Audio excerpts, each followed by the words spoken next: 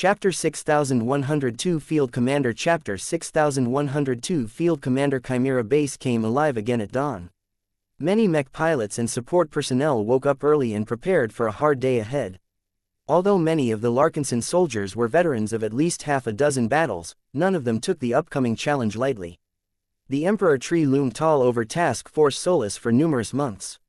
The Calamity plant not only directed a huge amount of hostility towards the Larkinsons, but also showed a frightening capacity to learn and adapt. Those who underestimated the capabilities of this evolved native plant organism had already paid the price. Venerable Town Melon and Venerable Laney Larkinson were among this blasted Calamity plant's most prominent victims. If everything went well today, the threat posed by the Emperor Tree should end before local sunset. Everyone stationed in Chimera Base should breathe a lot easier once a threat that had been equated to an ace mech multiple times had finally met its end. Nothing should be allowed to stand in the way of Red humanity's desire to colonize the new frontier and exploit its natural resources. Only by utilizing the bounty of planets such as Reticulocorine V would the human race gain the strength needed to survive the alien onslaughts in the future. Every Larkinson knew what they were fighting for, so they did not harbor much if any misgivings about invading the Emperor Tree's territory and taking away everything it cherished. Hours before the assault was scheduled to commence, Venerable Joshua frowned as he quickly walked up to the landing zone. His expression showed clear concern behind his transparent faceplate. The reason why he felt so disturbed was not because he was worried about Venerable Isabel's mental state. The talk last night had given him a better understanding of her condition. Though Isabel was definitely struggling to bear her burdens, she was not weak. Her willpower remained strong and stable enough to cast aside all of her doubts, if they could even regard it as such. The real reason why Joshua felt disturbed during this early morning was because an unscheduled shuttle landing took place. As he stopped before the landing zone, he just managed to catch the vehicle descend from the soulless gas-covered skies with a dozen escorting mechs, mostly hailing from the Sword Maidens. As the shuttle smoothly landed on the surface, the hatch slid open, allowing a single figure in a menacing-looking red combat armor to step onto the planet. A floating greatsword of transcendent quality hovered right behind the newcomer. The strong willpower emanating from the blade showed that it was hosting Sharpie like usual. The woman already spotted Joshua and made her way over. Once they came close enough, they hugged each other without reserve, though their respective suits made the gesture a lot more awkward. It is strange to be walking on a planet with 1.3 grams. It will take time for me to get accustomed to my greater weight. I love you and I miss you, but why are you here, Kedis? The Swordmaster lifted her chin. I am a warrior. It is not in my nature to sit all the way up in orbit while letting the troops under my command suffer at my behest. I have decided to accompany the strike force in person. That is not necessary, Joshua heatedly replied. You are not a pilot. You don't belong on a battlefield of this scale. You shouldn't take unnecessary risks. Just because you are a swordmaster doesn't mean you have to accompany us at the front. What can you even do? It is not as if you can chop the Emperor Tree in half with your bloodsinger. It is exactly because I am a swordmaster that I need to be involved. You do not understand, Joshua. My progress is much slower than yours. Part of it is due to the limited amount of times I can prove my courage. No swordmaster is ever able to grow stronger by spending her time in the rear. Training and sparring alone is not enough to forge myself into a stronger fighter. I need to participate. There is nothing for you to fight out there. The Emperor Tree is too massive for any single human to resist. Let alone its massive roots and branches, its wooden mechs alone can crush you under their feet. We no longer live in an age where swordmasters can kill their way through entire armies. Kedis frowned, but she did not refute this argument. It rankled her pride that for all of her transcendent strength, she was still unable to beat a single ordinary mech. Joshua was right that the age of swordmasters had already passed a long time ago. The human race had already entered an age where mechs could destroy entire cities while warships could crack apart whole planets. Let alone a swordmaster, not even a sword saint could effectively compete against the might of modern technology. That did not deter her from trying, though. She readily admitted that swordmasters and sword saints only possessed limited value in the current age, but she believed that her status would undergo an explosive transformation if she managed to promote to a sword god. According to the legends of the Heavensward Association, sword gods were so powerful that they could force entire armies to surrender before they drew their blades. They could traverse through space without relying on spacecraft, and they could cut through the hardest materials as easily as slicing through pieces of fruit. Although not even Kedis believed in these dubiously sourced myths, they were enough to inspire her and give her hope. Even if sword gods were not able to match the power god pilots due to obvious reasons, Kedis did not believe she would be much weaker. Besides, she was not just a sword practitioner. She was also a mech designer. As long as she worked hard enough to become a star designer, she would be able to design and forge the most perfect sword for herself. The Bloodsinger had already accompanied her for a number of years. So long as she continued to baptize it with Sharpie's willpower and upgrade its material composition in accordance with her sword style, Kedis possessed a great amount of confidence that her blade alone would come close to matching the power of a god mech one day. If she managed to make further progress from that point, it was not impossible to reach a magnificent future where she could cut apart god mechs with just her sword alone. Kedis did not dare to share her ambitions with Joshua or anyone else. Her ideas sounded way too absurd and overconfident to others. They were all so awed by mechs and the majesty of god pilots that they literally could not foresee a time where they could all be defeated by a powerful enough sword. While Kedis most definitely wanted to prove them all wrong, she knew she needed to work hard for a long time until she was able to realize her goal. She not only needed to work hard as a mech designer, but also as a swordmaster. She already had a taste of what it was like to be a sword saint when she wielded the Heavensward a few years ago. She understood quite well back then that it took a lot more courage and conviction to strengthen her willpower to such a massive extent. Compared to her insane ambitions, how could she harbor any fear and apprehension towards accompanying the strike force in the upcoming operation? Kedis did not bother to argue with her husband anymore. "I am coming along, period. You cannot stop me, Joshua. I need to be there not just because I need to experience the heat of battle, but also because I can be present to issue orders and improve morale. I can also pay closer attention to the troops and ensure they are not secretly being bewitched by the Emperor Tree. Does that mean I am not going to ride in the Everchanger or the First Sword's cockpit?" Kedis reassured him, "I will be riding in the cockpits of one of my storm swords instead. I have already modified one to accommodate an extra passenger and added a few additional command and control modules to it. The storm sword will be assigned to guard the ranged mechs that are tasked with taking potshots at the Emperor Tree from afar, so you can rest assured that I won't actually get too close." Her husband indeed grew a little less alarmed over her decision. There was still a risk that the Emperor Tree would dispatch a horde of minions to assault the mechs stationed in the rear, but this was not that big of a threat. The powerful storm swords and other Larkinson mechs should easily be able to mop up a horde of rabble. If the Larkinsons underestimated the troop numbers of the Emperor Tree and became beset by too many creatures, then the mechs could always take advantage of their mobility and fall back to Chimera Base. It would be a shame for them to lose the ability to support the 3 expert mechs tasked with confronting the Emperor Tree directly, but at least the rest of the strike force would be drawing away an important component of the enemy's power base. The ability to advance and retreat in a hurry was one of the essential demands that Kedis imposed. The Emperor Tree might still have surprises in store that made it unwise for the Larkinson mech units to maintain their positions. It would be a lot harder to keep the mech units on the move if they were also responsible for escorting a squad of transcendent punishers. It was times like these that the Larkinsons wished they had a more mobile artillery mech in their mech roster. A cannoneer mech armed with an old-fashioned artillery cannon was perfect for this kind of mission. In any case, Joshua no longer tried to stop his wife now that Kedis had made it clear that she did not intend to get close enough to the Emperor Tree to swing her sword at its trunk. If she wanted to oversee this operation as a field commander, then so be it. He did not want to get in the way of her ambition to become stronger. Time passed as every Larkinson prepared for the big operation. Even the ones that were assigned to stay behind all looked serious, as there was a small chance that the Emperor Tree would attempt to strike their base. Soon enough, all of the mechs assembled in front of Chimera Base. They were all accompanied by dozens of shuttles that carried additional energy cells, spare equipment and other supplies.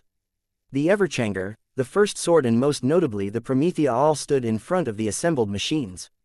Only the expert mechs received the privilege of fighting against the Emperor Tree within the danger zone. Bringing along other mechs was just asking for trouble. It was already a risk to bring along the other mechs given that the Emperor Tree may yet be able to deceive the minds of mech pilots.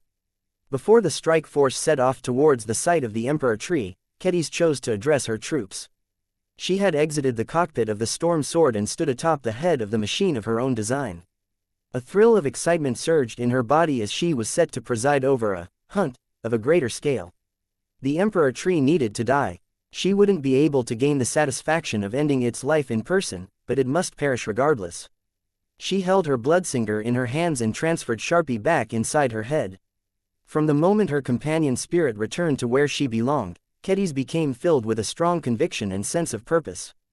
The pursuit of power became her greatest obsession. Chapter 6103 Guard Your Mind. Chapter 6103 Guard Your Mind, Larkin's Sons. Kedis roared as she dramatically raised her bloodsinger above her helmet. Are you ready to fell a tree? We are. Hundreds of voices simultaneously broadcasted from their mechs. Not just the Larkinson mech pilots, but also the living mechs looked forward to taking down the Emperor Tree.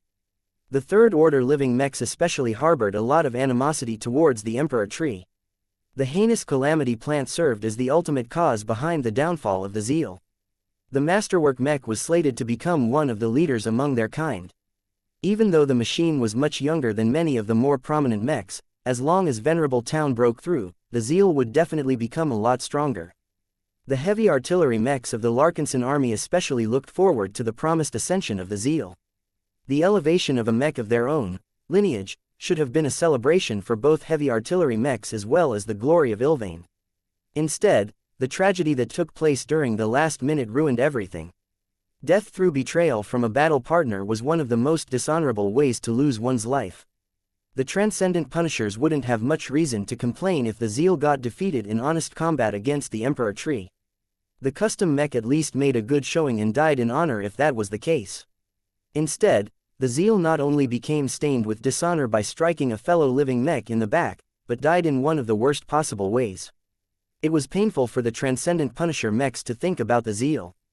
Their entire mech line would bear the ignominy of this affair for many years to come. The loss of a champion mech also damaged their prestige. Even now, the Transcendent Punishers of Task Force Solus were not allowed to participate in the upcoming action. The Larkinsons did not trust them as much anymore. Kedis also did not want the strike force to get slowed down by the need to haul these huge and lumbering machines around. Of course, mobility was just one of the reasons why she had to leave those lumbering machines behind. Each of you should know our purpose. Kedis continued to address her troops.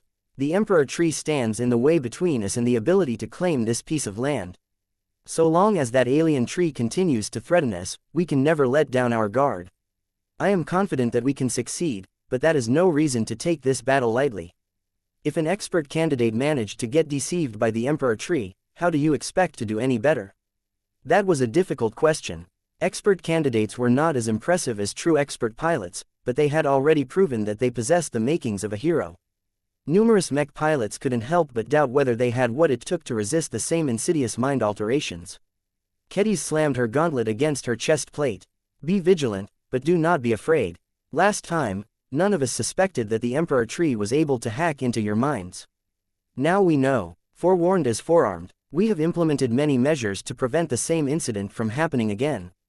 I have personally involved myself with the modifications to the hardware and software of the cockpits of your mechs. There are many more tripwires that will send out an alert if there are any signs of improper behavior. Aside from that, the clan has also shipped in living mechs that should be especially helpful towards warding your minds. She gestured at the mechs that looked distinctly more out of place. The sanctuaries and pacifiers had not yet activated their glows at the moment, but everyone knew that these machines were able to calm every form of turbulence in people's minds. We think that these mechs will help ward off any subtle mental manipulation by the Emperor Tree. It is just a hypothesis, however. We have not proved whether this is the case, so this is no reason to be complacent. In addition, the mechs are instructed not to activate their glows at maximum power. It is too difficult for mech pilots who are unaccustomed to Lufa's glow to maintain enough aggression and focus in a battle. What I am trying to tell you is that you are ultimately responsible for guarding the sanctity of your own minds. Kedis deliberately spoke those words to prevent the mech pilots from growing too complacent. It would be awful if they trusted all of the aforementioned safeguards to successfully keep the Emperor Tree's influence at bay. There are good reasons to believe that the Emperor Tree has become encouraged by its successful attempt to subvert Town Melon and his then living mech.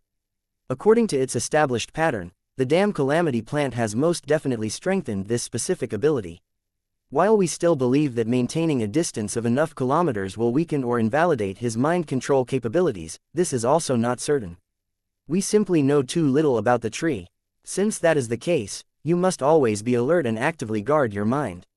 A whistling noise originated from afar. Kedis frowned and turned around to look at the gas-obscured sky. The noise grew louder and louder until numerous mech pilots eventually managed to connect the dots. Incoming artillery strike. Get to safety, Kedis. Boom. The ground shook several times as a trio of kinetic impacts slammed into the ground surrounding Chimera Base.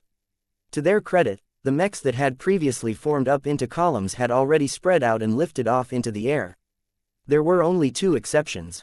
The storm sword where Kedis currently stood remained absolutely still. The veteran sword maiden pilot fought against her instinct and kept her machine absolutely still in order to form a stable platform. The only action that Kedis had taken was to magnetize her greaves and to dig her bloodsigner tip first into the head of the mech. As a quasi-first-class mech made out of salvaged and recycled alien warship debris, the material toughness of the storm sword was pretty good. It should have been more than capable of blocking a sword stab from an armored infantry soldier. However, the bloodsinger effortlessly dug into the armor plate as if there was hardly any resistance. What was even more impressive was that its sharpness disappeared, allowing the massive blade to form a solid grip for Kedis to maintain her footing even as a few shockwaves almost threatened to blow her armored body away. Not that she would have gotten far. The Everchanger had already approached with his hands stretched out to cover Kedis and catch her if she fell. You're vulnerable, Kedis. You need to head to shelter right away. Not yet. The Swordmaster maintained a fearless and indomitable expression as she continued to hold on to the grip of her greatsword. A sword aura had formed around her, making her look more heroic while also protecting her from anything that got too close. As the Larkinson mech pilots quickly organized themselves into different formations, they soon learned what had happened. The Emperor tree bombarded us with giant seeds.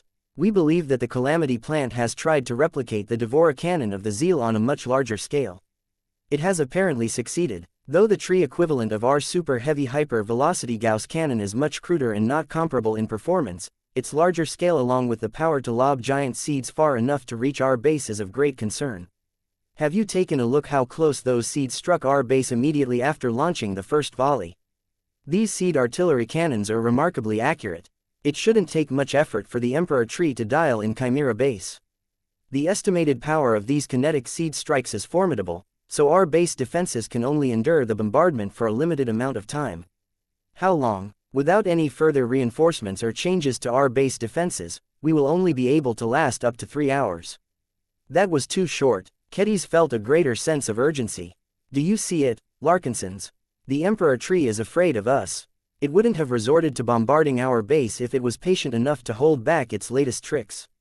At the same time, the Emperor tree can reach much further than we expected. For the tree to begin its attack on our base at this very time suggests that it is able to monitor and detect our movements from this range. It knows we have gathered our troops to launch an assault. Since a battle was inevitable, it made sense for the Emperor tree to throw all caution to the wind and strike the first blow. Boom! Another whistling sound approached from the same angle as before. Incoming. Kedis, move. No, not yet. Boom. This time, 2 of the massive seeds launched from far away had managed to strike the Titan shield covering Chimera Base. The powerful shield managed to hold on, but it was clear that it could not endure these powerful blows forever. Kedis simply sneered even as a shockwave buffeted her armored form yet again. The fact that she chose to stay in the open and brave the incoming artillery strike with the courage of a swordmaster inspired a lot of Larkinsons. None of the mech pilots were willing to exit their cockpits and risk getting blown into splatters if a massive seed just happened to hit their bodies. Time is running out, my fellow Larkinsons. Do you want to let the tree's copycat artillery cannons tear down our base? No. Do you want to let the Emperor tree go unpunished despite masterminding the death of the Zeal and the exile of 2 of our heroes? No. Will you allow your fears and apprehensions towards the Emperor tree's mind manipulation powers deter you from advancing? No. Then set off and make the Larkinson clan proud. We fight not only to secure our place on this savage planet, but also avenge the death and disgrace that happened last time. No matter how much Venerable Town and Venerable Laney have come to hate each other, there is one enemy they both wish to kill. Let us fulfill their common desire and tear down the Emperor tree ourselves.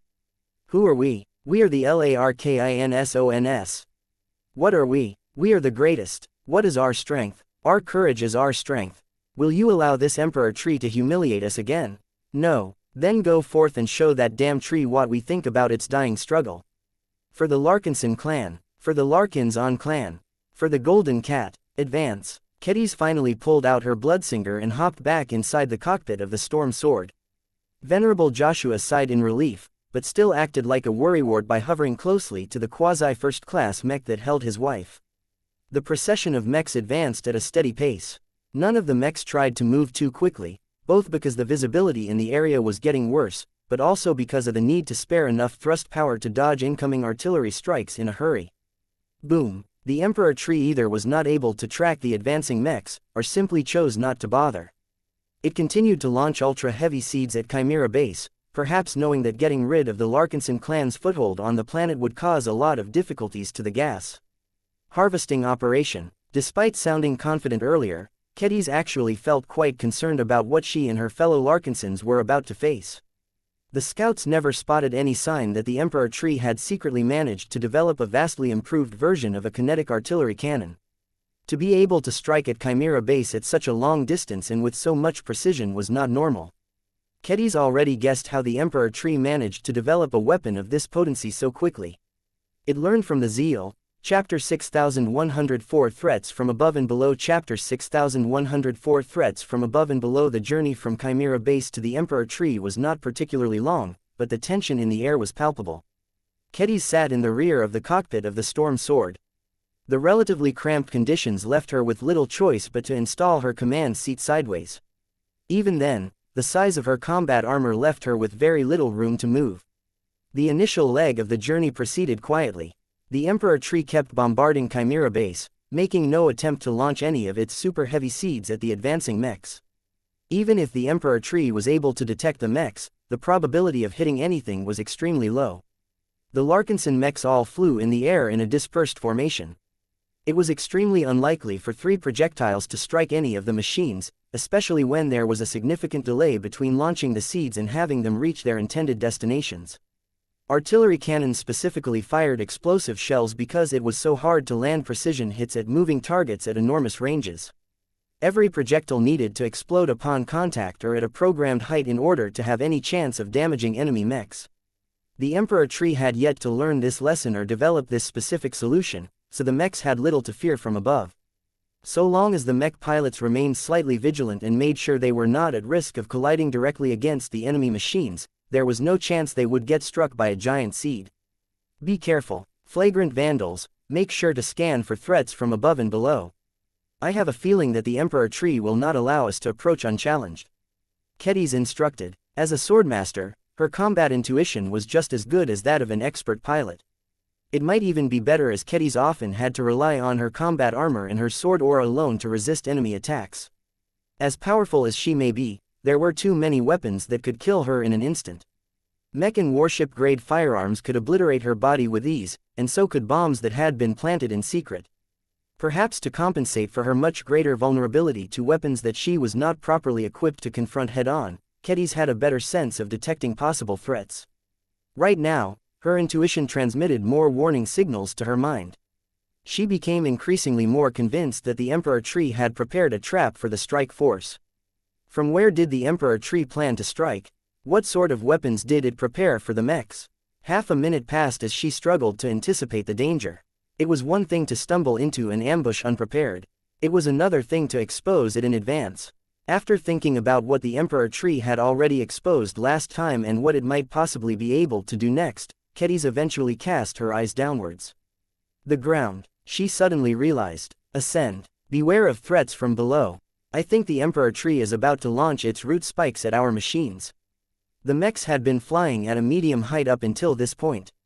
They needed to maintain enough vision of the ground in order to keep track of their coordinates. They also attempted to rely on the cover of soulless gas to make themselves harder to detect. However, now that there was a possibility of threats emerging from below, the mechs increased their altitudes right away. From the moment they did so, the Emperor tree launched its strike right away, proving that it was definitely able to monitor the strike force somehow. The ground exploded as hundreds of long and sharp root spikes shot straight into the air. Their length was astonishing. They extended so fast and so much that every mech was at risk of getting impaled. Fortunately, the timely warning from Kedis alerted all of the Larkinson mechs in advance. Despite the heavier-than-usual gravity of Reticulocorine V, the powerful second-class and quasi-first-class mechs possessed more than enough mobility to react in time and evade any spikes that threatened to impale them from below.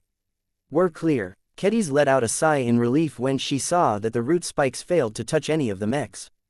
To be fair, the veteran mech pilots and living mechs already had a good chance of evading the root spikes. They had fought enemy warships for years, which forced them to become very sensitive towards warships that targeted them with their overpowering gun batteries. Mechs and mech pilots that failed to evade in time after receiving an alert usually did not last long on the battlefield. The root spikes are sharp and strong, but they are too rigid to bend and move. Their length is astonishing. They can reach far above the soulless gas cloud. Be careful about crashing into them. They will snap when struck from the side, but they can dent or damage your machine if the impact force is high enough. The Emperor tree did not give up after failing to hit a mech. Another array of root spikes launched from the ground as the strike force advanced further. This time, the density of spikes was considerably higher, making it hard to avoid collisions even if the Larkinson mechs managed to prevent themselves from getting impaled again. It was easier to anticipate and dodge the spikes from a higher altitude. While the increasing concentration of soulless gas made it harder to observe the ground, the simple use of scout mechs as observers solved this particular problem. The only issue was that the light hunter mechs were in greater danger than the rest of the strike force. They needed to fly lower to the ground and continue to transmit sensor data to the other mechs. Careful, the light hunter mechs all boosted out of the way as the Emperor tree appeared to target them specifically. This time, the Calamity plant tried to be a bit clever and attempted to impale the light hunter with angled root spikes. Seeing them come from different angles forced the flagrant vandal mechs to dance around the extended roots while doing their best to make sure that none of the sharp ends of the root spikes impaled their mech frames. This cycle repeated multiple times. The lack of any further variations caused the Larkinson mech pilots to relax, though they still maintained their vigilance towards the tree. Eventually, the Emperor tree ceased its attempt to impale the mechs from below. They were flying too high for the roots to have a decent chance of striking any of the elusive machines. Kedis felt thankful that she and the staff officers all came to an agreement that it was better not to bring the Transcendent Punisher Mark IIIs along this time. If the Larkinsons attempted to haul those big and heavy machines forward with the help of lifter platforms, there was no way this form of support would be able to maneuver fast enough to evade the root spikes.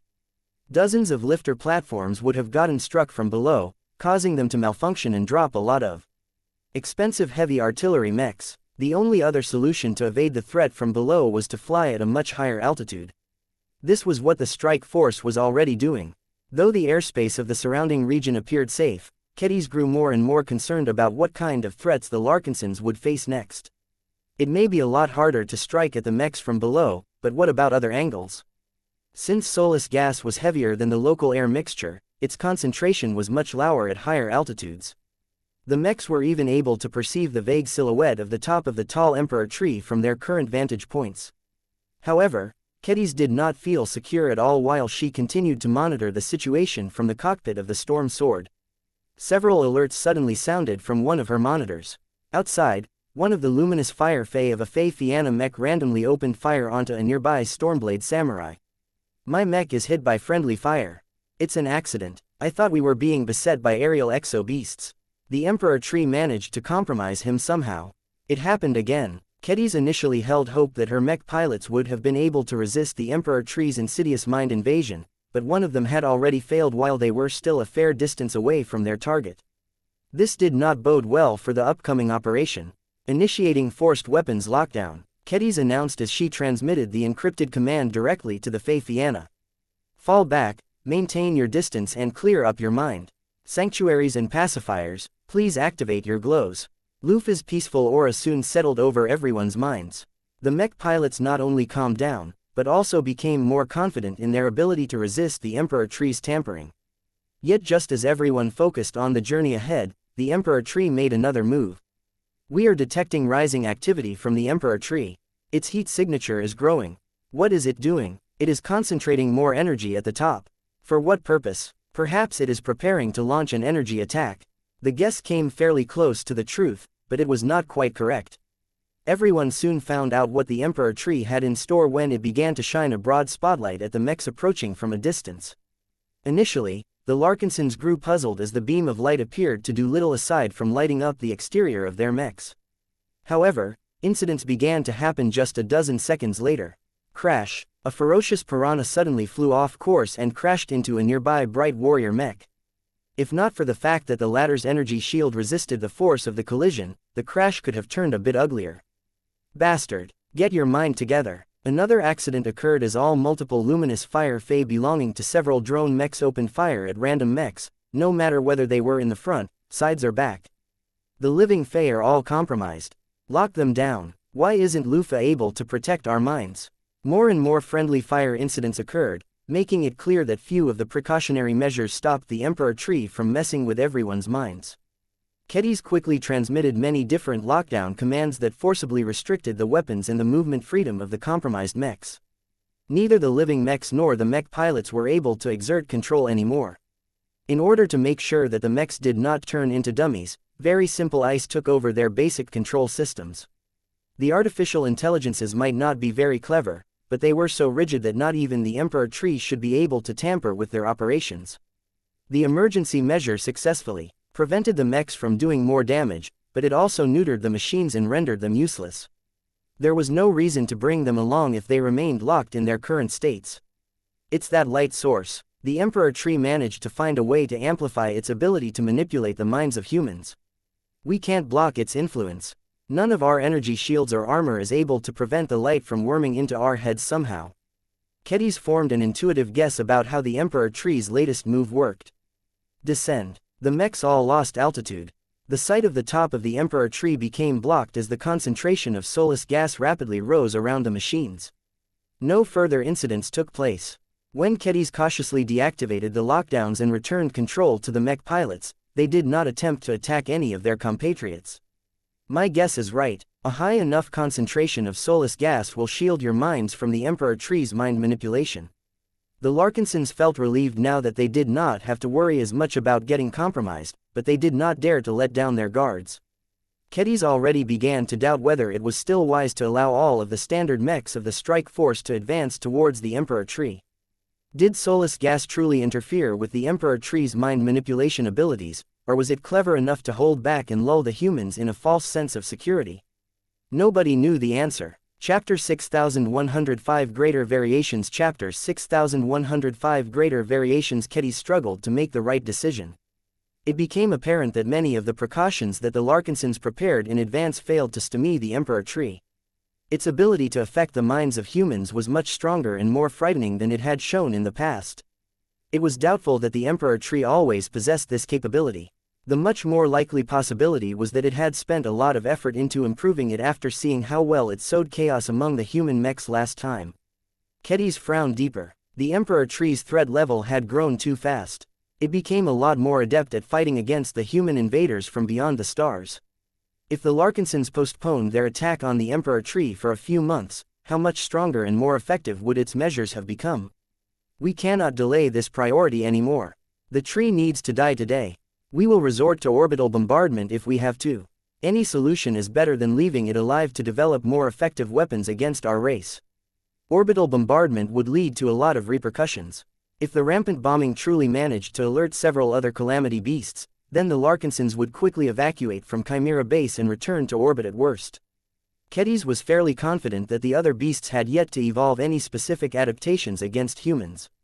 They were much further behind in this regard. That reduced their threat level as far as she was concerned. We are approaching the checkpoint.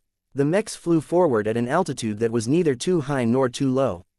The concentration of soulless gas should be high enough to block all sorts of strange influences, which unfortunately affected the connections between living mechs and their design spirits. However, the top of the Emperor Tree was no longer able to shine on the machines like a lighthouse. That should keep their minds a lot safer if they were correct about its mechanisms. The biggest downside was that the mechs all became a lot more vulnerable to impalement. Kedis guessed that the Emperor Tree had secretly spread its roots far and wide. Even so, the concentration and power of those roots likely grew the closer they moved towards the main trunk. Kedis could not imagine how many root spikes were ready to break out of the ground and take the mechs by surprise. Every mech pilot grew more stressed as they not only had to pay more attention to keeping a clear mind, but also be ready to move in an instant in case a lot of root spikes emerged from below. It was quite doubtful that many of the mech pilots taking part in the assault retained their full combat effectiveness. They had yet to launch any strikes at the Emperor tree, and already their adversary managed to shake their confidence. Kedis considered whether she should hold another speech, but eventually decided against it. This was not the time for her men to get distracted. If they needed a second speech in order to regain their focus, then it may be better to send them back right away. For now, she was willing to trust in their resolve and hope that their mental states recovered in the next few minutes. We have reached the checkpoint. The terrain at this location was much rougher than elsewhere. Low hills and other terrain features provided enough cover for most of the mechs that took part in the assault. The original plan was for the Larkinson mechs to hover near it with the expectation of taking shelter behind natural cover. Nobody believed it was a good idea to follow the original plan anymore. Kedis and many others believed that the Emperor tree had hidden a lot of root spikes underneath the surface. It was better for the mechs to hover above ground even if they became more vulnerable as a consequence. Their greatest priorities were to open fire at the Emperor tree in the distance while simultaneously remaining on guard against any incoming attacks. The melee mechs all spread out around the squads of ranged mechs. Meanwhile, the ranged mechs all waited for more accurate targeting data to be transmitted back by the scout mechs that flew ahead. The three expert mechs that had been leading the strike force patiently waited for the scout mechs to confirm that the Emperor tree did not present any shocking surprises. The ground ahead is clear. The concentration of solus gas around the main trunk has remained consistent with past readings. The root structure at the bottom has become much denser than before. Several thousand wooden mechs are hovering protectively around the trunk. Their appearances have not changed as far as our sensors can observe. We have detected over 70 purple wooden mechs hiding in the branches. There is a high probability that there are more hiding out of sight. Have the designs of the purple mechs changed? Kedis demanded. Yes, our sensors detect that the copies of the first sword and the Everchanger have become larger and more refined. The composition of their purple wooden exteriors have also changed. They have likely grown tougher and more resistant to damage. That was bad news. The purple mechs had proven to be one of the few assets at the Emperor tree's disposal that could put up greater resistance against two powerful expert mechs. The Emperor tree just attempted to shine its light at my mech.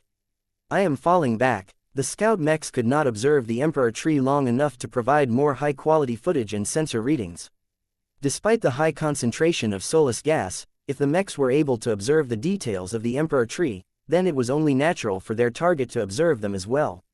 The Calamity plant threatened to mentally hijack all of the mech pilots and living mechs that lingered a bit too close. The flagrant vandal mech pilots all erred on the side of caution and did not try to push their luck. They had already witnessed earlier what had happened when they thought that the Emperor tree could not possibly subvert their minds at a further distance. The premature withdrawal of the scout mechs prevented the three expert pilots from making too many last-minute preparations. All they knew was that there were a lot of wooden mechs and much more powerful roots awaiting their arrival. Those roots almost managed to trap my expert mech. Venerable Dice spoke. They aren't invincible, but there are so many of them that my decapitator can't cut through all of them at once. The Emperor tree managed to produce more purple wooden mechs than before. Joshua said with concern, if they have grown tougher as the sensor data suggests, then they can pose a much greater hindrance than before. Do not overlook the possibility of other improvements. We have yet to spot the larger and much more powerful seed cannons. Kedis warned. The expert pilots would have preferred to go in with a lot more up-to-date information at their disposal, but that was not possible. We should commence our assault. Venerable Isabel spoke. Kedis immediately responded, I agree. Do not give the Emperor tree more time to make last-minute adaptations. Let us follow the second variation of our action plan. Maintain your distance from the tree and more specifically the large roots around the base of the trunk. Stay out of the range of the tree branches and focus on whittling down the wooden mechs first. If our suspicions are correct, it takes a great amount of energy, resources and time to produce a single purple wooden mech. The sooner we get rid of them, the easier it will be to attack the main trunk. It was a good plan, but it relied on the assumption that the Emperor tree was unable to launch effective attacks against the expert mechs at those distances. That was anything but certain. After a quick discussion, the three expert pilots quickly agreed on a strategy before they moved their powerful mechs forward. The Everchanger and the First Sword both took the lead while the Promethea followed right behind. The three expert pilots and their battle partners were on their own from this point onwards. Communications with the mechs stationed further in the rear could only be established with unreliable light mechs acting as mobile relays. The expert mechs had already moved deep enough to lose contact with their design spirits.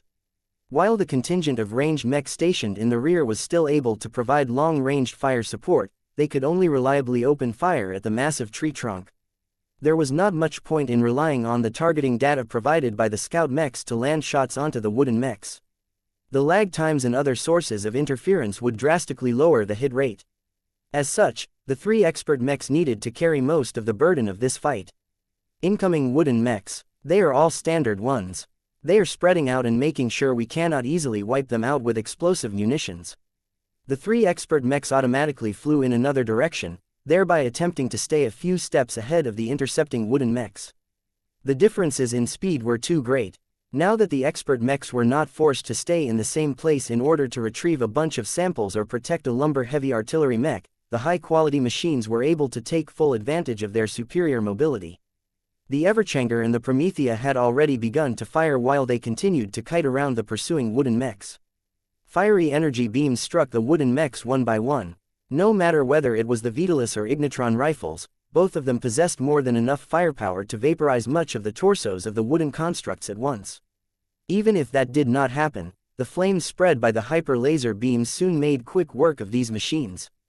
The power of two luminaire crystal rifles might not be that great in comparison to more modern high-end energy weapons, but the expert pilots were not dissatisfied with their killing speeds. Dozens of wooden mechs burst apart or turned into burning wrecks. In the meantime, the wooden constructs accomplished virtually nothing aside from soaking up firepower. Their melee mechs, including the ones modeled after the flagrant Vandal mechs, were simply too slow to catch up to any of the expert mechs. The ranged mechs were all armed with relatively basic seed rifles. While the quantity of shots was impressive, it didn't really matter. So what if the wooden mechs launched thousands of seeds at once? Their trajectories diverged too wildly. Only a few seeds ended up hitting the expert mechs per salvo, and the damage was so negligible that the resonance shields did not even shake from the impacts. Perhaps understanding that it was futile for the wooden mechs to hound the Larkinson expert mechs, the Emperor Tree wised up and changed their instructions. The wooden mechs have given up on attacking our expert mechs. They are changing course. The wooden mechs are on their way to attack our rear elements. Focus on repelling them first. The enemy's decision temporarily reduced the fire support from the rear, but it had freed up the expert mechs from the annoying chore of mopping up all of the cannon fodder. The purple wooden mechs are on the move. The Emperor Tree finally decided to dispatch its elite minions. Unlike the previous wave of enemies, the three expert pilots took the latest batch a lot more seriously. Not only did they look tougher and much higher in quality, but the Emperor Tree had also experimented with their loadouts and other parameters. The purple mechs no longer looked like strange imitations of the Everchanger and the First Sword anymore. There were many among them that carried much more formidable ranged armaments. There were even purple mechs that looked like they struggled to hold an oversized cannon modeled after the Devora cannon of the Transcendent Punisher Mark III. Yet regardless of how much more of a challenge they posed, the response from the Larkinsons was the same. Burn them all down. Chapter 6106 Attribute Advantage Chapter 6106 Attribute Advantage Venerable Joshua had been waiting for a rematch against the purple wooden mechs. The Emperor Tree had invested a lot of care and attention in the production of its elite constructs. It was rather obvious now that Joshua observed them for a second time. The Emperor Tree not only produced a lot of new purple mechs, but also went back and upgraded the older ones somehow. The purple mechs are no longer tethered to the main trunk. They have gained much more freedom of movement. The older purple wooden mechs used to function as direct extensions of the Emperor Tree. The flexible branches attached to their backs constantly channeled a lot of tree sap and wood energy into the elite constructs. The existence of the tethers used to serve as a major boost but also a strong constraint to the purple mechs. Now that the powerful constructs gained the ability to move on an unrestricted basis, the three expert pilots wondered whether they still remained as strong as before. It's impossible for the purple wooden mechs to remain as tough as before, Joshua claimed. They just can't. All of that power has to come from somewhere. I don't believe the Emperor Tree managed to develop a superpowerful organic power cell that can allow these wooden bastards to regenerate their entire bodies in an instant. In order to put that to the test, the Everchanger raised his Vitalis rifle and fired a resonance-empowered fire beam at the leading purple wooden mech. The wooden construct that should have suffered a nasty hit before catching fire actually managed to resist the attack. What? That's an energy shield. It's an energy shield composed of wood energy. Joshua could feel the wood energy condensing into a strangely functional energy shield just before his expert mech opened fire. Despite the obvious attribute relationship, the wood energy shield actually managed to do a good job at blocking the attack. However, the wood energy shield subsequently winked out, indicating that its capacity was not a big deal. The Everchanger fired another shot with his rifle. The subsequent fire beam finally burned a hole in the purple wooden mech. The elite wooden construct quickly concentrated a lot of wood energy. The flames quickly died down while the wood already started to regenerate. It's regenerating faster than before, Venerable Joshua observed. However, its energy reserves have dropped by a quarter. It won't be able to keep this up forever. It would be much easier to take all of these powerful enemies down if that was the case. The reason why Venerable Joshua and the Everchanger got stalled last time was because the purple wooden mechs regenerated far too quickly. It was impossible to accumulate damage back then as the direct tethers to the powerful Emperor tree constantly fed them with sap and wood energy. Now that those conditions did not exist anymore, Venerable Joshua grinned as he looked forward to taking revenge on these resilient but ultimately fallible wooden constructs. Let's kick their wooden butts. Venerable Joshua eagerly wanted to take revenge on these annoyingly resilient enemies. If they hadn't entangled his expert mech during the last fight, Towner Laney might not have been able to survive long enough to get exiled. You are the first of many. Yet before the Everchanger could finish off his first opponent, a surprising development occurred. The Emperor tree began to shine the same bright light onto the purple wooden mechs. The expert pilots became surprised when they saw that the damaged purple construct recovered at a much faster rate than before. What was even more remarkable was that it expended way more wood energy than it held in reserve. Where is the purple bastard getting its energy from? Venerable Joshua demanded. Wait, is it because of the light? I think you are correct, Joshua. Dice spoke with a serious expression on her face. The Emperor tree has unveiled another trick. I think I know why the purple wooden mechs no longer carry tethers around their backs. The Emperor tree managed to climb up the tech tree and discovered a way to perform wireless energy transmissions. Although the Calamity Plant's attempts to flood the purple wooden mech with more focused streams of wood energy was incredibly wasteful and inefficient, the Emperor tree could easily afford the consumption. As the Everchanger continued to launch fire beam after fire beam, the fire energy attached to the resonance-empowered laser beams only made limited progress in burning down the purple wooden mech. The target was pretty resilient on its own, but now that it was bathed in the light of the Emperor tree, its regeneration properties had skyrocketed. The Everchanger's outdated high-end Luminaire crystal rifle did not have the power to inflict more damage than the purple wooden mech was able to regenerate. In other words, attacking the purple wooden mech was like trying to attack the Emperor tree directly. Any damage to the target instantly disappeared just seconds later. Isabel, help, on it, Joshua. The Promethea's Ignitron rifle was not that much newer than the Vitalis rifle, but the differences were still considerable. The latter was smaller and more compact in order to make it easier to wield with a single arm. Its size limited its power. This was fairly common to the hero mech archetype. The former was the primary and pretty much the only armament of the Promethea, so it had to be strong enough to carry an entire battle if necessary. It was larger, more powerful and more feature-rich than ordinary energy rifles. When utilized by an expert mech specialized for ranged combat, the Ignitron rifle was able to output a lot more firepower by herself. However, what truly made the Ignitron shine was when it was used by its intended pilot. As a high-tier expert pilot, Venerable Isabel was able to generate strong enough true resonance to massively empower the purple fire beams. While the energy beams fired by the Everchanger resembled thick needles that were controlled and contained, the energy beams fired by the Promethea appeared like thick fiery purple glowing rods. The rods only existed for an instant, but as soon as they struck their targets, mayhem ensued. The low-capacity but high-recovery wood energy shield collapsed in an instant. No, collapse was not the right word to describe what had happened. The energy shield actually burst into flames. The wood energy that protected the target couldn't withstand the powerful heat and caught fire as if it was nothing but tinder. Upon striking the exterior of the mech itself, the purple wooden mech demonstrated the resilience of its reinforced wooden frame by not instantly getting cored or vaporized. However, the Promethea's single shot was so powerful that half of the torso was already destroyed. This was not the extent of the Promethea's lethality. As every Larkinson knew, Venerable Isabel inflicted the most damage after she had fired her shot. The flames transferred by the energy beam did not get doused by the abundance of wood energy that tried to stifle the danger. Instead of making the situation better for the purple wooden mech, the huge infusion of wood energy instead made everything worse.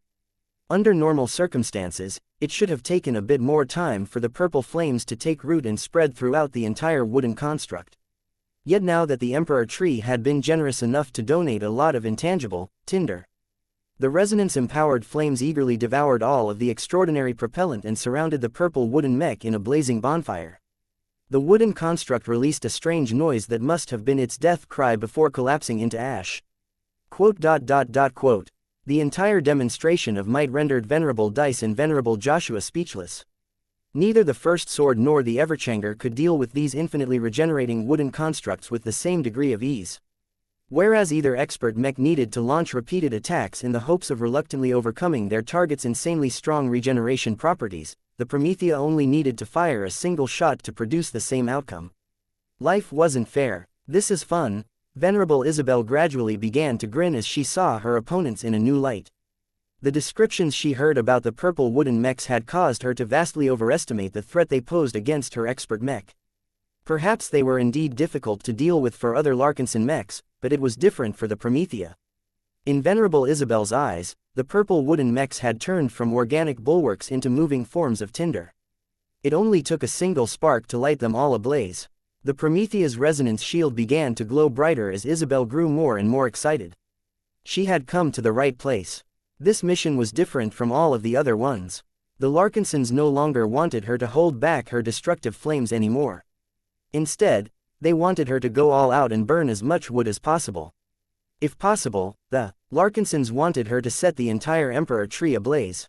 Though Venerable Isabel was not certain whether she possessed the raw power necessary to light up the entire Calamity plant, she definitely possessed the firepower to deal with these smaller but still formidable purple wooden mechs. Joshua. Yes, Isabel, don't bother with shooting. Let me take care of that.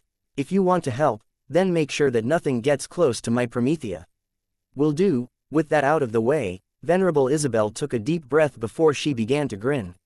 Let's start a wildfire. The Promethea exploded into action. It continued to fly away from the pursuing purple wooden mechs while tilting its frame sideways so that it could point its ignitron rifle at a backwards angle. The weapon did not pause to take aim, but began to fire a barrage of medium-powered purple fire beams at half a dozen targets. Every single purple fire beam struck a wooden construct each. The elite purple wooden mechs failed to withstand these single blows. The abundance of wood energy could not overcome the attribute restraint and the empowerment of Venerable Isabel's true resonance. As long as the disparity in power was not too lopsided in favor of the Emperor Tree, none of the purple wooden mechs could resist the Promethea's firepower. Just as Isabel expected, 6 purple wooden mechs went down with ease. The flames proved too much for the Emperor Tree's creations. Even the wood energy transmission from the Calamity plant was unable to reverse this outcome. The purple wooden mechs actually burned down faster due to the injection of flammable energy. Venerable Joshua had read theories about how specific E-energy attributes were able to restrain each other, but he had never witnessed such an exaggerated effect. The power of the Emperor Tree was obvious to everyone. It was only after confronting Venerable Isabel and the Promethea that the murderous tree finally met its match. The Promethea did not pause for long. She charged her rifle before outputting a sustained staccato of purple fire beams that struck one elite wooden construct after another. Venerable Isabel already determined that her ignitron rifle expended too much power in the previous barrage of shots. She consciously dialed down the power settings so that the primary armament of the Promethea was able to fire a continuous stream of low-powered energy beams. Although the intensity of every single shot had dropped, the firepower was still enough to burn through the defenses of the target and leave purple flames behind. This was enough. As long as the Promethea was able to transfer a large and strong enough flame onto the wooden exterior of the enemy constructs, they would all get burned down after a short delay. There were no exceptions. Venerable Isabel's grin grew increasingly wider as she started to have fun on the battlefield. Yes, this is what I sought. Burn. Burn it all down. Only a single minute passed, but the Promethea already managed to turn 100 purple wooden mechs into short-lived torches. Chapter 6107 Purple Wildfire Chapter 6107 Purple Wildfire The assault against the Emperor Tree started off a lot better than any of the Larkinsons expected. They already figured that the Promethea would be a lot more effective when fighting against the Emperor Tree than any other high-end machine, but this was something else. The Promethea dominated the battle right now. The expert rifleman Mech easily outpaced the purple wooden mechs while relying on her Ignitron rifle to set one purple wooden mech aflame after another. None of the elite constructs were able to offer any effective resistance. No matter how much wood energy the Emperor Tree transferred to its constructs by remote, it all turned into additional fuel to feed hungry flames. If the Promethea's shots only spread ordinary flames, then the Emperor Tree should have been able to prevent its elite constructs from burning down.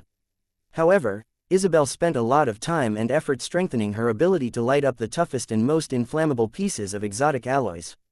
With the help of her growing willpower, her King Killer Flames was able to burn down virtually every alien warship if she went all out.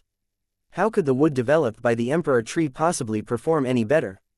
Even if it was reinforced by a lot of metallic ores that the Calamity plant managed to extract from the ground as well as exo-beast corpses, the wood was still a lot more flammable than anything made out of pure metal. Combined with the inability for the Emperor Tree to overcome the attribute suppression in this instance, its purple wooden mechs turned into nothing but flammable decoys that were just waiting to get burned. Venerable Isabel constantly sought to increase her burning efficiency.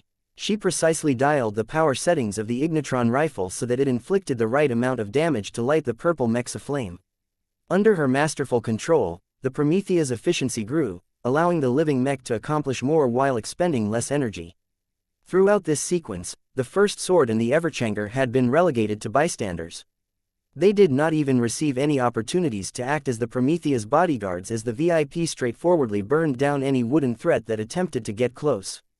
The sight of so many difficult purple mechs catching flame was awe-inspiring. The purple machines did not go down without a fight. The ones armed with ranged weapons attempted to bombard the Promethea with hardened seeds. The organic kinetic projectiles traveled faster and hit much harder than before. The Emperor Tree had clearly managed to refine this tech. Yet the performance of the seed rifles was only good when compared to the weapons of other standard mechs. Against an expert mech piloted by a high-tier expert pilot, the incoming seeds inflicted virtually no discernible damage. The purple resonance shield covering the Promethea easily resisted the seeds that managed to hit their targets. Many more seeds failed to accomplish anything useful. The intelligences responsible for controlling the purple wooden mechs did not possess the skills, experience or intuition of professional mech pilots. It was incredibly trivial for Venerable Isabel to track all of the incoming shots and evade most of them. If not for the fact that the density of projectiles was a bit too much, the Promethea could have avoided taking any damage. As the Promethea continued to show absolute dominance against the purple wooden mechs, the remaining constructs abruptly ceased their attempts to pursue the powerful expert mechs. Even the stupidest exo-beasts would realize that continuing this futile pursuit would only lead to further losses. The purple wooden mechs turned around in an instant and all flew away before they could get burned by the Promethea's disturbingly effective flames. The Promethea tried to shoot as many of them as possible before they ascended into the leaves and branches of the Emperor Tree. Dozens more purple wooden mechs turned into torches, but Venerable Isabel grew disappointed when she was unable to wipe out the entire elite force.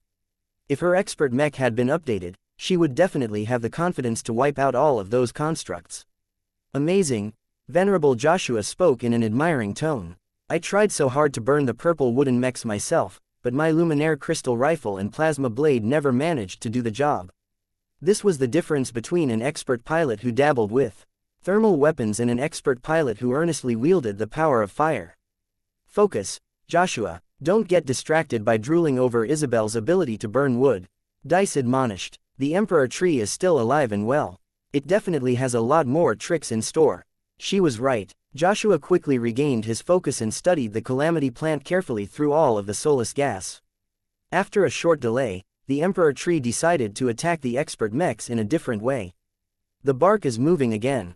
The tree is about to unveil its improved seed cannons. The Emperor Tree clearly spent a lot of effort into improving its ranged armaments after witnessing how much they managed to get done when employed by human mechs. Similar to last time, the Emperor Tree embedded a lot of seed cannons underneath its bark. There were hundreds if not thousands of cannons buried across the length and surface of the main trunk. However, When the Calamity plant finally unveiled its formidable array of cannons, the three expert pilots all set aside their contempt towards their opponent's ranged solutions. Just like the three enormous seed artillery cannons that were bombarding Chimera Base from afar, even now, the Emperor Tree had clearly increased the size and power of its other cannons. Their predecessors failed to accomplish anything useful last time. The response from the Emperor Tree was therefore understandable. It switched from prioritizing quantity to prioritizing quality. The alien tree straightforwardly built larger and longer cannons, even if it came at the cost of reducing the total quantity of armaments that it could accommodate onto its bark. Fortunately, the immense size of the main trunk played in its favor. The Emperor Tree was still able to direct hundreds of large muzzles in the direction of the three mechs. Venerable Isabel could already sense how much these upscaled seed cannons could pose a threat to her expert mech. There were so many cannons that it didn't matter if their hit rates were low.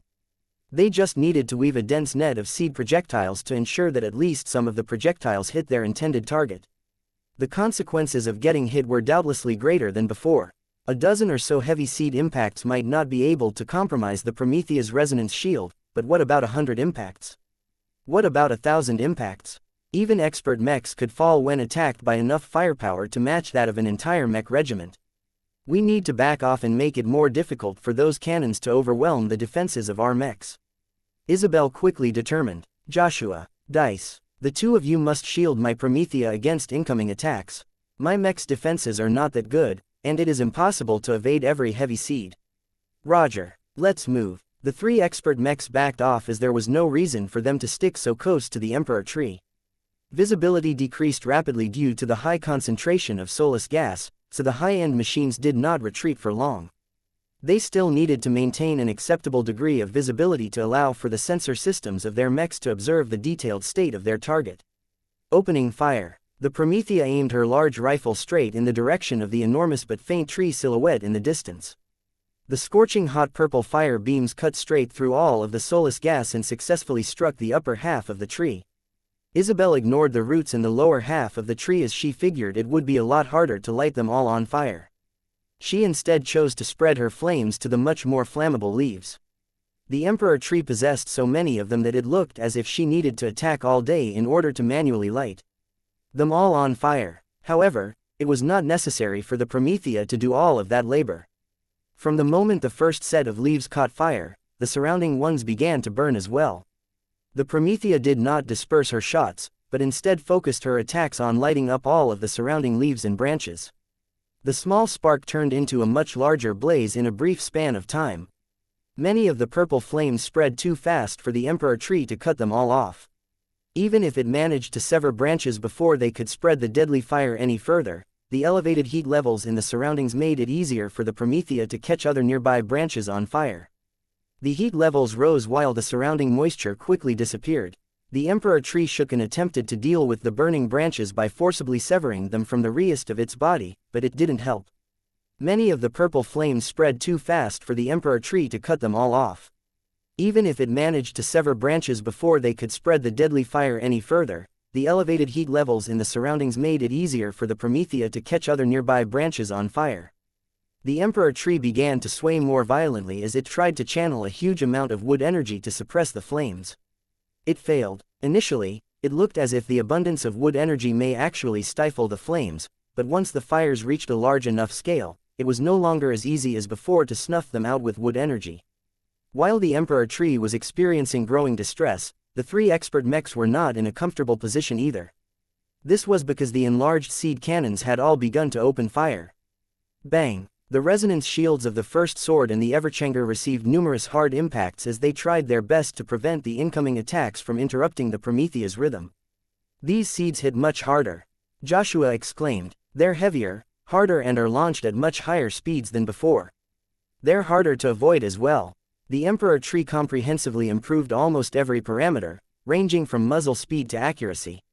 With hundreds of these powerful cannons at its disposal, it was legitimately able to drown out the three expert mechs in a flood of heavy seeds. The large seed cannons did not possess a high firing rate, but when hundreds of them were able to fire in a specific direction, the First Sword and the Everchanger immediately witnessed their resonance shields draining at a worrying rate. The Bastion should have come as well, Joshua said through gritted teeth. Venerable Janzi's expert mech excelled at this role.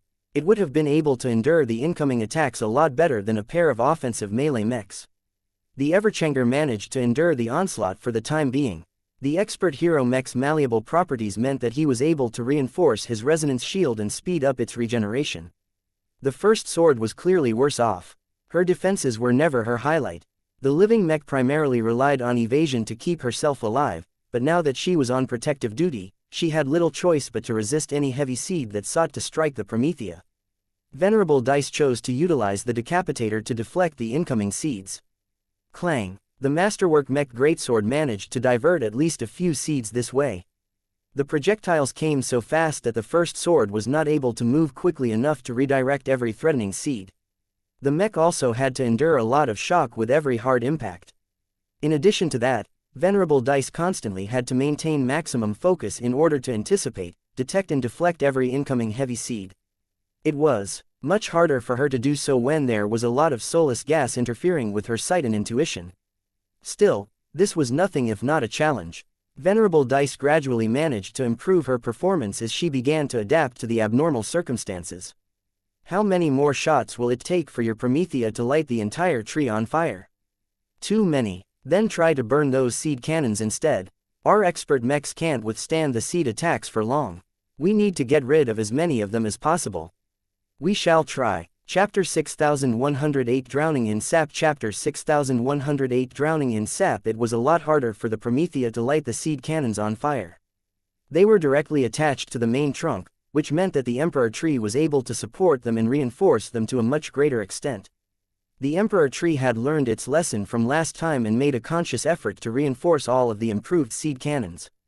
Whenever the Promethea launched a resonance-empowered purple beam at the cannons, only the ones that got directly struck initially managed to catch fire. The flames did not spread as easily as with the branches and leaves. There was nothing in the vicinity that was easily flammable, so the resonance-empowered flames had to put a lot of effort into lighting the adjacent seed cannons on fire. In the meantime, the Emperor Tree not only channeled a lot of wood energy to suppress the purple flames, but also began to employ an even more effective measure to dose the flames. It's spraying water onto the flames. That's not water. That's tree sap, a slightly murky liquid substance spilled out of newly formed cavities above the flames and relied on gravity to spill over the purple flames. Ordinary water and liquids shouldn't be able to dose Venerable Isabel's resonance-empowered flames, but the tree sap was different. They not only concentrated a lot of wood energy, but also channeled the formidable consciousness and vitality of the Emperor Tree.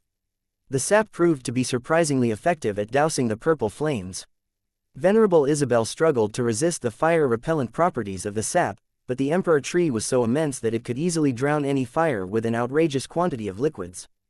The Promethea attempted to start fires elsewhere by targeting the seed cannons positioned higher up the trunk, but the Emperor Tree simply employed the same solution again. Isabel and her expert mech both grew incredibly frustrated at their opponent. The Emperor Tree was bullying their efforts to start a fire by relying on its much more immense size. Isabel had no idea how much sap was contained inside the tree. The trunk was larger than most titanic man-made structures built onto planets. Only orbital elevators were much taller and thicker than the above-ground portion of the Emperor Tree. Yet that was only a fraction of what made up the Calamity plant. According to the analysis of the samples taken from the Emperor Tree, the biotech researchers estimate that the root structure was much larger than the trunk itself. All of that wooden mass could store a lot of tree sap and other liquids. Trying to outlast the Emperor Tree by hoping that it would run out of juice before the expert mechs reached their limits was a hopeless dream. What an outrageous alien tree. Venerable Joshua spoke even as his Everchanger's resonance shield was struggling to withstand heavy impact after heavy impact. How are we supposed to burn the entire tree when it has a huge reservoir of water and tree sap at its disposal? We can't. Venerable Dice concluded. Look at where the tree sap is falling. They are being reabsorbed by the Emperor Tree's roots. It is almost a closed loop. The tree is never going to run out of this stuff. The three of them may be expert pilots, but Joshua, Dice and even Isabel could not possibly defeat the Emperor Tree in what amounted to a battle of attrition. They needed to inflict greater damage than what the tree could regenerate, but that was difficult when it was just too damn big and rich with resources. Wait, this isn't my full power. I have yet to employ Kuroshi. Let's see how much more difficult it will be for the tree to douse my flames when my companion spirit is fanning them this time. Yeah, A purple flaming cat emerged out of her head and began to enter the ignitron rifle in a familiar motion. The Promethea briefly took aim before pulling the trigger. A considerably larger and more powerful resonance-empowered purple fire beam struck the main trunk. A small fiery blast emerged from the impact site as the energy beam instantly blasted apart a heavy seed cannon. Flames already began to spread from the impact site as Kuroshi immediately went to work. The companion spirit had already done this sort of job many times. Compared to those instances, it became even easier for Kuroshi to enhance the surrounding flames while also channeling Isabel's formidable willpower. Normally, Kuroshi had to do her work many kilometers away from her principal. Though the cat was still able to do her job under those circumstances, it was much easier for her to maintain a solid connection under the current circumstances. What was even better was that the interfering effects of soulless gas were completely unable to break the bond beyond human and companion spirit. The two were essentially the same being, so the connection between them could not be blocked so easily. Ya. Kuroshi made an immediate difference by spreading the king killer flames a lot more effectively than before. The companion spirit wandered across the exterior of the main trunk, lighting every heavy seed cannon on flame whenever possible. Of course, the Emperor Tree did not allow the companion spirit to have her way. More and more sap poured out of gaps from above. Many flames became suppressed before disappearing entirely, but Kuroshi herself was not that easy to suppress. The cat released more purple flames and redoubled her efforts to light the tree on fire even as tree sap constantly tried to drown the companion spirit. A struggle ensued as the Emperor Tree's efforts reduced the spread of the purple flames, but found itself unable to prevent portions of its bark and heavy seed cannons. With the help of Venerable Isabel's willpower, Kuroshi successfully kept its flames alive, but they could only remain alight in her immediate surroundings. Any flames that broke out further away were fundamentally unable to sustain itself due to the tree's persistent efforts. The Promethea wasn't making progress fast enough. The First Sword and the Everchanger were doing worse and worse. They needed to change their strategy in order to gain the upper hand. I have a plan. Venerable Joshua spoke. Explain. We can't stay here. We need to relocate to a position where most of those seed cannons won't be able to bombard us anymore. The only place I can think of is right next to the trunk. We should get so close that most of those cannons simply can't drain our defenses anymore because they can't aim in our directions anymore. That is dangerous. The Emperor Tree will most certainly lash out in order to keep us away from its trunk. Do you have any better ideas, Dice? If we keep lingering at this distance, our resonance shields and subsequently our armor will collapse. We get close. We defend our position. We help the Promethea burn down this tree. What do you think, Isabel? It is workable. The female expert pilot responded as she continued her efforts to spread her flames across the trunk. We will see what the tree throws at us next. The three expert mechs advanced forward. Their speeds were so high that they reached the trunk faster than the Emperor Tree could form a proper response. The size of the Calamity plant worked against it for once. Just like how mechs landing on the exterior of a warship could not be targeted by a lot of gun batteries anymore, it became a lot more difficult for the heavy seed cannons to target the three mechs. Let's try to drill or burn our way to the center of the trunk. Many heavy seed cannons had fallen silent as they were unable to angle their barrels to target the mechs that had come too close. The First Sword and the Everchanger worked together to clear the heavy seed cannons directly in front. The Promethea began to burn the surrounding heavy seed cannons. With Kuroshi's help, the tree sap was unable to prevent all of the seed cannons that could pose a threat against the expert mechs from getting cut or burned down. Joshua, Dice and Isabel did not leave it at that. The First Sword's Decapitator and the Everchanger's Heartsword began to dig into the layers beneath the bark. Kuroshi assisted in the effort by drying out and burning down the wood that was in the way. It was difficult to make progress as the Emperor Tree released even more sap in order to stymie the efforts of the three expert mechs. Progress was slow, but steady. Getting close appeared to be the right decision as the Emperor Tree was not able to do as much to stop the mechs from drilling into its massive trunk. However, the Calamity plant still retained a few options. Watch out, it's about to slap us with its branches. The Emperor Tree possessed a lot of branches, some of which were long and flexible enough to strike at the current position of the expert mechs. Crunch. The three machines hastily moved aside as a pair of long and leafy branches collided against the damaged and partially burned side of the trunk. Though the branches ultimately missed, they successfully diverted the expert mechs, thereby stopping them from drilling any deeper into the trunk. More branches began to slap down from above. The constant motions gradually forced the mechs to back away from the trunk. That was not a good development for the expert pilots as their machines entered the firing angles of an increasing amount of heavy seed cannons. Constant impacts drained the resonance shields of the three machines yet again. Isabel, you need to burn down those branches. I doubt the Emperor tree is able to cover them all with sap. On it, the other expert pilot replied as her expert rifleman Mech began to light up a lot of branches and leaves. There was no need to divert Kuroshi away from his essential mission to burn towards the center of the trunk. Venerable Isabel and the Promethea alone were already sufficient enough to burn down the threatening branches. The downside was that there were so many of them that it would take a significant amount of time before the Promethea had managed to neutralize these threats. The Emperor tree did not intend to give the expert rifleman Mech the time to strip away its majestic branches. Incoming. The purple mechs have returned. Isabel frowned as her Promethea quickly redirected her firepower. The branches needed to get burned, but the purple wooden mechs had to go as well. Purple fire beam after purple fire beam began to blast and burn the elite wooden constructs.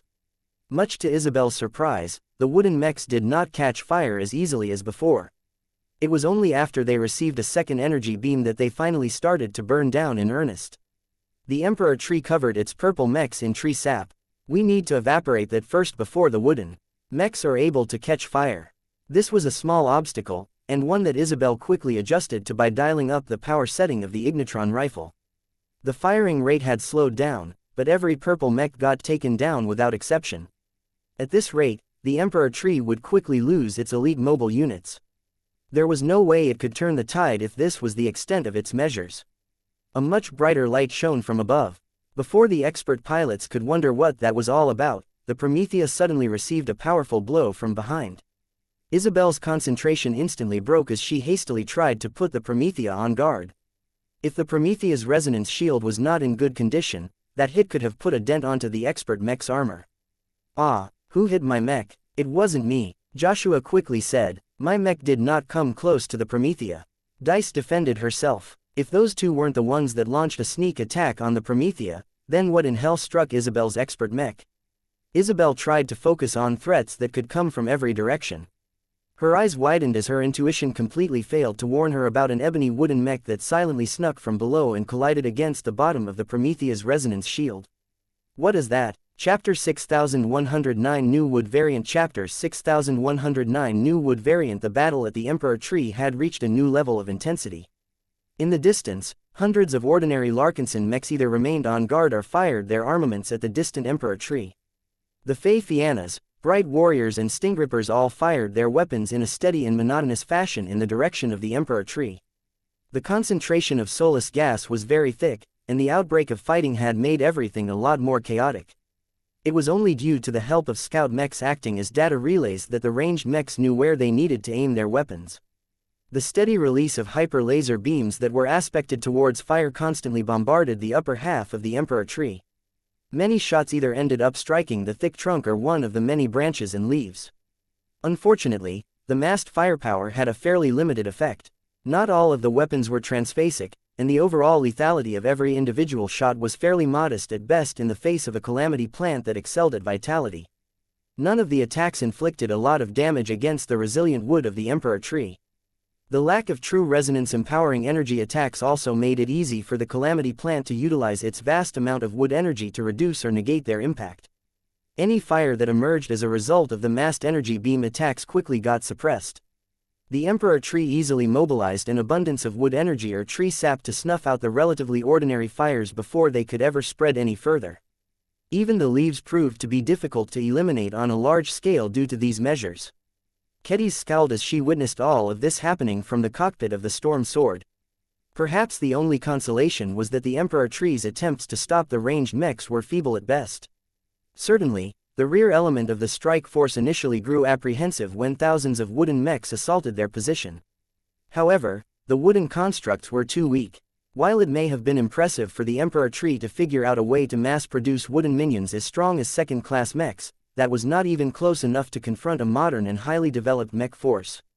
The tactics, fighting skills, coordination and many other parameters of the wooden mechs fell far behind. Combined with the fact that the wooden mechs stood no chance in a direct confrontation against quasi-first-class mechs such as the Storm Sword and the Larkinson edition of the Fei Fianna, dozens of wooden machines fell in droves from the moment the fighting began in earnest. The fight lasted so short that the melee mech pilots hardly broke out a sweat before they ran out of wooden cannon fodder that they could chop with their blades. While Kedis was glad that the wooden mechs posed no threat, she felt dissatisfied at how little the ranged mechs were able to contribute to the fight. The Emperor Tree's greatest strength was its massive size and resources. It was impossible for Task Force Solus to beat it in a contest of consumption. A part of her even felt that the ranged mechs did not even need to bother with their efforts to attack the Emperor Tree from a distance. They were like ants trying to kill an elephant. Was it possible for ants to kill a much larger organism? Most definitely. Were the Larkinsons equipped to do so? That was very much in question. Kedis and the others gained a renewed appreciation of how terrible it was to fight against an enemy with so much vitality.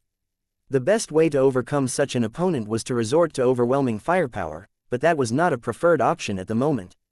It was best to rely on the 3 expert mechs to defeat the Emperor Tree in a contest between champions. The Larkinsons placed a lot of expectations onto Venerable Isabel Coden's shoulders as a result. For the recently arrived expert pilot to struggle to burn the Emperor Tree to this extent was a disappointment. The current outcome shouldn't have come as a surprise. The absolute power gap between the Promethea and the Emperor Tree was very evident. Still, Kedis refused to accept that this assault was doomed to fail.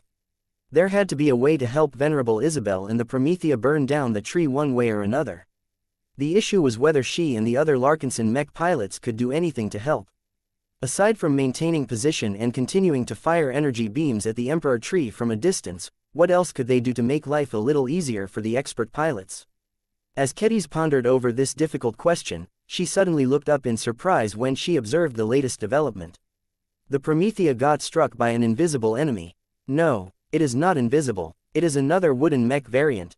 The Promethea had been busy with trying to burn a section of the Emperor Tree's massive trunk, only for her to get attacked twice from different directions. The problem was that neither Isabel nor her battle partner had been able to detect the threat in advance. Isabel's intuition provided no warning at all.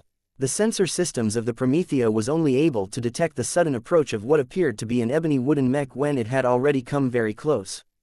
Isabel, don't worry about me, Joshua. Keep the remaining purple mechs at bay. My Promethea can't shoot as freely as now if she is getting mobbed by too many of those machines.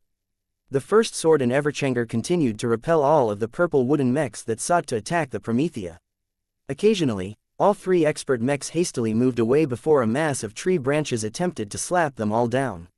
Heavy seed cannons embedded along the trunk kept pelting the expert mechs with seed projectiles. They fired in a relatively haphazard pattern, but that also made them more difficult to anticipate. The seed cannons fired at the expert mechs regardless of whether there were any purple wooden mechs in the way. Far more wooden constructs got struck in the back or sides as a consequence. The heavy seed struck so hard that many of the purple wooden mechs cracked their torsos or lost their limbs. The Emperor Tree didn't seem to care. It simply shone down its radiant light from above and forcibly restored the damaged purple wooden mechs back to mint condition. The 3 expert mechs were not able to keep up with this level of consumption. Their energy cells continued to drain while their resonance shields began to lose their integrity. If they failed to make any progress before their resonance shields fell apart, then the expert pilots seriously thought about turning back. The best way the Promethea could do to break the current deadlock was to eliminate the remaining purple wooden mechs. Their impressive toughness and their amazing regeneration properties all came at a price. Taking them down meant that the expert mechs would remain unbothered by any remaining purple wooden mechs for the remainder of this battle. Yet just as the Promethea raised her hot and steaming ignitron rifle, a dark flash approached from above and attempted to collide against the expert rifleman mech's resonance shield. Ha! I have been waiting for you this time. Venerable Isabel did not expect to get attacked by a nearly undetectable opponent the first few times, but her adaptability was as good as that of any other expert pilot. From the moment the ebony wooden mech attempted to get close, the Promethea quickly removed one of her arms from her luminaire crystal rifle and began to spray a concentrated jet of purple flames above her head. The Promethea was not a pure rifleman mech.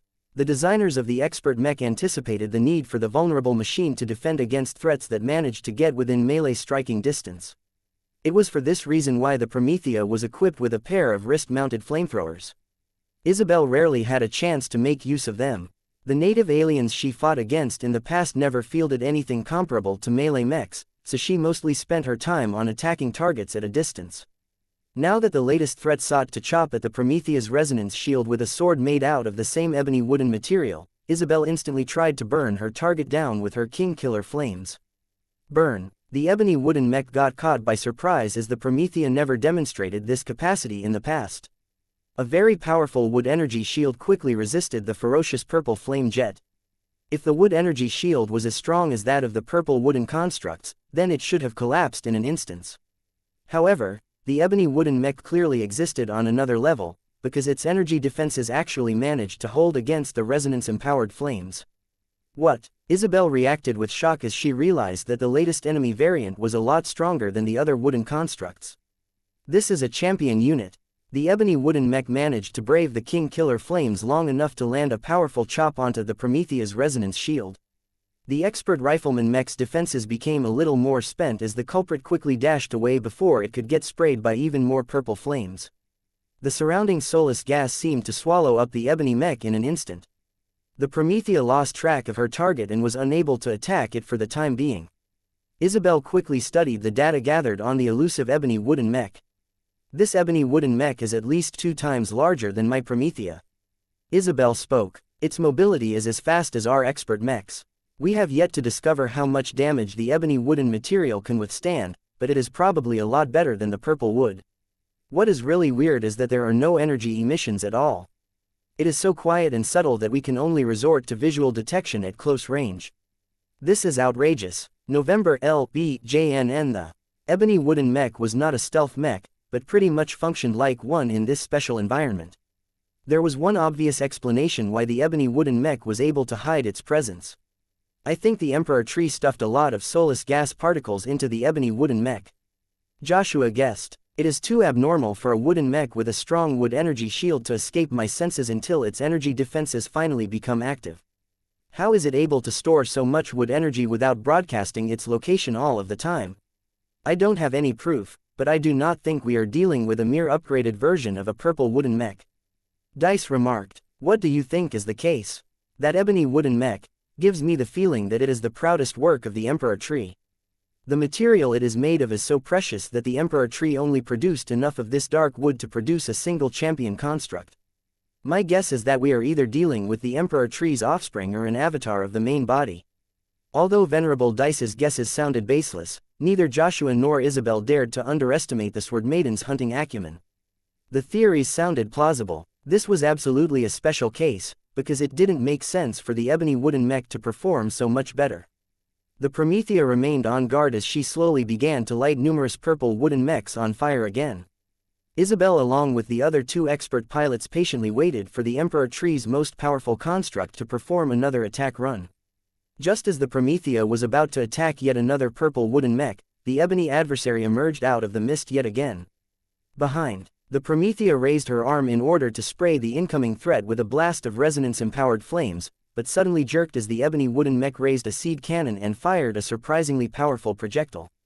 Bang! The seed projectile not only struck the Promethea's resonance shield with much greater force than its size suggested, but also exploded and inflicted further damage onto the expert rifleman mech. Chapter 6110 Ebony Chapter 6110 Ebony The Emperor Tree clearly tried to imitate the mechs employed by the invading humans.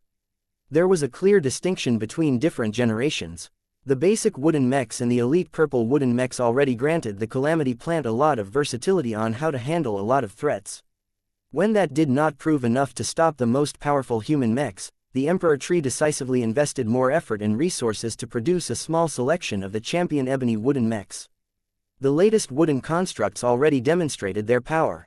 Just one of them was able to wear down the Promethea's resonance shield by a considerable extent with fast attack runs. It was also able to attack from a distance as it apparently wielded a luxurious version of a seed cannon. That made this enemy unit a lot harder to deal with as it was able to attack at any distance. Now, a second ebony wooden mech made an appearance. This one was notable because it was clearly modeled after the Zeal. Although the Emperor Tree's interpretation of a heavy artillery mech was very rudimentary, it did not change the fact that it had desecrated the Zeal's memory by building a crude imitation of the custom heavy artillery mech. Wait, are those pieces of metal? I think you're right, Isabel. The Emperor tree must have salvaged the exploded remains of the Zeal and fused them into this powerful wooden variant. Joshua responded with a stupendous expression. The Emperor tree was more perverted than the Larkinsons thought. It did not break down the torn and deformed metal pieces of the Zeal, but instead reused whatever it could to form this unholy fusion between modern alloys and dark wood. Careful. Now that the ebony wood version of the Zeal had exposed its existence, it went all out and aimed all 5 of its seed cannons at the Promethea. 2 explosive seed cannons and 1 much larger kinetic seed cannon opened fire at Venerable Isabel's battle partner at the same time. Fortunately, Venerable Isabel had been paying close attention to the wooden artillery mech. She jerked her Promethea to the side, allowing her expert mech to evade 4 out of 5 ebony seed projectiles. Unfortunately, Isabel's inability to rely on her intuition meant that she failed to anticipate that she had moved her expert mech directly into the path of the largest and most powerful dark seed projectile. Bang! The Promethea got struck so hard by the solid ebony seed that its resonance shield actually got damaged to the point of faltering. Just another heavy impact would be enough to strip the expert mech of her most reliable form of defense. The Promethea hastily tried to recover from the powerful blow, but the wooden clone of the Everchanger closed in and attempted to strike at the expert mech with its wooden sword. Not this time. Isabel did not attempt to bury the incoming ebony mech with purple flames. Instead, she activated a command that caused the Ignitron rifle to extend a pair of 2 fang-like alloy bayonets. Clang! Alloy clashed against metal-reinforced wood. Though the incoming force was great, the Promethea successfully deflected the ebony mech by judging to the side. I need help. Venerable Isabel spoke with clear strain in her voice. The ebony Everchanger and the ebony Zeal are ganging up on me. I can't deal with one of them while the other is constantly attacking my expert mech from another direction. Got it, Venerable Joshua responded. Please take care of the remaining purple wooden mechs. There are less than 100 of them or so left, but they are too difficult for us to kill. You are much better at this job. We'll hold back the ebony mechs. The 3 expert mechs all switched gears. They began to circle around the tree trunk at higher speeds. The Promethea rapidly struck the purple wooden mechs with fiery energy beams while the other 2 expert mechs ignored the targets in front of them in favor of pursuing the more powerful wooden constructs.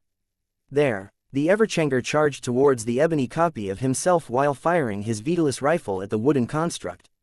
The powerful wood energy shield continually resisted the attacks, but when the real Everchanger sliced against it with the Heartsword, the energy barrier collapsed, allowing the blade to sink into the ebony wooden exterior. Unfortunately, the charge attack ran out of steam a little too soon. The ebony hero mech managed to dislodge itself from the Heartsword before launching a counterattack with its own blade. Clang, clang, clang. The 2 mechs began to exchange blows with each other. The differences between the 2 soon became apparent. The Everchanger demonstrated exquisite control. Joshua was hardly the best swordsman among the Larkinson expert pilots, but being married to a swordmaster still had its perks. His fundamentals were solid and his swordsmanship possessed very few flaws. Whoever or whatever controlled the ebony Everchanger wasn't nearly as good. What it did have was a complete lack of fear towards taking damage. The ebony Everchanger's swordsmanship was very inconsistent, as if the Emperor tree did not even understand the concept of swordsmanship. Nonetheless, there was nothing too complicated about stabbing, slashing, blocking, parrying and so on. The raw intelligence controlling the ebony Everchanger learned quickly and visibly improved its swordsmanship. Only a minute after the 2 Everchangers sparred, the ebony mech no longer received as many hits as before. Even if Venerable Joshua managed to fool his adversary with a feint or other clever trick, any damage that managed to get past the constantly regenerating wood energy shield only inflicted modest wounds on the ebony mech. This was practically meaningless as the ebony Everchanger instantly absorbed a lot of wood energy from the Emperor tree and restored its wooden frame back to its original condition. Venerable Joshua had a feeling that this duel may drag out for many minutes if nothing changed. He needed to find a way to break the game. Dice, can you lend a hand? I cannot. I have met my own match. 2 versions of the first sword hovered in front of each other. The original version held her decapitator greatsword with a firm but emotional grip. Venerable Dice and her living mech both grew indigent at the 3rd and latest ebony mech to appear from the mist. The ebony wooden variant of the first sword resembled its original to a much greater degree. It appeared that while the Emperor tree had chosen to apply a lot of creative variations to the ebony Everchanger and the ebony first sword, it had chosen to stay true to the original in the case of the ebony first sword. Although the Calamity plant had done a good job at replicating the proportions and contours of the expert swordsman Mech that Kedis had lovingly designed, the authenticity was still very much in doubt. I sense no heart or respect towards swordsmanship in you. Dice spoke, uncaring whether the ebony first sword and its creator could understand her speech. Your existence is an insult. You not only defile Kutiz's work, you also make a mockery out of my swordsmanship. The ebony first sword held its dark wooden greatsword in a stance that looked remarkably similar to that of the real expert Mech. However, there were many small discrepancies that ruined the effect and introduced flaws that Venerable Dice would never make. The ebony swordsman Mech also possessed another shortcoming that rankled Dice. You copied my old swordsmanship. Dice especially took offense with that. She considered her older self to be weak and incompetent. She did not want to be reminded by her past failures by seeing a mirror of her old swordsmanship. I will chop you to pieces. Both first swords charged into each other and struck their great swords with so much momentum that they bounced apart from the counterforce. The original first sword recovered faster as Dice was especially more attentive towards momentum and rhythm as of late. The metallic swordsman Mech quickly began to suppress and push back the ebony copy as Dice's swordsmanship was simply better in every way. Even though the ebony first sword was not weak, it was unable to prevent the real expert swordsman Mech from breaking its guard. Numerous heavy sword strikes struck the wood energy shield and cleaved through it before striking the ebony wooden exterior. The ebony first sword soon began to bear the scars of multiple greatsword wounds. Though the damage should have been serious if Venerable Dice faced any other Mech-like opponent, the ebony first sword outright cheated in this bout by receiving a copious amount of energy from the Emperor Tree. The ebony swordsman Mech quickly reset its physical state to a pristine condition. Dice initially thought little of it, but then she noticed that the ebony first sword was constantly copying her sword moves. The learning efficiency was frighteningly high. Even though it remained clear to Dice that the ebony first sword only copied the mechanical motions but failed to copy the corresponding heart and feelings, there was no denying that it was leveraging its strengths more effectively. The ebony mechs were too enduring. They possessed a huge amount of buffer that allowed them to make a lot of mistakes without suffering any major consequences. The ebony first sword continued to improve over a minute until it had reached a state where it was able to block 80 to 90% of the original sword strikes. Venerable Dice grew angry at this point. Take this, then. The original first sword briefly disengaged, but this was only so she could circle around and charge at the ebony copy with much greater speed.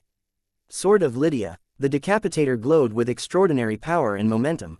The blade not only grew a bit sharper, but it also conveyed the desire to break through every barrier in the way at all cost. Crash! The ebony mech was not able to resist this extraordinary sword technique at all.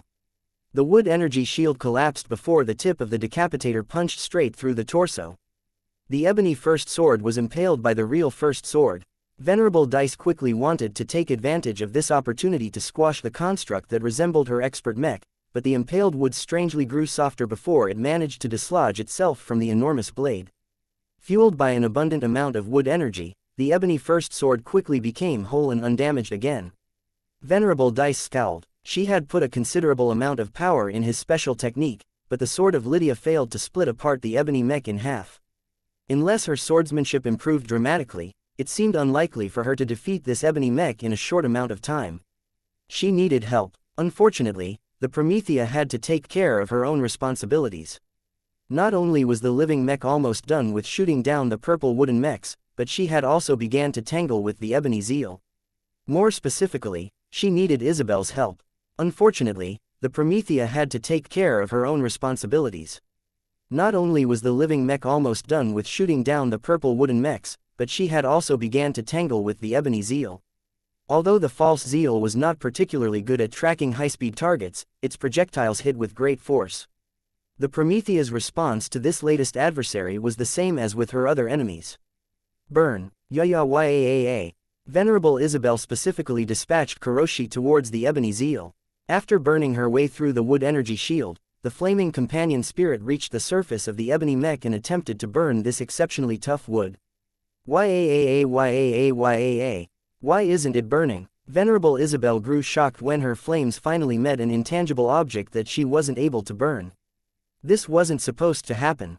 She had burned down many objects that also claimed to be fireproof, but this was one of the rare moments she had become stymied. Why aren't you burning? As Kuroshi continued to wander across the large ebony construct, the ebony zeal ignored the threat posed by the companion spirit and continued to suppress the Promethea with its formidable seed cannons. Chapter 6111 Wooden Treasures. Chapter 6111 Wooden Treasures. Fighting against the ebony mechs was like fighting against the Emperor Tree directly. The purple wooden mechs already possessed a shadow of the Calamity Plant's power, but the ebony wooden mechs were much more exaggerated in their performance. The ebony mechs were much more powerful, much better controlled, and possessed a frighteningly fast learning capacity. Two of the expert mechs found themselves stuck in confrontations against ebony mirrors of themselves. The Everchanger shot energy beams and locked blades against an ebony copy that was almost just as versatile while also able to regenerate any damage in an instant. The first sword continually swung her decapitator at an ebony parody of a swordsman mech that was slowly beginning to resemble the real deal. Venerable Dice had shoved aside her contempt towards her ebony wooden adversary a long time ago. The fact that it became progressively harder to outfight her regenerating opponent was proof that the ebony first sword was in the process of emulating her updated swordsmanship in real time. That shouldn't have been enough to give the melee ebony mech a fighting chance. This wooden machine is too hard to read. Dice spoke in a frustrated tone. Due to the extreme integration of soulless gas particles in the ebony wood, the plagiarized version of the first sword was able to neutralize the powerful intuition of an expert pilot. This was one of Venerable Dice's strongest advantages. The combat intuition honed over many battles at close range set most melee mech specialists apart from their ranged counterparts. Though Venerable Dice tried to make the best out of the situation by treating it as a challenge that must be overcome, she clearly felt disappointed in herself by failing to overpower the ebony first sword within a minute. She was confident that even if her ebony wooden adversary matched her in skill, the lack of true heart and comprehension should have given her a slight edge. Combined with her strong intuition, she should have been able to overpower her opponent 10 out of 10 times. To be forced into a fight against an enemy melee mech without being able to utilize one of her mainstays was a frustrating experience. Though Venerable Dice tried to make the best out of the situation by treating it as a challenge that must be overcome, she clearly felt disappointed in herself by failing to overpower the ebony first sword within a minute. She was confident that even if her ebony wooden adversary matched her in skill, the lack of true heart and comprehension should have given her a slight edge.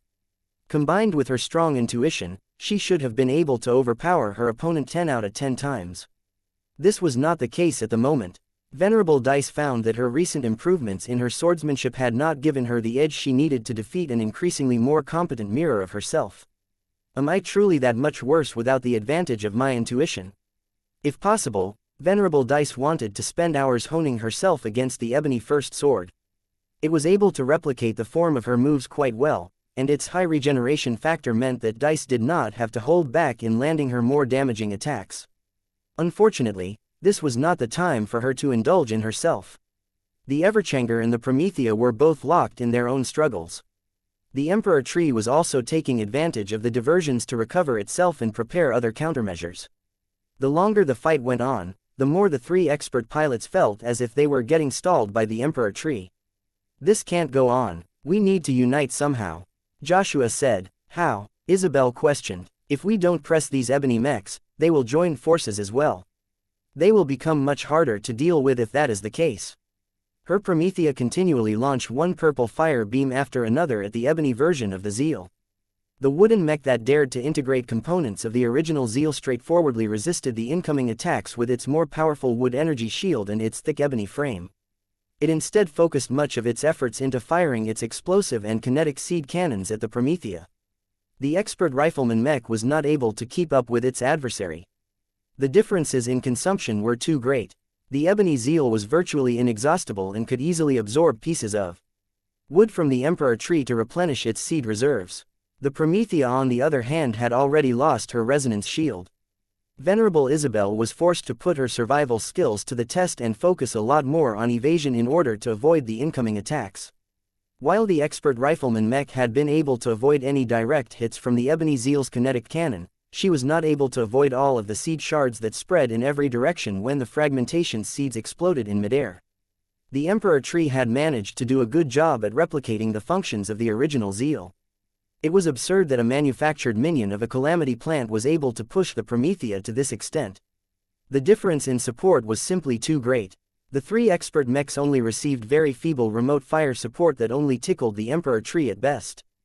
The three ebony mechs received constant energy and material infusions from the Emperor tree. If the ebony mechs did not fight so close to their creator, then perhaps they wouldn't be able to regenerate so quickly. Sadly, luring the ebony mechs away did not work. The three expert mechs briefly attempted to do this, but that would only cause the ebony Everchanger and the ebony first sword to cover the ebony zeal. We have no choice but to team up. Venerable Dice concluded. We need to go all out and make use of our strongest means regardless of how much it will cost us. The zeal needs to go first. Without this enormous ebony ranged mech, it will be much easier to mop up the remainder. Isabel nodded in agreement. I agree, but we must maneuver carefully in order to avoid letting the ebony melee mechs land too many attacks on us. The Promethea's resonance shield is still trying to reform, so I cannot adequately defend myself against their aggression. Do the best you can. Call us for help if you can't take it any longer. Otherwise, focus on going all out against the ebony zeal. Its continued existence is a desecration of the original zeal. Ah, Venerable Joshua said in surprise. Just received a message from Kedis. What did she convey? The clan has analyzed the ebony wooden mechs and formed a surprising conclusion. In addition, we have received an additional objective. Well, according to biotech researchers and other experts, the ebony wooden mechs are likely molded from the Calamity plant's tree heart. Really, this was a shocking revelation. Yeah, it explains why the ebony mechs are so tough and powerful. Their regeneration speeds are also insanely high because they are literally extensions of the Emperor tree's most essential core. The tree somehow figured out how to make avatars of itself. This was an extremely dangerous operation that could easily kill or cripple the individual making the attempt. It was rather amazing that the Emperor tree not only succeeded once, but thrice. Perhaps its monstrous vitality and huge size may have helped. The ebony mechs probably weren't all that big compared to the true size of the tree heart. Nonetheless, the three expert pilots gained a lot more respect towards these ebony mechs. Fighting against them was no different from fighting against the Emperor tree directly. What orders did we receive?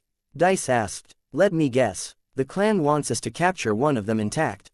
Venerable Joshua ruefully smiled. Good guess. Apparently, the Patriarch himself has insisted on it. We don't need to kill the Emperor tree ourselves. We can still resort to other measures to take it down. What we have to do instead is to capture and bring back one of the three ebony mechs as intact as possible. The research value of a wooden mech made from a piece of the tree heart is incredibly valuable to our clan. Their burdens had increased. It was a lot more difficult to capture one of the ebony mechs that were effectively able to fight an expert mech into a standstill under the current conditions. Let us preserve the ebony Everchanger. Venerable Dice proposed. It is not as big and heavy as the ebony zeal. It also doesn't have any outstanding strengths aside from possessing the best regeneration, but that is a boon for us as we don't need to handle it with care. Venerable Joshua and his battle partner felt insulted somehow. I guess you are right. We must completely eliminate the other two ebony mechs. I am not confident we can control additional enemy creations. What about the Emperor tree itself? Are we still supposed to burn it down? Venerable Isabel asked. Let us make that judgment after we have subdued the ebony mechs. Joshua decided. If you are still unable to burn down the tree without the interference of all of those wooden mechs, then it may be time for us to call it quits. Venerable Isabel did not want that to happen. She would consider it a personal failure if she returned to Chimera Base with a tree left unburned. Her King Killer flames needed to be stronger. She couldn't rely on her existing tricks and techniques anymore. She needed to figure out a way to amplify the burning properties of her flames and render them impossible to douse by the Emperor tree's best means. For now, her expert mech needed to cooperate with the other two to defeat the more immediate obstacles. A 3-on-3 deathmatch ensued in front of the Emperor tree. Even as the giant Calamity plant never interrupted its attempts to swat the Larkinson expert mechs with its branches, the machines in question deftly maneuvered across the battlefield and employed cooperative tactics to dismantle their opponents. None of the three expert pilots were accustomed to working together to this degree. However, as veterans, they were more than capable of displaying teamwork without needing to communicate too many words. The Promethea ignored the zeal and focused the firepower of her Ignitron rifle at the ebony first sword. The powerful wooden copy of the expert swordsman mech did not even bother to evade or block the incoming purple fire beams. Its ebony surface was incredibly resilient towards damage and also fireproof to boot. The ebony first sword instead launched aggressive attacks at the original first sword. Venerable Dice did not straightforwardly block the attacks of the enemy wooden constructs. Instead, she adjusted her sword technique and sought to entangle the ebony first sword as much as possible. Dice did not like to employ this defensive and stalling approach, but she purposely went against her true nature because she understood she needed to take on an assisting role this time. The ebony first sword started to strain. Its defenses was slowly crumbling while it was unable to land any effective attacks due to getting entangled. The Everchanger tried his best to push back his wooden counterpart. The expert hero Mech sheathed his heartsword and began to pull out his much more effective Scarlet Ember. Heat and light radiated from the blade as the plasma sword came online. "Back off, you stupid copy!" Venerable Joshua barked as the Scarlet Ember successfully forced the ebony Everchanger back. The real Everchanger subsequently turned around and dove straight at the ebony first sword's flank. "Now!" Joshua roared. The three expert mechs simultaneously burst out more power than before. Explode! The Promethea fired an energy beam that did not spread any purple flames, but instead produced a powerful detonation that briefly cracked the upper chest of the ebony mech. Venerable Isabel executed one of the techniques that she had adapted from the Alfairy core detonation. Code. The real first sword's decapitator glowed with a bright corona that seemed unstoppable, especially now that Respa actively empowered the blade. Decapitation strike. The first sword overpowered the ebony mech's attempts to block the special technique and swung her greatsword straight through the damaged neck of her ebony copy. The head of the ebony first sword flew high into the mist-filled sky. Although the powerful wooden mech still preserved most of its functionality, the loss of the head caused the ebony machine to freeze for a moment. This provided Venerable Joshua with a fantastic opening. "Come on, Willie, Morale!" The green companion spirit entered the Scarlet Ember and did his best to increase the lethality of the plasma sword by imitating the Phase King. The real Everchanger held his Scarlet Ember with a firm grip and swung it straight down the exposed neck of the ebony first sword. Chop! The Scarlet Ember managed to tear and burn straight to the center of the ebony mech's torso. Chapter 6112 Power Gap. Chapter 6112 Power Gap. As the Everchanger's Scarlet Ember burned halfway down the decapitated torso of its wooden twin, the three expert pilots hoped that it might be enough to destroy or at least disable one of their adversaries. "Did we kill it, Joshua?" "No, it's not fatal. This ebony mech has no weak point." Venerable Joshua could already see and feel it as his Scarlet Ember continued to burn and separate the ebony Everchanger. The powerful wooden mech just incurred a huge amount of damage, enough to outright disable other mechs. Unfortunately, the ebony Everchanger immediately leveraged its abundant vitality and attempted to heal all of the damage even when the Scarlet Ember was still embedded into the center of its torso. The huge influx of wood energy from the Emperor Tree supercharged the regeneration process. Burnt parts were being pushed away to make room for new growths. Split pieces of wood fused back together. The ebony Everchanger even began to grow a new head from its empty neck. Venerable Joshua and his battle partner did not remain idle while their opponent recovered. The Scarlet Ember's powerful plasma edge continued to burn through the torso. The other arm of the Everchanger awkwardly pointed the muzzle of the Vitalis rifle at another section of the ebony mech and began to fire a low-powered but continuous fire beam. On it, Venerable Dice spoke as her first sword attempted to dive in and chop one of the seed cannons from the large ebony construct. The ebony Everchanger on its part tried to counterattack by whacking the original's resonance shield with its wooden sword and firing seeds at it from its ebony seed cannon. Neither Everchangers were able to get rid of each other in a short amount of time. They both remained entangled with each other for the time being. Venerable Joshua snarled in frustration. "Forget about the ebony Everchanger. Do your best to burn the ebony zeal." On it, Venerable Dice spoke as her first sword attempted to dive in and chop one of the seed cannons from the large ebony construct. However, the ebony copy of her own expert mech immediately got in the way and attempted to land a powerful hit. Venerable Dice already anticipated this response. The authentic first sword did not slow down. Instead, the living mech sped up even as she thrust her decapitator outward. Sword of Lydia. The first sword surged forward like a sharp spear. The ebony version of her mech attempted to block the incoming strike, but it was unable to resist the sheer force and momentum behind the blow. Ebony wood cracked and splintered as the imitation mech lost an entire arm from this collision. What was worse was that the ebony first sword failed to stop the real expert mech in her tracks.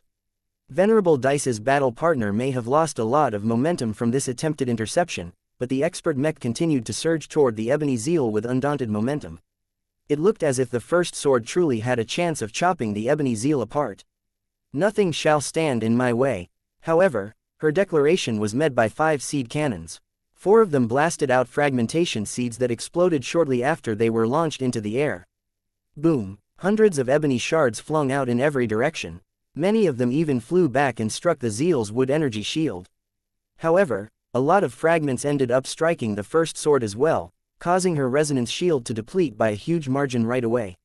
What was even worse was that the ebony zeal's much larger kinetic cannon fired straight into the path of the first sword. The ebony mech opened fire at the right time. The first sword had to force her way past the blockade of the ebony first sword, which meant that it had slowed down to the point where it was barely able to make an evasion attempt. Bang! The powerful kinetic ebony seed launched from a very poor attempt at copying the Devora cannon blasted apart the resonance shield of the first sword and grazed one of the thighs of the expert swordsman mech. The first sword's leg malfunctioned. While it looked as if the limb could still support the expert mech, it had lost a lot of responsiveness. Venerable Dice winced, but she did not take the hit too seriously. Damage to the legs was irrelevant so long as her expert mech remained in the air. All that mattered at the moment was to finish off the zeal. The Promethea assisted from behind by launching one purple fire beam after another at the ebony zeal. Kuroshi was already in the process of burning the surprisingly thick and powerful wood energy shield that protected the ebony mech. As the first sword came close enough to view the salvaged pieces of mech armor in greater detail, Venerable Dice became more and more indignant. The Emperor Tree had no right to desecrate the memory of the zeal. The existence of this strange ebony monster was an affront to the Larkinson clan. "My blade shall chop you into pieces." As the first sword was about to land a blow that would doubtlessly overwhelm the ebony zeal's energy defenses and strike a solid blow against its enormous ebony frame, the largest of the 3 wooden champions made a surprising response. The ebony version of the Devora cannon rapidly morphed into a segmented tail with 3 fang-like spikes protruding from the end. The kinetic cannon had turned into a powerful melee combat implement that roughly resembled a scorpion tail. The transformed wooden element possessed enough articulation to bend and uncoil straight into the path of the first sword. What was especially dangerous about this sequence was that it happened too quickly. The first sword was unable to form a proper response against this sudden measure. The living mech still possessed enough momentum that she wasn't able to avoid the scorpion tail attack. The only choice that Venerable Dice could make at this junction was whether she wanted to commit to her charge attack or whether she wanted her expert mech to retract the decapitator in an attempt to block the incoming strike. The ebony zeal's stinger may be formed out of wood, but if it was as hard and sharp as the ebony swords wielded by the other powerful wooden mechs, then it was probably sharp enough to punch through the chest plate of the first sword.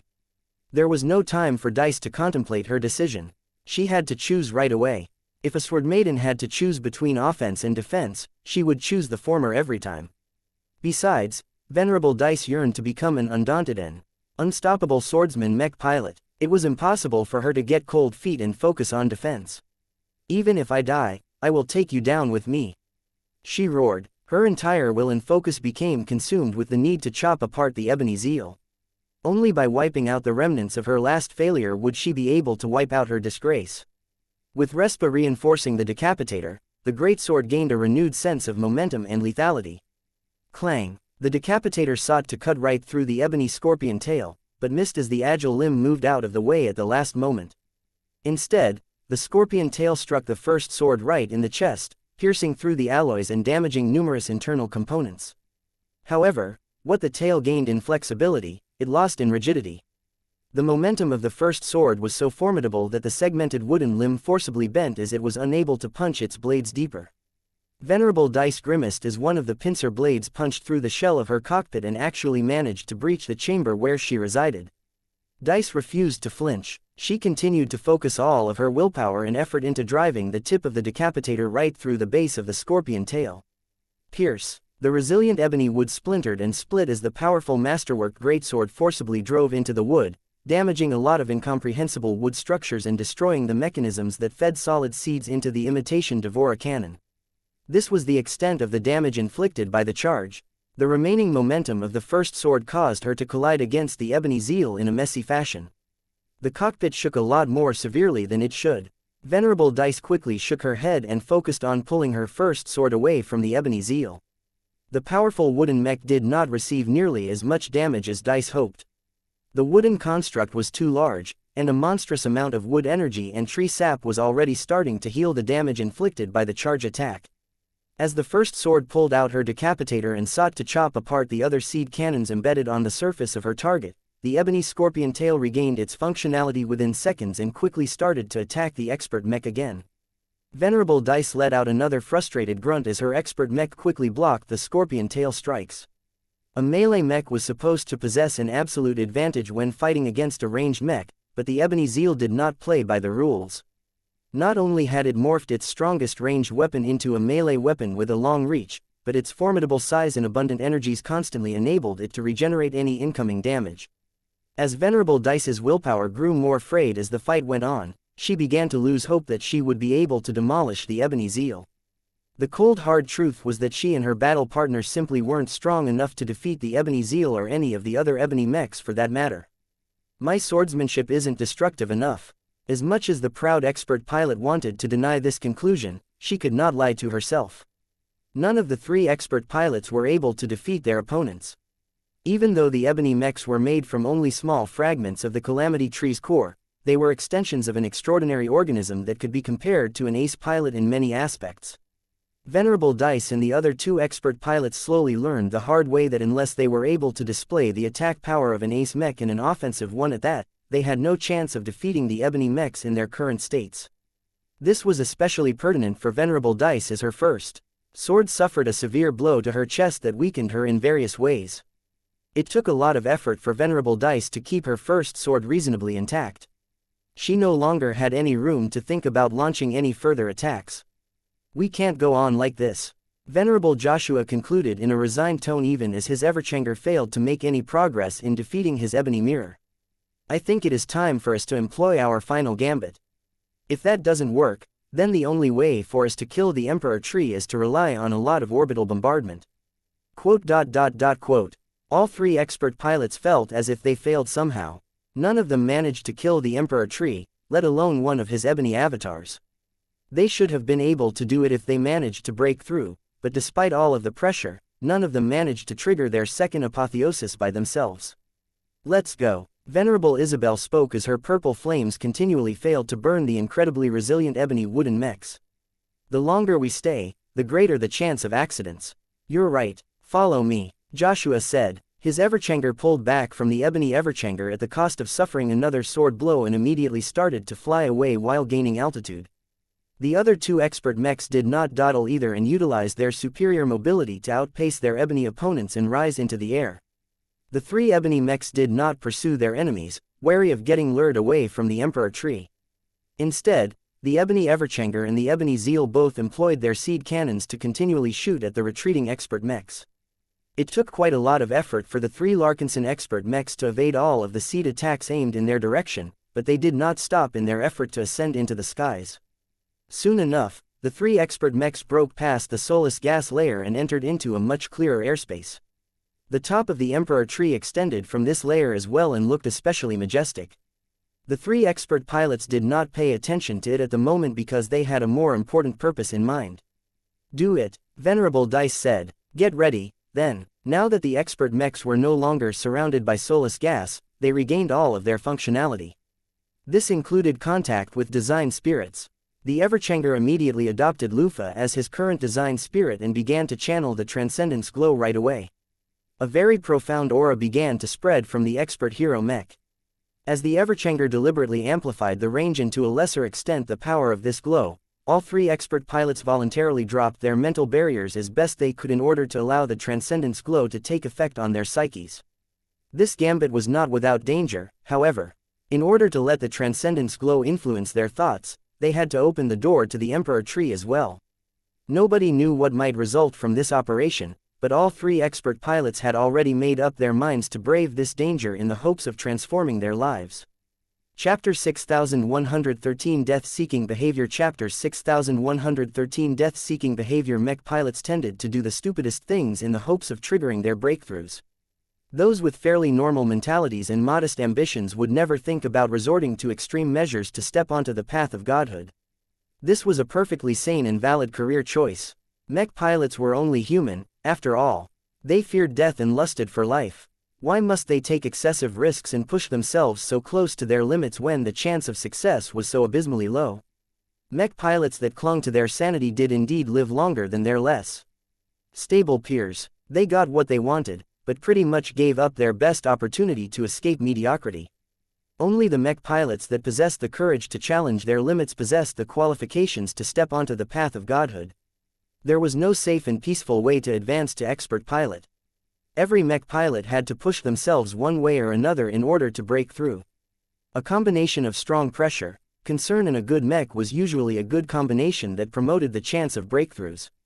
Yet nothing was certain. As long as the genetic aptitude of mech pilots was not exceptional, many pilots continually had to try their luck in order to grasp the fleeting chance of breaking through.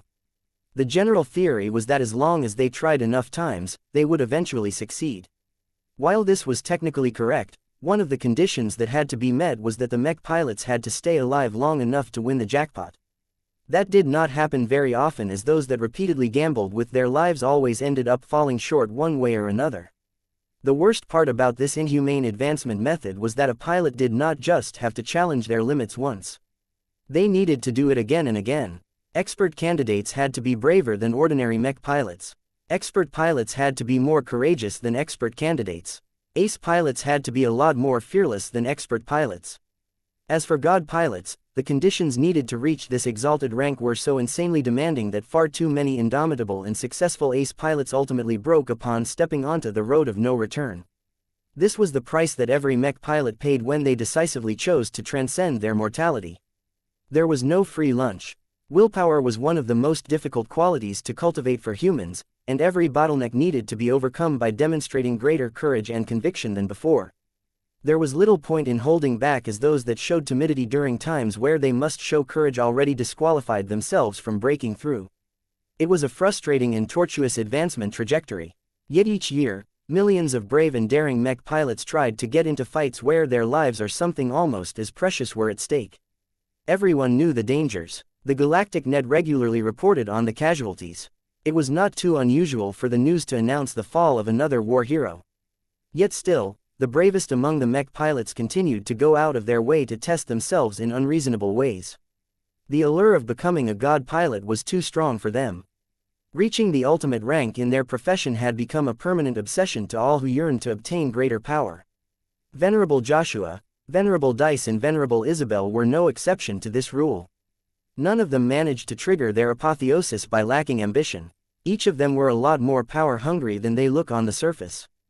This was also why they decisively chose to challenge the Emperor Tree even when the intelligence suggested that they might be biting off more than they could chew. Alas, the best-case scenarios did not occur. The three expert pilots were not strong enough to defeat the Emperor Tree in their current states, and neither did any of them trigger a breakthrough during the fighting.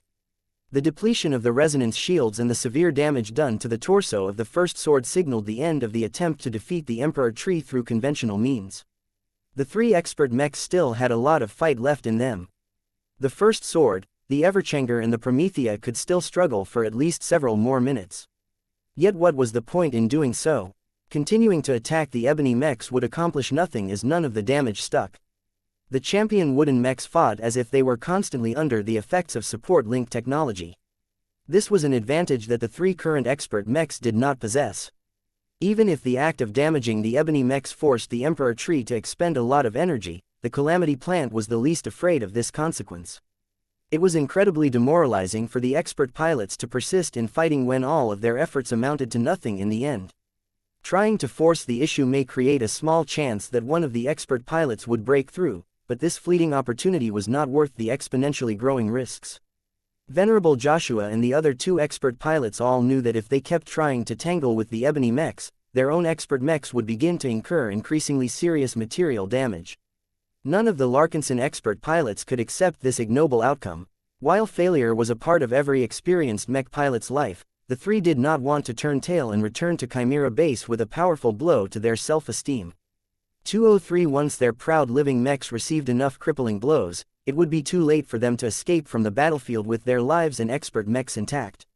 Retreat was the most sensible choice to make. It was also the most cowardly choice to make. None of the Larkinson expert pilots could accept this ignoble outcome. While failure was a part of every experienced mech pilot's life, the three did not want to turn tail and return to Chimera Base with a powerful blow to their self-esteem. It would take a lot of time and effort to undo the damage and restore their moods back to a point where they were ready to seek out their breakthrough moments once again. This was why they committed to an alternative strategy. Since failing to break through was the most direct reason why they were unable to defeat the Emperor Tree, they should simply force the issue with the means they had at their disposal. No one knew whether employing the Transcendence Glow at this difficult and dangerous junction would yield a positive result, but all three expert pilots thought it was worth a try. Even though it hadn't been all that long since they became expert pilots, none of them wanted to remain stuck at their bottlenecks any longer than was necessary. It was profoundly frustrating for them to transition from rapid growth to very little progress. The prospect of spending years of their precious lives on repeatedly bashing their heads against their bottlenecks sounded like torture. Even if other expert pilots thought it was quite normal for them to remain stuck at their bottlenecks for a few decades to half a century, the Larkinson pilots were different. They had access to far more solutions than others. Not only did they have the privilege of piloting living mechs, they also had an opportunity to make use of the Transcendence Glow. The variation of Lufa's glow had proven to be effective at promoting the breakthroughs of ordinary pilots and expert candidates in the past. Nobody knew whether this solution was enough to trigger the much more demanding breakthroughs of expert pilots hoping to ascend to sainthood. It sounded ludicrous that a mere glow could magically transform a peak expert pilot into an ace pilot, but what if there was a possibility of success? Neither Joshua nor the other two expert pilots wanted to let go of this fleeting chance. They committed to this choice even if it meant that they would have to make themselves more vulnerable to the Emperor Tree's formidable mental manipulation. It would be a lie to claim that the three expert pilots dismissed the threat posed by the Emperor Tree. The current battle had forced them to respect the Calamity Plant even more. This was definitely among the strongest adversaries that they had ever fought in their careers up to this point. However, the expert pilots believed in their willpower. They accepted the risks and threw themselves to the embrace of the Transcendence Glow, hoping that Lufa would be able to give them a crucial push that would allow them to step over the threshold that eluded them for so long. As the Everchanger continued to channel the Transcendence Glow in an unrestrained fashion, every expert pilot began to get stimulated in different ways. It was impossible for Lufa's glow to make a strong impact on their minds. The difference in power between themselves and Lufa was a lot smaller, so the expert pilots only received mild stimulation. That may or may not be enough. It all depended on their foundations and how ready they were to take the next step. Venerable Joshua had forgotten about most distractions at the moment. Now that the Everchanger had ascended high above the skies, his vision became clearer than it had ever been. Beautiful. Reticula Corine V may be an untamed planet that had been occupied by unreasonably powerful exobeasts, but it was also a planet that held an incredible diversity of life. Joshua appreciated the native wildlife even if he was forced to kill them every once in a while. Just because life was precious and beautiful did not mean that it needed to be preserved at all cost. Exobeasts killed each other all the time. The survival of the fittest forced many creatures to compete against each other for limited resources and territory. A huge amount of lives perished on this planet every day. The greater the amount of lives, the greater the amount of deaths that occurred on the surface. Life and death were intertwined. Life was already powerful by itself, but it felt incomplete if he left death out of the picture. Joshua began to gain a profound realization about the essence of his domain. Life is worth less when it is cheap and abundant. It only becomes precious when it is short and fleeting. Immortality was an affront to life. A universe where every organism lived forever was a nightmare to live in. Many life forms would no longer possess a strong drive anymore as they had endless amounts of time to engage in their idle pursuits. The reason why Venerable Joshua and his fellow expert pilots worked so hard to break through was because they only had a limited amount of time to take another step onto the path to godhood. Only when an expert pilot has come closest to death will his life finally explode with potential. Joshua suddenly became inspired as he embraced the duality of life and death to an increasing degree. He felt as if he finally unlocked the secret that could help him overcome his bottleneck. His eyes shone as he recalled the stories and guidance shared by Saint Tusa after he had broken through. One of the stories that stuck to Joshua was that the Patriarch actually poisoned Tusa with phase water in order to drive the then expert pilot to the brink of desperation. Though the crazy stunt could have backfired spectacularly, Tusa had exceeded his own limits and lived up to everyone's greatest expectations by breaking through in the end. The most outrageous part of his story was that he did so without stepping foot on the battlefield with his upgraded expert mech. Since Tusa could do it, Joshua should be able to do it as well. I understand now, he whispered as he became increasingly more obsessed with his latest insights. How could it have eluded me for so long? Only when I have embraced the power of death will I be able to understand the driving force of life. Joshua decided to act right away. He reached down to his side and pulled out his service pistol. It was an expensive high-end transphasic laser pistol that Joshua had never used in the field. The expert pilot decisively switched off his personal shield generator, opened the faceplate of his helmet and pointed the muzzle of the pistol straight into his mouth. There were only two possible outcomes in Venerable Joshua's mind. Either he broke through to ace pilot on the spot, or he would die without any chance of recovery. Life is death, death is life. Chapter 6114 The Leash of Civilization Chapter 6114 The Leash of Civilization As the Everchanger radiated the transcendence glow far and wide in order to stimulate the greatest obsessions of the three expert pilots, each of them developed radically different ideas and insights. Venerable Joshua came to believe that he would never be able to advance his understanding of life if he did not deepen his comprehension of death. What better way to make this happen than by pushing himself closer to death than ever before? As Joshua stared down the barrel of his service gun, elsewhere a different expert pilot entertained another extreme idea.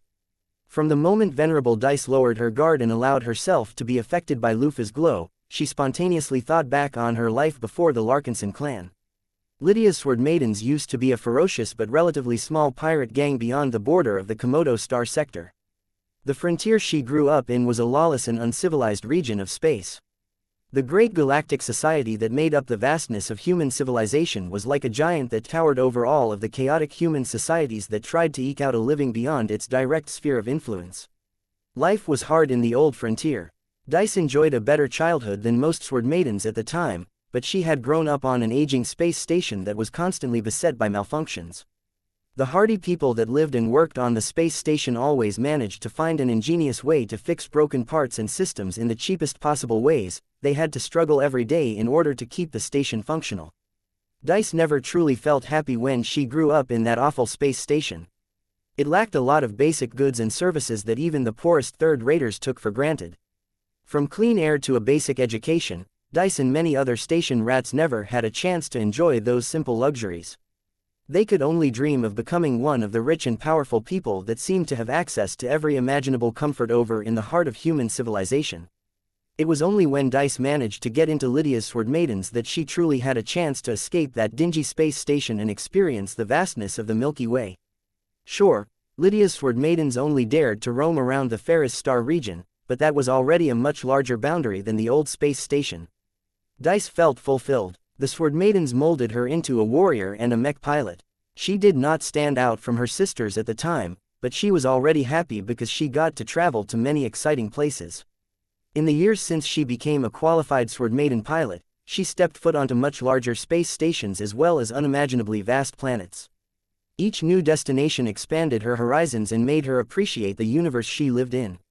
Every new curiosity satisfied her desire to experience anything that was different from her gray and monotonous childhood. Eventually, she took up hunting as a hobby and a means to earn additional income for the Sword Maidens. She fell in love with this activity. She not only got to land on exotic untamed planets where exo-beasts had reigned for millions of years, but also got to test and hone her fighting skills against a diverse array of weird and challenging monsters. Venerable Dice missed those simple days. She was just another Sword Maiden pilot at the time. She may have begun to stand out from the rest of her sisters after a time, but she never thought she was any better or worse than the rest of the Sword Maidens. Much had changed since then. The Sword Maidens almost got wiped out on the surface of Aeon Corona 7. Commander Lydia and many veteran sisters died unjustly during that fateful battle. Dice and other sisters who managed to retain a semblance of their composure had been forced to step up and prevent the remnants of the Sword Maidens from dying out entirely. Joining the Larkinson clan was the most fortunate turning point in the history of the Sword Maidens. It was also a rather helpless move, because the Sword Maidens struggled to rebuild themselves in the aftermath of the search for the Starlight Megalodon. Venerable Dice had much to praise about the Larkinson clan. Although a lot of old sisters ended up dying in the battles waged by their new patriarch, they died like warriors in much better circumstances than they could have imagined. The survivors such as Dice and Kedis cherished their memories of their old sisters, but also tried to befriend new sisters. Under the umbrella of the Larkinson clan, the Sword Maidens far exceeded their previous height and became more rich and powerful than any of the sisters back then could have imagined. Venerable Dice should have felt happy about this. While she was certainly content that the Sword Maidens successfully preserved Commander Lydia's legacy and elevated it to a greater height, the expert pilot still missed the old days to an extent. Life was a lot harder but also a lot simpler back then. The Sword Maidens had no intersection with galactic politics and wars against multiple alien civilizations. They were only concerned about winning fights against hostile pirates that sought to take them down. Their greatest challenge aside from pure survival was to earn enough income to keep their cozy collection of carriers and mechs in working condition. The Sword Maidens were a lot less civilized in the old days, but that was exactly the time where Venerable Dice was the happiest. Has life in civilized space made me soft? She wanted to claim that the answer was no. Living under Vase was a dangerous but also exciting experience. His penchant for making enemies and seeking out dangerous encounters ensured that Dice received plenty of stimulation. Yet as the Larkinson clan grew more powerful, the sense of desperation and weakness that the Sword Maidens endured under the leadership of Commander Lydia had disappeared. The sisters were only human. The old veterans increasingly lost the sharp and savage edge they held before. The new recruits never possessed an edge to begin with, as they had all grown up on civilized planets located in third-rate or second-rate states. The Sword Maidens were changing before her eyes. They evolved and adapted to life under the Larkinson clan. Life for all of them became better, but all of their fame and fancy mechs came at a cost. Venerable Dice thought about everything she had gained and everything she had lost since she started to fight for the Larkinsons. Had she managed to obtain more than she lost? Undoubtedly. Without the Patriarch, she would have never been able to pilot a living mech like the First Sword.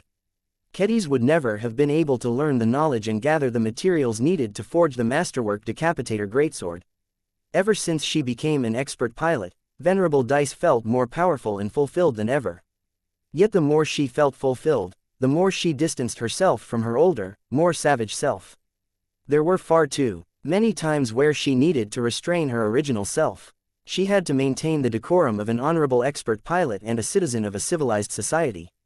Any insults and disputes had to be solved with words as opposed to swords. Though Venerable Dice still managed to thrive under these circumstances, she was no longer certain whether this was enough to push her over the threshold. What if she failed to break through after Kedis finally upgraded the first sword to the current mech generation? Dice did not want to end up like Ark, who still didn't manage to overcome his bottleneck after receiving an impressively powerful quasi-first-class high-tier expert mech. If she wanted to advance her career to the next step and become a saint that was powerful enough to protect the Sword Maidens without relying on the Larkinson clan, then she needed to find a way to push herself over the edge. I can't grow stronger if I continue to live in the cage called civilization. Venerable Dice concluded. She always harbored this sentiment since the day the Sword Maidens was forced to leave the Ferris Star region due to the Sand War. The old frontier where she grew up and matured into a warrior was gone forever. The new frontier was just as exciting, but it was not the same, especially when she remained shackled to the rules of civilization. As a member and hero of the Larkinson clan, Venerable Dice had to abide by far too many rules, both written and unwritten. Why did she have to bind herself to the constraints imposed by others? Many of the wimpy bureaucrats and politicians who made those rules knew nothing about what it was like to be a true warrior. Dice increasingly developed the idea that if she wanted to move past her bottleneck, she must rid herself of her civilized constraints and return to a more savage and lawless state of mind. I need to become a beast as opposed to a human. Many people would probably react in disgust or incomprehension if they heard this idea, but Dice was different. Beasts were powerful. Beasts were savage. Beasts were unconstrained. They were the opposite of weak and soft humans in so many ways. The more an expert pilot advanced on the path to godhood, the more they left their humanity behind. Venerable Dice had a feeling that if she wanted to take the next step, she needed to sacrifice another piece of her weak and feeble human self. Since that was the case, why not throw away her respect for civilization and her awe towards the rules? As long as she became more uninhibited, she would definitely be able to grow a lot faster. Become a beast as opposed to a human. She had fought against plenty of exo-beasts before and after the Age of Dawn. In both cases, Dice had come to admire the scrappy beasts that fought and gained dominance on their respective planets. Each of their species had to survive all kinds of natural disasters while also overcoming many other rival beasts. Now that the Age of Dawn had introduced exotic radiation to the Red Ocean, many lucky exo-beasts managed to break past the limits of their species and evolved over a span of days rather than millennia. Just the Emperor Tree was enough for her and her first sword to experience the despair and helplessness of being too weak. Venerable Dice loathed it. She desired strength, not just to satisfy her own pride, but also become strong enough to eliminate every threat directed towards the Sword Maidens. It was not enough for her to reach the strength of a high-tier expert pilot. Now that she knew what was holding her back all of the time, Venerable Dice decisively took action in order to rid herself of the leash that chained her to the yoke of civilization. As long as I vow to turn my back on the rules of human civilization, I can truly become free and unbound. Only an ace pilot and eventually a god pilot could enable her to properly defeat every human, alien or beast that dared to finish what the Visions had started a long time ago. Now that she knew what was holding her back all of the time, Venerable Dice decisively took action in order to rid herself of the leash that chained her to the yoke of civilization. As long as I vow to turn my back on the rules of human civilization, I can truly become free and unbound. She could go wherever she wanted. She could rob whatever she wanted. She could kill whoever she wanted. Venerable Dice yearned to return to the simpler and more savage life of an original Sword Maiden. Whether there was any room for a savage pilot like herself in the Red Ocean was not in her consideration. In any case, so long as she gained the strength of an ace pilot, there weren't many enemies left that could stop her from pursuing her desires. The more she thought about it, the more she became excited. Her breathing grew heavier as she began to leverage her extraordinary willpower to permanently alter her brain. Only by ridding herself of many of the useless vestiges of humanity would she be able to become the beast of her desires. She did not have a single clue on how to perform brain surgery on herself, but she believed that as long as her desire was strong enough, her willpower would do all of the work. More and more power concentrated inside her head as Dice was about to rewire her brain in the most dangerous fashion possible. The probability of botching the job and ending up brain death was enormous, but so long as there was the faintest chance of breaking through, Dice could not stop herself from engaging in this incredibly dangerous act. I shall live as a beast, or die like a human. Chapter 6115 The Level Up Process Chapter 6115 The Level Up Process From the moment the Larkinsons planned to make use of the Transcendence Glow to encourage the breakthrough of several ace pilot candidates, Isabel remained skeptical. As a long-standing member of the Larkinson clan, there was no way she was ignorant about glows. She, along with many other veteran Larkinsons, eventually figured out that glows were nothing more than an instinctual response of a weak individual towards a stronger individual. Isabel knew that several expert pilots owed their breakthroughs to Lufa's altered glow. She did not understand the mechanics behind it all, but the results were very clear to every clansman. However, just because she acknowledged its results did not mean she possessed a lot of faith in the Transcendence Glow. High-tier expert pilots such as Isabel had reached the limits of their resonance growths with the help of those mysterious elixirs. Her current measurement may fall short of reaching the absolute limit of 67 lavares, but whatever improvement she could eke out barely moved the needle any further. While she was unable to unleash her growth unless she managed to overcome her bottleneck, she was already a powerhouse in her own right. All of those burned and ruined warships floating in space served as a physical record of her current destructive potential. How could Lufa possibly affect her to the same degree as an ordinary pilot or expert candidate? The difference in power between herself and a typical design spirit was not that exaggerated anymore. Barring a few exceptions such as the Superior Mother, Venerable Isabel did not really think that the design spirits were immeasurable to her. She even believed she had a fighting chance against them, though she did not have a single clue how to fight against an invisible and intangible entity. Whatever the case, Venerable Isabel went into this mission with the belief that she would give the Transcendence Glow a try and see where it took her. If her suspicions were correct about its lacking efficacy, then she would simply shrug her shoulders and declare this attempt a failure. Now that she was actually lowering her mental defenses as best as possible in order to welcome Lufa's influence, she immediately noticed that she underestimated its utility. Although the Transcendence Glow was not strong enough to force her to become susceptible to its influence, she could still follow it on her own accord. The best way for her to describe the effect was as if Lufa turned into a particularly intimate advisor. Isabel could choose to listen or ignore the suggestions provided by Lufa. The fact that she had the ability to refuse anything she disagreed with reassured her. She decided to trust the design spirit and indulge in the nudges that were trying to steer her thoughts.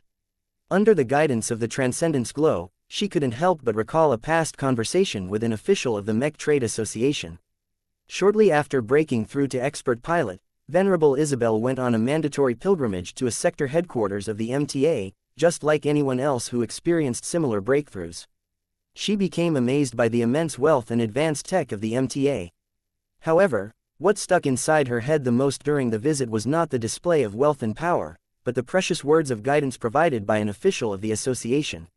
Cases such as yours are uncommon, but not too rare.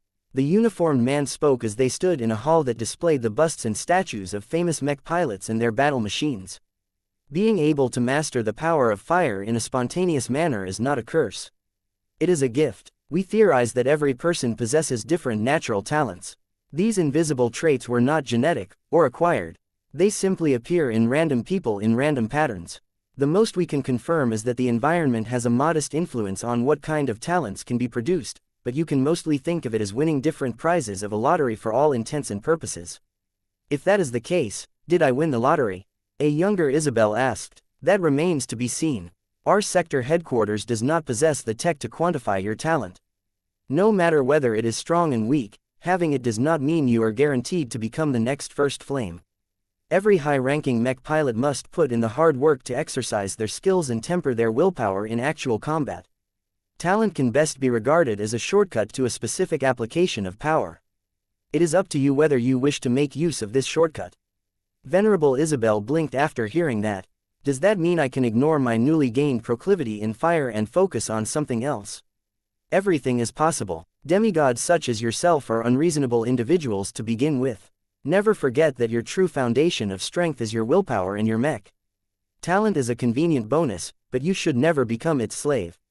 Master your power. Control your urges. Dominate the battlefield. These are the tenets that esteemed expert pilots should strive for. You are one of the few humans who have mastered power beyond the reach of pure technology alone. This is a great privilege, but also one you must wield carefully. Isabel nodded. The Mechers had thoroughly instilled the need to restrain her power and not cause too much collateral damage that could end up destroying entire cities. This warning was especially necessary for expert pilots that possessed particularly volatile and dangerous talents. I am not a soldier who looks at a gift horse in the mouth. The female Larkinson spoke. Since the cosmos has gifted me with a talent of fire, I might as well master this power. Good choice. As long as you can maintain enough control over your damage output, we encourage you to explore it in your own way. We cannot offer too much specific advice on how you should develop your fire power. Every pilot is unique. Willpower is inherently personal to everyone. Your understanding and attitude of fire may be completely different from another expert pilot with a similar talent. It is not common to produce purple flames, which has become a signature of your willpower manifestation. How you choose to develop your flames is part of your personal journey. That sounded vague to Isabel. She did not have a clue where to begin. Can you give me more general advice? The official smiled. We can, Venerable. One general piece of advice that we share to every expert pilot is that they should start with exploring what they can already do. Keep your power expressions as simple as possible. Adding too many variables in a short amount of time will cause you to lose focus. Only once you have sufficiently mastered your control over your flames are you ready to evolve it to the next level. You make it sound as if I have become a virtual reality game character. The analogy is simple and easy to understand to pilots such as yourself. The man explained. We find that as expert pilots have developed their current potential to a limit, one of the methods they can use to break past this limit and expand their future is to evolve their power in a single forceful sequence. This is the so-called level-up process that can transform you into a much more powerful soldier. Isabel looked thoughtful. How do I level up, exactly? There are many different ways to do so, but for a pilot with a talent for fire such as yourself, it is best if you expand the definition of your flames. No high-ranking mech pilot with this talent remains fixated on fire alone. It is too simple and broad. You need to narrow and deepen your personal conception of your strength. Take the first flame for example. His divinity has far exceeded the most basic definition of fire long ago. He has chosen to develop his strength into the embodiment of the fire of human civilization. By realizing the metaphorical first flame that first enabled the human race to build the vestiges of a society, he has strengthened his fire and imbued it with so many powerful conceptual properties that it has become strong beyond your imagination. It was well known that the first flame's strength was directly proportional to the size and prosperity of human civilization. Now that humanity was at its height in the Milky Way, the first flame became just as powerful. Of course, if humanity ever started to crumble, then the old god pilot would also lose much of the amplification that he relied upon to elevate him to the upper reaches of the power ranking. The example of the first flame enlightened Venerable Isabel and gave her a much more solid idea on what she should work towards. You are not ready yet to evolve your flame. The official carefully reminded her. You must learn how to crawl before you can walk. You must learn how to walk before you can run. The path to godhood can never be traversed in a single leap. You must walk up the path step by step. Once you are ready, that is the time when you should think about leveling up by expanding the definition of your flames. So I need to reframe my fire so that it embodies a specific thought or object. Yes, we refer to it as visualization. Simply put, choose an image related to fire that resonates with you and try to run with that. Concentrate on it as much as possible and do your best to transform into it. If you succeed, your flames should successfully morph into the shape of the image that you have fixated upon. Take note that this is not a harmless process. Any distractions or interference can easily cause your image to change outside of your intentions. It could get fused with another unrelated image. It can get associated with feelings such as anger or fear. That does sound dangerous. There are other processes that can help expert pilots such as yourself become stronger. The official said, many of them are safer, but take much more time, effort and luck to succeed. You do not have to improve your power by upgrading your flames to embody a specific image, but we find that it is particularly useful to expert pilots with talents such as yourself. Take your simple purple flame and evolve it into a conflagration that can burn your enemies in the ways that you prefer. Though Isabel had a much better idea on what she should be working towards, she did not know what sort of images she should fixate upon when she became stronger. Are there differences in strength between imagines? Most certainly. You must take this life-changing process seriously. It is impossible for you to revert your evolution once you have embarked upon it. Here at the Association, we do not necessarily believe that there are weak or useless images. You do not need to be as extravagant as the first flame by trying to become the fire that birthed human civilization. What is important is that the image is to your liking. As long as you can resonate with it, then you can be assured that it is a valid choice. Whether it is the best choice you can make is subjective and conditional. No one can make this judgment except for you. Remember that, Venerable. Isabel felt a lot better about her newly attained control of fire. Even if she did not like it, she could work towards evolving it to suit her own goals and preferences. All she had to do was to find an image related to flames that she could agree with. If the first flame was able to do it, then so could others. Thank you for your advice. You are welcome. The official gave her a warm and caring grin. That is what the Mech Trade Association is here for. We are the best friends of every expert pilot. Do not hesitate to come to us if you are ever lost or confused. Chapter 6116 Let It Go. Chapter 6116 Let It Go. Isobel nodded in gratitude at the official responsible for accompanying her during her pilgrimage to the MTA's sector headquarters. Do you have any additional tips on how I should select an image for my fire? If you do not have a strong preference from the beginning, you may be able to maximize your benefits by focusing on function first. Do you want your fire to become inexhaustible? Visualize a sun or a power reactor. Do you want your fire to spread much easier? Visualize a wildfire that has engulfed an entire forest. Do you want your fire to heal those you deem friendly?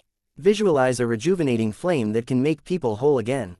Isabel looked surprised when she heard that last example. Flames can heal. It has been done in the past. The official claimed. This is the exception rather than the rule. Willpower is the basis of your strength. As long as it is strong enough, it can turn the behavior of fire completely upside down. Instead of harming people, it can heal people. We do not recommend you go through such extremes, however. It is much harder to go against the properties of fire than to work with them. The association heavily discourages such headstrong behavior. Why so? Isn't it beneficial for expert pilots to become healers? Not necessarily. The results are not proportionate to the effort that you have put into it. Fire is inherently more prone to causing harm than reversing it. In the end, it is your choice on how you want to shape your flames. Remember that willpower is everything.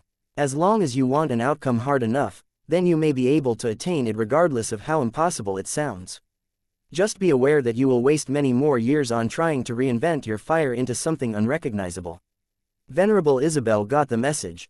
Just because I can do what I want with my flame does not mean it is a good choice to pursue anything that is too weird. The greater the distance between an image and my fire, the longer it takes to level up. I may end up squandering my prime years as a pilot if I try to bite more than I can chew. It is good that you understand. By all means, break the rules if you so desire. Do not let our advice prevent you from developing your power in the direction that resonates with you the most. God pilots break the rules merely by existing. The same is valid to expert pilots, but to a much smaller extent. That does not change the fact that both groups share a common trait. The more powerful you become, the more you must think like a god as opposed to a human. Isabel was not entirely comfortable with this idea. Why must high-ranking mech pilots weaken their connection to their own humanity in order to become more powerful? Do we all have to become increasingly more inhuman? She questioned. Can't we choose to preserve our original selves? You can, but according to our own studies, the results are always less than satisfactory. The Mecher responded. The only true success case is the chosen human, but he is the only god pilot who did not have to struggle in order to attain his power. He did not have to sacrifice any of his humanity to break through. He took advantage of that to become the most exemplary representative of our race. Isabel's expression worsened. Her genetic aptitude did not reach the mythical S grade. There was no way she could coast along and effortlessly break through to the rank of god pilot like the chosen human. It sounds as if I must get ready to make a few sacrifices if I want to become much stronger in the future. She concluded in a resigned tone. High-ranking mech pilots are the heroes of the human race. How can they stand above every other human if they did not struggle to overcome the weaknesses and frailties of their own race? It is a fact of reality that god pilots are no longer human in the strictest definition of the word. That does not affect our recognition of their humanity, but we are all forced to adopt a looser definition in order to make it all work. In other words, god pilots may as well be monsters that just happen to retain a human facade. Isabel struggled to accept this reality. You do not need to embrace this necessity right away, Venerable. Acceptance comes in time. Once you have tempered yourself as an expert pilot and witnessed the power of an ace pilot firsthand, your desire for power will determine whether you have the determination and conviction to do what is necessary. Venerable Isabel pretty must set aside these words after she had concluded her pilgrimage to the MTA. Years later, all of that far-sighted advice provided by the Mechers suddenly came back to the forefront of her mind yet again. Now that she was able to review the conversation as an ace pilot candidate, she found that the guidance she received at the time happened to perfectly fit her needs. Though it was not the only way for her to overcome her bottleneck, leveling up her fire by making it conform to an image was a tried and true formula. Venerable Isabel was not egoistic enough to believe she could blaze her own trail as an expert pilot. Since this approach worked fine for the likes of the First Flame, she should be able to make it work. The big question now was what sort of image she should fixate upon. What did she desire to accomplish the most? What part of her flames was she most satisfied with, and what annoyed her the most about them? What sort of function did she wish for them to fulfill, and how well were they able to do their jobs? What I like the most about my flames is that they can burn stuff that is difficult to catch fire. What I dislike the most is how everyone wants me to restrain my flames for fear of making their plunder worthless. She did not hate the fact that her flames completely totaled everything that had managed to take root in. She just disliked how other Larkinsons wanted to hold her back for this reason. Yet as much as her purple flames were able to turn advanced alien warships into blackened husks, she was unable to burn anything of significance to the Emperor tree. She hated the fact her fire failed her during this crucial battle. Was it because her fire did not burn hot enough, or was it because her flames spread too slowly? Neither. It is because the burn rate never manages to exceed the Emperor tree's regeneration rate. November LBJNN. As long as she attempted to spread her flames onto the main trunk or the ebony mechs, the damn Emperor tree channeled a huge amount of wood energy and tree sap to put out the fire. The fact that Isabel was unable to counter this response frustrated her to no end. She learned the hard way that she was not as strong as she thought. She was still too weak despite becoming a high-tier expert pilot. Back in the Sentinel Kingdom, high-tier expert pilots enjoyed exalted status. It was very different for high-ranking mech pilots of a third-rate state to grow to that point while piloting third-class expert mechs under fairly impoverished circumstances. Venerable Isabel managed to reach this point much faster than any of the heroes of her former home state. She should have felt proud of her progress and satisfied with how much more effective her flames had become. It only took a single encounter against the Emperor Tree to ruin it all. She felt weaker and more inadequate than she ever felt during her run as an expert pilot. It was profoundly painful for an enemy to pop her bubble and expose how weak she had been all of this time. She knew that as long as she fought against true powerhouses who possessed enough extraordinary strength to defend against her flames, her so-called king killer flames failed to do the name justice. Was this what she wanted? No. A sense of desperation filled her. She did not choose to embrace and develop her talent because she wanted to become good at abusing cannon fodder. Any ordinary mech unit could beat alien phase fighters and alien warships. What Isabel truly wanted to attain was the power to burn the gods themselves. If she wasn't able to effectively burn the likes of the Emperor Tree or the Eminence of Torment, then how was she supposed to realize her ambition? Maybe, my flames failed to live up to their potential because I am too used to holding back.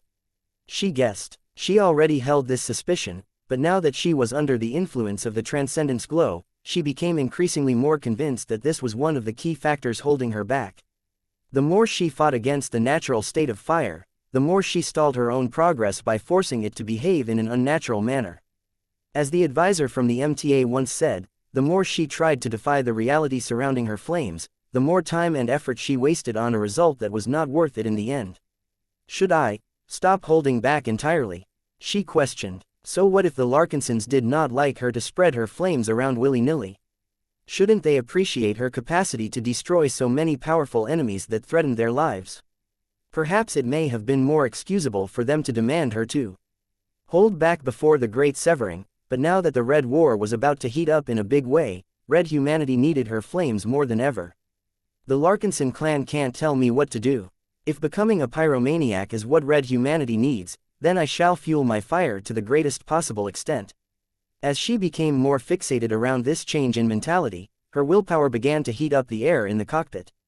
The robust life support systems built into her cockpit needed to work harder in order to maintain a comfortable temperature. Isabel paid no attention to these changes. Instead, she tried to work out her demands in order to figure out how to make her flames more effective. I have taken to calling them the King Killer Flames, but they do not deserve this name. If I want to rectify that, then I need to stop holding back and bring up the heat even if I lose control over my flames. Control was an important demand to every high-ranking mech pilot. The entire rationale for their existence was that they were much more precise and environmentally friendly alternatives to crude weapons of mass destruction. The moment she decided to eliminate control as an essential component of her strength, Isabel could not imagine how much more dangerous her flames could become. At this time, she was still able to exert enough influence over her resonance-empowered flames to weaken them and put them out entirely from a distance. What if she lost the ability to do so? What if she lost the ability to end her flames on command? The collateral damage that she would inflict during every battle going forward would probably multiply by an order of magnitude. Trillions of MTA credits worth of exotics, hypers, phase water and other spoils would burn down without anyone able to douse her ferocious flames. Previously, Isabel would have felt repulsed at this outcome. She was loyal to the Larkinson clan and did not want to create any more problems. This time was different. Her attitude had changed. In the face of her own weakness, Isabel felt more than ever that she needed to let go in order to truly make her flames live up to her expectations. My fire exists to burn the enemies that others cannot defeat. Only kings, emperors and gods are worthy to die to my flames. Chapter 6117 The Rebel Leader Chapter 6117 The Rebel Leader How could she possibly manage to burn the powerhouses that possessed the strength and the abilities to snuff out her resonance-empowered flames? It is not enough to possess stronger willpower. Isabel believed. The Emperor Tree does not possess any willpower that comes close to my own, but it still managed to douse my flames. She suddenly figured out the most fundamental reason why she failed to burn down the Calamity plant. My King Killer flames fail to live up to their name because they aren't able to burn everything that makes strong enemies like the Emperor Tree so difficult to defeat. Venerable Isabel thought back on what stifled her attempts to burn down her opponents. What did transphasic energy shields and the Emperor Tree's own flame suppression methods have in common? They both relied on energy to stop her fire from burning solid matter. No matter whether it was warship hulls or the wood of the emperor tree, her flames were technically able to burn them all up given enough time. The problem was that energy-based defenses and countermeasures continually stopped her from burning what she wanted. The solution was therefore simple. I need to evolve my flames to the point where they can burn energy much more easily. Power in this universe was based on energy. Without energy, nothing could be done. Only when someone possessed a huge amount of energy would they be able to change nature, win difficult battles and maintain dominance. Venerable Isabel firmly set her sights on those who wielded a lot of energy and therefore power. What if she became good at burning the energy that they relied so much on to remain at the top? They would instantly lose the foundation of their strength and collapse. Her eyes blazed with fire as she instantly fell in love with this idea. In a dwarf galaxy, an environment where the focus had shifted from matter to energy, becoming good at countering the latter would grant her the qualifications to threaten every powerhouse of the new frontier. Her fire did not necessarily need to burn any hotter. There was no urgent need for them to spread at a faster rate. What Venerable Isabel truly needed in order to defeat the likes of the Emperor Tree was to gain the ability to burn its greatest strength. The Calamity Plant's most important reliance in battle was its astounding command over wood energy. Its sheer size and mass allowed it to leverage far more wood energy than a more reasonably sized opponent. However, Isabel noticed that while the Emperor Tree was able to command a monstrous amount of wood energy, it was actually really bad at refining it. The quality of energy under its command was terrible because it absorbed a huge amount of wood energy from the environment without spending enough time and effort into assimilating it. The Calamity Plant was too young. Its rapid growth in the past few years had resulted in a very unstable foundation that possessed a lot of inadequacies. Yet just because it possessed a few glaring weaknesses did not mean that the Larkinsons were able to exploit them all. Venerable Isabel first needed to gain the power to burn the Emperor Tree's enormous reserve of wood energy in order to exploit the Calamity Plant's greatest shortcoming. She grinned. It just so happens that I know what to do now. The Transcendence Glow truly lived up to its name, unlike the current state of her King Killer flames. Form should follow function. She already settled on the criteria that her flames had to meet in order to fulfill her desires. Now, the most important decision she had to make was to choose an image that her flames should conform to. Only by visualizing something more specific than a simple fire would she be able to evolve her power and overcome her bottleneck. How should she visualize the concept of a king killer? An assassin? No, she immediately rejected this image. She was not discreet at all and did not like to attack her enemies by surprise. Her compatibility with anything related to assassination was vastly inferior to the likes of Venerable Zimro Belson. What about a rebel leader? That sounded more to her liking. Her ambition was to develop a flame that was powerful enough to destroy those who were stronger than her, at least on paper. How could she do so if she only dared to attack those of equal or lesser strength than her? The only enemies that were truly worth fighting against were those that were objectively more powerful. Unfortunately, the vast majority of cases where the weak confronted the strong ultimately spelled defeat for the former. It was a statistical certainty that a lot of powerhouses were able to maintain their dominance due to the simple fact that they could easily defeat their challenges. Isabel wanted to be the exception rather than the rule. She wanted to excel at overcoming those who ostensibly commanded more power and energy than herself. How could she possibly make that happen? By undermining the foundation of their strength. Just as a rebel leader or a political agitator was able to depose kings and sovereigns by turning their own subjects against their tyranny, Venerable Isabel wanted to produce similar results by burning up the energy commanded by her own enemies. Fire was nothing but an exothermic reaction that caused flammable objects to turn into other substances. Nothing actually got lost. The fire merely transformed something intact into burned husks and other byproducts. This was what Isabel wanted to accomplish with her flames, but on a different level than before. In the past, she was able to defeat formidable opponents by letting her flames convert their loyal matter into rebellious ash and soot. In the future, she wanted to be able to defeat even more powerful foes by doing the same with energy, which was the true foundation of strength for every powerhouse. Just like how a rebellion can spread like a wildfire across a nation, my flames shall gain the power to spread across the energies commanded by my enemies and transform them into greater flames that cannot be commanded by anyone, no matter whether they are friend or foe. Rebellions were messy businesses. They could easily spin out of control and turn against their original principles. They produced huge amounts of collateral damage and often left the survivors miserable. However, that did not always turn them into mistakes. There were times where the rot had set in so deep that it had to be eliminated at all cost. Venerable Isabel intended to provide the spark that could topple an empire. As for whether her actions started a chain reaction that produced a vast but uncontrollable configuration that harmed those she did not intend to threaten, Isabel couldn't care as much anymore. There was always a price to pay for power. I am much more comfortable if I put myself in the shoes of the underdog. As a former third-rater who climbed her way to her current height, Venerable Isabel lacked the arrogance and sense of birthright that first-raters possessed. She did not take issue with becoming the embodiment of a rebel leader. The only consequence she cared about was whether she would finally be able to gain the power to burn down the entire emperor tree down to its very roots. I can do it, I can feel it. As long as I maintain this visualization, I will definitely be able to evolve my flames. Even though there were numerous properties about a rebel leader that clearly did not align with herself, Venerable Isabel willfully set aside these discrepancies. She did not want to waste any time on forming a more suitable image for her flames. Now that she tasted the potential of power that was far beyond of her current self, she eagerly pounced on the opportunity to evolve and make her flames strong enough to become the Emperor Tree's worst nightmare.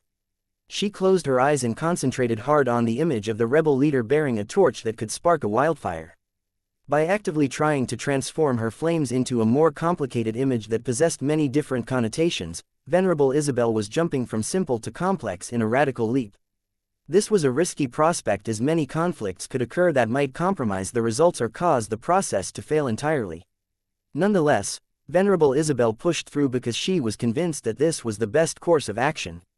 The more she fixated on the image of the rebel leader, the more she began to resonate with the entire concept. I am on the right track. Her increasing intimacy of her choice of visualization spurred her on and convinced her to go all out at this time. She actively attempted to remold herself to fit the image of the rebel leader in her mind. As she began to leverage her willpower even further, she also began to surrender all form of control over her own flames. She became utterly convinced that the only way to make her flames strong enough to burn the energy of the power was to let them go free and act on their true nature.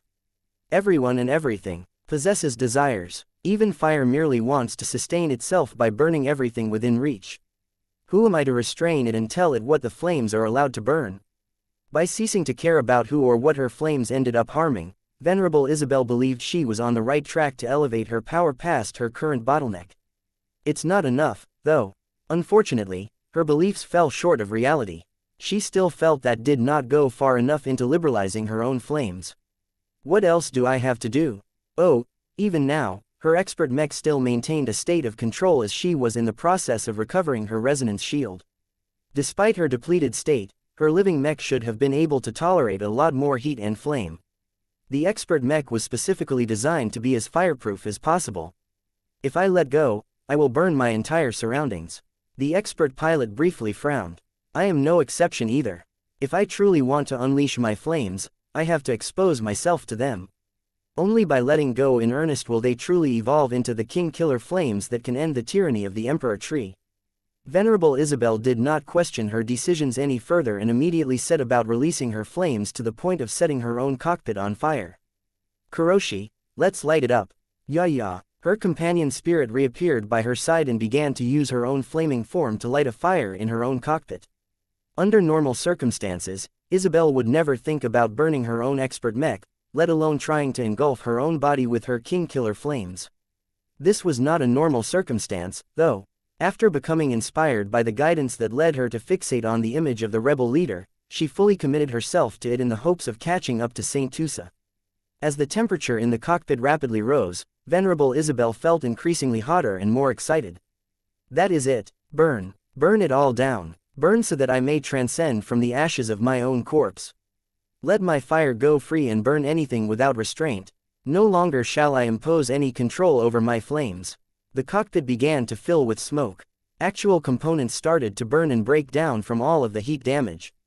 As the unrestrained flames slowly spread across the limited area and approached her cockpit chair, Venerable Isabel grinned with anticipation. She believed with all of her heart that once the king-killer flames spread to her own suited form, she would be able to undergo rebirth that would make her stronger than ever. Her willpower already started to press against her bottleneck with far greater force than before. She could feel her bottleneck loosening in real time. Almost there. Just one more push. Chapter 6118 Reaching Their Peaks. Chapter 6118 Reaching Their Peaks. Under the influence of the Transcendence Glow, 3 different expert pilots opened themselves up to Lufa's mind-altering influence. Through numerous twists and turns, each of these powerful and ambitious expert pilots sought to break their limits and attain the strength they needed to defeat an enemy as terrible as the Emperor Tree. As the first soared, the Everchanger and the Promethea continued to hover high above the massive layer of soulless gas that obscured the lands beneath. The true resonances that affected their mech frame grew stronger than ever. As each of their pilots pushed against their limits and faintly began to surpass their old peaks, it seemed as if the 3 machines were on the verge of exploding like volcanoes. Inside the cockpit of the Everchanger, Venerable Joshua had become obsessed with the assumption that in order to appreciate the fullness of life, he needed to master the opposite as well. Death was the final destination of every life. Death made life so much shorter but also so much more fulfilling. Death was the condition that Joshua intended to inflict on all of his enemies. Before Joshua became qualified to wield the power of death alongside life, he became convinced that he needed to experience it for himself. As he decisively unholstered his high-quality service pistol and pushed the end of its barrel straight into his mouth, Joshua truly experienced the intense thrill that could only come from being a single step away from death. This was it. This was the feeling of death that Joshua craved so much at the moment. The weight and fullness of death was so intoxicating to the expert pilot in his overactive state that his eyes almost rolled over in ultimate ecstasy. Pull the trigger. Constant whispers bombarded his mind. He may have come close to embracing death, but he fell short of experiencing it in truth. Only by taking that final crucial step would he be able to master the richness of death in all of its terrible glory. Pull the trigger. A voice encouragingly whispered in his ear yet again. Though his arm was bent at an awkward angle in order to hold his laser pistol in its current position, he was still able to squeeze the trigger with his gloved finger. As the tension in the cockpit rapidly rose, the energies emanating from Joshua actually changed. His willpower no longer exuded the power of life in all of its overflowing bounty anymore. Instead, a touch of death began to infect his willpower. It started out as a seed, but quickly began to bloom as it fed off Joshua's abundant power of life. Just as the power of death threatened to engulf all of the life that made up the core of Joshua, willpower, Venerable Joshua's excitement reached an absolute peak as he fully pulled the trigger. Click. Only a very faint and underwhelming trigger sound spread across the cockpit. What? The spread of death halted as Joshua somehow failed to make the final and most crucial step that was supposed to lead to his ascension. Click, click, click. The dazed expert pilot pulled the trigger again and again, but his powerful and high-quality laser pistol failed to discharge an energy beam as it was supposed to. It remained completely silent even though Joshua was sure it was still in working condition. Before Joshua could do anything else, his body suddenly dropped onto the floor as the anti-grav modules built into the cockpit suddenly generated a downward force that surpassed 5 grams. Although Joshua was an expert pilot that kept his body fit, he was unaccustomed to bearing 5 times his own body weight under standard gravity conditions, especially when the transition was too abrupt. Reset artificial gravity, Joshua commanded as he desperately tried to use his connection with his expert mech to repeatedly transmit the same command through his mind. Idiot. The Everchanger's judgmental voice sounded. You did this. Stop this. I am in charge here. Joshua rabidly shouted. Idiot. The living mech repeated. You are never solely in charge. I have a say in this matter as well. Before you tell me that I should let you take the lead, you should know that your wife Ketty secretly ordered me to keep an eye on you after you engaged this plan. She specifically told me to prevent you from doing something you will regret. Regret? You stopped me. You stopped me from breaking through. I was so close, Everchanger. The abrupt interruption had pulled Venerable Joshua back from his peak condition and totally destroyed his previous mood. The Everchanger had ruined his only chance of breaking through during this period. His battle partner remained unrepentant, though. Whatever you have in mind, killing yourself is not the answer. Do you still not realize how much you have been misled? Newsflash, Joshua, the Transcendence Glow was not alone in affecting your mind. The Emperor Tree also reached out to you from the moment you lowered your mental defenses. You may have overlooked this detail, but Ketty's did not. She deliberately withheld this information from you in order to put you to the test. From what I have observed, you failed. November LBJNN. Venerable Joshua may be an idiot at times, but he was not as stubborn and mule-headed as many other expert pilots. Faced with the logic of his own battle partner, Joshua eventually regained enough clarity to realize that he could not rule out the possibility that the Emperor Tree had corrupted his thoughts. His eyes shook as his mind went into turmoil. How much did the Emperor Tree learn from him? What did the nefarious calamity plant do to turn his breakthrough into a suicide attempt? All of these questions and more threw his thoughts into confusion. His willpower began to sputter. His fighting spirit began to deflate. He was no longer in a condition to return to battle. What have I done to myself? While Joshua began to doubt himself, another life-threatening situation unfolded inside the cockpit of the First Sword. Similar to Joshua, Venerable Dice became convinced that she could only gain greater strength if she initiated a radical transformation. Dice was willing to throw aside all vestiges of civilization and turn into a beast in order to pursue greater strength and killing power. The turning point was to literally perform brain surgery onto herself in order to change her mind and condition forever. Yet as the powerful force of true resonance was about to rewire her relatively fragile and vulnerable brain on the spot, the entire expert mech suddenly became deprived of much of her extraordinary power. Venerable Dice became shocked as she felt much weaker than a moment before. According to her own perception, she had come so close to attaining the power of the beast that it felt agonizing to be ripped away from its promise. "Partner," the distraught expert pilot roared inside her cockpit. "Give me back my power." "No," the firm and disapproving tone of the First Sword responded. "You are out of your mind, Dice. Look at yourself. You went against the most important tenet of the SWORDMAIDENS. You lost control. You swung your blade with such reckless disregard that you were about to chop your head in half."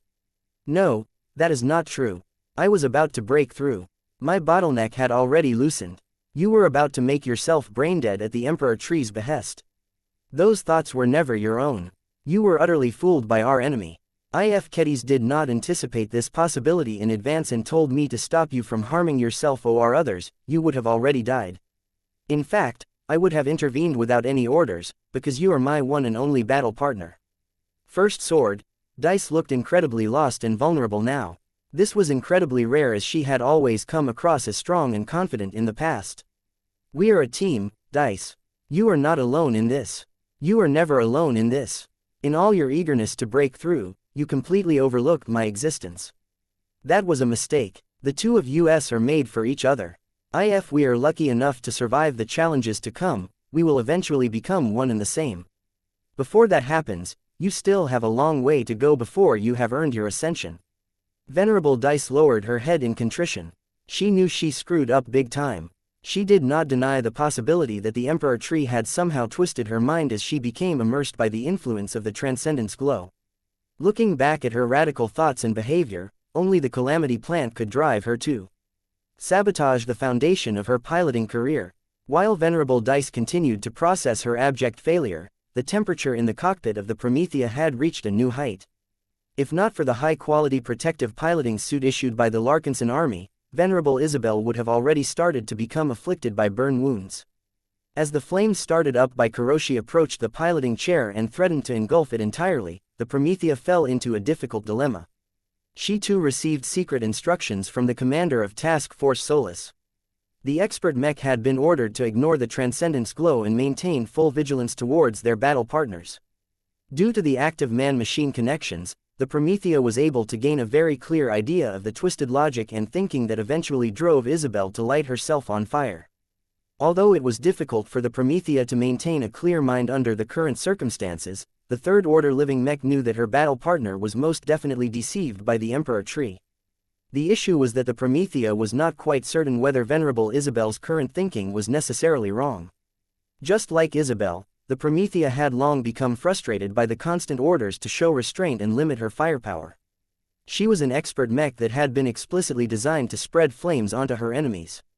Though the Promethea did not necessarily object to restraining her flames, she at least wanted to become better at burning the enemies that truly needed to be defeated.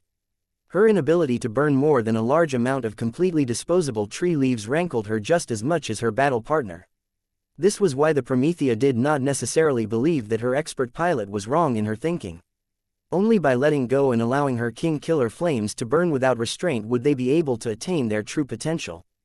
The Promethea tried her best to argue against this logic, but she found herself unable or unwilling to do so.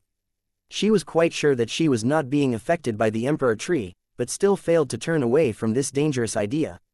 The Emperor Tree continually taunted Isabel and the Promethea by staying alive and well. The mere sight of the tree in a completely healthy and undamaged condition seemed to mock the pair for their inability to burn down its wood. This was why the Promethea thought about doing nothing and letting Isabel burn herself.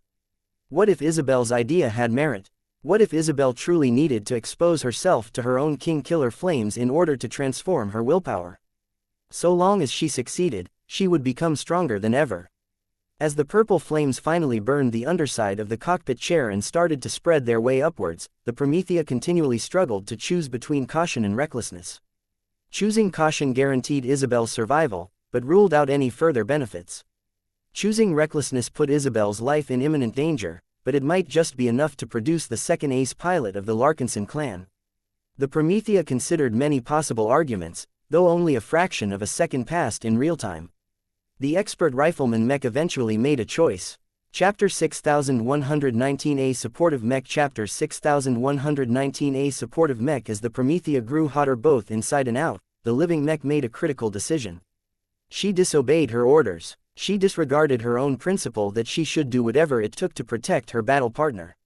She allowed Venerable Isabel Coden to proceed with her madness even though it looked as if she was about to kill herself. A normal AI or machine intelligence would have never thought of defying explicit orders as well as long-standing customs and policies. Mechs were always subordinate to their mech pilots and anyone else in a position of authority over them. The mech industry always treated mechs as tools that had to obey their instructions without fault. It was unthinkable to many people that mechs could willfully disobey their instructions and instead make their own decisions, especially when they were in defiance of their human masters. Mechs that defied this convention were usually regarded as deviant machines that threatened their thriving ecosystem. Yet in this rare case, the Promethea made use of the power of free will to do the opposite of what the Everchanger and the First Sword had already done. While the other two expert mechs faithfully monitored their battle partners and acted as fail-safes at the critical time, the Promethea rebelled against the logic and caution expressed by the other Larkinsons and chose to go her own way. As far as the expert rifleman mech was concerned, her pilot deserved a chance to let go and unleash her true might no matter the cost. The Promethea did not think she had gone crazy. Neither did she believe she was affected by the Emperor Tree's nefarious manipulations. The third-order living mech had calmly evaluated every argument and came to a logical conclusion as fast as her processors could calculate. The third-order expert mech did not want her expert pilot to remain weak or possess lingering regrets about her power. As the mech that had accompanied Isabel throughout her career as an expert pilot, the Promethea had grown up sharing many of the same joys and pains as Isabel. The expert mech had grown into a machine mirror of Isabel. This was not a strange phenomena, as the same could be said for many other third-order living mechs, especially those piloted by single individuals for their entire existence. Of course, third-order living mechs did not interact with their mech pilots alone. They also interacted with other Larkinsons and other living machines. This allowed them to expand their horizons and develop their personalities beyond the confines of their pilots. This resulted in the best of both worlds. The third-order living mechs understood their mech pilots better than practically anyone else, but also possessed a more independent and divergent perspective due to their extensive socialization. The Promethea was currently in a position where she earnestly understood and supported Venerable Isabel's ambitions, but also did not want to see her die. The expert mech most definitely knew what sort of awful arguments and reasons that Isabel came up with in order to justify her crazy decisions. Yet were they truly crazy? The Larkinson clan had a tradition of subverting common sense. The Promethea learned that following the rules did not always yield the best results.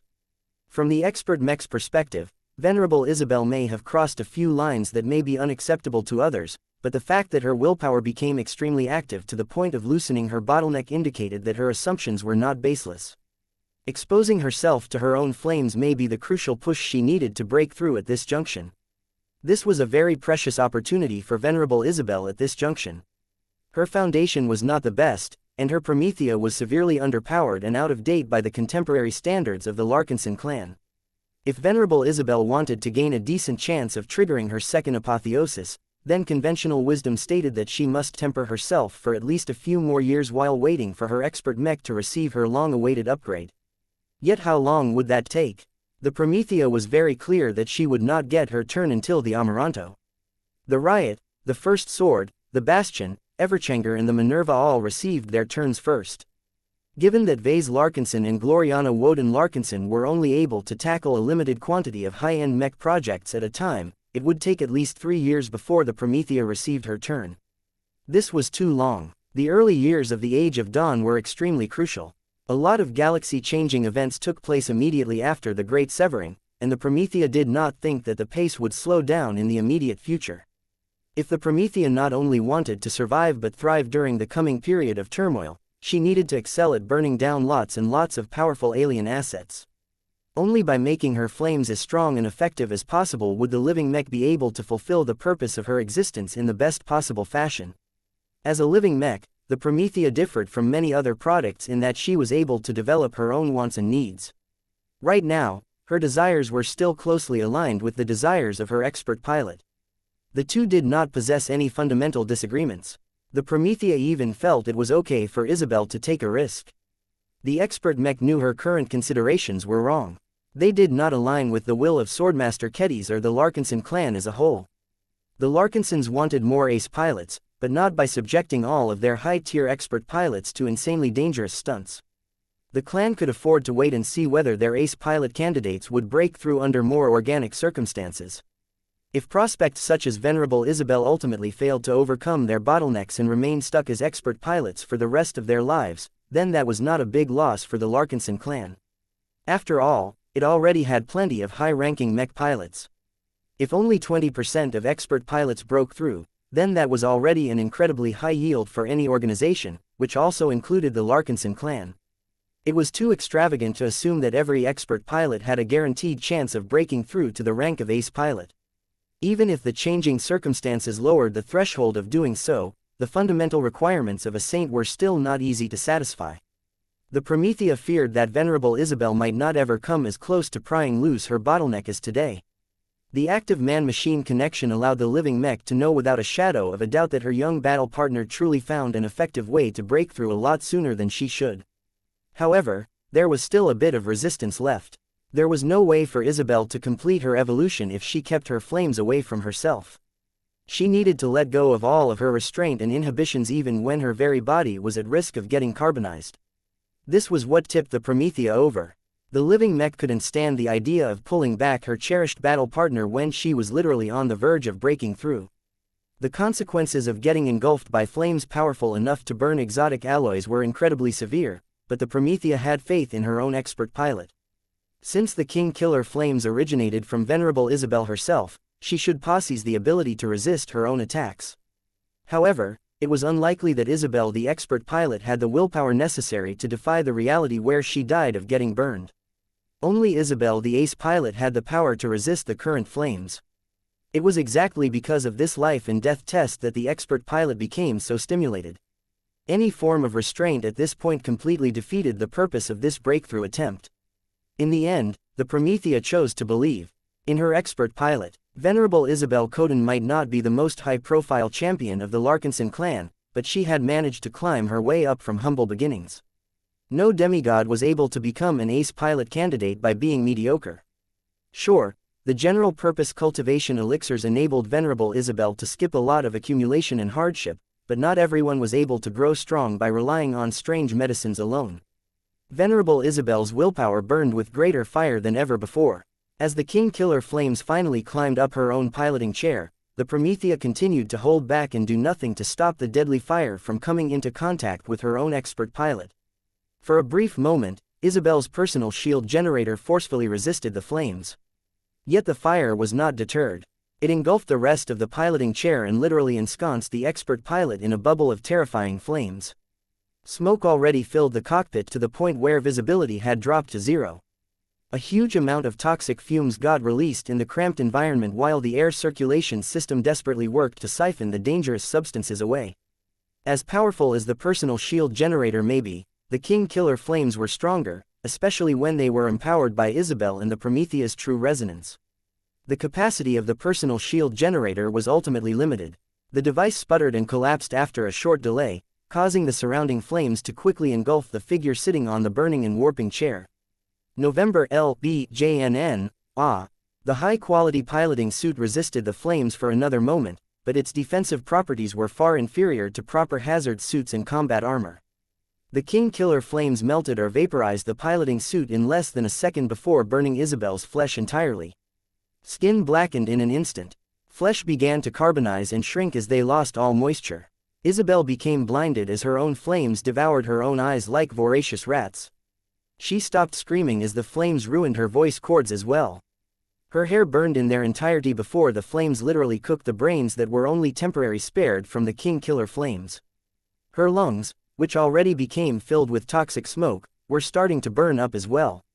For all intents and purposes, Venerable Isabel already lost too many biological functions that were necessary to sustain her life. The Promethea watched this all happen with an increasing sense of distress and alarm. There was truly no way out for Venerable Isabel anymore. It was too late for the expert Mech to change her mind and douse the flames.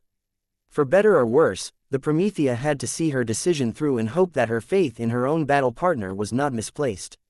Just as the burnt and almost ruined husk of Venerable Isabel's body ceased to writhe in absolute agony, the purple flames somehow ceased to make any further progress.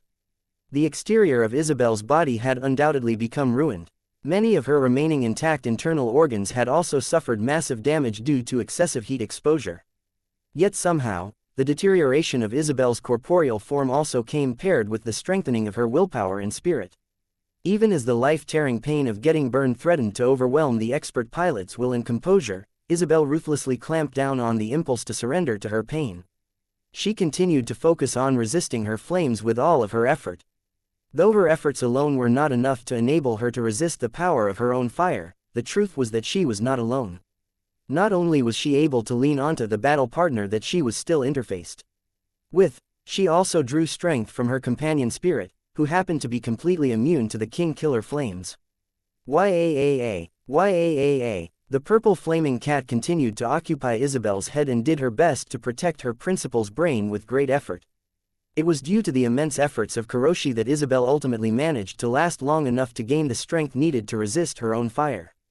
Even though her eyeballs had already burned up, two bright points of light started to shine in her empty eye sockets. Her willpower exploded at that point, causing the King Killer flames to burn hotter and more violently than before. Yet despite this turn of events, the flames became even less capable of burning Isabel's remaining body. The crazy woman actually succeeded in mastering her own flames. At this time, Isabel Coden had unquestionably surpassed her own limit. Though her voice cords had already disappeared, the explosion of resonance from the Promethea granted the half-dead pilot the ability to speak. Please like and follow the Cultivation Audiobooks channel by directly shaking the air of her smoke-filled cockpit as well as the surroundings of her expert mech. Let the wildfire spread. An explosion of purple flames erupted from the exterior of the Promethea immediately after the pilot made her declaration.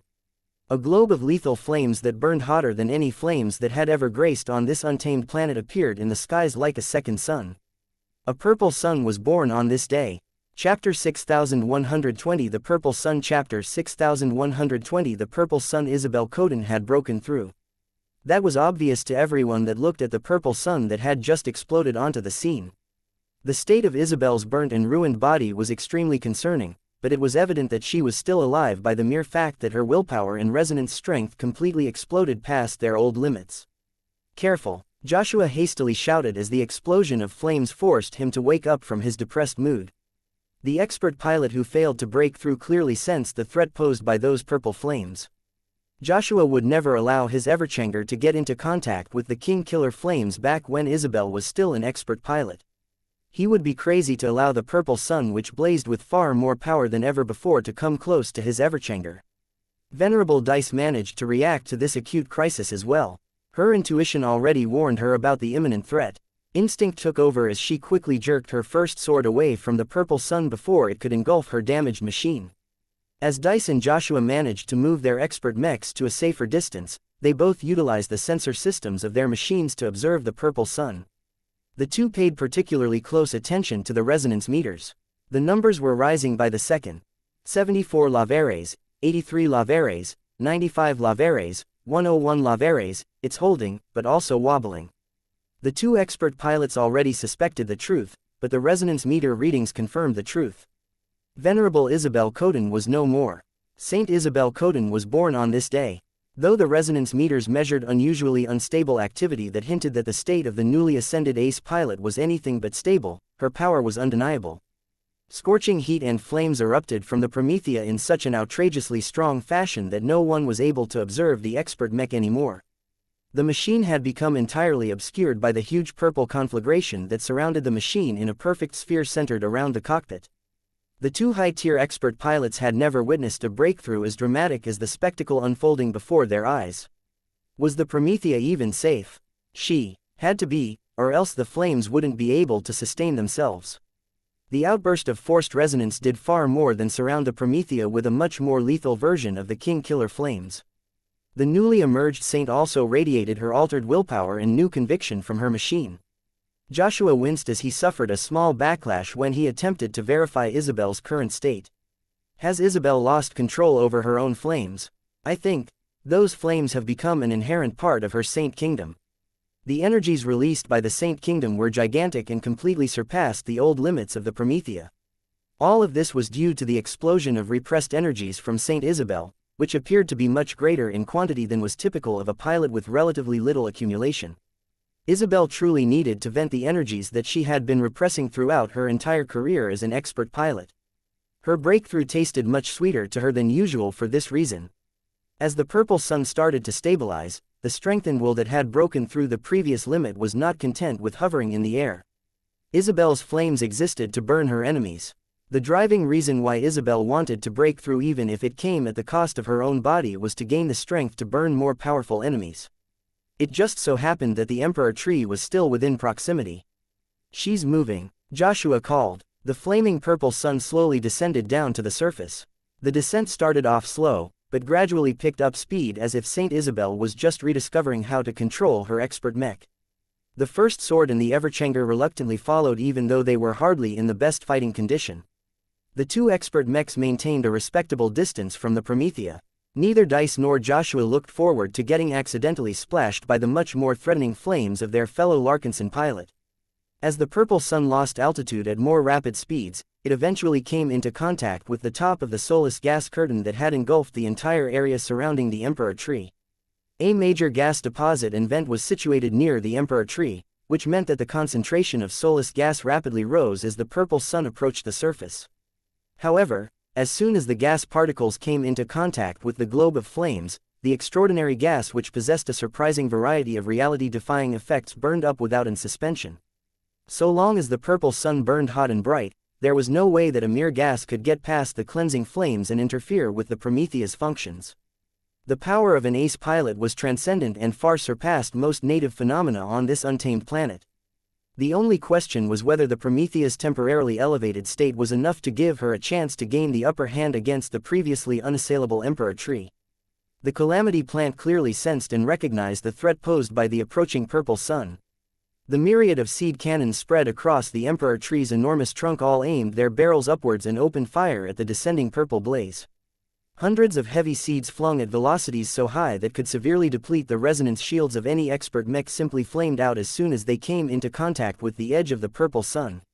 By the time the heavy seeds made it halfway to the Promethea hidden in the center, the wooden growths already got burnt up to the point where only ashes fell from the enormous purple fireball. The Emperor tree did not give up and continued to urge its seed cannons to pressure the Promethea, perhaps believing that making the purple sun work harder would cause it to deplete faster. To be honest, the Calamity plant was right, but was it truly possible for Saint Isabel to quickly run out of steam just because a lot of seeds attempted to pass through the purple sun? The intelligent alien tree was too naive. The Emperor tree did not leave it at that. It began to employ more solutions. Sensing that the purple sun was much harder to deal with than the Promethea's previous attacks, the powerful tree preemptively began to release huge amounts of tree sap from various cavities in the trunk and branches. The sap began to cover the huge exterior of the Emperor tree like a protective coating. This not only made the exposed portions of the tree a lot more fire-resistant, but also enabled it to channel greater amounts of wood energy from the environment. Even the three ebony mechs made a reappearance. The three wooden constructs made from the core of the Emperor tree had already returned to their peak conditions long ago. Each of them received fresh coatings of tree sap which hardened into a semiflexible layer of protective jelly that should be able to slow down the spread of flames. Each of the alien-produced constructs maintained their distance and fired with their ranged weapons whenever possible. 1439 Even so, the three ebony mechs appeared very reluctant to approach the purple sun. Each of the alien-produced constructs maintained their distance and fired with their ranged weapons whenever possible.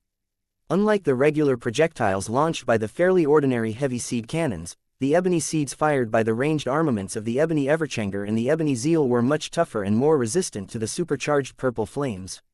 The ebony seeds managed to resist the flames long enough to enter the purple sun while still looking reasonably intact. Unfortunately for the emperor tree, it lost track of the ebony seeds before they hit their intended targets. Ebony seed after ebony seed entered the purple sun at a fast pace. The ebony zeal especially worked hard to strike at the mech that must be hiding in the center. There was no way the expert mech could withstand so many ebony seed hits in a short amount of time. This time appeared to be different.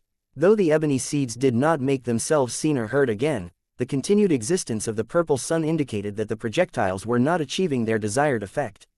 The purple sun continued to descend from above as if a star was truly falling onto a planet that was not ready to embrace such magnificence. If the emperor tree had legs, it would have attempted to run a long time ago. There was no way the calamity plant could remain comfortable when it was coming into increasing proximity to a wellspring of power that defied everything it had witnessed or experienced in the past. The purple sun finally slowed down from the moment it touched the tip of the emperor tree. Everyone who was able to observe the unfolding breakthrough event waited in suspense. Yaaa.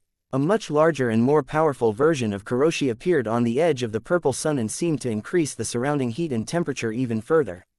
Finally, the heat proved too much for the main trunk. Its tip actually started to dry out before catching fire. The flames looked relatively modest at first, but they slowly started to escalate through the joint efforts of the purple sun and Isabel's promoted companion spirit. The purple sun resumed its descent, though at a pace that was slow enough for it to light the enormous trunk of fire. The circumference of the emperor tree was already large at the top, but became increasingly more exaggerated closer to the surface. Nonetheless, the Promethea's Saint Kingdom proved large enough to engulf the entire trunk in purple flames. The emperor tree swayed in its place as more and more of its trunk started to burn and transform into ash. A huge amount of tree sap and wood erupted from the upper reaches of the calamity plant. The alien tree truly felt in peril, and did not hold back in channeling its abundant resources. However, the massive influx of power did not hinder the efforts of the purple sun. Instead, the enormous infusion of wood energy actually started to feed the king killer flames and make them stronger. The purple sun is becoming brighter. More heat and power radiated from the purple sun as it seemed to absorb a huge amount of wood energy. Unlike in the past, Saint Isabel had become strong enough to devour the emperor tree's wood energy with her extraordinary flames. Yaaa. Kuroshi especially liked to light wood energy on fire. Now that the Promethea had temporarily closed the gap with the emperor tree by leveraging the power of forced resonance, there was no way for all of that wood energy to resist the onset of getting burned. More and more wood energy continued to channel to the upper half of the emperor tree, but all it did was to invigorate the purple sun even further, allowing it to devour the trunk it came into contact with to burn even faster and more efficiently than before. The purple sun picked up speed, and there was nothing the emperor tree could do to stop its proud but stationary trunk from getting consumed by the king killer flames. The ebony mechs couldn't take it anymore.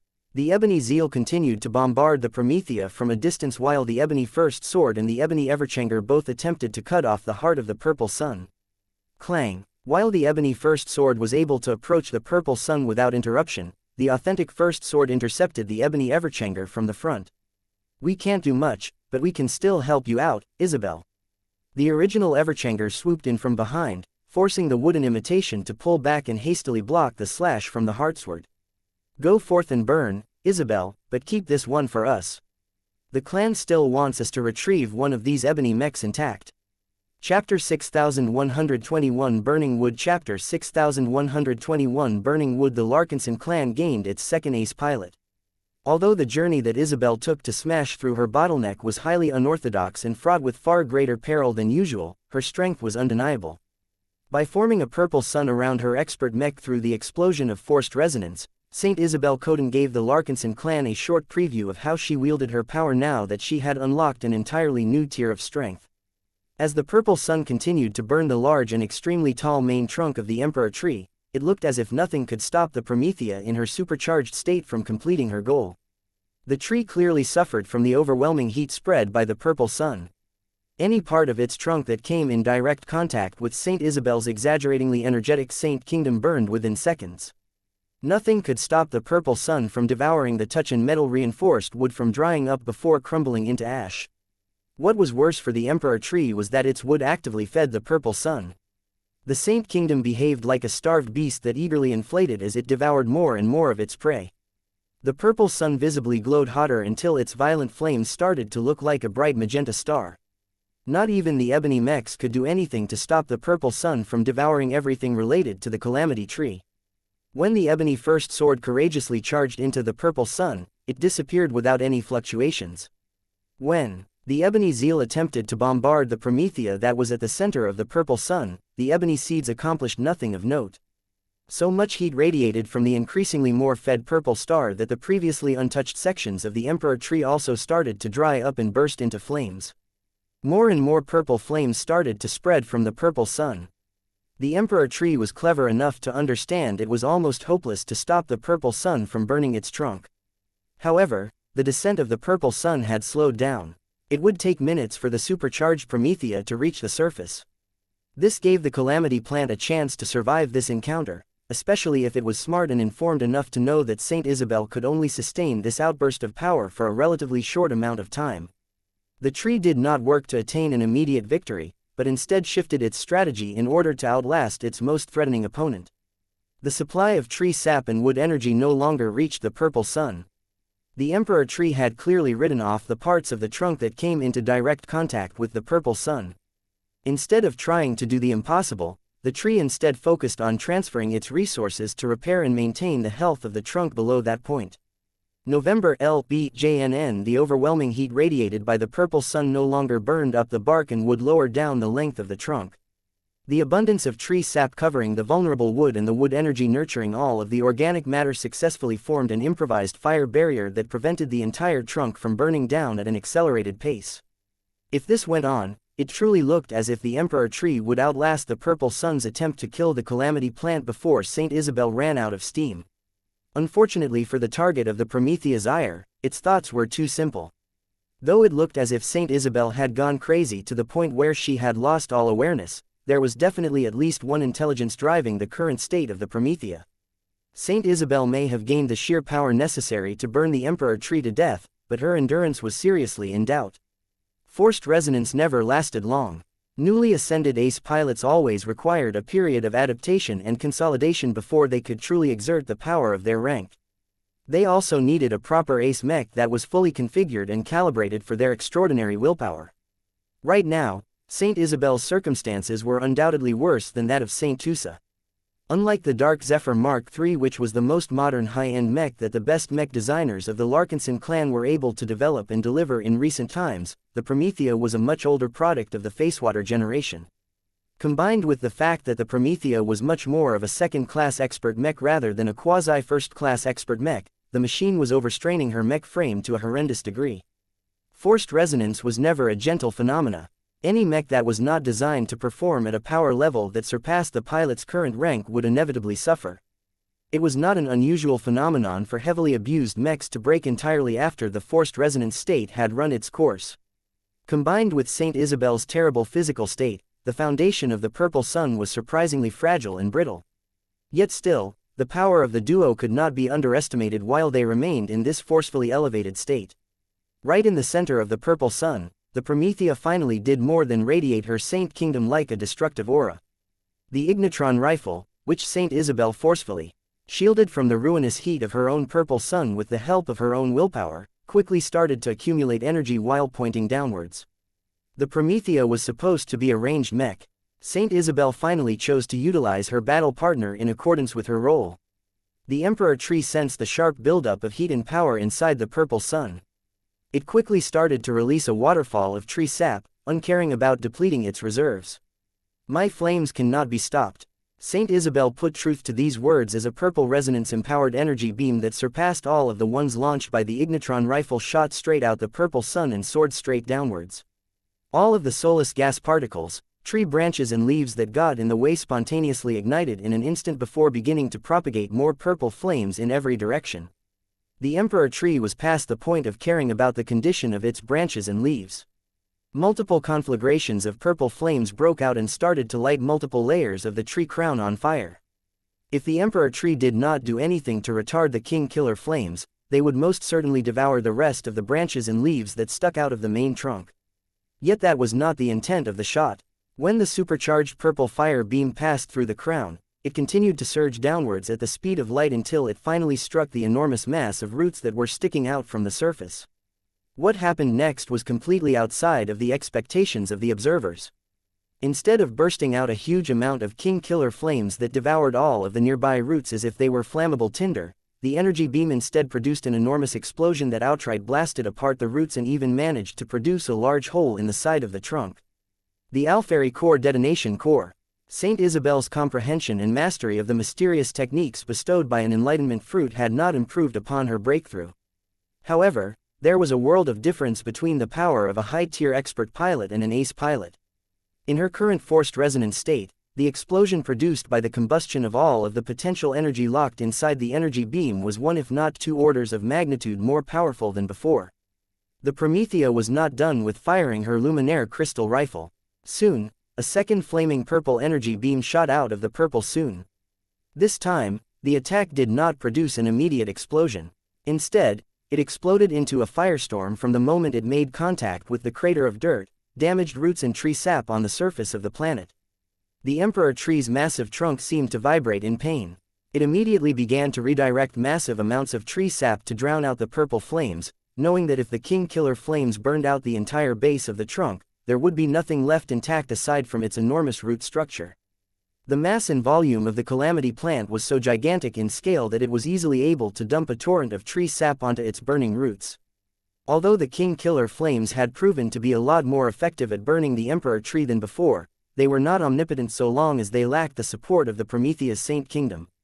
Yet just as the emperor tree was prepared to expend a lot of tree sap and other moisture to douse the threatening flames, a second source of fiery power emerged from the fire that had taken root at the base of the trunk. A much larger and more evolved version of Kuroshi had finally made a reappearance. The cat's presence completely changed the dynamic of the flames. Not only was she able to extend Saint Isabel's powerful forced resonance away from the purple sun, but she was also able to nurture and encourage the spread of all of the surrounding fires. All of the tree sap that threatened to douse the king killer flames forcibly evaporated before all of the extraordinary liquid could do its job. Much of the wood energy that the emperor tree attempted to leverage in an attempt to stifle the purple flames instead went on to feed them due to Kuroshi's empowerment. The actions of the companion spirit that had promoted to the second major cultivation rank at the same time as Isabel's breakthrough completely threatened the survival of the emperor tree. Two powerful sources of king killer flames soon began to operate in concert to fell the emperor tree as quickly as possible. From above, the Promethea continued to leverage its absolutely powerful Saint Kingdom to devour the trunk from above. From below, Kuroshi mainly focused on burning down the entire base to the point of amputating the enormous trunk from the even more gigantic root system. Together, the two also sought to locate and burn down their adversary's most crucial tree heart. So long as they managed to destroy the core of the massive calamity plant before the forced resonance state ran its course, the emperor tree would undoubtedly die. Time was running out, though.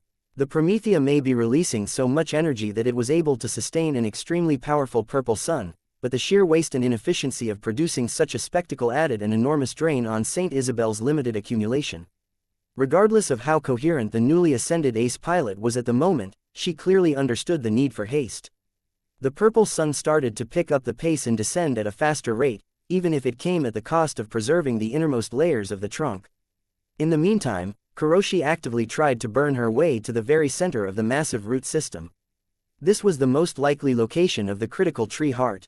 If the emperor tree was more cunning than it appeared and successfully managed to displace its tree heart in a distant root, then it might be able to survive this ruinous ordeal. This was unacceptable to the pilot who vowed to burn down the emperor tree through her own efforts. "Where is your heart?" Saint Isabel decided to make a bet. She abandoned her current approach and rapidly instructed her straining Promethea to descend to the ground. The purple sun reunited with Kuroshi and worked together to burn the wood that kept the massive trunk connected to the roots. Even if Saint Isabel was not able to find and destroy the tree heart with this measure, she would undoubtedly be able to inflict crippling damage to the calamity plant. Yaaaaa. The purple sun burned hotter and with more direction after Kuroshi returned again. More and more wood outside of the range of the Saint Kingdom started to ignite and burn. The emperor tree's massive trunk shook with increasing intensity as its base quickly lost stability. Chapter 6122 The Sputtering Sun Chapter 6122 The Sputtering Sun The emperor tree was burning. The sight was both beautiful and awe-inspiring to the Larkinsons. The crown of the massive calamity plant became increasingly more engulfed in flames. Entire branches fell and collapsed even as they burned up themselves. An astronomical amount of leaves literally went up in smoke, causing the suffering tree to lose all of the sense of greenery it held before. The king-killer flames had spread so extensively across the tree's massive but vulnerable body that large amounts of soulless gas got burned as well. The high concentration of soulless gas that normally surrounded the tree rapidly deteriorated as the flames did not let off. The gas particles either. Nothing proved to be impervious to the hungry flames that were actively being driven by a newly ascended saint who actively maintained an artistic conception that was purpose-built to produce the most voracious of flames. The burning tree formed the hottest and most spectacular backdrop for a much smaller and less energetic fight. Compared to Saint Isabel's efforts to burn down the entire tree once and for all, Venerable Dice and Venerable Joshua both performed a lot more mutedly. The First Sword and the Everchanger teamed up to disable and capture the Ebony Everchanger. Although it was still difficult to fight against this powerful machine on an individual basis in their relatively exhausted states, the two expert pilots had a much easier time when they shamelessly ganged up on the champion wooden machine. The fight was anything but honorable, but Dice and Joshua simply didn't care about such superfluous considerations anymore. The mission took precedence. Both of them felt genuinely happy for Isabel's successful breakthrough, but they were also concerned that their promoted colleague could not sustain her amazing output of energy. What if Saint Isabel emptied her reserves and the Promethea suddenly fell apart? The two expert mechs had to move quickly in order to salvage as many gains as possible from this volatile battle situation. In order to ensure that the Larkinson clan secured additional gains besides another ace pilot, Venerable Dice and Venerable Joshua tried hard to beat the Ebony Everchanger to the point of submission. This was easier said than done as the ebony machine was incredibly resilient. It continually absorbed wood energy from the environment to speed up its regeneration and return to perfect condition. No matter whether the two expert mechs succeeded in chopping off the limbs or wrenching out the wooden sword and seed cannon from the ebony wooden construct's hands, the Ebony Everchanger would just grow out whatever it was missing in a matter of seconds. It was as if the two Larkinsons were fighting against an especially obnoxious version of the Everchanger. However, just because it was able to resist capture for a time did not mean that the ebony mech was invincible.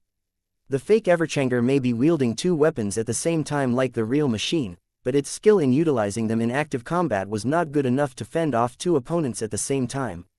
After a bit of struggle, Joshua finally came up with a containment strategy for the Ebony Everchanger.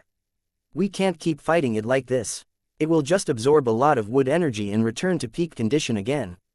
If we want to disable this annoying ebony mech, we need to cut it off from the source of its energy. Let's push it away from the Emperor tree. The further we move away from this location, the less wood energy the Ebony Everchanger is able to draw upon." Dice easily understood this logic and agreed.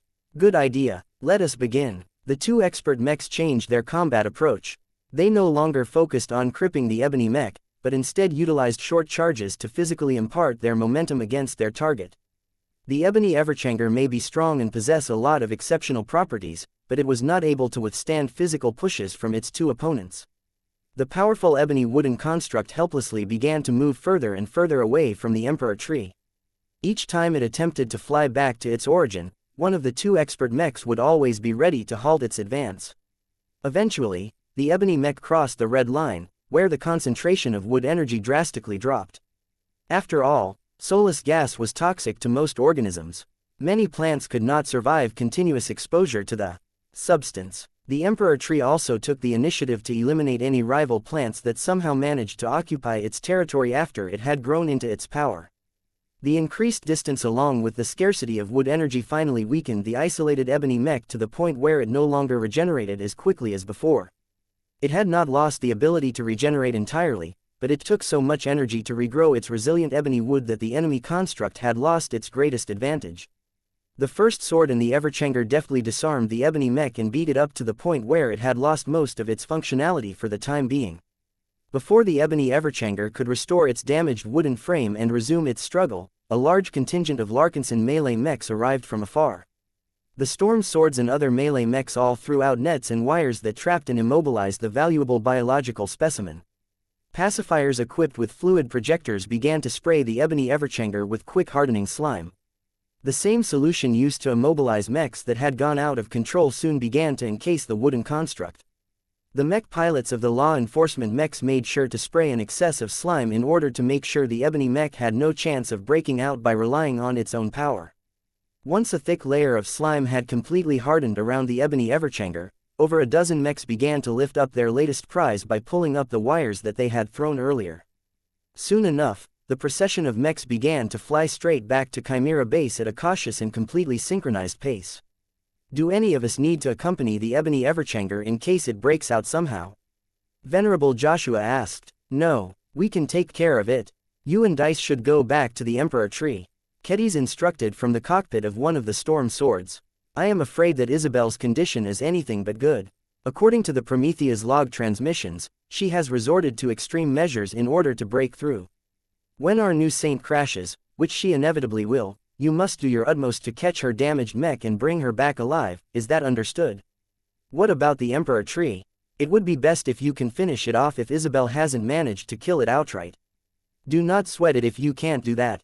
We will resort to orbital bombardment if we have no other choice. Under no circumstances will we allow the tree to survive past this day. It will definitely learn from this encounter and be more prepared to fight us back if it has a chance to live.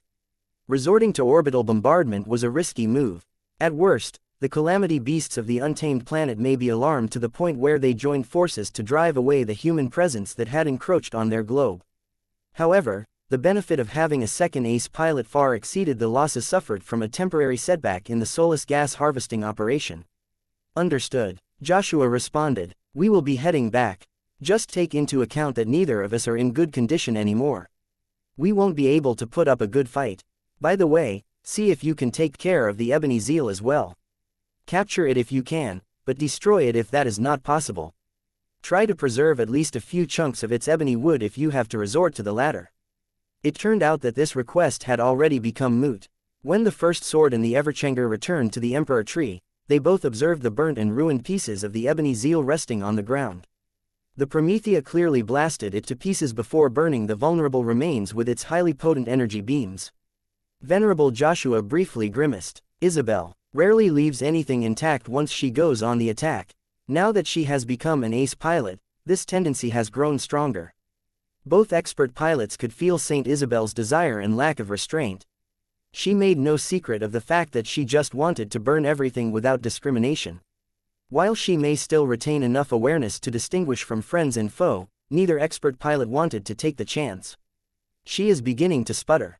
Joshua observed. Get ready. We may need to intervene sooner rather than later. I hope the Emperor Tree is dead by that time. It is counter-attacking the Promethea with full force at the moment. Now that the purple sun had descended to the point where it was attempting to burn apart the entire bottom side of the main trunk, the Emperor Tree truly went mad at this time. None of the branches succeeded in doing anything aside from getting burned before breaking down into ashes. The same went for the massive tree roots. As thick and heavy as they may be, when they attempted to slam into the Promethea, the roots rapidly dried out and became immersed in fiery heat as soon as they crossed into the Saint Kingdom. Its largest, lowest and heaviest branches began to swing straight down in an attempt to slap the Promethea. None of the branches succeeded in doing anything aside from getting burned before breaking down into ashes. The same went for the massive tree roots. As thick and heavy as they may be, when they attempted to slam into the Promethea, the roots rapidly dried out and became immersed in fiery heat as soon as they crossed into the Saint Kingdom. Even if the Promethea received a few kinetic blows, the expert mech in its forced resonance state was able to neutralize much of the force. All of the Emperor Tree's desperate measures failed to slow down Saint Isabel's hunt for the heart of the massive plant.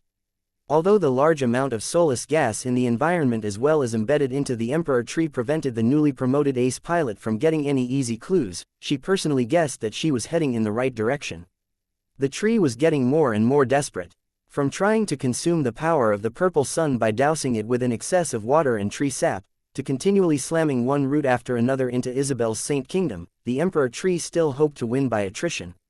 Your fear betrays your vulnerability. Just as she suspected, the Promethea eventually reached the center of the massive root system that was resting underground. Once the purple sun reached this section that was unreachable for most mechs, the king killer flames began to get into contact with extremely resilient ebony wood that shared many of the same properties as the ebony mechs. The purple sun exploded with power as Saint Isabel went all out in an attempt to burn down the massive tree heart as quickly as possible.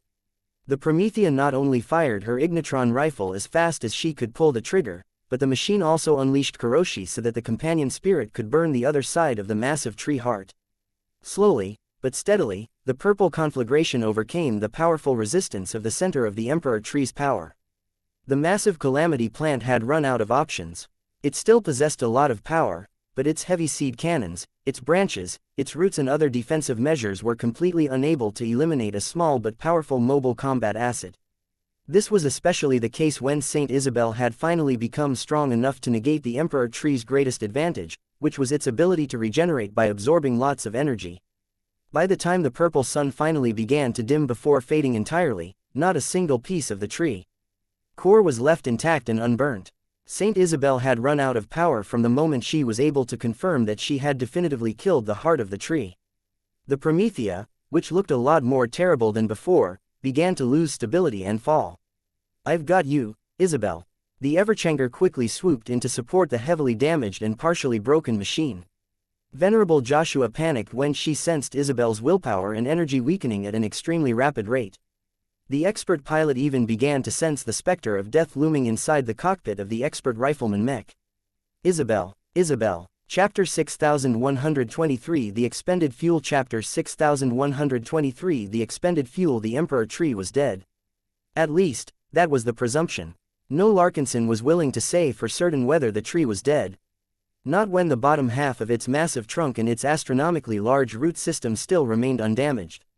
However, when Saint Isabel and the Promethea finally managed to burn the entirety of the tree heart that rested in the very center of the calamity plant, its remaining body instantly lost activity. Technically, the pieces of wood still remained alive, for a given definition of the word. They just lost any visible sign of conscious direction. If the tree heart functioned as the Emperor Tree's brain, then the remainder of the massive tree had turned into the equivalent of the body of a brain-dead patient. The lack of direction from a central consciousness that was powerful enough to command such an enormous organism caused the enormous tree mass to become lost. The branches, at least those that had not yet collapsed from the purple flames that were still devouring it, no longer tried to repel the human mechs. The seed cannons had all fallen silent, no longer posing a threat to any mechs that they were able to target. The roots had collapsed onto the ground like the tentacles of a dead octopus and showed no signs of any conscious life.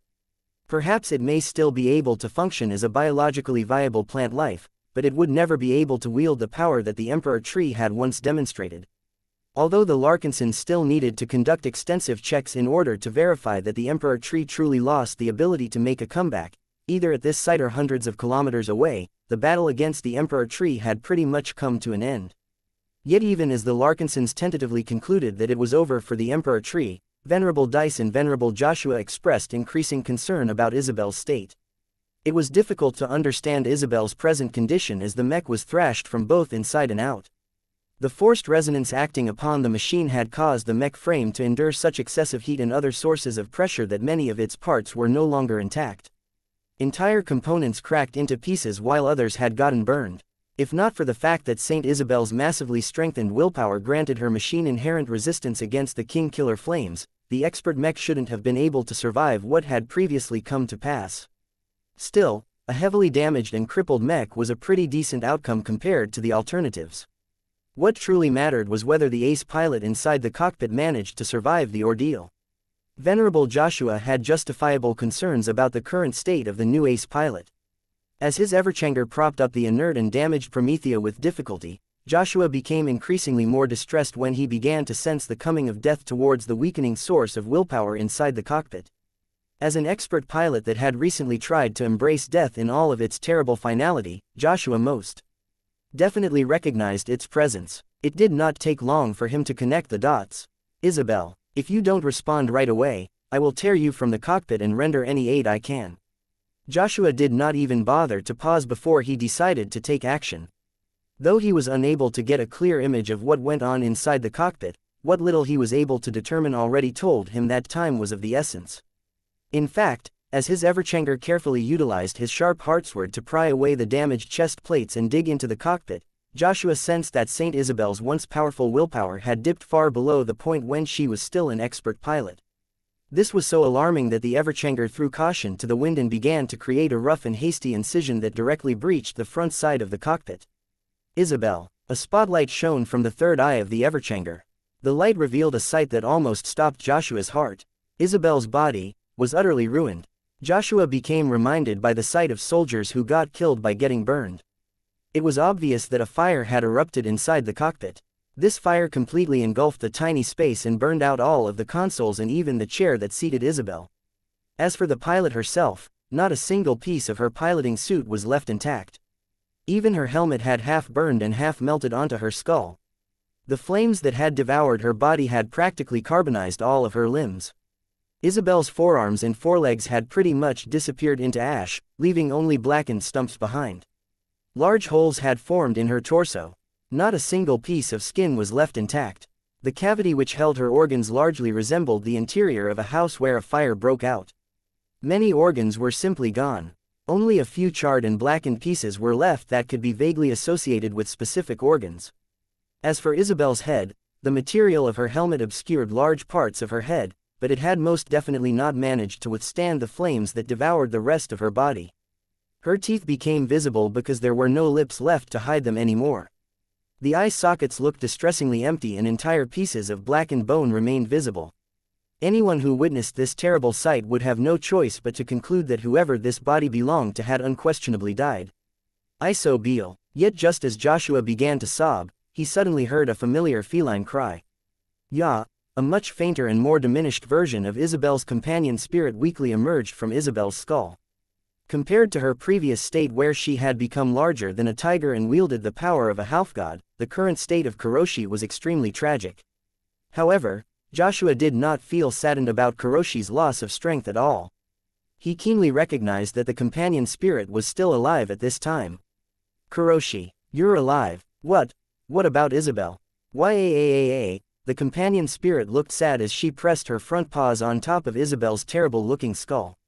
Though Isabel's body appeared completely dead, when the Everchanger conducted a deep scan of the supposed carcass, the sensor systems immediately noticed a very obvious discrepancy. Isabel's brain, which was obscured by her skull, remained intact. Its condition was incredibly good compared to the rest of her body. This was clearly an unnatural condition as the brain should never have been able to resist the flames that consumed Isabel's body under normal circumstances. Joshua instantly concluded that Isabel had put great care and effort into preserving the only organ that truly mattered. What also granted him a bit of hope was that portions of her spine also remained in bad but relatively intact condition. This was important as both the brain and the spine of a human formed the central nervous system. Joshua knew that so long as the central nervous system of a human remained relatively intact, it was still possible to salvage that person's life. Now that he was paying closer attention, Joshua could actually feel a semblance of Isabel's willpower inside the brain. The extraordinary willpower of an ace pilot, even a new one, was far more powerful and resilient than anything an ordinary mortal could produce. Even when the body of a saint was almost ruined, as long as Isabel's willpower remained intact, there was still a chance to salvage her life. Unfortunately, that chance was dwindling by the second because the brain and spine were not able to sustain their health under these terrible circumstances. Without the oxygen absorbed by the lungs and the heart that pumped blood into the brains and spine, there was no way to keep the valuable brain tissue oxygenated and in working condition. Keddies. The distressed expert pilot immediately called over the command channel. Send over a medical shuttle right away. Isabel needs urgent care. A few shuttles responsible for retrieving ejected mech pilots from the battlefield had already started to race towards the fallen Emperor tree, but it would take precious time for them to arrive besides the crippled Promethea. By then, it would be too late. The Everchanger made a suggestion. Did you forget what we were good at? If the medics cannot arrive in time, we must step up and do what we can. But, we never did anything like this before. I don't have the singlest clue on how to keep Isabel's brain alive. Let your willpower do the work. Your only job is to muster up the strongest possible desire to save Isabel's life. This is the second ace pilot of the Larkins on clan. We literally cannot afford to fail. Venerable Joshua grew serious. His living mech was right. Even if he had doubts whether he could save Isabel's life when her body had fallen in such a terrible state, he owed it to her and the clan to save her life. Help me, battle partner. The expert pilot and expert mech became of one mind as they carefully leveraged their true resonance to infuse vitality into Isabel's corpse. The burnt corpse remained unresponsive. Death had already claimed it with so much totality that there was no chance of reviving them anymore. However, Joshua gradually regained a bit of hope when he noticed that a fraction of the life energy channeled into Isabel's body got absorbed by her remaining intact organic cells. The brain was still failing, but the deterioration rate had slowed. Joshua immediately strengthened his efforts. He strained his mind to his limits and desperately wished to undo whatever damage the brain had suffered and restore it back to a healthy condition. The body of an ace pilot might not appear much stronger than that of a mortal, but it was actually far more scrappy and resilient due to all of the willpower baptism that it had received in the past. As the center of Isabel's willpower and consciousness, her brain was actually far more resilient than the human norm. Otherwise, it would have never been able to maintain its activity under these terrible conditions. Yaaaaaa. Kuroshi actually started to express more excitement. This showed that Joshua's efforts were working. The problem was that there were still signs that Kuroshi was losing strength. As much as Joshua wanted to do more, the problem was that Isabel's willpower still resisted the treatment. No matter what, the willpower of an ace pilot was inviolable. The current treatment was incredibly inefficient because Isabel's brain actively resisted the intrusion of Joshua's willpower and life energy. There was nothing more that Joshua could do. The only way to overcome the resistance of Isabel's willpower was to wait for her to die out entirely. By then it was too late. While the closest medical shuttle still needed a bit of time to arrive at the site, Joshua began to give in to despair as Isabel and Kuroshi began to grow incredibly feeble. They were like flickering candles that could go out after getting hit by a single breeze. As darkness encroached the burnt and ruined cockpit of the Promethea, Joshua suddenly thought of another measure. Willie, Marau. A green companion spirit jumped out of the Everchanger and approached Isabel's corpse. Ya, Marau. Joshua's companion spirit did not have a solid plan when he entered the Promethea's cockpit, but the green spiritual cat spontaneously knew what to do now that he had settled over Isabel's body. Willie began to glow in a faint green light. More life energy and vitality radiated from his energy manifestation than ever. Soon enough, the companion spirit opened his mouth and spat out a small but highly concentrated ball of life energy towards Isabel's brain. Yaaaaaa. The forceful infusion of Willie's life energy completely overcame the defenses of Isabel's willpower and injected a lot more vitality into her brain. Though the incredibly crude and rough treatment did not magically heal the brain, it restored its condition just enough to make it last a little longer. Willie had paid a lot to conduct this emergency treatment. The companion spirit shrunk by half and looked visibly deflated. It was clear that Joshua's companion spirit had drained himself in order to provide emergency treatment. I can only do this once. Joshua worried whether this was enough. He was already starting to think about sacrificing his own life energy when a very welcome presence finally reached the coordinates of the Everchanger and the Promethea. The medical shuttle had arrived. Chapter 6124 Biomass Rescue Chapter 6124 Biomass Rescue. The operation to kill the Emperor Tree ended in an explosive and dramatic fashion. First, the battle ended in a resounding victory to the Larkinson clan. The Emperor Tree had been felled.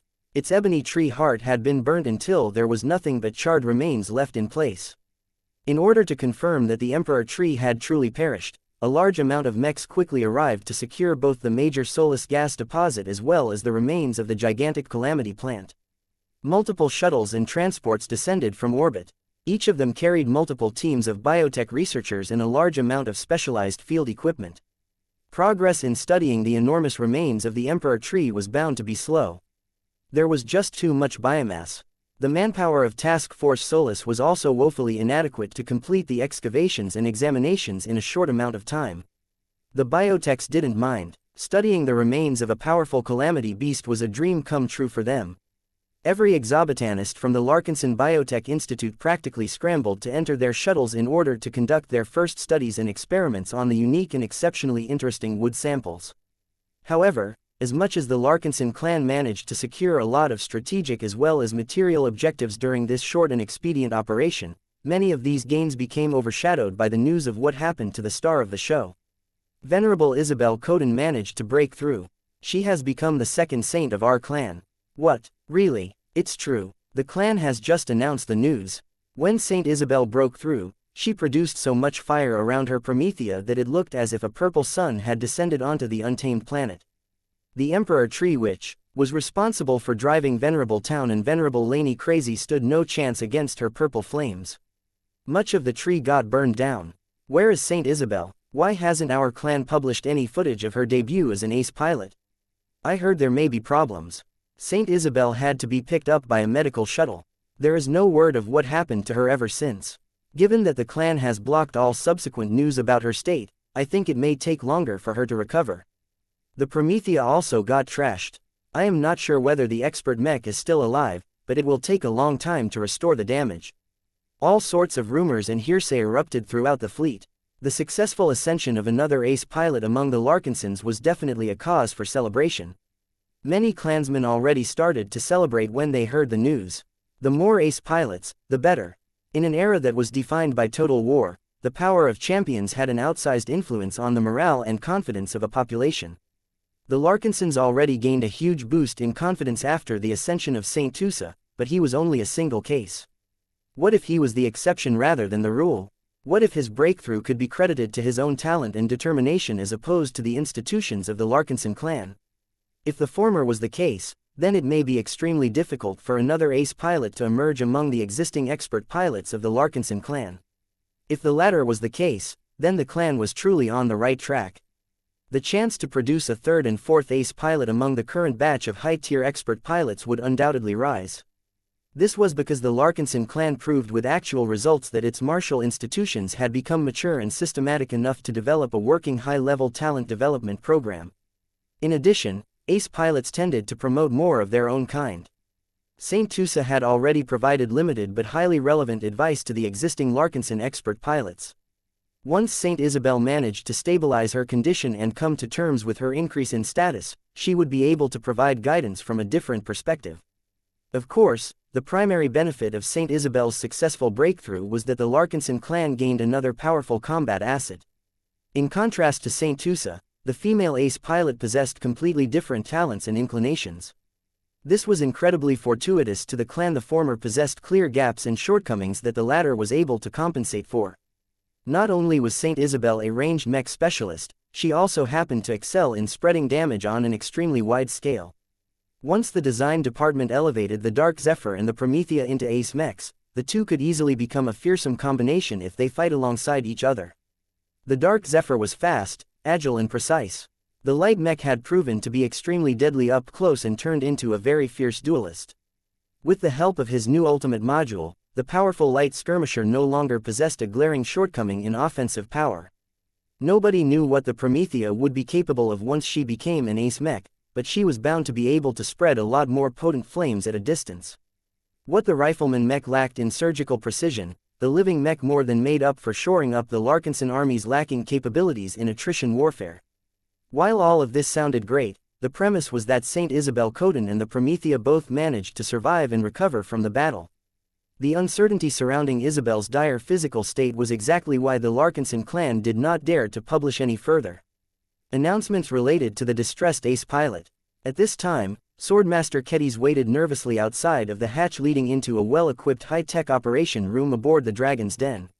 No noise managed to pass through the completely sealed entryway, so the woman had little idea whether the Isabel would be able to live past this eventful day. Relax. The physical projection of Vase spoke. Ace pilots are more resilient than ordinary humans. As a swordmaster, your body is also a lot healthier than before. Isabel may have only become an ace pilot for a short time, but the forced resonance state has massively reinforced what remains of her physical state. Ketty's grimaced as she continued to pace back and forth. I am aware of that, but there is a limit to how much the willpower of an ace pilot can do the impossible. I know enough about biology that the human brain will begin to suffer permanent damage once they have been cut off from blood and oxygen for multiple minutes. Then there is the damage produced by prolonged exposure to an excessive amount of heat. Even if her willpower and her companion spirit have done an admirable job at keeping the flames at bay, there are clear signs of thermal damage to the exterior brain tissue. In other words, Saint Isabel's brain briefly got cooked. This was an unavoidable consequence of the extreme stunt. This was already a fairly good result considering the awful state of the rest of her body. I think Isabel may be able to pull through. Vase optimistically said, there will be consequences, but it is already pretty good if she can wake up and live for another day. The real question is whether she will become healthy enough to pilot a mech. There are ace pilots who have suffered much less damage yet still found themselves unable to continue their careers. Nobody knew whether this nightmare scenario would come true for Isabel. This was why the two mech designers remained in suspense. A few more minutes passed before the hatch slid open. The vice director of the Larkinson Biotech Institute stepped outside, not having bothered to change from her surgical suit. The Terran biotech researcher exuded a strong sense of competence that belied her fairly young age.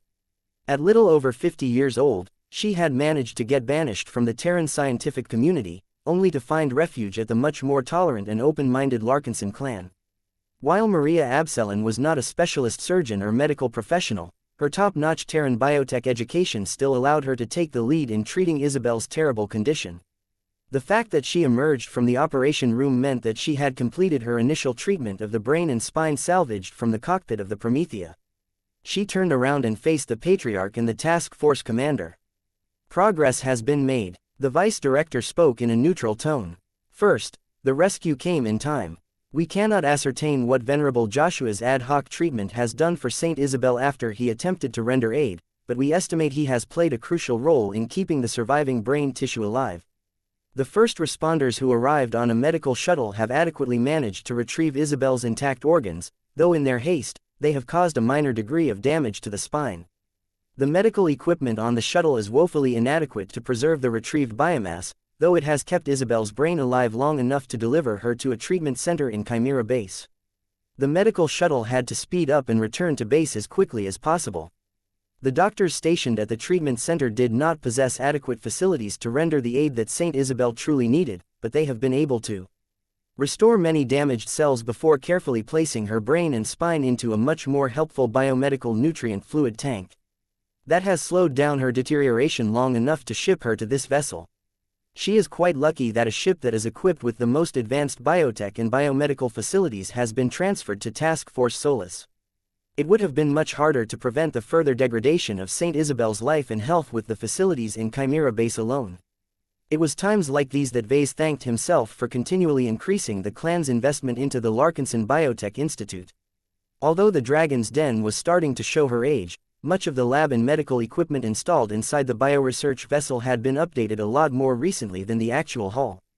The bio-researchers did not require a state-of-the-art starship to complete their projects, but they absolutely could not do without powerful and modern biolab and bioproduction equipment. Will she make it? Vase straightforwardly asked. She is stable, Maria Absalon answered. We cannot guarantee that her physical condition will deteriorate in the next 48 hours, but there are enough indications that her brain and spine can be preserved in the short term. This is not a permanent solution, as any human that has found herself reduced to these organs will not be able to bear the psychological burden of losing a whole body. Perhaps the ace pilot's strong willpower may allow her to endure much greater hardships than other patients, but it is best if we provide her with a new body as soon as possible. She is stable, Maria Absalon answered. We cannot guarantee that her physical condition will deteriorate in the next 48 hours, but there are enough indications that her brain and spine can be preserved in the short term. This is not a permanent solution, as any human that has found herself reduced to these organs will not be able to bear the psychological burden of losing a whole body. Perhaps the ace pilot's strong willpower may allow her to endure much greater hardships than other patients, but it is best if we provide her with a new body as soon as possible.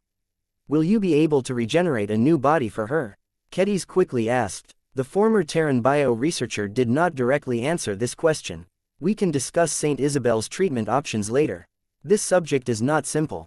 Before we go over it, I must mention an important complication that we have managed to ascertain in the process of providing initial treatment. As I have mentioned before, Saint Isabel has managed to do an admirable job at preserving the health and integrity of her brain. Venerable Joshua has also managed to render aid in his own unscientific way. Nonetheless, they have not been able to prevent all damage. Our scans of the brain have alerted us to a highly consequential possibility. The saint may not be able to interface with a mech ever again. Oh, Kedis flatly responded. That is a setback. Vase commented. It's okay. Please continue. I need to hear the treatment options that are available to our latest saint. Chapter 6125 Recovery Options. Chapter 6125 Recovery Options. When most people heard that an ace pilot incurred so much brain damage that their ability to interface with a mech had been compromised, they would probably react with shock and dismay. When Vase and Kedis heard the news that Isabel's brain may never be able to interface with a mech like the Promethea ever again, their reactions were remarkably muted. An inability to use a neural interface to connect to a mech was no longer a crippling injury to them. Didn't Benjamin Larkinson manage to regain the ability to pilot a mech despite the fact that he had to retire half a century earlier due to suffering permanent brain damage? Since an old geezer who was previously a single step away from death managed to regain the ability to pilot a mech, then there was a chance for Saint Isabel to make a comeback as well. The existence of the Karman system was technically supposed to be a secret from most Larkinsons, but they weren't stupid. It was hard to suppress the spread of rumors. Vase was relatively okay with this. There was little harm in letting his clansmen talk and gossip among themselves. The only requirement he imposed on them was to keep confidential information out of the hands of the public. The transhumanists did not want to ruin the public rollout of the Karman system. In any case, the existence of the Karman system was not a secret to a select group of people in the Larkinson clan. Kedis naturally had a right to know, and the vice director that took charge of the Larkinson Biotech Institute on behalf of Rania Woden also knew the details. This was why none of them reacted too strongly to this adverse development. The only real consequence to this news was that Saint Isabel lost the ability to choose to form a blood pact with her living mech. If she was able to retain her life, recover her fighting condition and retain the desire to go back into the fray, then Vase and Gloriana would most definitely prepare a suitable Karman mech that fully matched her strengthened and altered condition. Before he could begin to discuss the planning with his wife, Vase first needed to understand Saint Isabel's recovery prospects.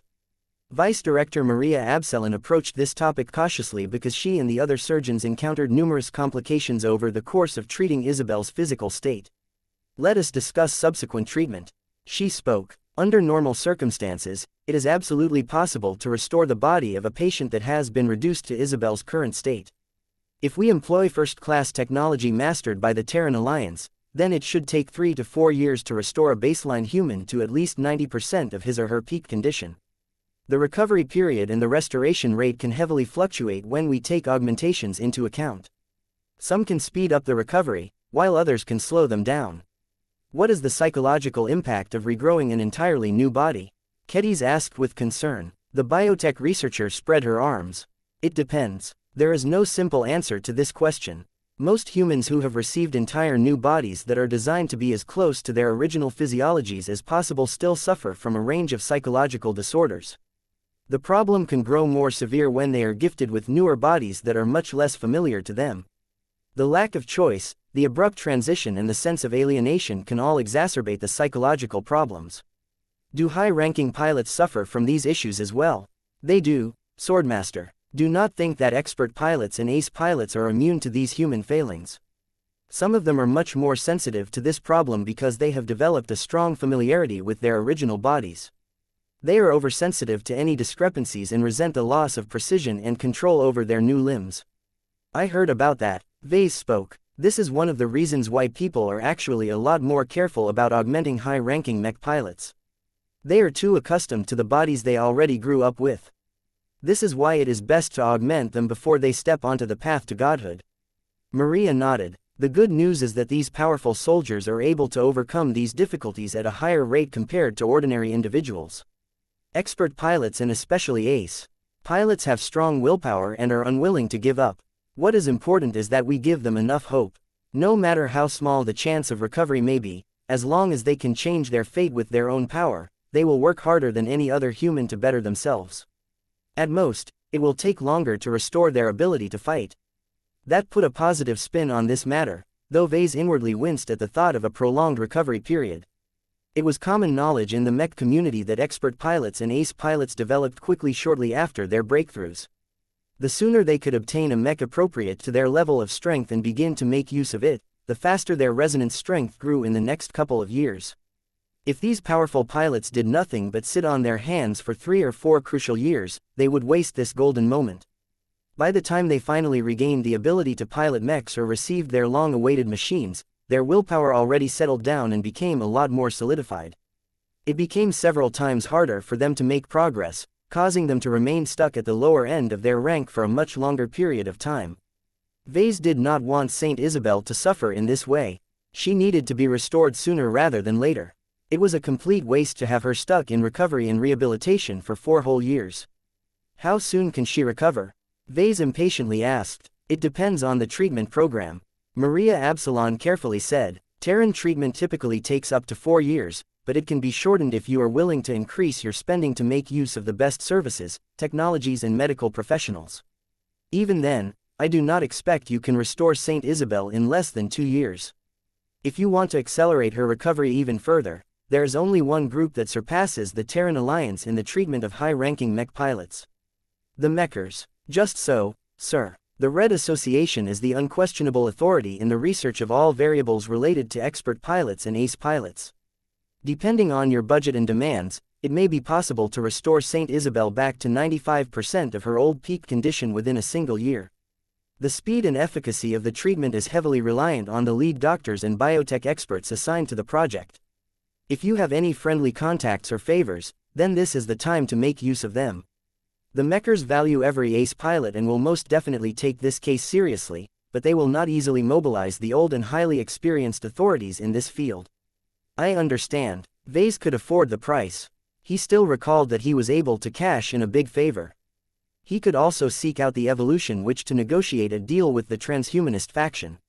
However, was it truly necessary to turn to the Mechers to bring Saint Isabel back to normal? He had several reasons to feel reluctant about turning to the Mechers. His conflicted expression did not hide his thoughts. What are you thinking about, Vase?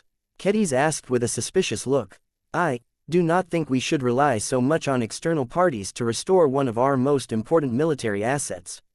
Look, I will send her to the Red Association if we have to, but I at least want to know if we have options for treating her in-house. Vice Director, please explain to us whether the LBI is equipped to restore Saint Isabel. We can do it, but there are elevated risks, sir. Part of it has to do with a complication that we have ascertained. During the process of treating her condition, we have detected random bursts of elevated heat. We believe that her weak and unstable willpower is passively attempting to produce flames in the environment. The reason why nothing worse has happened is because she has lost too much strength. We fear that if she recovers, this problem will become magnified. The current phenomena only amounts to random increases in temperature. If Saint Isabel returns to her peak condition, it may be possible for her to produce flames similar to the ones generated by her mech. If that ever happens, she will pose a persistent threat to herself, the people around her and the environment. Both Vase and Kedis grew a lot more serious when they heard that. Saint Isabel had clearly taken a very dangerous turn in her evolution. She wouldn't have started a fire in her own cockpit and allowed her body to get burned if she retained any sense. Though Isabel ultimately succeeded in breaking through, it was clear that she incurred a range of sequelae due to her extreme choices. What are your suggestions? Vase plainly asked. We develop a new body for the saint that is expressly designed to contain her condition. We must add an extra function to her body that can inhibit her tendency to produce flames around her. The body must also become much more resistant to fire than her original physiology. This will at least prevent her from harming herself. We do not have a clear idea on how this can be done for this particular case, so we cannot guarantee that we will be successful in developing a fireproof body. We may need to ask for technical support from multiple different scientists. I see. The vice director did not sound too confident. The Larkinson Biotech Institute may have improved rapidly over the years, but it was a complete fantasy to think his own doctors could match the capabilities of the Terrans and the Mechers. That did not mean that Vase gave up on doing it in-house. He already began to entertain a few interesting ideas. Is there any way I can help with this project? Most definitely, sir. Maria Absalon smiled. If we choose to develop a cybernetic body that comprises both organic and metallic organs, your expertise may become relevant to us. It is particularly interesting if we make heavy use of hyper-technology in the development of Isabel's transhuman body. She may become stronger and more difficult to kill. She may be able to suppress her unstable command over her fire, or amplify it so that she can fight much more effectively outside of the cockpit of her mech. You can even implement alternate interfacing technology, although I cannot make any judgments about their effectiveness. You will need to consult an expert in this field. They talked a bit more about the possibilities. The LBI might not be the best, but it had become pretty impressive over the years. The Larkinsons could choose from a lot of different possibilities. They could play it safe and focus on accident prevention. They could play it fast and whip up something really basic to complete St. Isabel's restoration as quickly as possible. They could also go all out and develop the most powerful and feature-rich transhuman cybernetic body for the Larkinson clan's second ace pilot. The problem was that the clan may be able to choose between one of these options, but not all three at the same time. Vase needed to settle on a priority and have the Larkinson Biotech Institute focus on it above all other considerations. Can we communicate with St. Isabel? Kedis spoke up again. We shouldn't be the ones to make this choice. It is best if we can have her input. I am afraid that will not be possible, ma'am. It is already very lucky for us that St. Isabel is able to cling to her life. She is in a very weak state at the moment. Her brain needs a long period of careful treatment and lengthy recovery. Even then, Isabel may not be able to wake up and gain awareness of her own conditions. In short, St. Isabel Coden does not have the competency and the capacity to make medical decisions on her own. She is unmarried and does not have any relatives in the clan. Patriarch, you have the authority to decide on her behalf. I see. That placed a heavy burden on his shoulders. Chapter 6126 Long Recovery Chapter 6126 Long Recovery When Kedis and the physical projection of Vase received an opportunity to visit Isabel after she had been moved to a hastily prepared recovery chamber in a different section of the Dragon's Den, they visited straight away.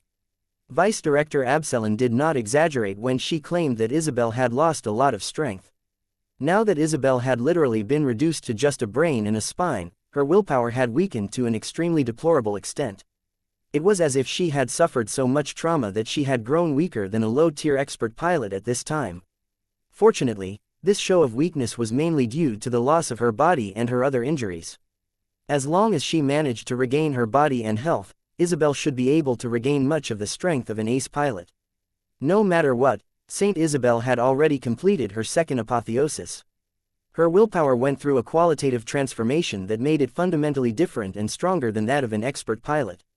Isabel also formed an actual domain. This was the core of her strength and was one of the reasons why she managed to preserve her brain and hang on to her life while enduring the threat of getting burned. When mech pilots stepped onto the path of godhood, they gradually turned from pure matter-based life forms into partial or complete energy-based life forms. Vase was not entirely sure about the details, but energy still became an increasingly more vital component of their existences. Ace pilots had already reached the midway point of this transformative process. This meant that even if Isabel suffered even more severe brain damage, there was still a decent chance of making a full recovery because her willpower and her domain already carried much of her memories and other stuff that was typically stored inside her body cells.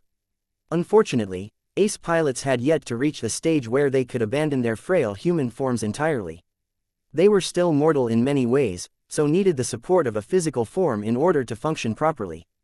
Vase already started to consider a few ideas on how to do so. Some of them were more radical than others. Can you speed up her healing? Kedis asked. Joshua managed to do so by injecting life energy into her. You should be able to do so as well. Maybe. Vase did not rule out the possibility. It is best to be careful, though. Ace pilots are normally highly exclusionary towards energies that belong to others. Joshua succeeded because he was still relatively healthy while Isabel was on the verge of death. As our patient here recovers, her willpower is bound to grow a lot stronger and more difficult to overcome. Intervening rashly will cause Isabel's willpower to panic and overreact. Kedis frowned, but accepted the explanation. She was not unfamiliar with this dynamic considering that Sharpie also exhibited this property. She gestured towards the very faint, small and weak companion spirit that was resting inside the brain. How about Kuroshi? If it is too dangerous to treat Isabel directly, then why not try to heal her companion spirit? As Kuroshi regains her strength, Isabel should recover as well as the two of them are linked. That is actually a good idea. It may actually work. We still need to come up with a proper plan, though. There are currently 6 known individuals that I can think of that can help Kuroshi and by extension Isabel recover faster. There is me, Venerable Joshua, Gaia, the Superior Mother, Miss Alexa Strian and General Axelar Strian. Each of us harnesses different aspects of life energy, so one or more of us should be able to help. This was quite a wide variety of options. This was good news for Isabel because if just one of the wielders of life energy was able to help, the Larkinsons would not have to wait too long before they could finally welcome their second ace pilot on the battlefield. Now that you have found a potential solution to recover her in a spiritual way, we need to figure out how we should recover her physical form. Kedis said as she stared at the brain floating in the tank of nutrient liquid. We can't keep her like this, obviously. I agree. The question is what we should aim for when our clan develops a new body for her. Do you know Isabel well? Not particularly. We have very different interests. We do not mix with each other during normal times. I think my husband Joshua knows her much better. That is good to hear. I will ask him about her inclinations and so on. Right now, I think it is not too presumptuous for me to make a guess. Given that Saint Isabel was the only person who decided to act in an extreme fashion in order to force her breakthrough, she is actually a lot more courageous and willing to take risks in order to succeed. In addition, she is highly motivated by power. Becoming strong is of utmost importance to her. If that is the case, then we should calibrate the development of her new body through that lens. Kedis turned to Vase. What do you have in mind? You sound as if you already have a plan. I do. The vice director mentioned multiple different options in developing a replacement body. One of the most important variables that we need to take into account is recovery speed. It is in the best interest of the clan if Isabel gets back into the fight as quickly as possible. The aliens are ready to launch their major offensive any day now, and we will definitely take part in the first deep strike expeditions when they become available. It makes a huge difference for us if Saint Isabel has recovered and received her new ace mech by that time. That did not entirely sit well with Kedis. It is too fast. We cannot rush Isabel's recovery solely because we want to pursue short-term gains. If she suffers too many complications due to shoddy treatment, then her future may be cut off. That is a terrible outcome that will absolutely ruin her. If you ask me, it is better to wait longer in order to ensure that Isabel makes a proper recovery. I agree, Kedis. Those are my thoughts as well. My considerations may be different if she is the only ace pilot that we can count on, but now that we have Saint Tusa, we can afford to wait 4 or 5 years in order to get it right. It was still a bit of a pity for Saint Isabel to be taken off the board for half a decade. Events moved quickly during this period. Having one less ace pilot at the Larkinson clan's disposal would undoubtedly limit many of its options. It couldn't be helped. Vase absolutely did not want to ruin Isabel's chances of becoming a god pilot one day. He knew that one of the many reasons why so few ace pilots managed to advance to the rank of god pilot was because they encountered all kinds of accidents over their long careers. From defeats to heavy injuries, there were many ways for ace pilots to drop out of the race before they even came close to reaching the finishing line. I am in favor of taking it slow, Vase explained as he continued to study Isabel's current condition. She will have to miss out on taking advantage of the initial period of accelerated growth. It is unlikely for her to be able to catch up to Saint Tusa, but this is an acceptable price to pay if it means that her future is still unlimited. His former student was in complete agreement. Okay, since we have decided to take it slow, what sort of body are you thinking about developing for her? I already have a strong hunch that you are not content with producing a nearly identical clone of her old body. You would be right. We may as well take advantage of Isabel's current state to develop a physical body that is much more high-performing than anything our clan has ever seen. I have a couple of goals that I want to meet for this project. First, seeing that it is likely that Isabel cannot fully control her power over flames, it is best if her replacement body is as fireproof as possible. That should be the #1 priority. Second, we can try to turn Isabel into a formidable augmented super soldier. Even if there is never an occasion for her to fight a battle while she is separated from her mech, it is still handy if she can take care of herself. I do not agree. Kedis shook her head this time. Leave infantry combat to the professionals. We should develop an augmented body that is highly suited for mech pilots. It should be highly resistant towards kinetic damage and physical shock. It also should provide the strongest possible protection to the brain and spine. There are many more augmentations designed for mech pilots that we can include as well. Each of them can make the recovered Isabel much stronger than the old Isabel. Vase frowned. I am aware of these options, but it is not easy to stuff them all in a single human body. Not only will Isabel be flooded with choices that she may not actually need, but it will become a lot harder for her to acclimate to her souped-up body. She is an ace pilot, Vase. She will be able to shape her body according to her will, literally. Even if there are flaws and inefficiencies, willpower baptism can remedy many problems. That may be true, but there were still other factors that concerned Vase. Let's talk about the Karman system. Vase shifted the topic. I have been thinking about developing elemental variants of the Karman system for a while now. Saint Isabel is a perfect candidate to form a Bloodfire pact with her future ace mech. Normally, I would feel hesitant about making a mech pilot form a pact that can only be formed by using fire energy as a substitute for blood. Any pilot who dares to form such a dangerous pact will probably get burned from the inside. As for Isabel, even if she is not immune to fire, she can tolerate the heat much better than others, especially when she recovers and gains a fireproof body. Kedis remarked. Vase smiled as he came up with an interesting notion. Why not let Saint Isabel supply the fire energy?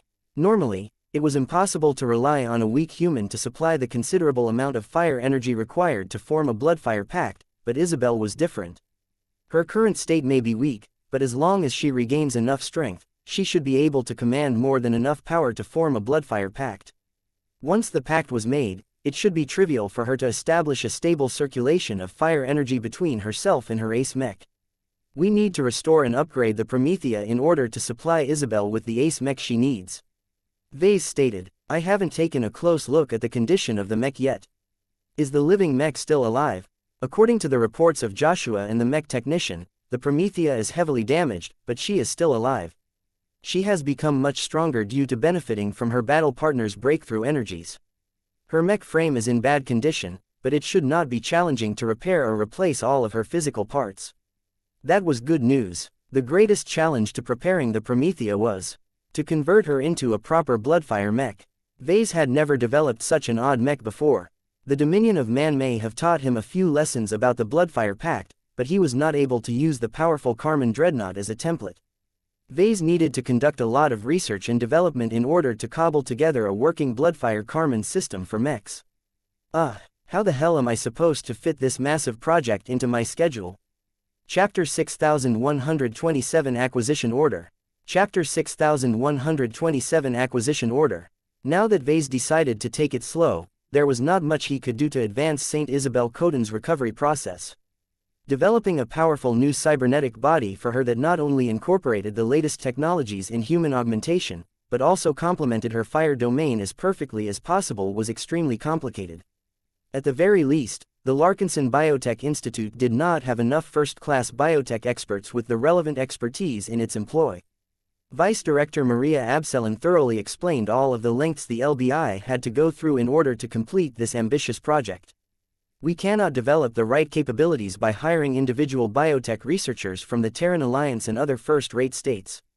She explained. Those who are available for hire are usually junior scientists.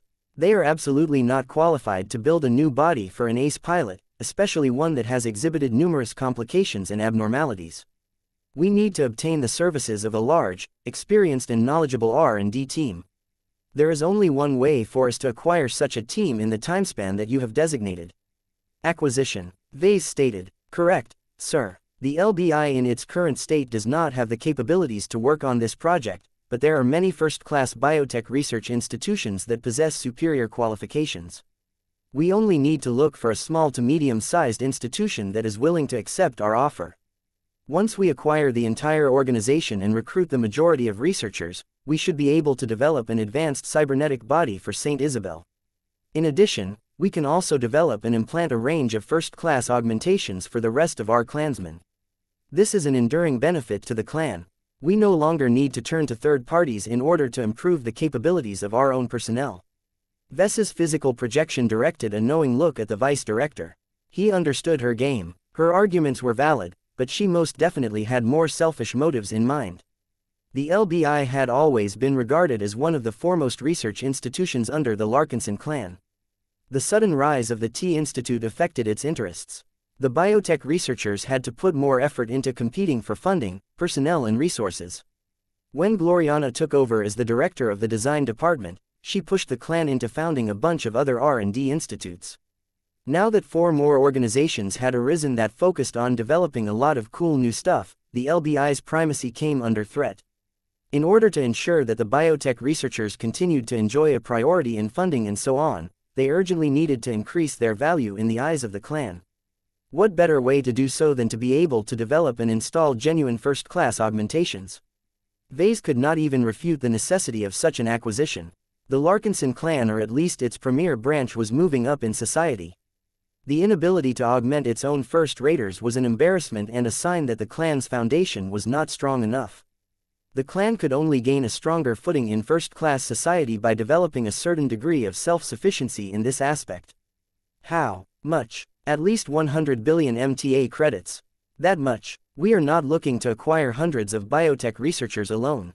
Maria Absalon patiently explained. We are also trying to buy out entire libraries and databases that contain the sum of knowledge, research results and successful product designs of that research institution. As long as the know-how is competitive enough, you will find that paying billions of MTA credits is a reasonable sacrifice. Vase accepted the argument, but he was still hesitant about spending all of that money. The Larkinson clan had entered into another period of rapid growth. The premier branch was a money-swallowing beast that needed a lot of investment in order to attract qualified personnel, supply them with proper first-class facilities and prepare them for warfare at a much higher level than the Larkinsons were accustomed to. This was not the time to be frugal and act like a cheapskate. Even so, there was a limit to how much the Larkinson clan could spend on expensive goodies. The dividends earned from owning 20% of Isthmus Manufacturing had already been committed to a lot of different spending priorities. In particular, it took a huge amount of funding to operate both Starfarer Berth and the E-66 experimental yard. The latter was tasked with converting the Tortured Scream, the Orvan battleship that the expeditionary fleet recently captured after winning the Battle of Torment. Sure, the large alien hull only needed to undergo a quick and dirty refit in order to make her somewhat usable by the Larkinsons, but the cost of doing so was still enormous in absolute terms. It will be difficult to finance this acquisition. However, as long as you can find a good enough R&D institution and present a solid plan to earn back the money that we have spent, I am inclined to support it. Vase reluctantly spoke. I will give a heads up to my personal assistant. He will supervise this matter on my behalf. There was no need for Vase to spend his precious time on overseeing this acquisition process in person. Now that Gavin Newman returned from the Strian ancient clan, he should be more than capable of undertaking this responsibility. His new contacts within the Terran Alliance should help him get in touch with a lot of different Terran research institutions. The vice director nodded in understanding. I will cooperate with him to the best of my ability. Depending on how much funding our clan is able to mobilize for this acquisition, we may be able to conclude a deal within 3 months. If the clan is unwilling to spend an adequate sum of money, then it will take longer. What sort of research institution can we expect to gain by spending 100 billion MTA credits? Do not expect to obtain a particularly large or successful one at that price level. You have to know that if there are research institutions that have developed a good application that is above market standard, it would have been acquired by a larger group long ago at significantly greater prices. 100 billion MTA credits is only the minimum that we must spend to fulfill our objectives. Truly competitive bioresearch in human augmentation is never cheap. Vase knew a little bit better why second-raters were unable to gain a foothold in first-class society. Just the enormous gap in capital alone was enough to dash the dreams of many ambitious second-raters. The Larkinson clan happened to be in a weird position. It was still a second-class family organization for the most part, but its income levels were abnormally high. More importantly, the clan was severely underleveraged compared to similar organizations in the New Frontier. This meant that the Larkinsons still had a lot of leeway in terms of borrowing cash. Vase was very reluctant to pile so much debt in a short amount of time, but did he have a choice? Trying to refrain from spending lots of cash during a critical and sensitive period of time would slow down the Larkinson clan's development. Once the clan ceased to grow at a fast pace, it would become much harder to compete against the big shots and protect the Larkinsons against enemies powerful enough to defeat first raiders. Vase discussed a few more details with Maria Absalon about funding and other conditions. By the way, has the LBI discovered anything important when examining the remains of the Emperor tree? Is the captured ebony everchanger in a stable condition?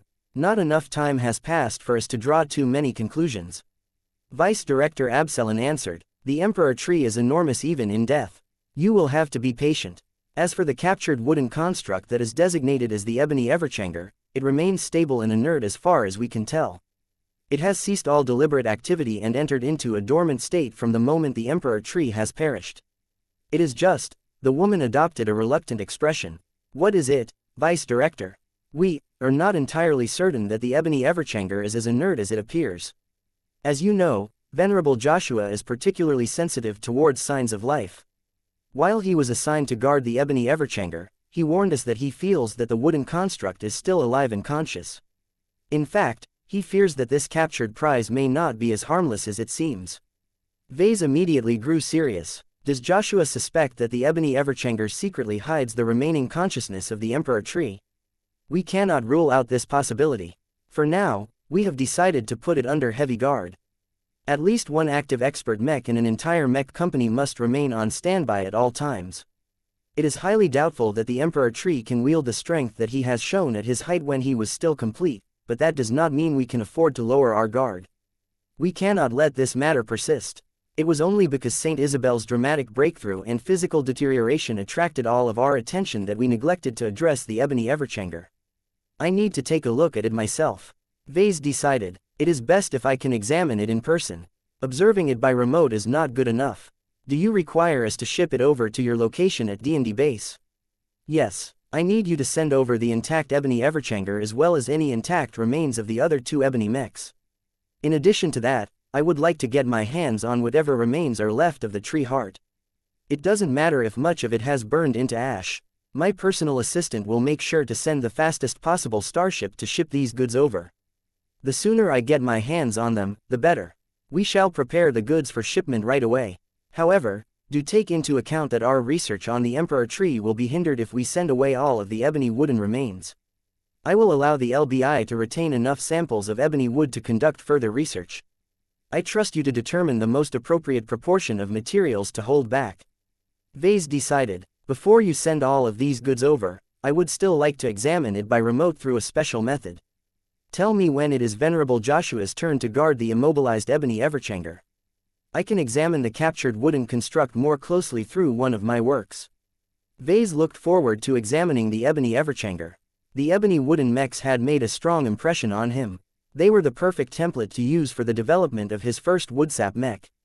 He also wanted to find out whether the Emperor tree was still alive. Was the ebony everchanger its clone as well as a backup measure in case its main body perished? If this was the case, then the Larkinsons definitely picked up a bargain by capturing the ebony everchanger intact. Vase could do so much with the spirituality of the Emperor tree. The Calamity tree's performance during the last two engagements made a strong impression. Right now, Vase couldn't help but think that the most brilliant way to upgrade the original everchanger was to merge the living mech with the ebony everchanger. It would be even better if Vase was able to salvage and make use of the Emperor tree's spiritual remnant as well. This would augment the performance of the new ebony wood-based editions. More importantly, the ingredient could also be used to grant the everchanger a powerful affinity for the wood element. All of this took time, though. Vase was far from ready to design an upgrade for the everchanger. He still needed to upgrade the elegant rage first. The results of upgrading Venerable Laney's mech would provide valuable empirical data which could be used to refine his upgrade plans for Venerable Joshua's machine. Chapter 6128 Joshua the Loser Chapter 6128 Joshua the Loser Vase did not neglect the importance of inspecting the ebony everchanger. He decided to take a look as soon as Venerable Joshua started his guard shift. As soon as Vase managed to establish a connection, his physical projection appeared in an underground vault. The Larkinsons placed the ebony everchanger in the center. Compared to when it was just captured, the powerful wooden construct was no longer wrapped by a thick layer of hardened slime. In order to keep the ebony mech contained, the vault not only deployed an array of Azure energy shields, but also kept the captured wooden construct immobilized by putting it under a powerful stasis field. A stasis field generator that was large and powerful enough to immobilize the ebony Everchanger was not cheap. The generator also consumed an enormous amount of energy in order to maintain the field. It was all worth it, though. The ebony Everchanger in its current condition had no chance of breaking the stasis effect. The wooden construct remained completely secure as far as most people were concerned. If not for the fear that the Emperor Tree somehow shifted itself over to this ebony mech and sought to make a comeback, it wasn't even necessary for Venerable Joshua to be on guard duty. In any case, Vase tried to examine the ebony Everchanger as best as possible. It was difficult for him to detect anything subtle, but he was still able to ascertain that the full spirituality of the Emperor Tree was not secretly hiding inside this wooden construct. Vase strongly suspected that the Emperor Tree, or at least its main incarnation, had truly died upon the moment Saint Isabel burned its tree heart. He found it regretful that Saint Isabel did not hold back in killing the Emperor Tree. If she hadn't conjured up such a powerful purple sun that reacted violently to any spiritual intrusions, Vase could have possibly made an attempt to salvage the Emperor Tree's spirituality through the Everchanger. Oh well, Vase was not too dissatisfied with the current results.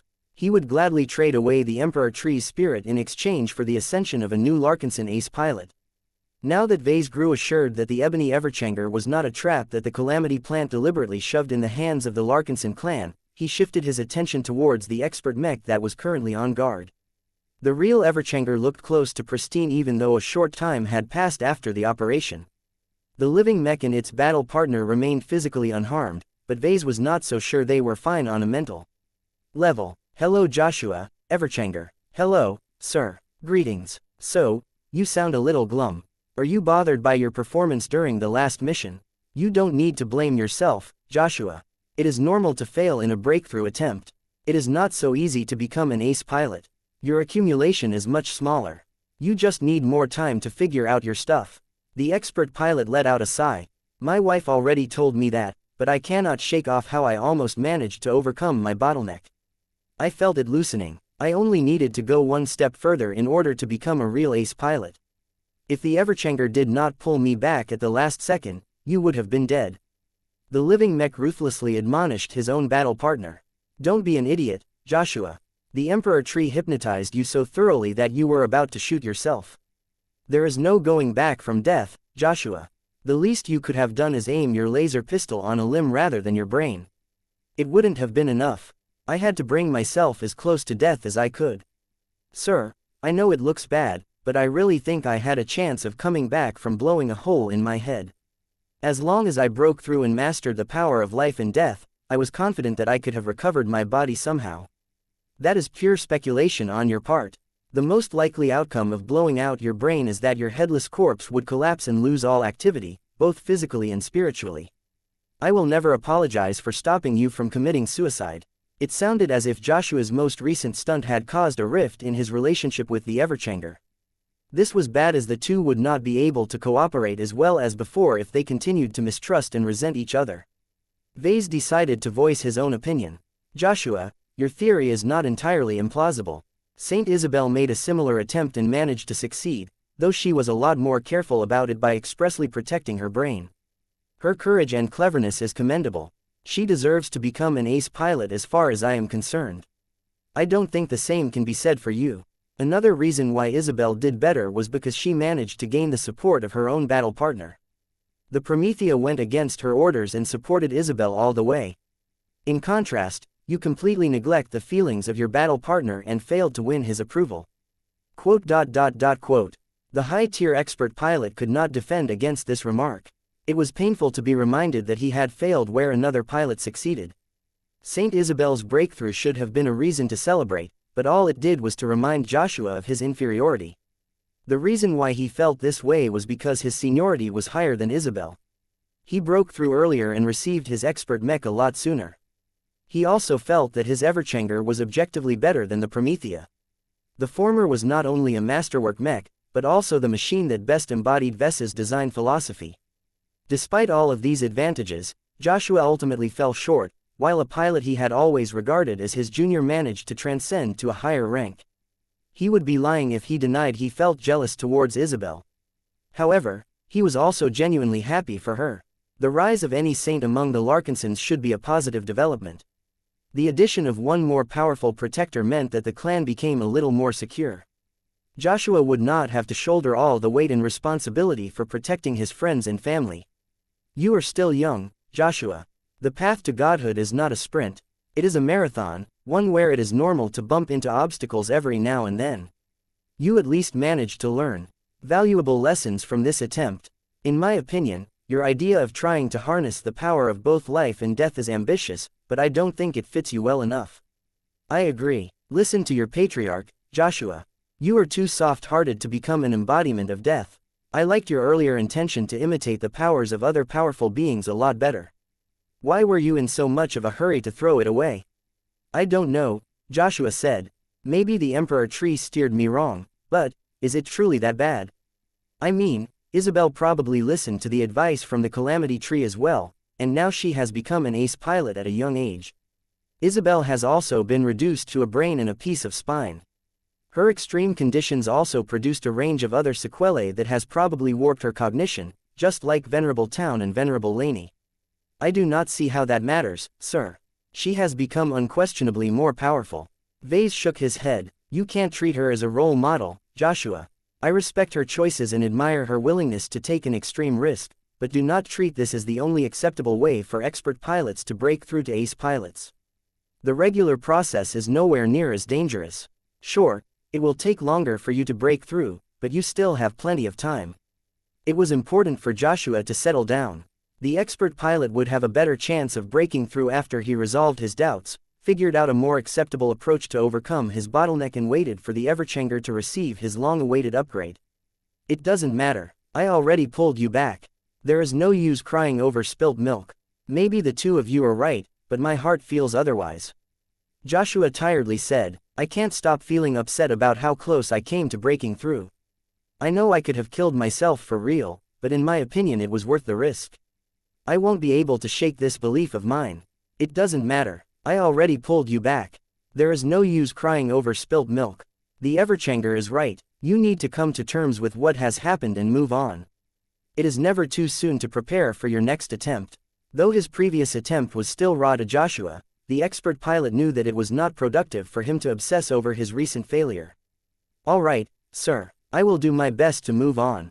I think my battle partner is right about my previous idea. I shouldn't have forgotten about it when I got caught up in the Transcendence glow.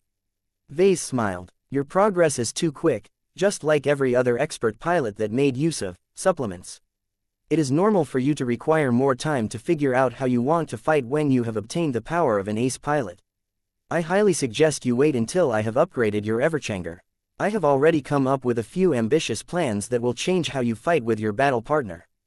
That certainly caught Joshua and the Everchanger's attention. Can you give me a preview? Vase gestured towards the ebony Everchanger in the distance. It has to do with that powerful wooden construct over there. What do you think about incorporating its aspects in your own machine? A trill of revulsion emanated from the Everchanger. No thanks. I do not want to turn into wood, thank you very much. It is not as bad as it sounds. You are my favorite expert mech. I would never mistreat you. I am not asking you to convert to a wooden mech frame. I just think it would be useful if I augment you with wooden parts. You will turn into a milder version of the elegant rage. It is too unnatural. The ebony mechs were only strong and difficult to defeat because the Emperor Tree continually supplied them with wood energy. I will not be able to enjoy the same benefit. 2324 Vase nodded. I know, but you don't need the Emperor Tree. You have Venerable Joshua. As long as he breaks through and forms a Saint Kingdom, you will have access to a huge amount of life energy, which is related to wood energy. Your ability to regenerate from getting hit will skyrocket. Aside from that, you can also choose Gaia or the Superior Mother as your design spirit if you want to gain access to another source of compatible energies. You might not be the most powerful mech by then, but you will definitely be the most unkillable. Unless an enemy was able to smash apart the Everchanger in a single overwhelming attack, the powerful mech would always be able to bounce back and return to peak condition in a matter of seconds. Such a hardy mech could be useful in many different situations, from completing risky scout assignments to locking powerful enemies into a stalemate. Joshua was not too sure about this, though. The ebony Everchanger may share a close resemblance to his battle partner, but it was completely different from the real thing. I don't know, sir.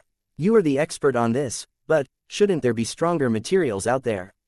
You are probably right, but don't discount the value of this ebony wood.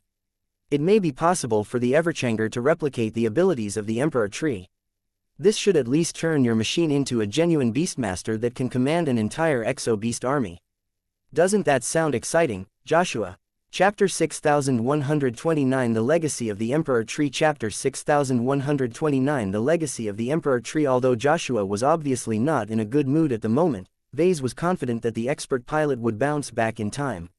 Failure was normal under the circumstances. Expert pilots had to meet high standards in order to break through.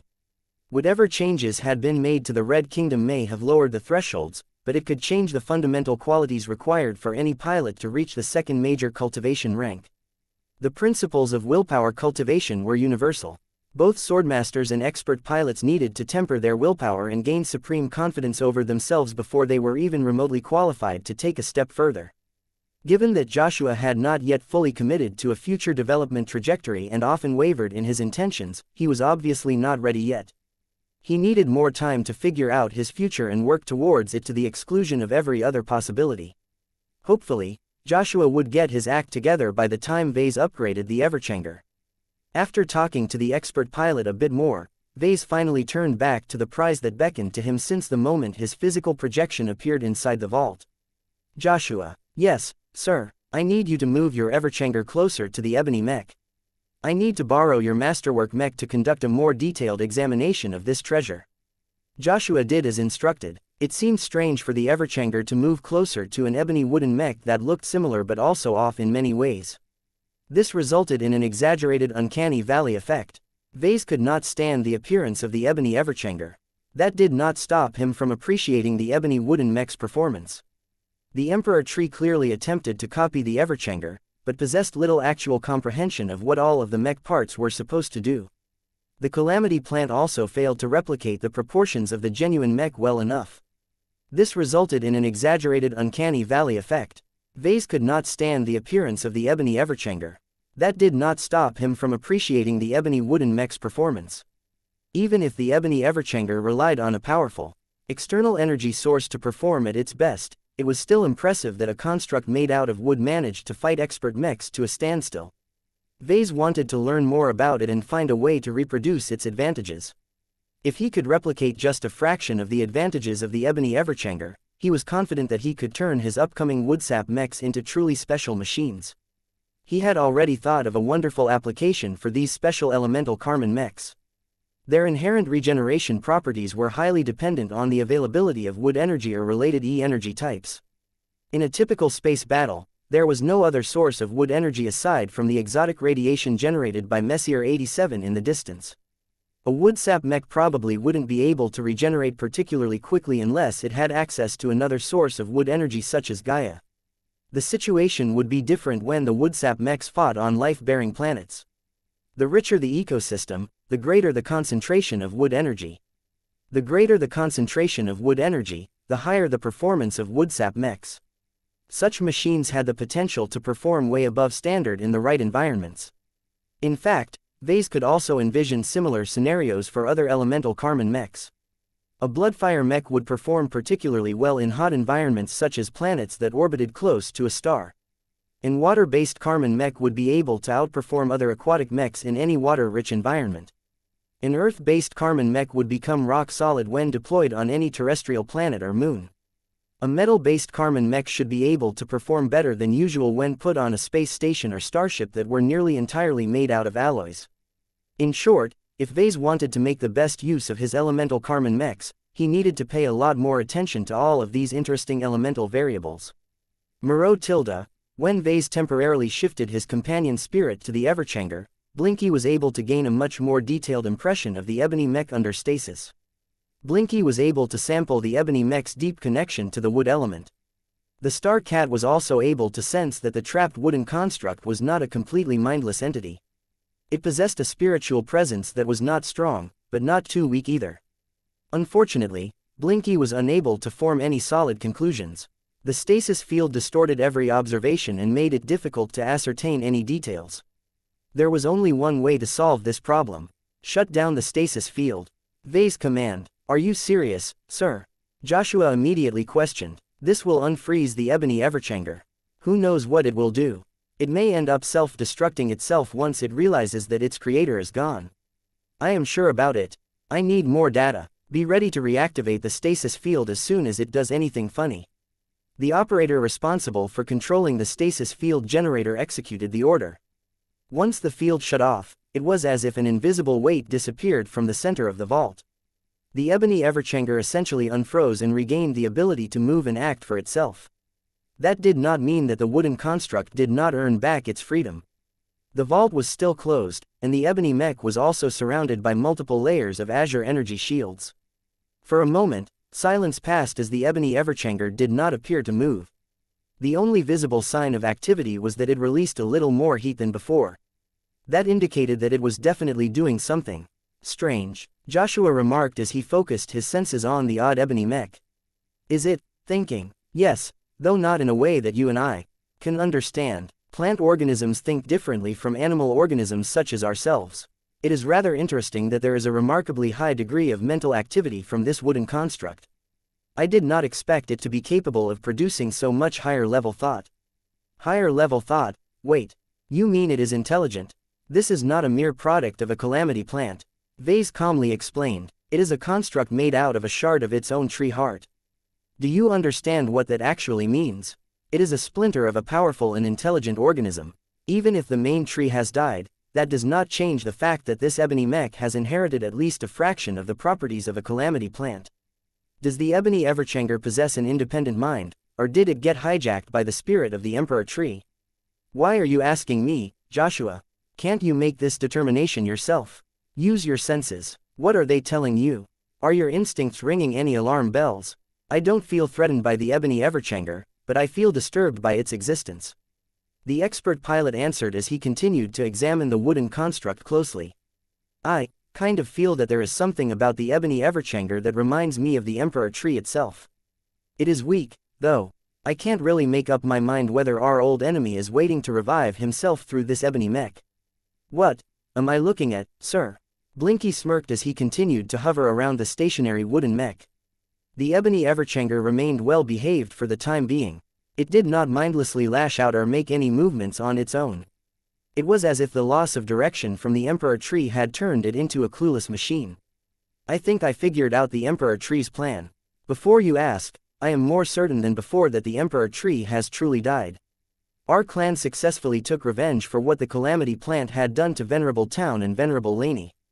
As long as the field teams have made their own verifications, we can transmit the good news to the two exiles. They will be more than happy to receive this news. Joshua said, it won't undo the injustices that have been done to them, but I think it will help them move on from the past. Since the actual Emperor Tree has died, what is so special about the ebony Everchanger? As far as I can tell, it has inherited a part of the spirituality of the Emperor Tree. Vase slowly replied, I am not completely certain about this, but it sort of feels this way. The ebony Everchanger lacks the age, knowledge, power and other accumulation of the powerful Calamity Plant. It is an independent offshoot of our old enemy. Although it is currently very weak, the Emperor Tree has deliberately strengthened its foundation and other aspects. So long as the ebony mech is put in the right growth environment, it should be able to grow stronger a lot faster than usual. It already retains a part of the properties of a calamity plant. It should be able to reach this state much easier than other plant-based organisms. Venerable Joshua initially did not understand what Vase was talking about, but he soon widened his eyes in realization. Wait, are you telling me that the ebony Everchanger is the child of the Emperor Tree? Ha ha ha, that's right, it is a good plan. The Emperor Tree has truly proven to be a lot more cunning than the average calamity beast. Do you know what I think? I believe the tree created the ebony Everchanger as its legacy. It is a deliberately designed backup option that was meant to be captured by us. It has already witnessed our mechs attempting to capture an intact wooden mech before. This ebony mech and possibly the other ones are not solely designed to fight, but also ensure that the tree is able to leave behind its offspring if the worst-case scenario took place. This practice reminded Vase of ancient tales about how human tribes that managed to conquer other tribes adopted the latter's women and children. So long as the male warriors had been killed, the remaining members of the tribe no longer posed a significant threat anymore. Instead, the women and children all turned into productive assets that could deepen the foundation of the winning tribe. Is that why the ebony everchanger is so quiet at the moment, sir? Maybe. It is possible that in order to increase the chance that we are willing to adopt this child, the emperor tree deliberately programmed it to be obedient and docile towards its new human masters. If that is its intention, then it has worked. I am very interested in getting my hands on such a powerful and promising construct. This ebony everchanger has excellent growth prospects. I almost don't want to merge it with your own everchanger. Are you still intent on fusing me with this wooden monstrosity after you have made your latest discovery? The real everchanger clearly did not want anything to do with this alien construct. Vase thought for a moment. I need more time to think about this matter. I suppose that the ebony everchanger in its current state is much more valuable as an independent asset than if I merge it into your mech frame. However, it also gives me a lot of intriguing ideas about fusing it to your mech frame while retaining its ego. Don't you realize how much more powerful you can become if you can actively leverage the power of a cooperative calamity plant? I thought that any exo-beast and exo-plant is inherently hostile to civilization. Aren't you afraid that the ebony everchanger will turn against us and try to avenge the death of its parent one day? The risks are high, but so are the rewards. I am sure you can handle it, somehow. This is still a preliminary plan, though. If I cannot make it work, then I will try to find a way to merge your mech frame with other ebony wooden shards. Chapter 6130 Emperor Wood Chapter 6130 Emperor Wood The operation to kill the Emperor Tree yielded a lot of gains to the Larkinson clan. The Emperor Tree's downfall left behind a lot of wooden remains. Much of it was high-quality wood that acted as a natural hyper-material that still retained a semblance of the Emperor Tree's extraordinary properties. It would have been great if Director Rania Woden had already completed her ED-Net training. Her specialization was related to exobotany, so she would have definitely loved to play around with all of the high-quality specimens harvested from one of the most powerful exoplants the Larkinsons had ever encountered. Unfortunately, her continued absence for at least 2 more years meant that other eager biotech researchers managed to get their turns first. Multiple research teams drafted interesting new research proposals that promised to enrich the Larkinson Biotech Institute's solutions related to plant organisms. The cost of conducting all of this research was not too high. Despite the fact that St. Isabel Coden burned a lot of wood during the previous operation, there were still millions of tons worth of wood and huge amounts of tree sap available for the taking. Nobody worried about running out of Emperor Tree materials anytime soon. Only a couple of parts of the Emperor Tree proved to be scarce, such as ebony wood. St. Isabel had done too good of a job at burning down the most precious tree heart. Her king-killer flames also devoured the ebony first sword until there was nothing left and obliterated the ebony zeal from a distance. The search teams hadn't found all that much unburnt remains of the ebony zeal. However, the biotech researchers who eagerly conducted their first experiments on the remains of the Emperor Tree managed to make an explosive discovery.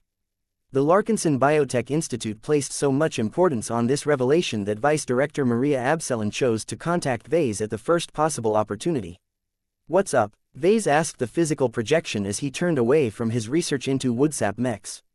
It was exactly because he was preoccupied with the development of wood element Carmen mechs that he still placed a high priority on any news related to the Emperor Tree. "We have made a very critical discovery, sir," the former Terran woman replied. "We have discovered a reliable mechanism to reproduce the biomass of the former Emperor Tree. The immediate consequence is that the wood salvaged from the deceased calamity plant is no longer finite anymore. As long as we satisfy the right conditions and supply the correct input materials, we can slowly increase our stock of wood that is almost identical to the biomass of the Emperor Tree. As far as we have been able to ascertain, this mechanism applies to every variety of wood, including the most valuable ebony wood." "What?" Vase became a lot more attentive after hearing this explosive news. "You can clone the Emperor Tree's wood despite the fact that it is not alive anymore. Life and death has different meanings for exoplants." The physical projection of Maria Absalon smiled. "The powerful consciousness of the calamity exoplant is deceased, but its enormous physical body is still performing all of the routine biological functions to sustain its physical condition. It has turned into the equivalent of a brain-dead human patient that is perpetually stuck on life support. When you break the patient's bone, his body's natural mechanisms will still work to mend and heal it, as this is a subconscious physiological process. The same applies to the regeneration ability of the Emperor Tree's wood. It is still present even if Saint Isabel Coden managed to terminate the ego. From the way Maria Absalon described it, the regeneration process was like a hard-coded subroutine that could still be run even if the main operating system had been wiped. There was no requirement that the subroutine had to be controlled by the original controller. As long as the original Emperor tree was gone, there was no inherent protection left to prevent others from manipulating the subroutines. The vice director played several pieces of footage where the scientists successfully managed to produce different quantities of wood from numerous existing samples taken from the Emperor tree. Brand new sections of wood slowly grew from the original samples when fed with different materials as well as large amounts of wood energy. The fact that the scientists already managed to produce more high-quality wood variations with similar properties as their originals meant that the remains of the Emperor tree were not finite anymore. The Larkinson clan did not have to worry about running out of this wood as if they were exhausting an ore deposit. This was the fundamental advantage of using organic materials. It was relatively easier to reproduce them so long as the producer was able to source the right input materials. Vase immediately focused on the latter. Nothing came for free. Not even the Emperor tree was able to violate the laws of conservation of mass and energy. In order to gain something, the Emperor tree had to lose something of equivalent value. Vase recalled that the Calamity plant expended huge amounts of wood energy and tree sap in order to supercharge its own regeneration processes. From what he could observe from the laboratory footage, the scientists simply exposed the pieces of Emperor tree wood to a lot of ores, exo-beast remains and other materials taken from the local environment. Continuous exposure to E-energy radiation slowly stimulated the wood pieces into absorbing the raw materials to grow in size, thereby increasing the amount of wood available to the Larkinsons. Amazing. The preliminary results had massive implications for the Larkinson clan's use cases for this collection of organic materials. Vase saw hope of perpetually using wood derived from the Emperor tree in the mass production of many different varieties of woodsap mechs. In fact, Vase even started to dream about whether it was possible for him to design and mass produce a fully functional wooden mech that could be piloted by humans. Although Vase had not yet come up with a reason why his customers must purchase wooden mechs as opposed to classical metallic mechs, he was sure he could come up with a good enough value proposition to impress the mech community. As Vase continued to study the footage and the accompanying data, he soon discovered a glaring problem. The production process is not efficient, he said. It's too slow. Seeing as there is a plentiful amount of wood and raw materials available, I guess the bottlenecks that are holding back the production rate is the lack of central direction and the limited input of wood energy. Maria Absalon nodded. Those are our conclusions as well. As it is, the production of Emperor wood is not challenging from a technical perspective, but it is slow and energy inefficient. When we compare the laboratory results to the much more rapid and efficient regeneration process of the Emperor tree back when it was alive, there is an enormous sea of difference. Why is there such an enormous discrepancy? Vase asked with a frown. This was an important question. The extremely slow wood production rate of the early laboratory experiments had no field applications at all. It would probably take weeks to produce a decent chunk of Emperor wood, and months to produce enough of this material to produce an entire wooden mech. While the biomech industry was accustomed to growing its products over a span of multiple months, Vase was not satisfied with this terribly slow production rate. The Emperor tree was able to produce large amounts of wooden mechs in a matter of days. It was able to regenerate tons and tons of high-quality wood in a matter of minutes during battle. If the Larkinsons managed to master the method of regenerating wood at the same speed as the Emperor tree, then any mechs made with Emperor wood would be extremely easy to restore in the field. Vase did not want to give up on this promising capability. Without this insanely high regeneration factor, there was no reason to favor Emperor wood over other materials in the development of wood-based biomechs. Fortunately, the Larkinson Biotech Institute managed to investigate this problem a little further. We have formed a number of hypotheses that we are in the process of testing. Our main hypothesis is that the reason why the performance was so high when the Emperor tree was alive was due to quality and quantity. Explain. The Emperor tree has demonstrated the ability to channel large quantities of wood energy back when it was alive. In both engagements against our Larkinson mechs, it has actively leveraged large amounts of wood energy to accelerate the regeneration of its wooden constructs as well as its main body. Our clan currently does not possess a device or mechanism that allows us to increase the concentration of wood energy in a small environment. We are in the process of remedying that by importing high-grade wood hyper-materials, but it is unlikely we will be able to match the performance of the Emperor tree in the short term. Vase nodded in understanding. What you have said makes sense. What else? We hypothesize that there are specific factors that can dramatically increase the efficiency of wood energy usage. As you already know, E-energy is psychoreactive. This means that it is a mistake to treat it as a mundane form of energy such as electricity. Strong mental activity can significantly alter the behavior of E-energy. When the ebony heart of the emperor tree was still operational, the calamity plant possessed such a strong cognition that it was able to unlock some of the potential of wood energy and amplify its regeneration properties by several orders of magnitude. How big of a difference does this make? We cannot give you any precise numbers, but let me give you a simple analogy. The leading biotech expert said, take the Prometheus energy rifle. This is a large weapon that requires a large quantity of energy to fire a single energy beam. Under normal circumstances, only a mech or a machine of an equivalent size can satisfy the ignitron rifle's consumption. If there is a strong conscious mind that focuses hard on inflicting damage with this weapon, it is possible to inflict just as much damage by using a battery that is designed to power infantry-scale energy firearms. That much. A calamity plant is very strong. How else do you think that it managed to grow to such an enormous size? The analogy described by Maria Absalon may sound a bit exaggerated, but it most definitely conveyed the message that the vice director wanted to convey. There was a huge difference between a subroutine that was being run on autopilot and a subroutine that was actively being supported by a powerful and compatible mind. Vase had a better understanding of the current problem. The death of the Emperor Tree deprived the Larkinson clan of an easy way to handle Emperor Wood. He suddenly thought of the captured Ebony Everchanger. Vice Director, since the regeneration process can be accelerated and more efficient when it is actively directed by a strong and compatible consciousness, does this mean the Ebony Everchanger can replicate the performance of the Emperor Tree? It depends, but we believe it is possible. It will take time to turn the Ebony Everchanger into an industrial-scale production machine. It is too immature and incomplete in its current state. Vase briefly thought about turning the Ebony Everchanger into a full-time Emperor Wood production machine, but he was very reluctant to do so. He wanted to turn the Ebony Mech into a powerful combat asset. Is it possible to use other powerful exoplants to produce Emperor Wood on an industrial scale?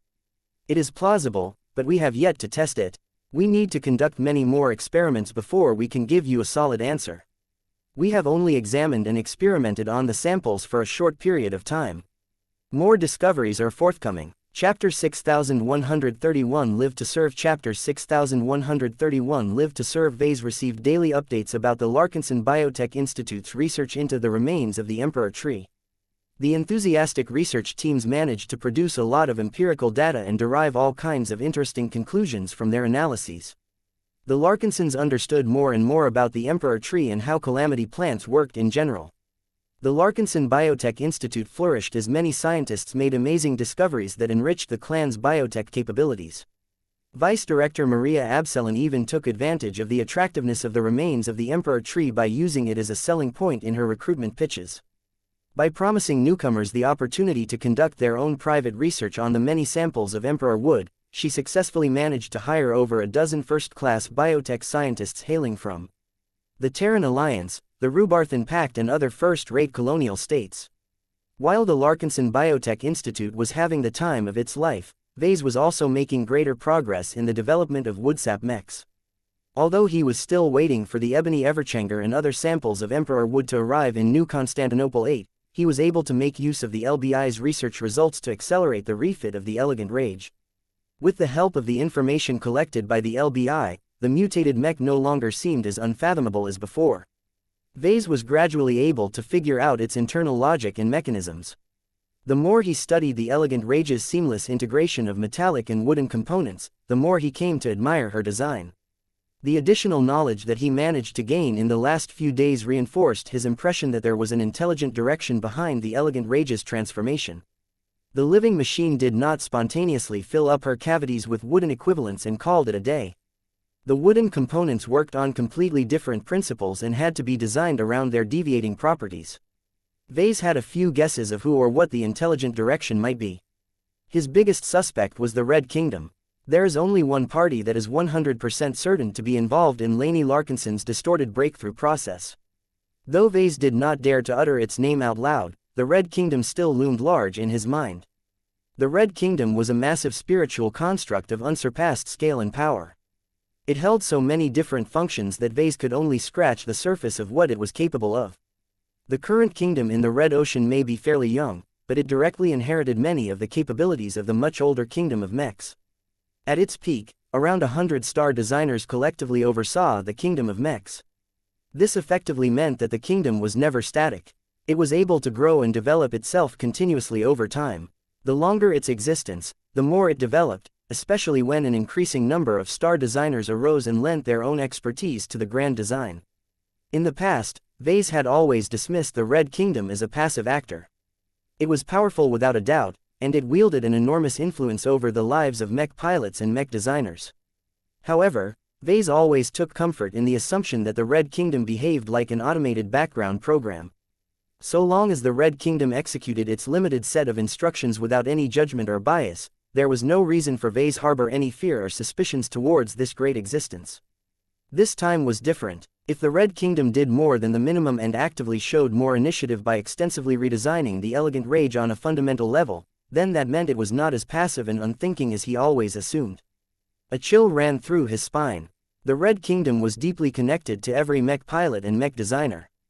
Vase was no exception, as his design flames still maintained a connection to the Red Kingdom that was so well hidden that even he couldn't find any clues. What if the Red Kingdom went rogue one day? What if it got hijacked by a bad actor who wanted to enslave or ruin the entire mech community? What if the Red Kingdom became too smart and started to pursue its own ideas?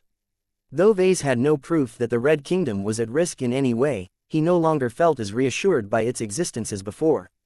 He frowned. I can't escape its grasp. Every mech pilot and mech designer of the first and second major cultivation ranks owed much of their progress to its invisible hand. The Red Kingdom secretly guided their cultivation and helped them advance during critical times. That caused each and every one of them to become dependent on its proper functioning. The moment it started to malfunction or deviate from its intended programming, the Red Kingdom could single-handedly ruin Vase and many other people's lives. It would have been great if mech pilots and mech designers had a way to cultivate by themselves. This was clearly impossible during the Age of Mechs, but Vase was not so sure whether this was still the case during the Age of Dawn. The biggest problem with trying to make Red humanity less dependent on the Red Kingdom was that manual cultivation was prone to error. This was especially the case for more complicated methods, including the ones that determined the progression of mech pilots and mech designers. In addition to these concerns, Vase also feared that the mech designer profession would become incomplete if the Red Kingdom was taken out of the picture. After all, when a professional realized his design philosophy, he made an important contribution to the Red Kingdom. This was such an intrinsic part of the development of a mech designer that Vase could not imagine what would happen if this step was removed. He shook his head. There is no point in entertaining these doom scenarios. Vase may have grown into a rising star within the upper ranks of Red humanity, but his low qualifications and lack of hard power meant he had no agency over this matter. He could do nothing to affect the changes of the Red Kingdom.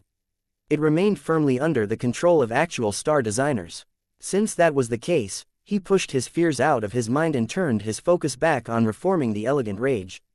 He might not be able to fully comprehend the intelligence responsible for mutating the living mech, but he could at least pick up where it left off and further perfect the Elegant Rage. As he continued to conduct his research on the Elegant Rage, he occasionally entered into a conversation with the living mech. You are a beautiful mech, even with all of the thorns in the way. Vase complimented the machine as he carefully tried to stimulate the growth of one of the pieces of wood embedded to the mech frame. I really regret that I won't be able to tinker with you anymore after you have left my possession. Once I send you off to the Red Association, the mechers will take over every subsequent development. The only thing I can do to make an enduring of your existence is to convert you into a Carmen mech. Hopefully, the overly clever raw mech designers won't try to ruin that in their eagerness to upgrade you to first-class expert mech standards. The mech surrounded by wooden and metallic thorns briefly flashed her optical sensors. I trust in your work, progenitor, but I am also looking forward to growing stronger by incorporating state-of-the-art technologies. The mech designers of the Red Association might not be able to design living mechs like yourself, but they will definitely know how to make me stronger, tougher and faster. That is all I need from them in order to help Lainey kill her enemies. Vase was glad that the living mech had a sober perspective on this matter. There was stuff that only Vase could design, and there was stuff that only the mechers could implement. Each of them had their own strengths. No matter how the mechers will upgrade and expand your capabilities in the future, don't forget that you will always be a living mech. The greatest advantage that Lainey has is that she doesn't have to bear all of her burdens alone. You have helped to save her life and make a comeback. She trusts you a lot because of that. This is a wonderful relationship, and one that you must always cherish. Don't end up like Zeal, who got killed by his own pilot in the end. The mention of that controversial incident briefly caused the Elegant Rage's thorns to shine in an aggressive manner. You do not need to remind me of that, progenitor. My battle partner shares no resemblance with the traitor and backstabber. One day, she and I will deliver the punishment that Town Melon deserves. No matter if it takes a decade, a century or a millennium, we shall never rest until we have killed that pathetic little cretin. Fortunately, the living mech quickly controlled her temper and clamped down on any dangerous activity. You do not need to remind me of that, progenitor. My battle partner shares no resemblance with the traitor and backstabber. One day, she and I will deliver the punishment that Town Melon deserves. No matter if it takes a decade, a century or a millennium, we shall never rest until we have killed that pathetic little cretin. Vase inwardly winced. He had hoped that the Elegant Rage would be a little more sane about this vendetta, but it turned out that she was just as fanatical about it as her battle partner. The two were completely of one mind on this issue. This negated the advantage of having two minds in control over a single mech. Vase had always been a strong believer in the idea that the mech pilot and the living mech had to be of slightly different minds. The lack of diversity of thought may cause Venerable Lainey to develop extreme thoughts without anyone able to rein in her more insane ideas. It would have been great if the Elegant Rage was able to function as a more sober and rational companion, but it appeared that Lainey would gain an enabler instead. Oh well, what do you think about becoming a Carmen mech? Vase asked a different question. You should know what that entails. I am pretty sure you would be ecstatic if you can form a permanent pact with Venerable Lainey, but are you willing to spend the rest of your life by her side? I am. This is a dream come true for me and possibly many other living mechs. I am molded by Lainey. I know no other pilot, and I have no desire to accept other users. If the worst happens to Lainey, I will follow her in death. There is no meaning to my existence without my first and only battle partner. She is the beginning and the end of my life. Those were not the thoughts of a human. Vase felt rather conflicted about the third-order living mech's unreserved trust and commitment towards Venerable Lainey. Living mechs differed from humans in that they were all designed and built to fulfill specific purposes. These goals dominated their own lives and forever changed the way they valued their own lives. Living mechs were symbiotic by nature. They existed for their mech pilots rather than themselves. The thought of living and fighting by themselves never crossed their minds. To be fair, Vase was responsible for shaping them like this. They were designed to function as war machines under the control of humans. It would have been a huge risk if Vase ever released a mech that did not try to serve its human pilot to the best of its ability. In this regard, forming an elemental blood pact with Venerable Lainey was no big deal for the Elegant Rage. From the living mech's perspective, she was merely fulfilling her purpose to a more extreme degree than before. I think that Lainey will definitely be thankful that she is able to depend on you for many years to come. Vase smiled as he continued his work on the thorny mech. Make sure to take advantage of your different perspective on matters. Try to be her friend rather than her sycophant. She will have a much greater chance of surviving what may come if you act as a second opinion to her. Always try to keep her in check. I shall take your advice under consideration. Chapter 6132 Emperor Tree Sap Chapter 6132 Emperor Tree Sap. With the active cooperation of the Elegant Rage, Vase made faster progress in figuring out a theoretical framework for woodsap mechs. Vase continually felt grateful towards the Elegant Rage for providing him with an excellent example on how to fuse wood-based technology with conventional metallic technology. To put it in extremely simple terms, Venerable Lainey's mech already possessed an incomplete prototype of the Carmen system. Vase merely had to make use of the existing foundation of wood integration and add a few more elements in order to turn it into a woodsap mech. There were two important problems that he needed to solve in order to complete his modifications. First, he needed to find a way to replace the regular variety of wood with ebony wood. Back during the sample retrieval mission, the fallen Elegant Rage absorbed the remains of fallen wooden mechs in order to make her mech frame whole again. Although the material was already pretty good, it was among the weakest and least promising variations of Emperor wood produced by the Calamity plant. The Red Association may be able to upgrade this inferior wood material with a vastly more superior formula that it had developed in-house, but Vase believed that it was best to make use of ebony wood. This was why Vase remained stuck on this issue. He had to wait until a fast transport vessel finally delivered the shipment of ebony wood to his doorstep. The second problem that hindered his progress was that he needed to figure out a powerful liquid medium that could safely be circulated in Laney's human body. This was a troublesome issue as there was no way that the raw tree sap from the emperor tree could safely be circulated in the vascular system of a typical human. It sounded as absurd as replacing all of the blood in a person's body with maple syrup. There was no way this could work. In order to gain a better understanding of the consequences of using tree sap as a substitute of blood, Vase collected a bit of tree sap from the elegant rage and stuffed it inside an injection needle. Vase momentarily stared at the pointy container.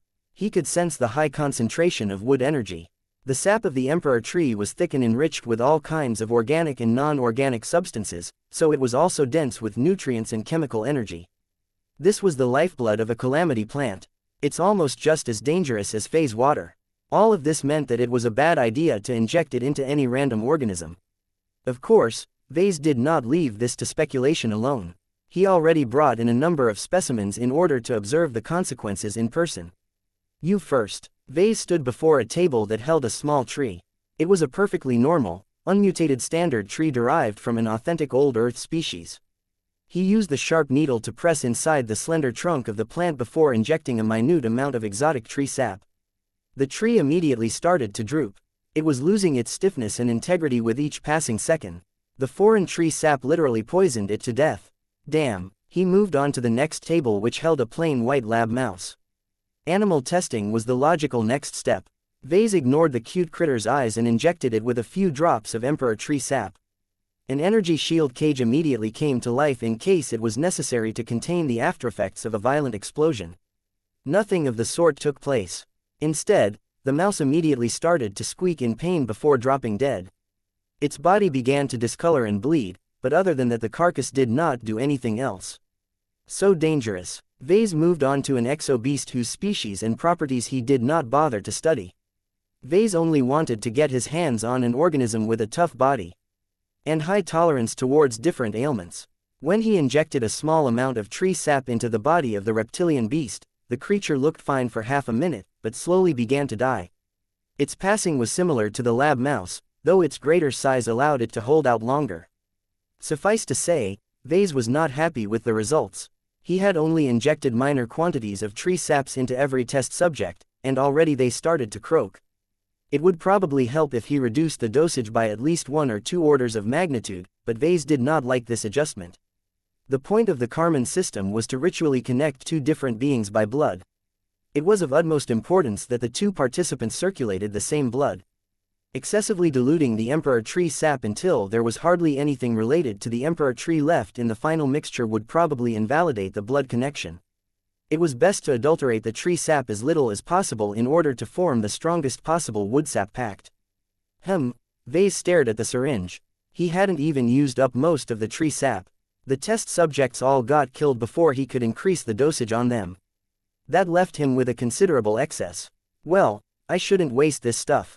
Before he could question himself any further, he proceeded to stick the needle into his own arm and injected all of the remaining tree sap into his bloodstream. Of course, most needles, including the reinforced one attached to the syringe, wouldn't have been able to pierce into his surprisingly tough skin.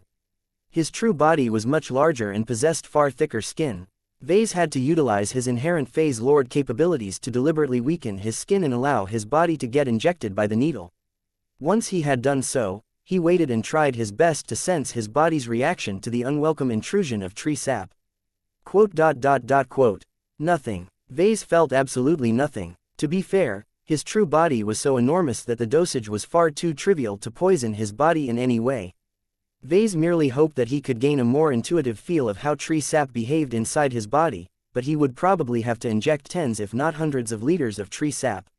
Never mind, then. In the end, Vase drew an important conclusion from this round of experimentation. The tree sap was extremely lethal to most human physiologies. Perhaps the Red Association was currently in the process of applying heavy augmentations to Venerable Laney's body, but that would not necessarily make her compatible with the extremely lethal Emperor tree sap. What about the other way around? Vase wondered. Can Emperor Wood tolerate exposure to human blood? He conducted another quick experiment to find out. Much to his relief, Emperor Wood was so strong that it did not weaken when it was exposed to normal human blood. The only problem occurred when he decided to expose samples of Emperor Wood to his own phase water-enriched blood. Each and every sample crackled and split apart as the spatial fluctuations tore them all apart. Okay, that answers that question. This was another problem. Facewater technology had become a big deal in modern times. The hyper generation may have supplanted the facewater generation in the Red Ocean, but that did not mean that phase water had lost its relevance. If Vase wanted to prep the elegant rage for future use within the ranks of the Red Association, he had to make sure that its organic components became compatible with phase water. If ebony wood doesn't solve this problem, then I will have to modify it so that it can get along with phase water. Vase was reaching the limits of what he could do on his own. The Larkinson Biotech Institute might be able to help, but it would take months or years before its biotech researchers produced solid results. That was too slow. He decided to call over Alexa Strian in order to gain a second opinion. Once his protege arrived and received an extensive heads-up, the clever journeyman mech designer fell into thought. I do not think it is a large problem to develop a variation of Emperor Wood that is compatible with phase water. The woman shared her own thoughts. There are many native plant species that have evolved on planets that are endowed by phase water deposits. As long as you can transplant or reverse engineer the genetic code that enables these plants to contain and resist the effects of phase water, your scientists should be able to develop phase water tolerant Emperor Wood. Vase smiled. You're right, I don't think it will be easy to modify the wood derived from a calamity plant, but it shouldn't be too difficult either. The right building blocks are already in place. We just need to piece them together. As for the tree sap problem, I am unable to devise any obvious solutions. I am afraid that you have to make a difficult choice. The first option that comes to mind is to admit that you are not yet equipped to develop a woodsap mech and give up on this ambition. Why must you insist on turning the elegant rage into a woodsap mech? Can't you turn her into a regular Carmen mech? In fact, why must she forge a blood pact with Venerable Laney in the first place? Alexa asked a number of sharp questions. There was no clear reason why Vase had to turn the elegant rage into a Carmen mech. Many pilots including the likes of Saint Tusa were doing just fine without relying on such a special feature. I don't have much choice, Alexa. The Mace of Retaliation directly instructed me to turn the elegant rage into Venerable Laney's Carmen mech. He wants to raise the stakes and force Venerable Laney to win or gracefully retreat from every battle she participates in. There should never be an instance where she suffered such a heavy defeat that she has lost her entire mech. The young woman's expression changed. That is, harsh. Is it truly a benefit for Venerable Laney to be mentored by such a strong personality? The stories and rumors about the Mace of Retaliation have never been too positive. He is only a pale shadow compared to his much more successful father. Let's not gossip behind a peak ace pilot's back. Vase awkwardly coughed. In any case, the only hard requirement is to turn the elegant rage into a Carmen mech. If I want to, I can complete the conversion in 2 days, and that is if I try to be really careful. This is not what I want, though. The elegant rage is the strongest wood-aligned mech that I have encountered up to now. It is an ideal candidate to become my first wood-aspected Carmen mech. It is just that I have yet to flesh out the concept of my revolutionary new elemental Carmen system. His latest student knew how Vase could become stubborn about these kinds of issues, so she did not persuade him to change his mind. They could spend their time much more productively if they figured out a proper solution to this problem. I see no other way to make a Carmen system that substitutes human blood for Emperor Tree sap than to force Venerable Laney to undergo extreme body modifications. Alexa spoke with a heavy tone. I think the Red Association must figure out a way to turn her into a partial plant in order to make her compatible with this dangerous sap. This was not an impossible demand. Rania Woden had already integrated herself with a plant a long time ago. This was a more extreme instance, though. Vase had no idea whether Venerable Laney would even agree to such a radical body transformation. We will have to contact the Red Association if there is no better option. Vase tiredly sighed. We cannot go any further unless we gain the explicit approval of Venerable Laney and the active cooperation of the mechers. Developing a woodsap mech was far more troublesome than he thought. Chapter 6133 Immature Tech Chapter 6133 Immature Tech The problems that Vase encountered during the development of WoodSap mechs taught him an important lesson. A price had to be paid for mech pilots to form a bond with an elemental Karman mech. Baseline or regular augmented human bodies could not tolerate the substitute medium used by one of the 5 as of yet developed elemental Karman systems. This was a major problem and setback. It effectively meant that anyone who wanted to pilot an elemental Karman mech needed to make a drastic sacrifice in order to make use of its power. Was it fair to ask his customers to undergo extreme life-changing physiological transformations just to bind themselves to really weird versions of Karman mechs? The biggest question is whether it is worth it. Vase furrowed his brows. He was unable to answer this question because he had yet to produce an actual elemental Karman mech. He intended to turn the Elegant Rage into the first mech of this new subcategory of mechs. However, his plan required him to persuade Venerable Laney to act as a test subject for a new and completely untested design application. Even though Vase believed his planned implementation of a WoodSap Karman system was theoretically sound, the lack of empirical verification meant that there was always a risk of accidents. He needed to talk about his problems. He felt too burdened by what he had to impose on his customers just to make his elemental Karman system concept work. His wife thought he was moving way too quickly. You haven't completed the development of a mature Karman system yet. She spoke as she held Marvane in her arms. Trying to develop a more advanced version of this tech will lead to many preventable problems. Have you ever thought about slowing down and taking this step by step? You will be in a better position to develop a proper WoodSap mech in a decade. Vase shook his head. I can't wait that long. Look, I don't disagree with your logic, but reality is forcing me to move faster than I am comfortable with. There is only one chance to convert the Elegant Rage into a WoodSap mech. If I refuse this opportunity and turn the mutated mech into a standard Karman mech, then that represents a lot of lost potential. Venerable Laney will not be able to derive as many advantages from her blood pact. And that matters how, Vase. Last I heard, our clan has exiled Venerable Laney Larkinson. Her interests are no longer important to us. We are supposed to maintain our distance from her, or else the exile will have no meaning anymore. That is how exile should work in theory, but it doesn't work that way in practice. Vase patiently explained to his wife. No matter what, everyone will look at her record and her last name and assume she is still a representative of our clan. Her conduct, performance and accomplishments will inevitably reflect on our clan. It is in our best interest to make her as powerful as possible, especially if she chooses to pilot a living mech that is originally ours. The more she manages to stand out among the mechers, the more those snooty fellows will appreciate our work. Gloriana briefly thought about it, but then proceeded to plant a kiss on Marvane. Your bias is showing. Your family affection towards Laney is clouding your judgment. From what you have described, WoodSap mechs go much further than Karman mechs in imposing demands on mech pilots. There are too many chances that this will go wrong. If you insist on pursuing this, then you must be thorough in order to avoid this gambit backfiring on you. Do not be afraid of consulting the Red Association for technical support. Though his wife was not as helpful as he hoped, she reminded him of a few important considerations.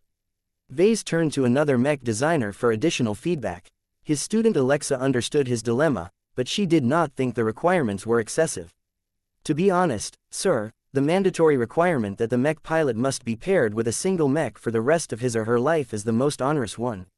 Once a mech pilot agrees to form a blood pact with a Karman mech, that individual has already made the bravest and most life-changing decision of his career. If you subsequently ask that mech pilot to undergo radical body modifications in order to become eligible to pilot a WoodSap or Bloodfire mech, then that is not a particularly heavy demand. You make it sound as if we are entrapping our potential customers and clients with a sunk cost fallacy. Vase flatly responded. The former Terran shrugged and smiled. That is because it is true. If we try to entice a pilot to commit to using a single Karman mech for the rest of her life, she may as well make the most of this decision and make a greater commitment. When a pilot decides to form a blood pact, she has already chosen to reject a normal progression trajectory. Any soldier who is willing to go above and beyond is more likely than not ambitious. As long as your elemental Karman mechs are stronger than other products, and as long as you have gathered solid proof that a more exotic blood pact can increase the probability of breakthroughs, you will find that demand for this solution will skyrocket. Her argument made a lot of sense. It all came down to whether a woodsap mech or other elemental variant could deliver solid benefits to its mech pilot. As long as such a mech was able to provide both enhanced performance and greater growth prospects, Vase would not have to worry about running out of customers. Thank you for sharing your perspective with me, Alexa. How well do you think woodsap mechs will catch on in the Terran mech market? That is a complicated question, sir. The Terran mech market is notoriously hard to enter. It is oligopolistic, which means that it is large but also dominated by many large competitors. The customer base is predominantly made up of large and medium-sized organizations, each of whom prefer to establish long-term relationships with trusted mech companies. It is difficult for a new entrant to persuade Terran customers to try out experimental mech models that have yet to prove themselves on a wider scale. Strict regulations also limit the release of highly innovative products that have not undergone extensive field testing. This is meant to stabilize the mech market and ensure that every product is safe and reliable to use. Vase frowned. He knew that Alexa was not wrong in this. The Terran mech market was insanely profitable, but only for the large players that had already carved out their own market positions. Not just any mech company could succeed in the Terran alliance. The company in question needed to possess capital, relationships, regulatory advantages in abundance in order to gain a solid foothold in the market. The rather extensive suppression of new entrants prevented the Terrans from getting their hands on the latest and most cutting-edge technologies unless they went private and made use of other channels. That was not to say that there was no room for innovation in the commercial mech market. The Terrans simply looked up to the largest and most reputable mech companies to keep up with industry trends and make sure they remained competitive.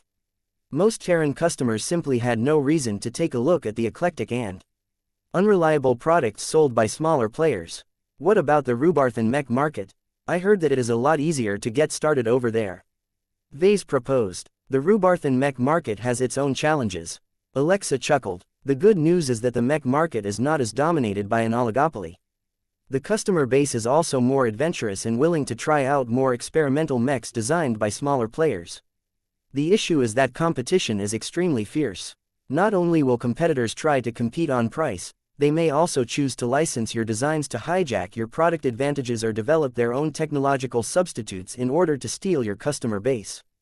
As long as the mech companies do not go too far and break any hard rules, they are allowed to fiercely compete against each other. Only the fittest of competitors deserve to survive in this cutthroat market environment. Vase huffed. It was typical for the Rubarthans to maintain a more liberalized mech market. This resulted in a considerable uptick in chaos, market disruptions and other unpleasant business. Despite all of these downsides, the Rubarthans felt it was critically important to promote competition and to prevent any market leader from becoming too complacent. So I should have a better shot at introducing woodsap mechs in the Rubarthan mech market, is that what you're saying? Not necessarily, Alexa replied. The Terran mech market is not as inaccessible as you think, especially for a mech designer as famous as you. There are two different strategies that you can choose from. The first strategy is that you can prove the concept of your woodsap mechs by introducing them to the third-class and second-class mech markets. This is the strategy that I am currently pursuing for my own living mechs. It will take years to prove that your innovations are promising and reliable enough to be applied to first-class mechs, but it will allow you to retain greater control over your own works, assuming that a first-class mech designer did not manage to develop a substitute before you are ready to enter the first-class mech market. The evolution which pretty much forced Vase to adopt this approach for his standard Karman mechs. That meant that even a god pilot saw a lot of merit in this strategy. What about the other strategy? Partnerships. If you want to produce results in a shorter time frame, then you can approach an established player in a first-class mech market such as Isthmus Manufacturing. You will be responsible for providing the mech designs, while the mech manufacturer is responsible for production, shipping, sales and aftermarket services. This is a common arrangement in every industry, but is the best way for new players to enter the first-class mech market. Vase saw the merits of this strategy, but the price was also considerable. The LMC would have to give up a lot of profits as well as an extensive amount of control. Was this the most suitable approach to take for his elemental Karman mechs? I don't mind the premise of giving my partners a fair share of the profits, but I do not particularly like the sound of relinquishing so much control. He said, the partner is not a pure profiteer, sir. The Terran and Rubarthan mech manufacturers are highly experienced and have a large staff of mech designers and other experts at their disposal. They can not only help you tailor your mech designs to their mech markets, but also provide extensive R&D support. For example, you can obtain immediate and extensive support from a willing Terran or Rubarthan mech manufacturer if you are willing to sign a contract related to Woodsap mechs. You only need to convince them of the value and the future potential of your speculative innovation. That was easier said than done, but it was a valid direction that Vase could take with his Woodsap mechs. It was too soon for this, though. Vase only sought to convert the elegant Rage into a Woodsap mech. He was still far from developing a mass production model that incorporated a more tested version of the Woodsap Karman system. I will take your advice under consideration, he told Alexa. You have given me a lot of ideas and reminded me of the options that I have available. For now, I want to keep things as private as possible. For now, I just want you to search for research institutions that can help me increase the phase water tolerance of Emperor wood and more specifically ebony wood. The priority shipment from Reticulocorine V is due to arrive on another day. We can experiment with real samples by that time. Chapter 6134 Vegan Cat Chapter 6134 Vegan Cat A big turning point came in the development of the first Woodsap mech. The shipment from Reticulocorine V finally arrived on New Constantinople 8. Vase grinned for hours as the transport carrying the most valuable spoils from the battle against the Emperor Tree slowly touched down on the landing zone of D&D base. Meow. Lucky looked as if he did not know why he had to be present. Vase just randomly plucked the dark-colored gem cat from Andraste's lap and carried him all the way outside. The cat curiously observed as the fat transport vessel powered down before lowering the main cargo hatch. A small army of bots moved in to take out numerous cargo containers. Each of them held valuable spoils that Vase desired to obtain for a while now. He finally had access to different varieties of Emperor wood. As D&D base began to receive, inspect and process the incoming cargo, Vase soon managed to get his hands on a small splinter of ebony wood. The splinter originally came from the ebony zeal, but had broken off from the champion wooden mech after getting struck by the Promethea after Isabel's breakthrough. Vase already had a good idea of how remarkable it was, but holding a real sample in his own hands made him appreciate this material even more. This is the finest variation of Emperor wood that currently exists. Isn't it fascinating, Lucky? It is an organic fusion between a high-grade exotic alloy and a high-grade hyper material. It is tough but also fairly flexible. It is surprisingly light in weight but is also much more spiritually active than any hyper material I have seen. It might not score at the top in every criteria, but its overall performance is so good that it is truly a worthwhile material to use in the development of first-class mechs. If not for the fact that it took a lot of time and energy to produce more ebony wood, Vase would have been tempted to design ebony mechs right away. As Vase continued to admire the real piece of ebony wood in his hands, Lucky did not seem nearly as impressed. Hey Lucky, meow, why don't you take a bite? Meow meow, doesn't it look and smell yummy to you?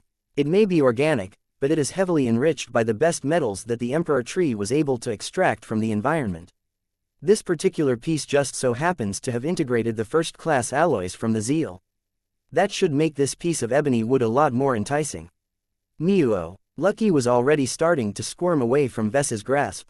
Oh no you don't. Cats can be vegans as well, you know. Now open up and take a bite. Meow, meow, meow. Vase disregarded the melodramatic cat's distress and forcibly stuffed the ebony wood through Lucky's gullet. Soon enough, the ebony wood had disappeared into Lucky's unwilling stomach. Meow. The cat clearly did not enjoy the experience. He continued to hack and cough as if he had just swallowed the most unpalatable thing in existence. It didn't make sense to Vase. Lucky ate all kinds of strange, weird and toxic metals. If his digestion system was able to handle such difficult materials, then he should be able to digest a wide range of organic and non-metallic materials as well. However, Lucky's reaction towards being forced to swallow a piece of alien wood was genuine. The gem cat truly detested what just entered into his stomach and immediately began to show signs of getting sick. It was as if he had just gotten food poisoned. Vase rolled his eyes at the display. You don't know what sort of good stuff you have just ingested. It's really difficult for us to produce more ebony wood. It not only requires a diverse collection of high-quality materials, but also has to be fueled with an astronomical amount of wood energy. The Emperor Tree only ever managed to produce just 3 ebony mechs at its height.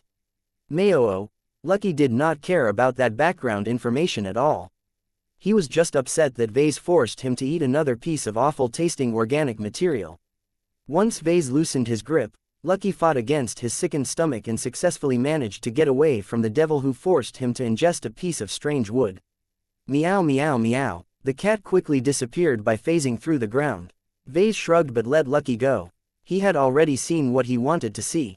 He picked up another piece of ebony wood and stroked its surface as if he was holding a delicate jewel. I am going to conduct a lot of experiments on you.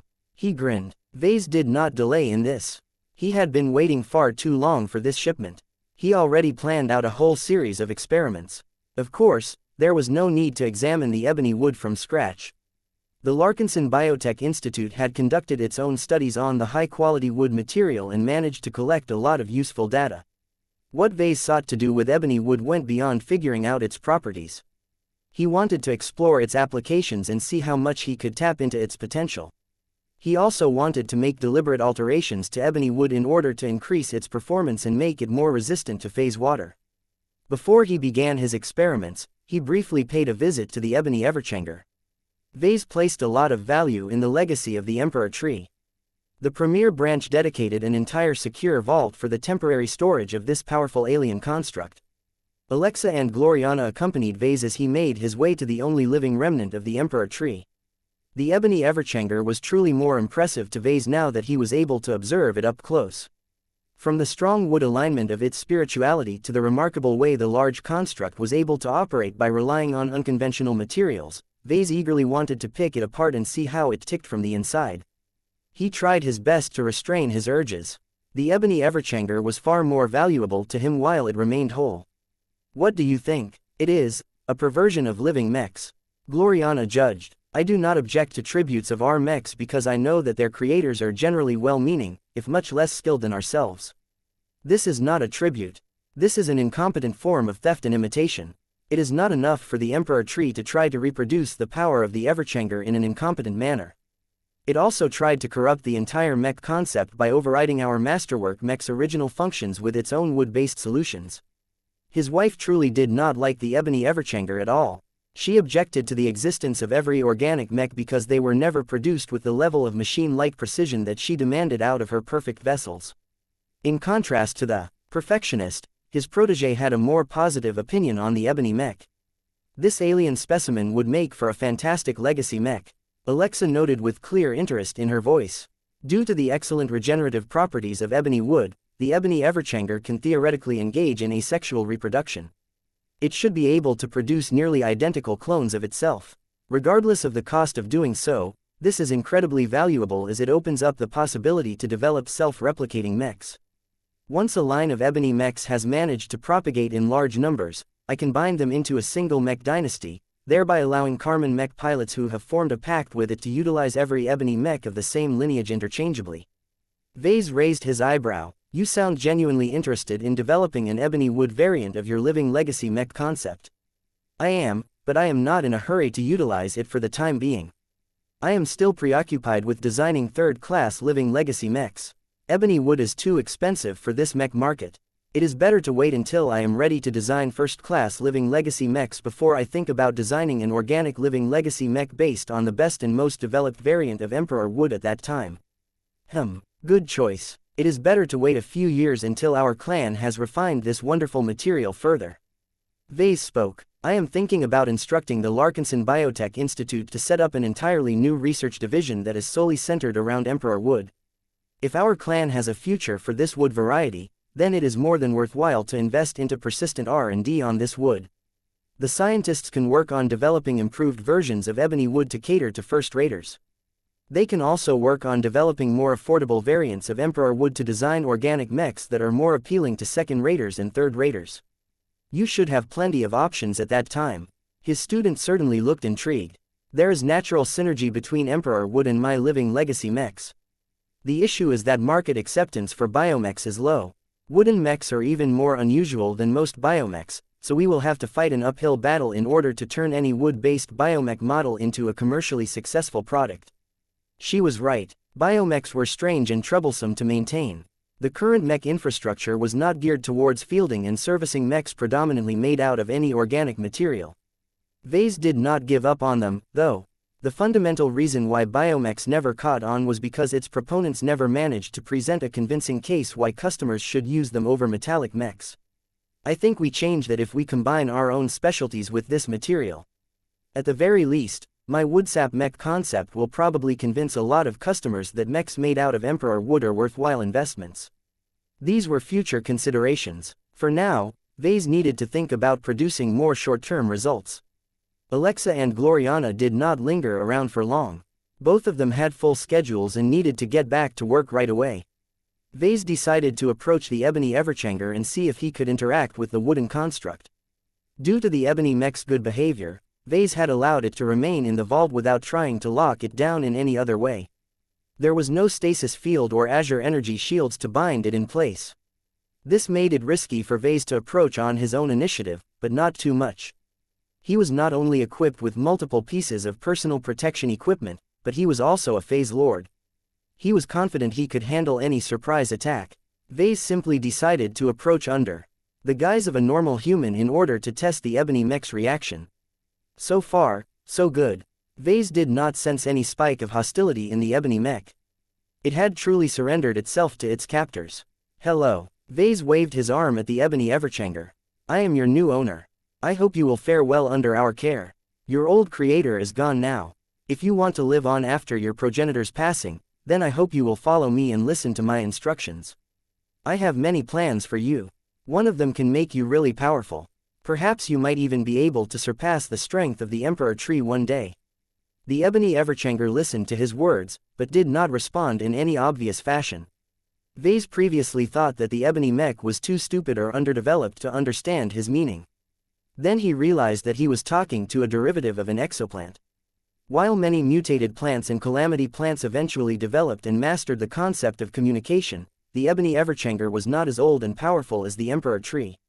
It was only a month-old baby in absolute terms. Vase let out a sigh. It appears that educating you is a long-term project.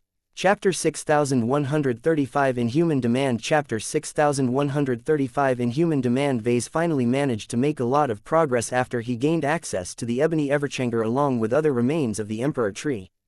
Although he was not able to communicate directly with the ebony everchanger, he spent enough time with the alien wooden construct to form a tacit relationship with it. He simply turned himself into a known presence who always tried to be attentive to its condition. Familiarity bred friendship, or at least tolerance. While Vase mainly conducted studies on the ebony everchanger itself, he agreed to transfer samples of ebony wood to the Red Association in order to develop an upgraded version that was useful for high-end mechs. Don't worry, Vase, I will personally pay attention to this matter and ensure that our research team will produce results as quickly as possible. Jovi Armelon said, any gains we make will end up improving the elegant rage, which will soon turn into our asset.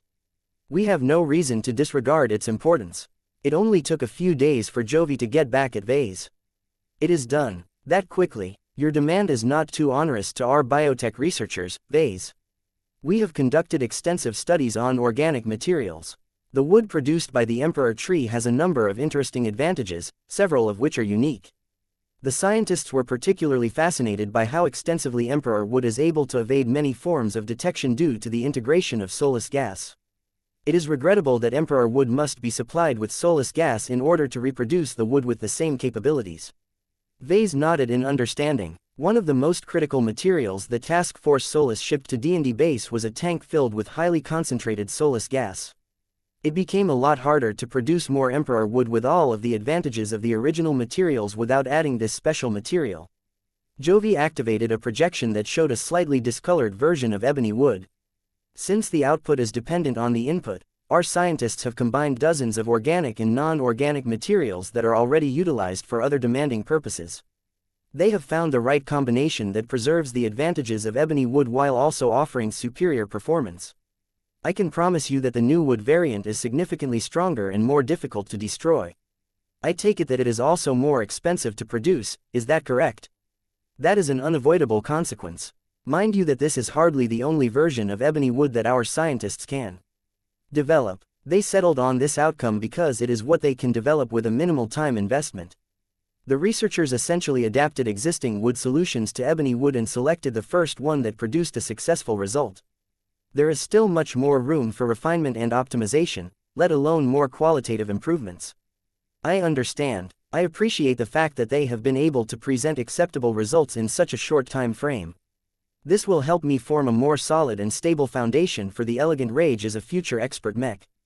Soon enough, the mechers would take possession of the mutated mech, which meant it was up to them to develop more powerful and sophisticated ebony wood variations.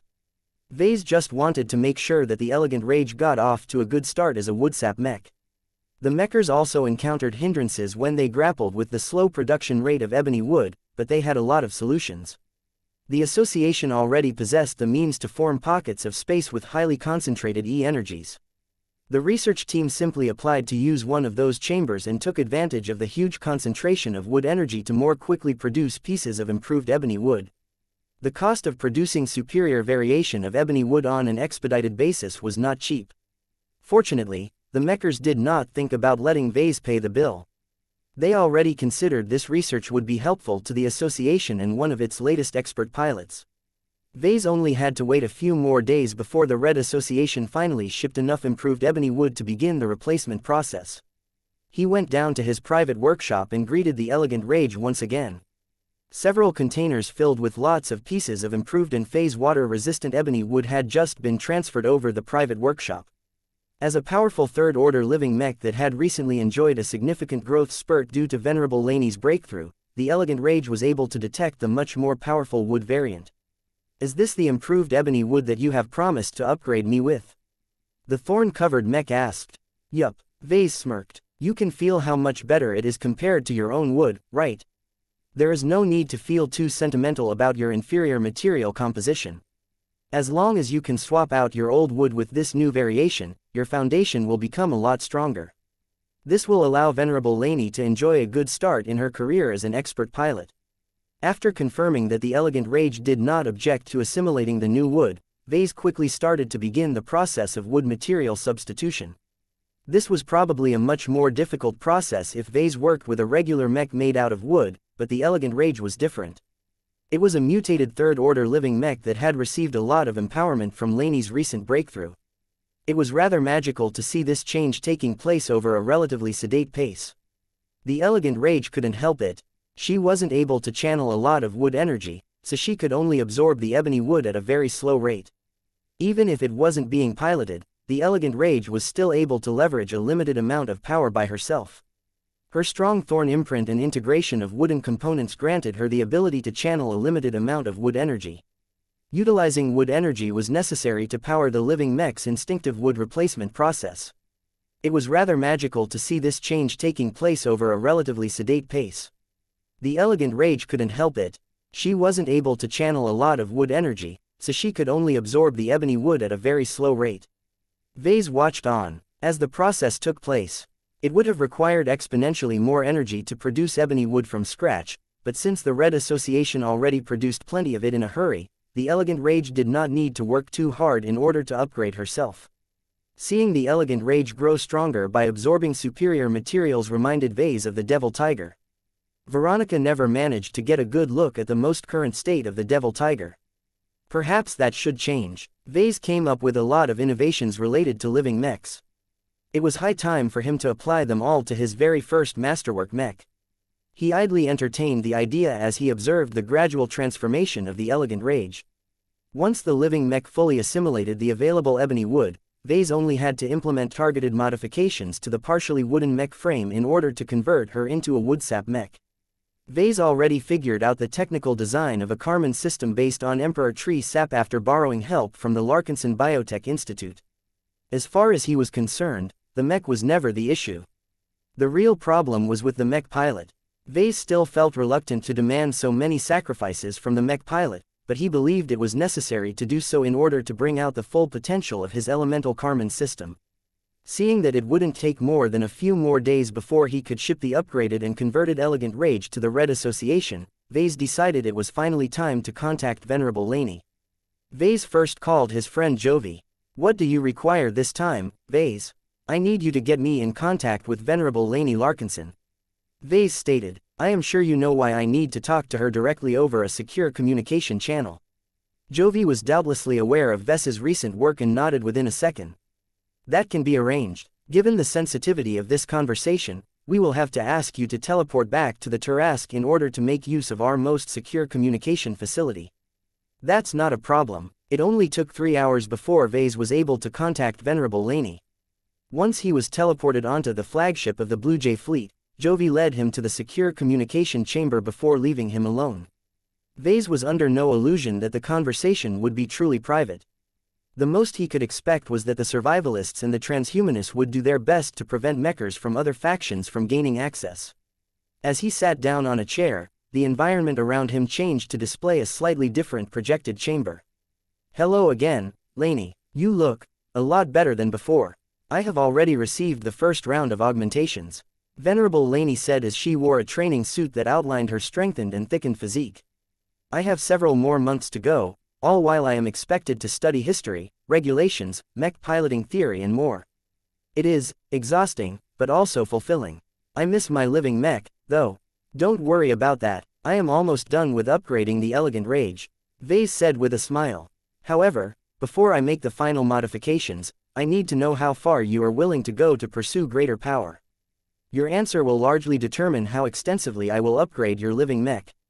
He proceeded to explain the basics of his experimental Woodsap Karman system and what it demanded from a mech pilot. The female exile initially looked troubled, but soon schooled her expression. That is not what I expected to hear. I cannot say that I am comfortable with the need to turn myself into a half-plant.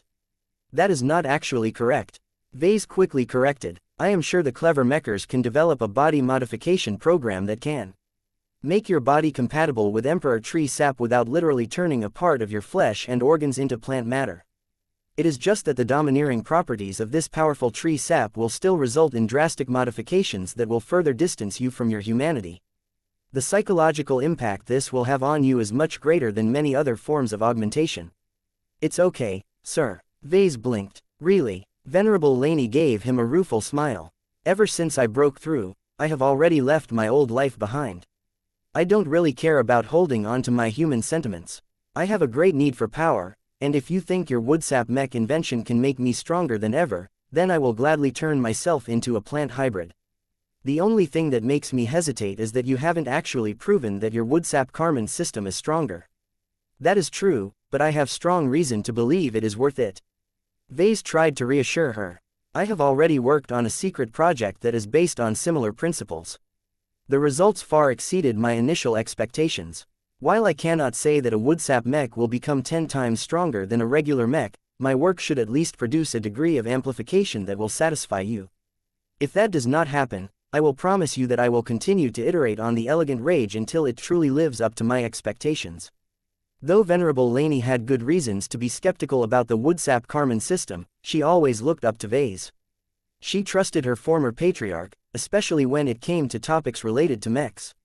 She was willing to give him the benefit of the doubt, even if he asked him to undergo extreme body modifications in order to use Emperor Tree Sap as a substitute for blood. I'll do it, she said in a firm voice. If this change will bring me closer to the Elegant Rage than ever, then I will gladly embrace this change. It will be difficult for me to pass the Mace of Retaliation's tests and outperform my many rivals in the Raw if I can't count on this advantage.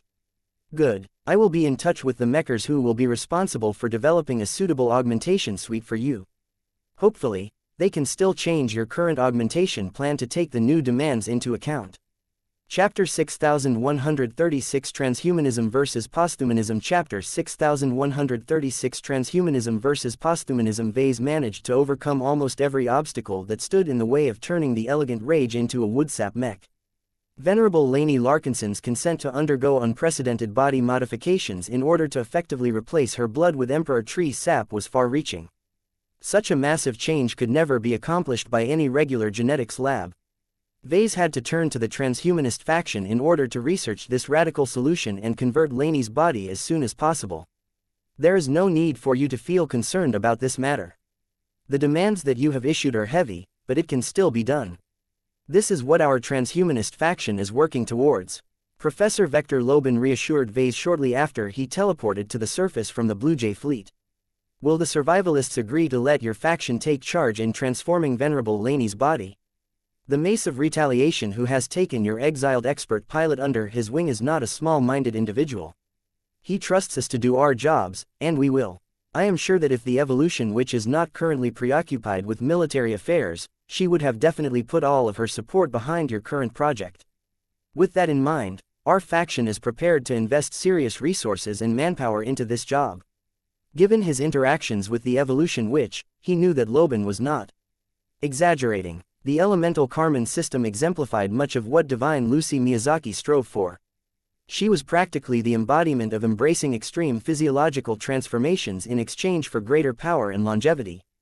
Just as the evolution witch had been forced to make permanent, life-changing changes to her congenitally deficient body, Venerable Laney had to bring herself to fundamentally shed her familiar human physical traits and essentially become an alien just so that she could excel on the battlefield. Vase was quite familiar with this dilemma. He too had become very far removed from his original baseline human incarnation over the years. While he did not exactly agree to undergo much of his extreme body transformation procedures, he would be lying if he said that he hated all of his changes. It was nice to be strong. It was nice to be able to survive while being thrown into the vacuum of space without a hermetically sealed suit. It was nice to know that most assassins had no way of killing him anymore unless they employed lots of first-class mechs or a weapon of mass destruction. In a galaxy and age where survival once again became a serious concern, becoming stronger and more resilient on a physical level was definitely not a dispensable luxury. A part of me feels reluctant to unleash inventions such as woodsap mechs to human society. Vase shared his doubts with the transhumanist liaison. I know it is too premature to determine whether this project is a success, but if it does, how will that affect red humanity in the long run? Will an increasing number of mech pilots become tempted by the promise of power and other benefits and gladly abandon their humanity? I am not sure whether we will be able to recognize what our society has become after so many of our soldiers have willingly become transhuman. You are not thinking far enough, Vase. The 50-year-old transhumanist spoke as he crossed his arms. I would argue that the body transformations required to pilot your woodsap mechs and other as of yet developed elemental Karman mechs go beyond patching up the weaknesses and shortcomings of the human physique. I believe that the extreme changes that Venerable Laney must embrace in the following months will eventually turn her into a posthuman. The emphasis on the word, posthuman, immediately induced greater discomfort in Vase. Are you saying that you are going to change Laney into a monster? Professor Loban shook his head in disapproval. The differences between transhuman and posthuman are enormous. Have you ever truly thought about what sets them apart, Professor Larkinson? Vase shook his head. One goes pretty far to improve humans, and the other one goes much further in order to perform better. That is correct, but you are not thinking deeply enough of what they represent. They are more than words. They are ideologies. The premise of transhumanism is to evolve humans to become better versions of themselves. With the premise of retaining one's spiritual humanity as much as possible, classical transhumanists seek to upgrade their existing human traits into better but still recognizably human improvements. To put it in different terms, transhumans believe that our race is already strong, and that we only need to refine our existing endowments in order to achieve transcendence from that basis. Vase received Vector Loban's underlying message. Transhumanism is based on the assumption that it is already great to be human. There is room for improvement, but there is no need to go too far because doing so may cause us to lose the qualities that make us so successful as a collective. He stated, "That is a good description. It is not a coincidence that the human race has managed to overcome the 7 apex races, which were long considered to be the most superior races of our native galaxy, and conquer half of the Milky Way. We may be physically weak and not all that intelligent, but it is our relentless drive to overcome our human weaknesses that has allowed us to draw out much of our potential compared to all of the alien races that are too lazy to move beyond their natural gifts. Transhumanism as an ideology is fundamentally based on the premise that being a human is already one of the greatest blessings in our lives." Vase frowned in thought. I take it that posthumanism thinks differently. That is a logical deduction. Posthumans approach the state of humanity in a different light. They agree with the transhumanists that humans are not all that strong, but they disagree on the assumption that there is value in retaining one's humanity as much as possible. To them, the vestiges of humanity are shackles that must be released one by one in order to turn any individual into the best possible version of himself. To embrace posthumanism is to literally attempt to leave one's humanity behind and embrace any alternative that is superior, whether the improvements are derived from strong alien genes or completely artificial products that have no equivalence in nature. Although transhumanism and posthumanism sounded similar, they were ultimately very different in thought and approach. I see. I think I get it, Vector. The central premise of posthumanism is that being human is awful. It is a virtue if a person is willingly able to give up aspects of his own humanity to become more powerful. Since this is what posthumans pursue, how does that fit into your faction? Professor Loban smiled. The transhumanist faction is large and encompasses a variety of ideologies and opinions. Before the Great Severing, our faction was mainly led by the chosen human. We had other leaders, but Divine Hussein Albedo unquestionably set most of our policies. Now, which camp do you think he represents? He's a classical transhumanist without a doubt. Vase immediately answered. Even a child can figure this out. He is widely regarded as the most perfect human to exist. He is the epitome of the peak that the human race can attain if it managed to unlock its full potential. It is too bad that an aberration like the chosen human has only ever emerged once. There were actually a lot of wild and crazy rumors on the galactic net that the chosen human was anything but a freak accident of nature. Many conspiracy theorists claimed that the chosen human was the product of extreme boundary-breaking experiments. People simply couldn't conceive of the idea that a potentate with S-grade genetic aptitude could never exist unless a cabal of biotech scientists gone rogue sacrificed a dozen powerful ace pilots and merged their brain tissue into a designer baby that was conceived in a test tube. The Mech Trade Association always refuted these crazy conspiracy theories, but it could never stop people from gossiping. Vase did not know what to believe either. He felt that there was definitely a big story behind the chosen human's conception, but there was no point in speculating over it. The famous god pilot was stuck in the Milky Way galaxy and had no way of extending his reach into the Red Ocean. Under the chosen human's regime, the transhumanist faction maintained strong restraint towards any augmentation research. Our scientists and developers had to make sure their work did not exceed the relatively restrictive boundaries set by our highest leader. Divine Albedo was never shy about delivering punishment in person to any researcher that dared to engage in taboo research. You cannot believe how much his continued existence has deterred many scientists from engaging in groundbreaking research projects. Vase smiled back. I guess that era is over now that our side of the greater Beander Gate is cut off from the chosen human. That is correct. In fact, before the Great Severing occurred, the transhumanist faction in the Red Ocean already developed the habit of conducting more extreme research, particularly in relation to phase water and the native aliens. Many transhumanists who originally felt dissatisfied by the limitations imposed by the chosen human opted to move to another galaxy in order to distance themselves from the Divine and his large army of supporters. Once the Age of Dawn has begun, many transhumanists who found themselves stuck in the Red Ocean actually celebrated their separation from the Milky Way.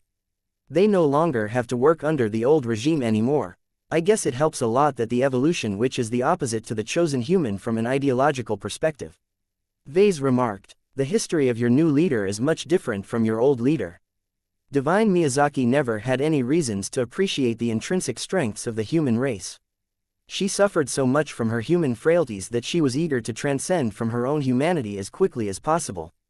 According to your definition, the evolution which is probably the epitome of a posthuman. Yes, and now her ideology has gained primacy in the transhumanist faction. Several years have already passed since the start of the Age of Dawn, but we have already developed 10 times as many revolutionary innovations as we did in the last handful of decades. The evolution which is a much more tolerant and encouraging leader. Under her new regime, our scientists are not only permitted to undertake radical posthuman research projects, but they are actively encouraged to push the boundaries of what it means to be human. Strong results matter more than any attempt to preserve the original meaning of humanity. That sounded like paradise to some, but a nightmare to others. Though Vase was normally a strong proponent of rapid and less restricted innovation, he was not sure whether it was a good idea to remove so many limiters in human augmentation research. The excesses of the human race during the latter half of the Age of Conquest came to mind. Aren't you guys afraid that we will end up repeating history? Not really. Professor Loban casually shrugged. We have learned from our mistakes. We are not as complacent as before. Besides, one of the reasons why humanity ended up driving itself to the brink of extinction was because we no longer felt pressured by strong alien enemies. That is not the case for red humanity. We have so many powerful external enemies that we can channel any excessive aggression outwards instead of inwards. As long as our alien foes are the ones that suffer from our overeagerness to abandon our humanity, then can we still treat this as a problem? That is, remarkably convenient. Professor Vector Loban was not wrong. It would be terrible if powerful human soldiers changed so much that they lost control and lashed out against their fellow humans. However, if those same crazy post-humans began to rampage in alien space, then they would not be regarded as monsters. Instead, they would definitely be treated as heroes. Chapter 6137 Vase the Posthuman. Chapter 6137 Vase the Posthuman. Do you understand now why the transhumanist faction will endeavor to transform Venerable Laney Larkinson to meet your requirements? Vase nodded. Now that you have explained it to me, I can see how Laney's transformation completely aligns with the posthuman ideology promoted by the evolution witch. From the perspective of the current transhumanist faction, there is great promise in adding plant-like traits to Venerable Laney's physique. Not only will she become stronger in many ways, but if she can achieve fantastic synergies with an already powerful wuxia mech, then that will turn her into a positive example of the benefits that posthumanism can bring to our civilization. Professor Loban grinned. That is an astute analysis. As eager as we may be in trying to evolve our race to a higher state, we are not pursuing posthumanism for the sake of it. We are always mindful of our goal, which is to make ourselves stronger and more competitive in comparison to other alien races. Mechs are a binding factor of our civilization. If we can successfully tie posthumanism to mechs in a beneficial manner, then we can promote our cause and convince many more people to embrace the changes that we are attempting to introduce in our society. Mechs and posthumanism go well together, and your elemental Karman system has the potential to serve as concrete proof of this assertion. In other words, Vase could not escape the reality that his work on elemental Karman mechs had a strong political and ideological dimension to them. There was no way he could merely develop his wuxia mechs without gaining the support of a strong political supporter. If the transhumanist faction was still being led by the chosen human, then it was seriously doubtful whether its members would be willing to condone the extreme transformation that Venerable Laney had to undergo in order to pilot a wuxia mech. Fortunately, the raw transformation faction had already entered into a new regime. Ves's work just so happened to align with the objectives of the evolution witch. As long as this remained the case, he would not encounter any major hindrances from the Red Association. My elemental Karman system concept is probably not the only posthuman project that your faction has developed an interest in, correct? Vase asked. Naturally. I do not have an overview of the immense amount of R&D initiatives that our faction is sponsoring or directly working on, but I can tell you that the changes to our race will be profound. From developing a systematic method of transforming humans into phase lords to fully digitizing humans to the point where they are no longer dependent on frail human flesh, our faction is doing its utmost to speed up red humanity's collective evolution in an effort to better adapt to this cruel new age. Aren't you guys afraid of going too fast to the point of running headlong into an accident? What does the survivalist faction think about your newfound frenzy? Vector Loban chuckled. The survivalist faction are the ultimate pragmatists. They will do whatever is necessary to ensure humanity's survival. Right now, the survivalists collectively agree that the threat of getting defeated by an overwhelming number of aliens is far greater than the threat of ending our race due to rampant genetic modification. As long as this remains the case, the survivalists will always serve as our most dependable allies and enablers. If you do not believe me, you can ask Jovi Armelon for further clarification. That indeed sounded like the survivalists. Will posthumanism become the dominant trend in our society? Vase curiously asked. I cannot answer that question, Vase. Not every human in the Red Ocean is as open-minded as us. There are still many groups of humans who resist posthumanism. The Terrans and the Fleeters are much more restrained on this subject and prefer to adhere to classical transhumanism. I predict that red humanity will become increasingly more divided on this issue. The fault lines are not that obvious for the time being, but that will change in a handful of decades. Oh, an entire new generation of children will grow up while reaping the benefits of posthumanism. Professor Loban explained. Unlike the people of our generation or the older generations, these children have received the unprecedented opportunity of undergoing more far-reaching transformations that will make them stronger, smarter and much more competent than their peers. They are lucky to be born and raised in an age where the chosen humans' restrictive policies have already been overridden by the evolution witch's more permissive policies. Vase widened his eyes. Vector Loban hinted at a profound shift in human society. If it was true that a lot of designer babies were being born that were a lot further removed from the human template than before, then these were all monsters in the making. Of course, these post-human babies had no way of affecting human society on a large scale at the moment, but that would definitely change. Once these freaks that superficially resembled humans completed their education and entered the workforce as adults, that would be the moment where human society as a whole would begin to experience a massive shock.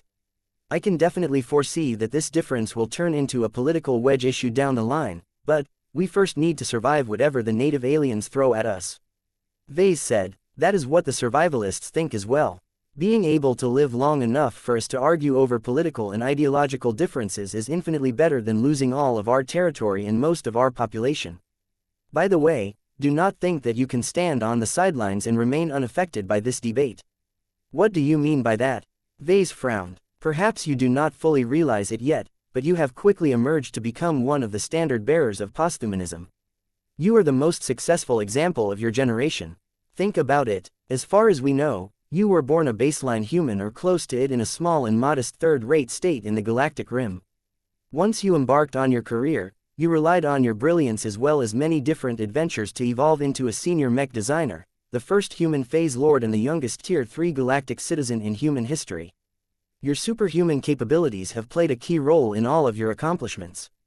It is impossible for a baseline human or lightly augmented human to replicate just 1% of your record.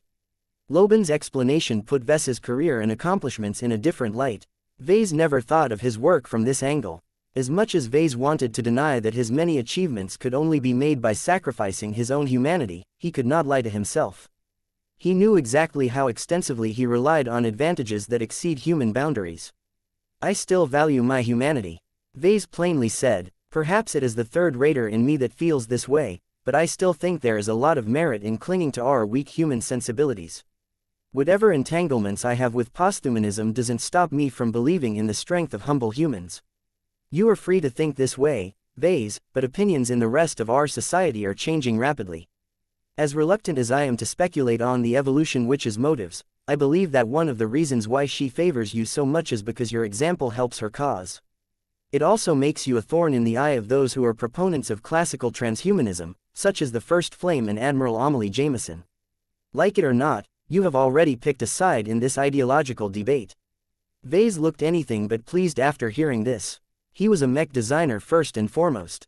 He believed from the bottom of his heart that humans, even the weakest baseline variant among them, could become as strong as a god pilot as long as they piloted great mechs. There were many examples in the history of the mech community that validated this assumption. In the Larkinson clan alone, Saint Tusa Billingsley Larkinson was the true hero as far as Vase was concerned. Just like Vase, Tusa was born as an ordinary baseline human in a third-rate state that was located right on the furthest edge of the galactic rim.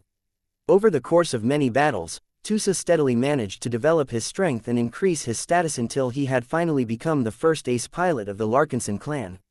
Throughout his entire journey up to this point, Tusa only received light augmentations and never felt the need to remove himself further from his own humanity. His willpower had always remained his strongest asset. With the help of an excellent living mech in the form of the Dark Zephyr, Tusa possessed an unlimited future. Though Vase believed it would be ideal if all of his clients and customers could attain the same degree of success as Saint Tusa by piloting his living mechs, he knew that reality could never produce this result.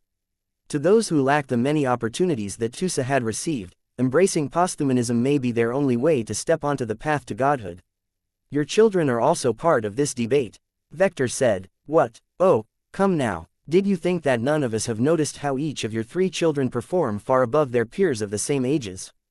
They may look human, but their bodies are so much more superior that their astounding evolution cannot be explained by their designer genes alone. I can tell you that not only our faction, but many other groups are carefully monitoring the performance of Aurelia, Andraste and Marvane. We are all highly interested in seeing whether they can continue to overperform in their respective fields while also retaining enough stability to function in our society. The mention that so many different groups were paying attention to his children deeply disturbed Vase. He understood that it was unreasonable to expect his children to fly under everyone's radar. That did not mean he wanted everyone to treat his son and daughters as long-term observation targets, though. There was no chance for any of his kids to grow up while remaining low-key if this was the case. They were doomed to live high-profile lives, just like their father. Vase sighed in resignation. I hope that everyone will stick to watching. I would hate it if they purposefully interfere with the lives of my children for experimental purposes. They are not test subjects. There's no need for you to feel concerned about that. Your children automatically fall under our protection. This is a service that we extend to every high-tier galactic citizen. If you are not reassured by that, then I suggest you increase their security detail. That was a good suggestion. Vase already added it to his to-do list. The two mech designers talked a bit more about posthumanism. Vase gained a lot of insight on certain people's attitudes on human augmentation and transformation. After learning that Vase did not have to worry about the opinions of the mechers, he began to feel a bit better about his work. His elemental Karman system concept may demand extreme changes to any mech pilot that desired its power, but it remained a niche choice. Most people could not stomach the option of turning themselves into a half-human freak. Another hindrance was cost. The anticipated transformation that Venerable Laney must undergo in order to pilot a woodsap mech was anything but cheap. Only first-raters and possibly wealthy second-raters should be able to afford the personalized treatments. There was still room for the regular version of the Karman system to exist. It might not be as flashy as the more exotic variations, but a mech pilot should still have a good chance to advance to God pilot with this solution. Chapter 6138 Organic Weapons System Chapter 6138 Organic Weapons System After a bit of waiting, the time had finally come for the Elegant Rage to attain her new and complete form as a woodsap mech.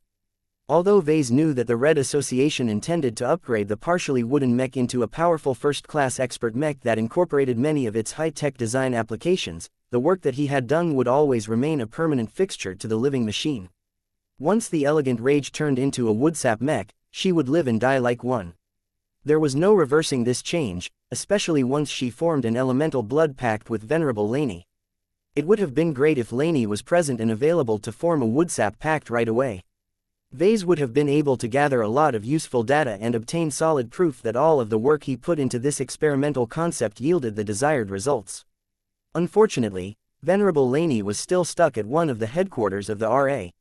It would take several months before she was scheduled to complete her physical transformation and studies. Only at that time would Vase gain concrete proof that his invention lived up to his expectations.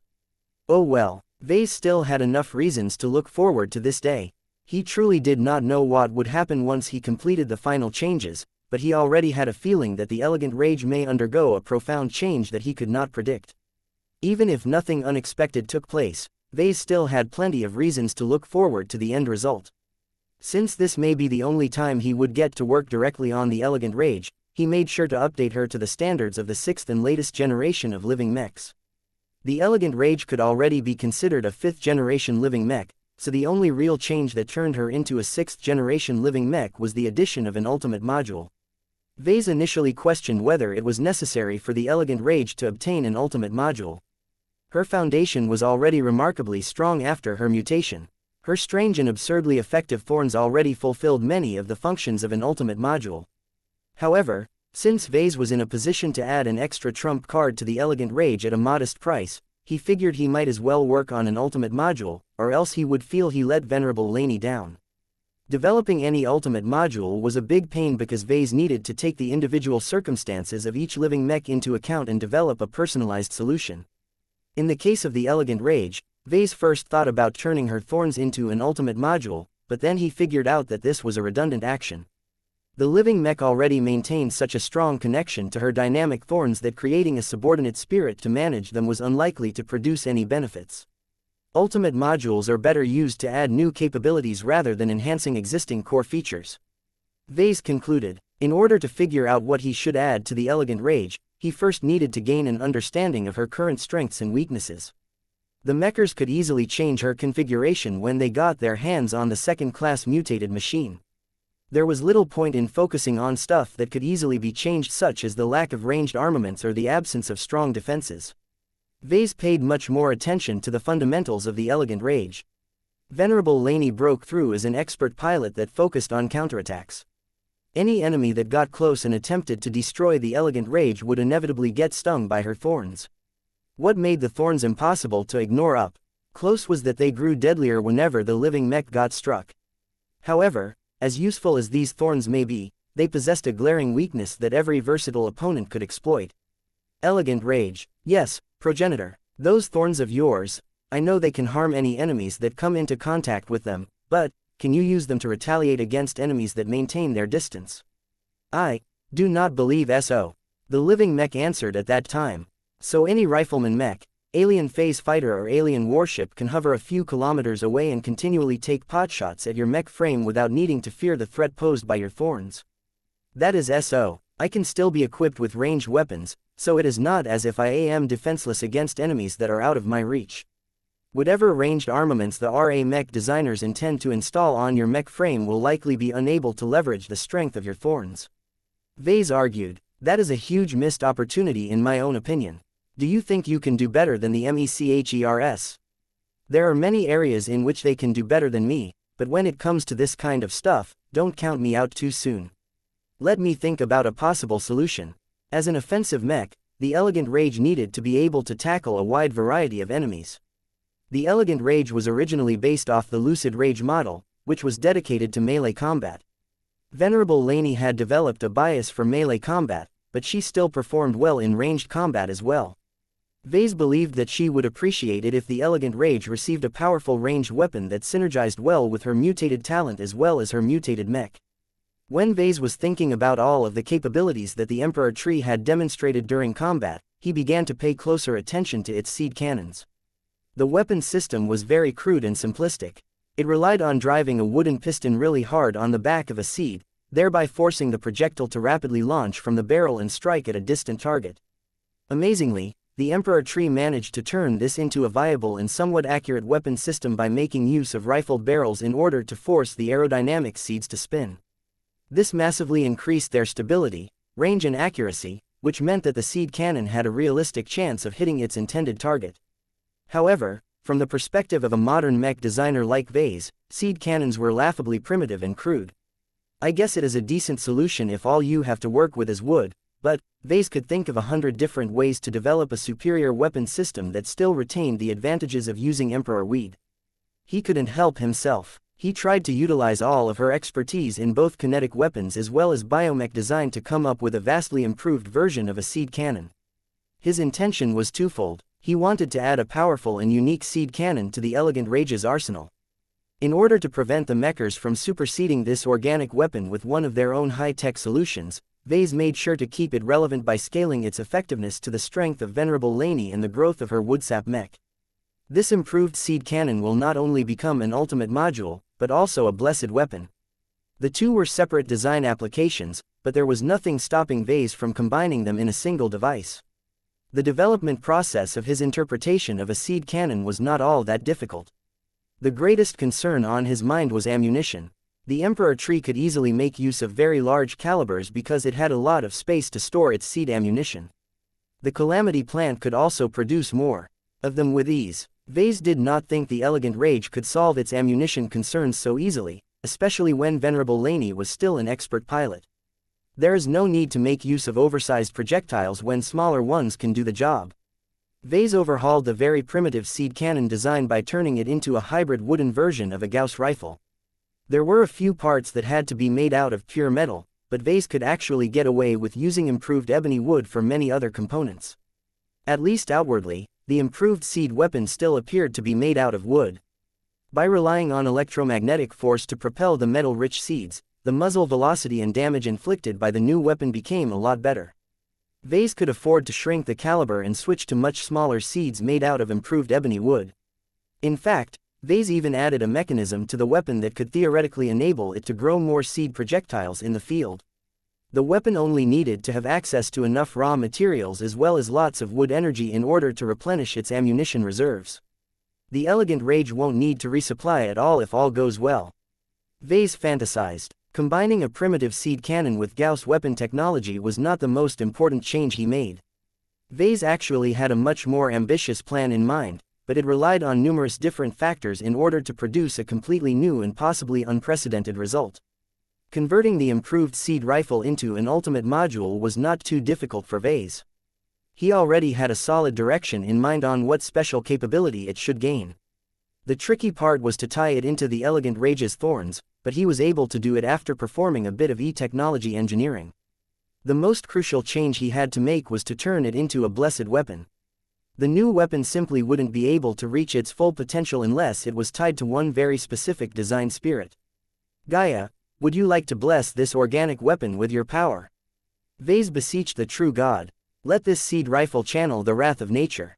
I am sure that Venerable Laney will be glad to cooperate with you to defeat the enemies that you have in common. Although Gaia did not respond at first, she eventually acquiesced and gave her blessing to the remarkable weapon.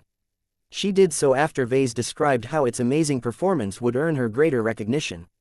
In any case, now that Vase had reached the day where he intended to complete this upgrade project, the elegant rage looked a lot deadlier and more rounded now that she had gained a seed rifle. The eye-catching weapon was largely made out of the same improved ebony wood that characterized the rest of the organic parts of the mech frame. When a small group of mech designers had gathered in the private mech workshop to witness the completion of the first woodsap mech, Alexa Strian couldn't hold her curiosity towards this new addition. This weapon is filled with the power of life, she said. It is also filled with the power of thorns. How come it feels much more threatening than a seed cannon despite its reduction in size? Vase smirked at his student. Aside from turning it into a Gauss weapon that can fire small seeds at much faster speeds, its projectiles can also do something special when they are infused with the right energies. Tell me, Alexa, why do seeds exist? Seeds exist so that they can sprout into plants. Wait, are you suggesting that the seeds launched by this organic weapon can actually? Ha ha ha, your guess is right. Under the right circumstances, the elegant rage should be able to launch a seed at a distant opponent that will subsequently spout into a modest growth consisting of ebony wood. As long as its reserve of wood energy hasn't run out, it should be able to grow into an entangling vine that is difficult to get rid of. What is even better is that if my design works out, the ebony wood vine should also be able to draw upon the elegant rage's counterattack energy to grow unnaturally sharp and deadly thorns. This was the primary gimmick of what Vase had taken to calling the Sprout Rifle. It was a weapon that was fully aligned with the wood element. It was also a weapon that perfectly synergized with Laney's acquired talent. Though Vase was unable to test the viability of the experimental Sprout Rifle, he believed that it would definitely surpass Venerable Laney's expectations once she finally gained the opportunity to test it out for the first time. Chapter 6139 Lobus Fragment Chapter 6139 Lobus Fragment The development of the Sprout Rifle rounded out the elegant rage and gave the thorn-covered mech a chance to leverage her advantages at a distance. To be honest, Vase did not expect the performance of the Sprout Rifle to be good at first. The weapon was largely based on improved ebony wood, so it was not weak by any means. That did not change the fact that Vase had to develop the weapon in haste by making use of suboptimal materials and tech. The Terrans could easily present the elegant rage with a first-class Gauss rifle that vastly outperformed the Sprout Rifle in terms of size, mass, ammunition capacity, per-shot power, firing rate, interchangeability and overall efficiency. That said, there was nothing stopping the mechers from upgrading the Sprout Rifle. Vase had already created a solid base that contained all of the essential elements. The materials, the technological implementations and even the appearance of the weapon could be changed. What the mechers must never change was to change its status as a blessed weapon and an ultimate module. The Sprout Rifle's entire existence was centered around its ability to channel E-energy and the blessing of the Mother of Earth to grow dangerous vines that could attack any enemy within range. This tactic reminded him of the Prometheus penchant of starting deadly wildfires whenever the expert rifleman mech struck a distant opponent. The Sprout Rifle was designed to offer a similar capability to the elegant rage, though its performance was much more restrained. Vase predicted that the Sprout Rifle should be able to perform much better when attacking organic opponents. The vines growing out the seeds may gain predatory capabilities. They could suck the life out of any large creature that had the misfortune of getting entangled. The more the vines absorbed the energy and biomass of their prey, the more they grew. The greater the blessing and resonance empowerment, the more serious the threat posed by this positive feedback loop. Each of the rapidly sprouted growth had the potential of killing their targets by taking advantage of their own bulk. The greater the blessing and resonance empowerment, the more serious the threat posed by this positive feedback loop. It was similar to how St. Isabel's King Killer flames were able to propagate and engulf entire enemy warships just by using their hulls as fuel. Compared to the King Killer flames, the thorny vines that could sprout from the seeds launched by the elegant rage probably would not perform too well when employed against inorganic opponents. They only truly shone when employed against large organic enemies, and only when their physical bodies became vulnerable. Vase predicted that as long as Venerable Laney grew strong enough, the elegant rage might be able to outperform the Promethea when it came to killing phase lords and phase whales. The Sprout rifle should also be incredibly effective against all manner of exo-beasts. Huge opponents that were filled with vitality such as the Emperor Tree should never be able to shrug off the threat posed by Venerable Laney and her battle partner ever again. In any case, Vase became quite satisfied with the addition of the Sprout rifle. The Elegant Rage would no longer be able to function as a pure melee mech when equipped with this weapon, but the living mech should be able to fit much better in the lineup of the Red Association. Amidst all of the fancy first-class multi-purpose mechs, the Elegant Rage should be able to keep up with her non-living peers by firing seeds at distant targets. She would not be rendered helpless if she was being harassed by enemies from afar. It really would have been great if Venerable Laney was here to witness the completion of her new Woodsap mech. Vase sighed yet again. You can always wait until she has completed her augmentation surgeries and retraining. Gloriana suggested. That will take too long, honey. I don't want this project hanging over my head any longer than is necessary. Besides, the mechers still need to make a pass on the Elegant Rage to upgrade her into a proper first-class expert mech. That will probably take a bit of time as well. The sooner we get this done, the sooner Venerable Laney can get into action. Once Vase felt that the time had come, he left the gathering of mech designers and floated over to the cockpit of the Elegant Rage. Much of the new components were already in place, but Vase had deliberately saved the final pieces of the Woodsap Karman system for last. Much of the interior of the cockpit had been converted from a metal base to an ebony wood base. The decor gave Vase the feeling that he had entered a high-tech tree house as opposed to a metal control room. It feels nice. The cockpit generated a completely different atmosphere from all of the other mechs that Vase had designed in the past. Swapping out much of the cold hard metals for warm and vibrant ebony wood filled the entire cockpit with wood energy. This would probably help Venerable Laney attain a closer connection and also help her soon-to-be altered physiology merge with her living mech. He even thought about adding a number of decorative thorns on the chamber walls, but he eventually sobered up when he thought how they could easily impale Laney's body if they ever grew out of control. In any case, the centerpiece of the cockpit was the piloting chair, which was completely made out of transformed ebony wood and other organic materials. Vase designed the piloting chair to be a lot bigger and bulkier than normal because it also incorporated a part of the Woodsap Karman system. Most notably, the chair contained numerous channels that were responsible for circulating the Emperor Tree sap that was already running throughout the Elegant Rage's organic components. The degree of integration between the Woodsap Karman system and the Elegant Rage was much higher than any other Karman mech that he had worked on in the past. The initial Karman mechs were just regular metallic mechs that reluctantly incorporated an organic vascular system. There was no functional purpose to this shallow network of arteries. None of the parts of a Karman mech actually required blood to function. The Karman system therefore decreased the technical performance of the mech. This was not the case for the first Woodsap Karman mech. The Elegant Rage had mutated to the point where many of its metallic components had been replaced by ebony wooden equivalents. The latter might not have any use for human blood, but they all required nutrient-rich and energy-dense alien tree sap in order to function and sustain themselves. This meant that the Woodsap Karman system no longer functioned as a drag on the living mech.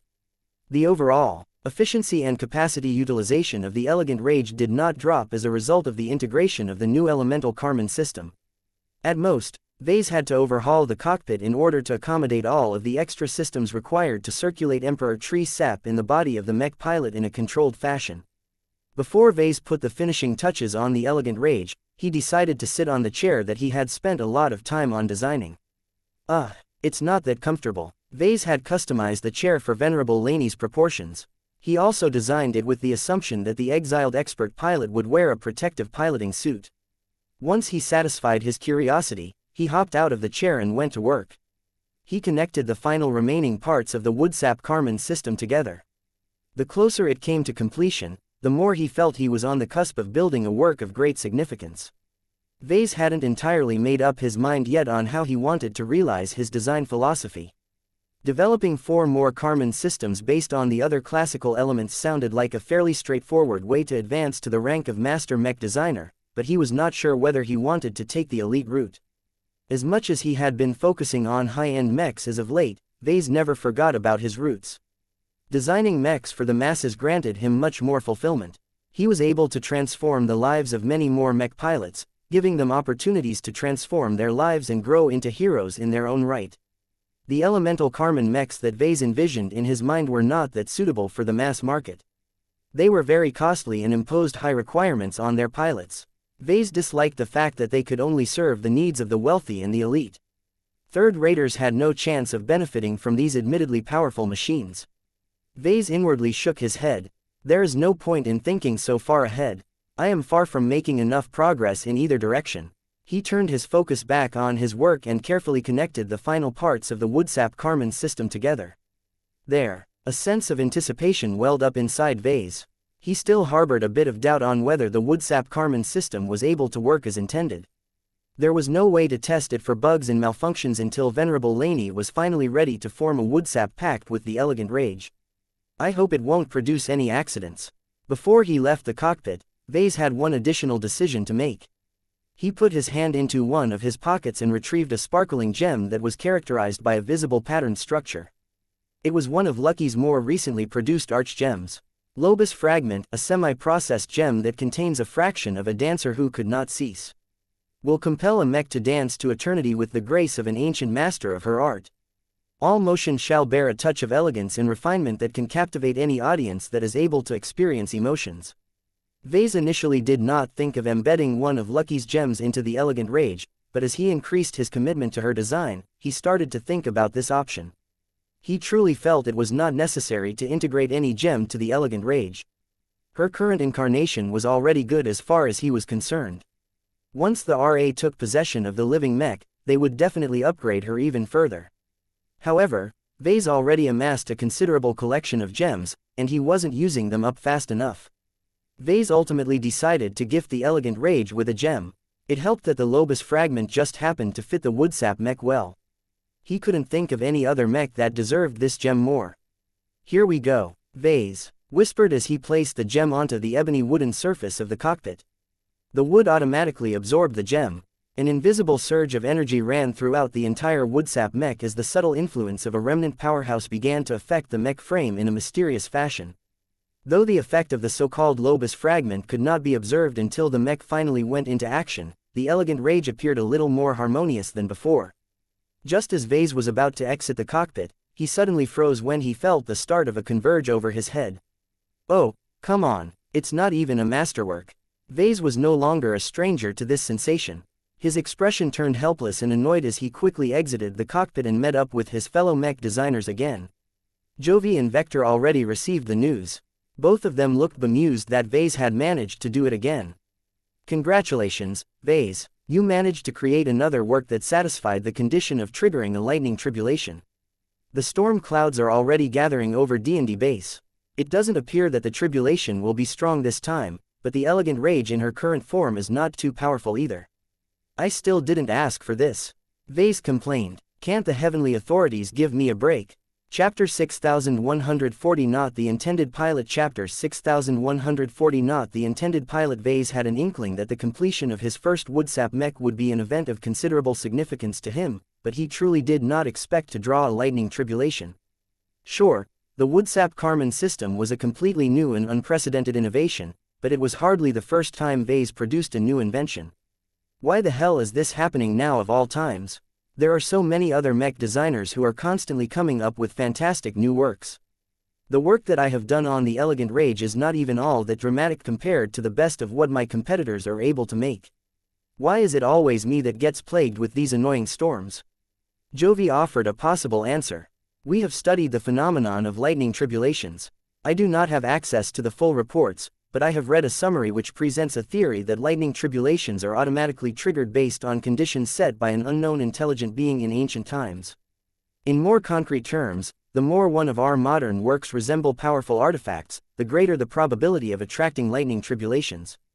Vase twitched his lips. I suppose that my design approach has been moving closer and closer to developing mechs as high-level artifacts. There's one key variable that appears to play a defining role in attracting lightning tribulations. Whoever set the trigger conditions was mainly concerned with constraining the growth and proliferation of unqualified beings and objects that draw upon E-energy. Compared to the hyper-mechs developed by other mech designers, it is clear that your first Woodsap mech incorporates much more advanced hyper-technology and E-technology. That made sense. Vase recalled a theory that he had stumbled upon a while ago. The power of heaven may seem ubiquitous, but it was actually finite. The galaxies that generated lots of E-energy and spread it throughout their dominions wanted to ensure that its subjects would not squander this valuable resource. Lightning tribulations served as both a punishment and reward mechanism. Anyone or anything that grew powerful enough to draw upon greater amounts of E-energy had to undergo a dangerous test to prove that they were making effective use of the power of heaven. Anything that ended up too weak clearly did not deserve to occupy a larger share of the power of heaven. From the perspective of the heavenly authority, it was better to get rid of these weaklings in order to make room for powerful minions that made more efficient use of E-energy. 2222 Anything that ended up too weak clearly did not deserve to occupy a larger share of the power of heaven. From the perspective of the heavenly authority, it was better to get rid of these weaklings in order to make room for powerful minions that made more efficient use of E-energy. Vase frowned deeper. He did not design the latest iteration of the Elegant Rage with peak combat effectiveness in mind. It was supposed to be a fairly focused attempt at creating the first Woodsap mech. Even though the living mech had yet to be converted to an expert mech, the Elegant Rage was only able to shine when she was piloted by Venerable Laney Larkinson. Now that the intended pilot was far away and out of reach, much of the potential of the Elegant Rage remained locked away. This meant that the living mech would have to survive against the coming tribulation with at least one arm tied behind her back. Damn it! Vase smacked his palm against his face. If I knew that something stupid like this would happen, I would have delayed the completion of this conversion project. It was too late for regrets. Vase had already done the deed. Now he had to face the consequences of his decision. This is a disaster, Gloriana said with concern. This couldn't happen at a worse time. Venerable Laney is stationed far away from this planet. Who is supposed to pilot the Elegant Rage? Alexa Strian had a different stance on the matter. Why does the Elegant Rage need a pilot to survive its upcoming test? Aren't third-order living mechs capable of operating on an autonomous basis? As long as the threat posed by the tribulation is limited, I think that living mech can acquit herself well. Vase immediately rejected this option. This is a lightning tribulation we are talking about. The Elegant Rage may have become a lot more powerful than the average third-order living mech due to absorbing Venerable Laney's breakthrough energies, but that is not enough. She is still a mech. Just because she is alive and intelligent enough to fight by herself does not mean she is meant to function this way. It is also dishonest to let the Elegant Rage face her lightning tribulation as anything other than a mech. Then what is your decision, sir? We put a mech pilot inside the Elegant Rage. It's that simple, Vase said before turning to Jovi. I require the services of Major Simon Yankovsky yet again. Please call him up and have him teleport inside the cockpit of the Elegant Rage as soon as possible. Oh, please teleport the mech out of this workshop as soon as possible. I don't want the storm to ravage D&D base. It is best if you can displace my Woodsap mech in the middle of the largest forest environment in this hemisphere. He began to kick off the air and float towards the cockpit of the mech that had managed to attract a storm. There was no need for Vase to clarify that he wanted to experience the lightning tribulation firsthand. It was such a typical action to him that no one second-guessed his decision anymore. Jovi did not waste any time after Vase issued his instructions. He nodded even as he used his cranial implant to transmit a few emergency orders. It will be done in half a minute. Despite the short notice of your requests, we should be able to get your mech ready in time for the start of the tribulation event. Major Yankovsky happened to be on patrol at the moment. The Premier Branch had yet to field its own first-class mech unit, so there were no suitable Larkinson mech pilots on hand. Vase decided to stick with Major Yankovsky of the Blue Jay Fleet yet again as he was already familiar with this particular role. The raw mech officer had managed to advance to expert candidate during the disastrous tribulation of the Elemental Lord.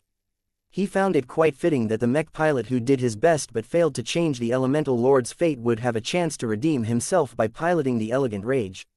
The valuable experiences that Major Yankovsky accrued during the last attempt should serve him well this time. Not only was he familiar with the many dangers and taboos related to lightning tribulation, he also experienced the wonder of piloting a hyper-mech that possessed a strong command over the classical elements. Compared to the ill-fated Elemental Lord, the much more modest Elegant Rage only commanded a single element. There were much fewer variables to worry about. The lightning tribulation attracted by the Woodsap mech was obviously a lot weaker as well. Your mech will be teleported in 5 seconds. Jovi shouted. The rest of us will remain here and observe the tribulation event behind the workstations. Good luck, Vase. A shimmer ran throughout the Elegant Rage as she was forcibly displaced to the middle of a nature preserve located dozens of kilometers away. The site was not that far from the forest where the elemental lord made a last stand against the cruelty of the heavens. The elegant rage immediately became more energetic as she had entered an environment that was highly conducive to her elemental alignment. The artificial forest planted by the Devas ancient clan during the terraforming process was not particularly old or noteworthy in any way. The Devosans just sought to create a balanced ecosystem in order to produce a stable climate on the capital planet of their port system. The woodsap mech would have been able to gain access to significantly more wood energy if she appeared in one of the old and extremely biodiverse forests of untamed planets. Oh well, Vase had to work with what he got. New Constantinople 8 was hardly the most ideal planet for the elegant rage to undergo this test, but it was better than making this attempt on a lifeless rock or in the middle of deep space. This reminded him that if he ever created any other elemental Karman mechs in the future, he better make sure that he would be prepared for lightning tribulations next time. He intended to develop a Bloodfire mech in the medium term. He even planned to convert the Promethea into the first machine to form a Bloodfire pact with her pilot. Once he was ready to make this happen, Vase would definitely make sure to seek out the hottest planet that was closest to a powerful star. He would also make sure that he only converted the Promethea into a Bloodfire mech when she had also been upgraded to the standards of a first-class ace mech. Given that Saint Isabel Coden was currently reduced to a brain and a spine, it would take years before she obtained a new body and became healthy enough to pilot a mech again. This gave Vase plenty of time to prepare for this potentially dramatic event. All of these were concerns for the future. Right now, he needed to make sure that the underprepared elegant rage managed to survive this critical test. A pilot teleported right onto the ebony wood piloting chair. "You're here. That's good. Good day, Professor Larkinson," the raw mech officer professionally greeted. "I am not prepared for this mission, but this will not hinder me from doing what is necessary. Please summarize the information that I must know before the tribulation starts." The storm clouds that previously emerged above D&D base had instantly followed the displaced elegant rage above a forest in an unpopulated region of the planet. The storm was accumulating more and more power, though it was distinctly weaker than the lightning. Tribulations that Vase managed to attract in the past. The elegant rage is a second-class mech that is partially made out of a really powerful variant of wood. Vase said, "The problem is that I did not focus on upgrading her standard technological features. The mech designers of your association were supposed to do that. This means that the mech is much weaker than the quasi-first-class machines that I have been working on as of late. Her defenses are weak as I have not incorporated any phase water technology to the mech frame."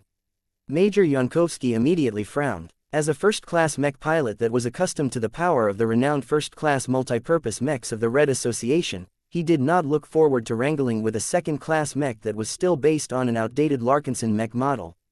"I am not accustomed to piloting second-class mechs, but I should be able to fight well enough. This strange wooden piloting chair is too small for my build. Can you expand it so that I can sit more comfortably?" The ebony wooden chair began to morph immediately after he made the request. This was not a feature that Vase added to the mech. "You are welcome," the living mech spoke. "This is much better. Thank you." The raw mech major bowed his head in gratitude. "What else do I need to know, sir?" The current version of this mech was originally designed to function as a woodsap mech for a very specific pilot. You will not be able to pilot the elegant rage to her full potential without forming a woodsap pact.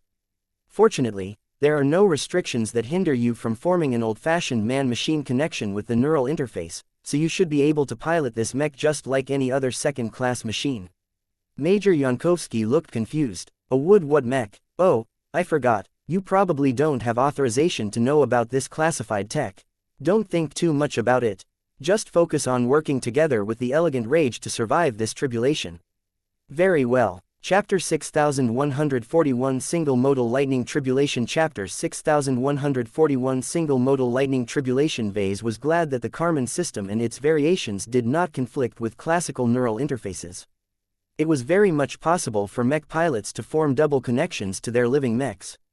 There was no rule that stated that a Karman mech had to completely replace an old-fashioned but reliable neural interface for an exotic Karman system. In fact, Vase believed that a pilot could exert the greatest degree of control over a mech by using both interfacing methods on a concurrent basis. Vase had modified and tweaked the elegant rage with this assumption in mind. He did not really consider the scenario where an entirely different pilot had to pilot the living mech in an emergency. Unfortunately, the lighting tribulation cared nothing for Ves's plans and arrangements. He had no choice but to work with what was available. He missed Venerable Joshua. Out of all of the possible substitutes that Vase could think of, Joshua was perfect for the job. He was not only highly adaptable and accustomed to piloting a wide variety of Larkinson mechs, but he also possessed a strong affinity for life, which shared close relations with the wood element. Major Simon Yankovsky was a step down in every way despite the fact that he was a trained and experienced raw mech officer. Vase did not discredit Yankovsky's own combat prowess. He just thought that the expert candidate was better off piloting the first-class multipurpose mechs. The mecher had not spent his entire career on becoming good at piloting second-class mechs. Forget about Venerable Joshua. Vase would have been happy with any experienced Larkinson mech pilot. He resented the fact that the premier branch still remained isolated from the rest of the clan. He also felt it was high time for the new branch to build up a proper mech force staffed by dependable Larkinson pilots. Otherwise, he would have to continue relying on Major Yankovsky or other outsiders whenever he urgently needed the services of a mech pilot. Vase. Jovi spoke over the communication channel. Analysis of the storm forming over the Elegant Rage has confirmed that it is likely preparing to initiate a single-modal, single-round lightning tribulation. It is the simplest and least demanding form of tribulation that can be attracted, so its threat level is the lowest out of all of the possibilities. A single-modal, single-round lightning tribulation only amounted to getting struck by a single lightning bolt 9 times in a row. It was short, straightforward and lacked the complications and surprises of multimodal lightning tribulations. Unfortunately, it was not an outcome that Vase wanted to obtain. "We're in trouble." "How so, Professor?" Major Yankovsky asked even as he was in the process of understanding the technical capabilities of the mech he just interfaced with earlier. "If Hovey's words are correct, we are about to get hit by 9 destructive lightning bolts in a row. That would have been fine for a mech that has notably strong defenses, but the Elegant Rage is designed to function as an offensive mech. Her main form of defense is evasion, which is not an option against a tribulation event that is known to strike targets with unerring accuracy." Vase quickly tried to consider whether the Elegant Rage was resilient enough to resist the power of 9 tribulation lightning bolts. He was fairly certain that the mech could easily shrug off any single lightning strike. The problem with tribulations was that they never settled for single attacks. The next lightning bolt struck when the target did not have time to recover from the previous one. Combined with the fact that the next attack was always stronger than the last one, then there was a good chance that the Elegant Rage would eventually get overwhelmed. As Major Yankovsky processed this information, he did not look good either. The Elegant Rage was equipped with a range of weapon systems, from ebony wood tonfas to the brand new Sprout rifle. However, these weapons served no purpose against a powerful storm cloud that was so lazy that it only rained down 9 boring lightning bolts in a row. There was no way for any of these weapons to show their advantages by beating up more concrete enemies formed out of tribulation lightning. Instead, the lightning tribulation only came to test the Elegant Rage's hard defenses, which were not that good. The Elegant Rage's energy shield generator was too small, underpowered and horribly outdated to boot. The metallic armor system was also laskin and underpowered according to the Larkinson clan's current standards. The only bright spot was the parts made out of improved ebony wood. Despite lacking phase water reinforcement, it still functioned as a particularly effective hyper material. Under the right circumstances, the parts made out of ebony wood should be able to regenerate any damage they received. The surrounding forest generated and attracted a considerable quantity of wood energy, but it was nothing comparable to what the Emperor tree was able to gather when it was still alive. Venerable Laney and her companion Spirit were also unable to help in this matter due to their absence. The more Vase thought about it, the more he disliked this situation. The Elegant Rage simply wasn't equipped to survive a straightforward series of lightning bolts. "It's about to start, sir," Major Yankovsky warned. The storm clouds already started to produce flashes of light. The dark and stormy clouds openly directed their animosity towards the Elegant Rage, making it seem as if they were eager to pummel the woodsap mech into the dust. Vase grimaced and continued to consider a lot of different thoughts. He thought back on the descriptions he read about lighting tribulations. His eyes narrowed just before the first strike was about to fall. "It's coming." Crackle. Major Yankovsky already commanded the Elegant Rage to brace herself by pulling out her tonfas and crossing them above her head. The expert candidate expected for the mech to receive a nasty shock that was bound to scorch or damage a number of parts. What the Elegant Rage experienced instead was a mild electric jolt, one that was only powerful enough to massage the mech frame. This wasn't supposed to happen. Even the weakest lightning tribulation should already be a strenuous ordeal to a mech as weak as the Elegant Rage. When Major Yankovsky tried to examine what had happened by performing a quick internal diagnostic, he quickly discovered that a second presence had appeared besides the Elegant Rage. The much larger and taller form of Vase in his nanosuit stood protectively over the mech of his own design. It turned out that just before the tribulation attack was about to strike the Elegant Rage, Vase had instantly teleported out of the cockpit and rapidly unfolded his true body for the purpose of intercepting the lightning bolt. Professor. Vase's giant form grinned before he rapidly shrunk in size. Once he managed to fold up his bulky true body, he teleported right back inside the cockpit of the Elegant Rage. That should do it, Vase affirmed. It's a bit of a gamble, but I can't think of anything better. That tribulation lighting sure stings a bit. I am glad that I already endured worse in the past. Major Yankovsky looked nonplussed. Why did you do that, sir? I didn't do it to shield the mech from damage. Vase explained himself. I did it to provoke the tribulation storm. You see, these sorts of tests are largely conducted to test the fitness of the object. By moving to intercept the lightning bolt and weaken it to the point where the remaining force just tickles the mech frame, I have directly provoked the tribulation event by interfering with its purpose. If my guess is correct, the storm should be readjusting its parameters right now, Vase. Jovi said in mild alarm. Your actions have directly agitated the tribulation storm. It is growing more powerful and turbulent. Our new analysis indicates that it has turned into a multimodal lightning tribulation. If this was the purpose behind your spontaneous intervention, then I have to say that it worked. That's great news. You should already know why I did this, correct?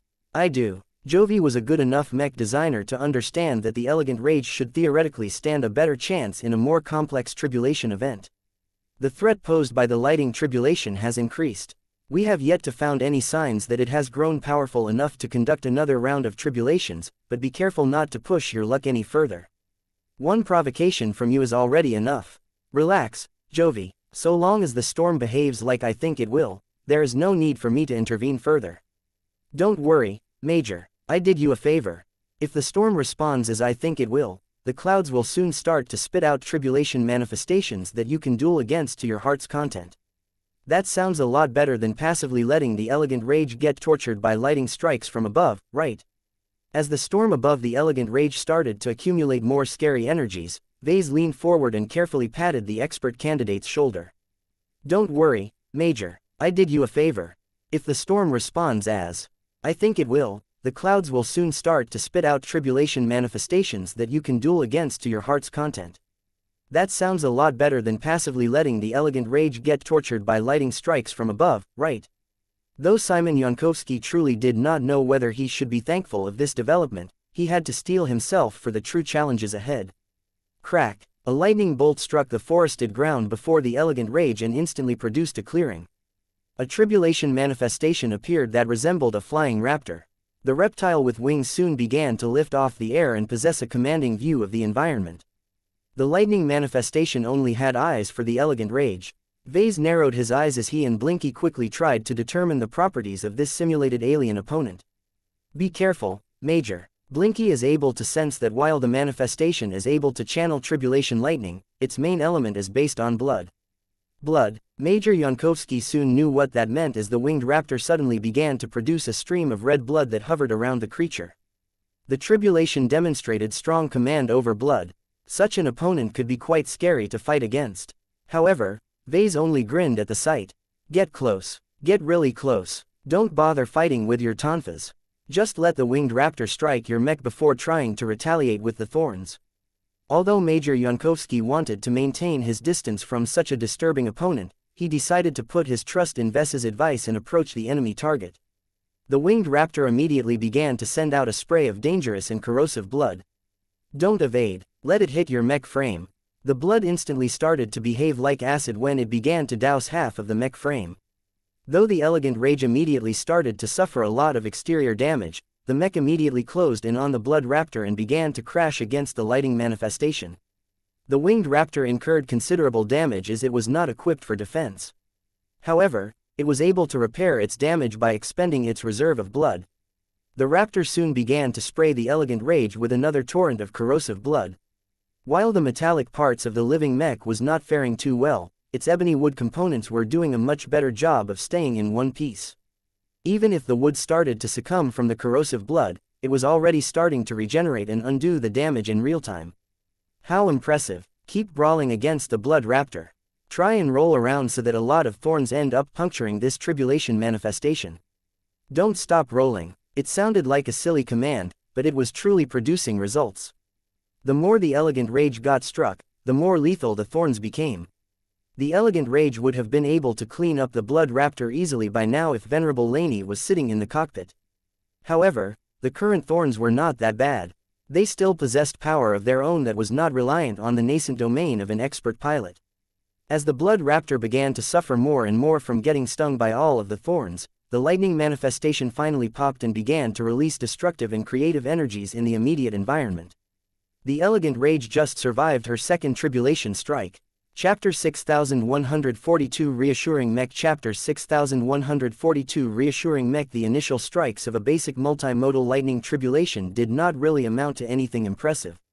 The tribulation storm may have converted the straightforward lightning bolts from above into more complicated tribulation manifestations, but their power level was not that impressive at first. That slowly changed as the elegant rage under the control of Major Simon Yankowski defeated one lightning manifestation after another.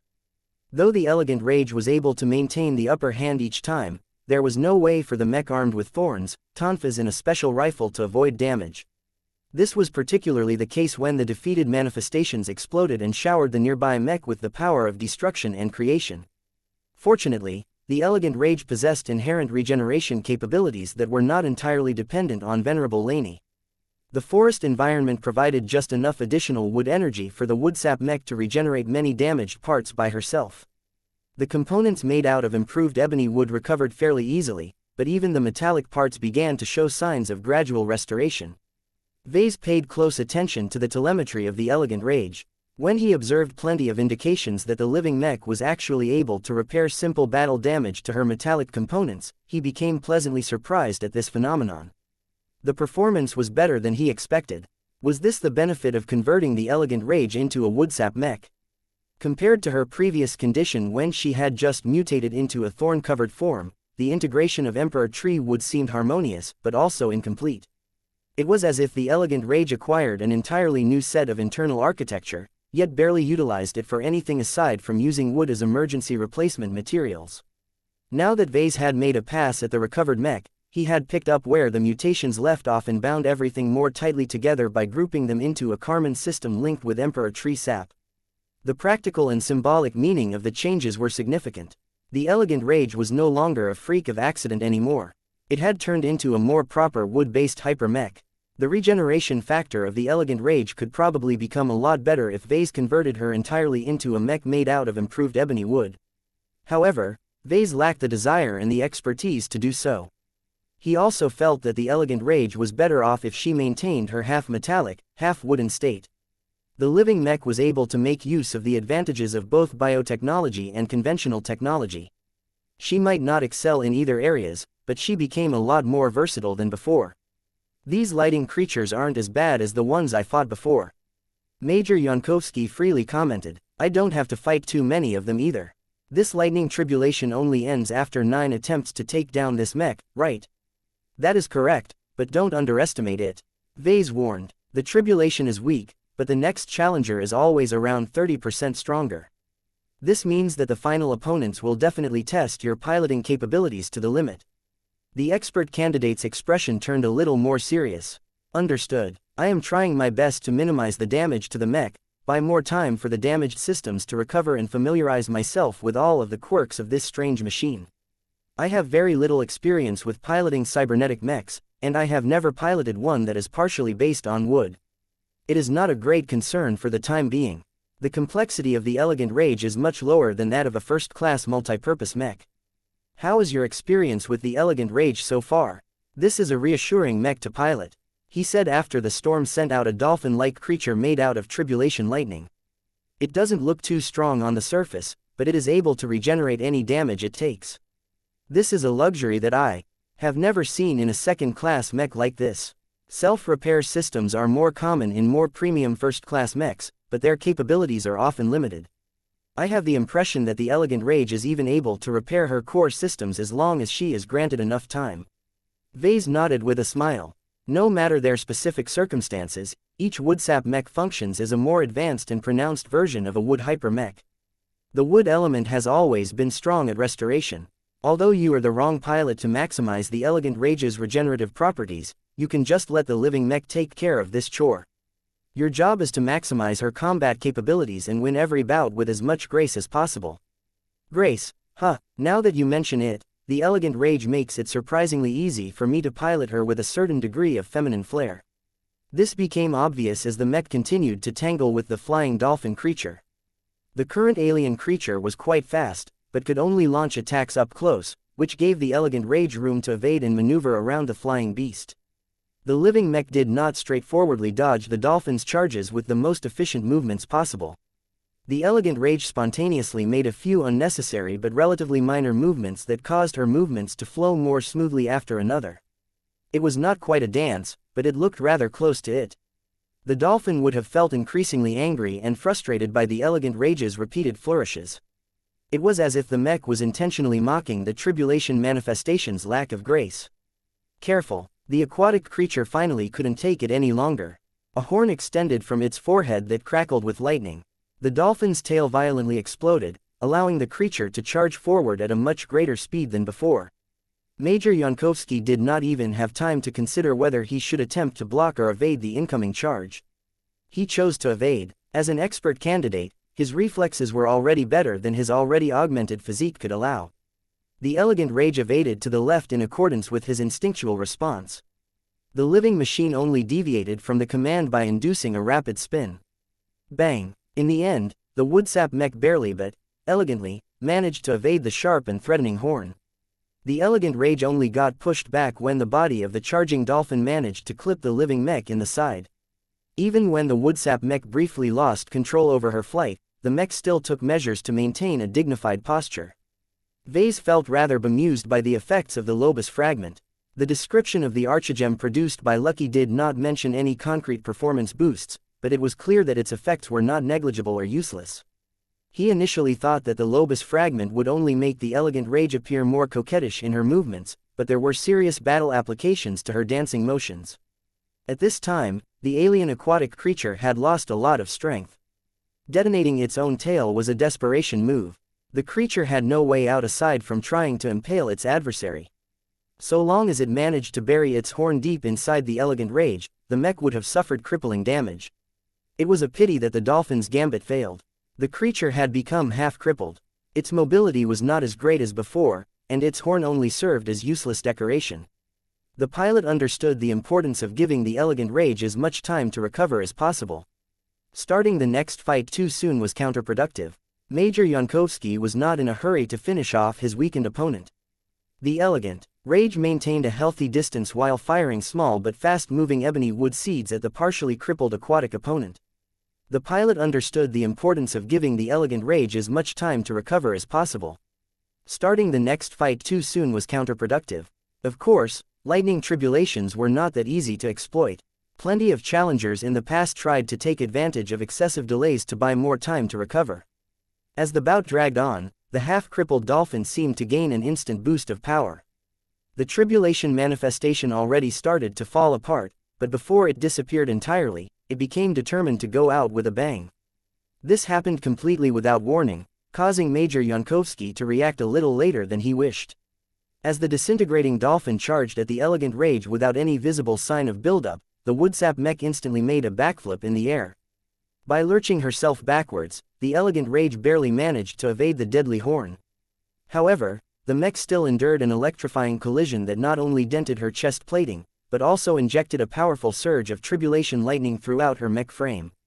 Immediately afterwards, the alien aquatic creature was no longer able to maintain its integrity anymore and exploded, causing it to release a lot of creation and destruction energies. The elegant rage endured this reward with considerable difficulty. Much of her exterior sustained damage as the mech struggled to resist the momentary wave of pain. However, the restoration effect of the accompanying creation energy was much better than usual. The woodsap mech's responsiveness to the power of pure creation was so high that much of the damage disappeared in a matter of seconds. Vase observed this interaction with great curiosity. Woodsap mechs may not be the toughest machines that he could make, but their ability to regenerate damage was unparalleled. 5 down, 4 more to go. The next one is only going to get more difficult. I know, but the elegant rage should have grown stronger than before. I can already feel that the mech is running smoother than before. All of that exposure to tribulation lightning so far has definitely had an effect. He was right. 5 successive tribulation lightning baptisms caused a lot of small imperfections to smooth over. Of course, the tribulation lightning was not too strong due to consisting of just 9 strikes in total, so the boost in strength was not that noticeable. However, it was impossible for a mech designer like Vase to miss the subtle changes to his own work. His work on converting the elegant rage into a woodsap mech had been rather crude and hasty. His lack of familiarity with organic mechs, the untested nature of the woodsap Karman system and the notable time constraint had forced him to finish his work in a relatively rough state. Vase was not exactly proud of that, but his only intention had been to complete a functional woodsap mech as opposed to creating another work of art.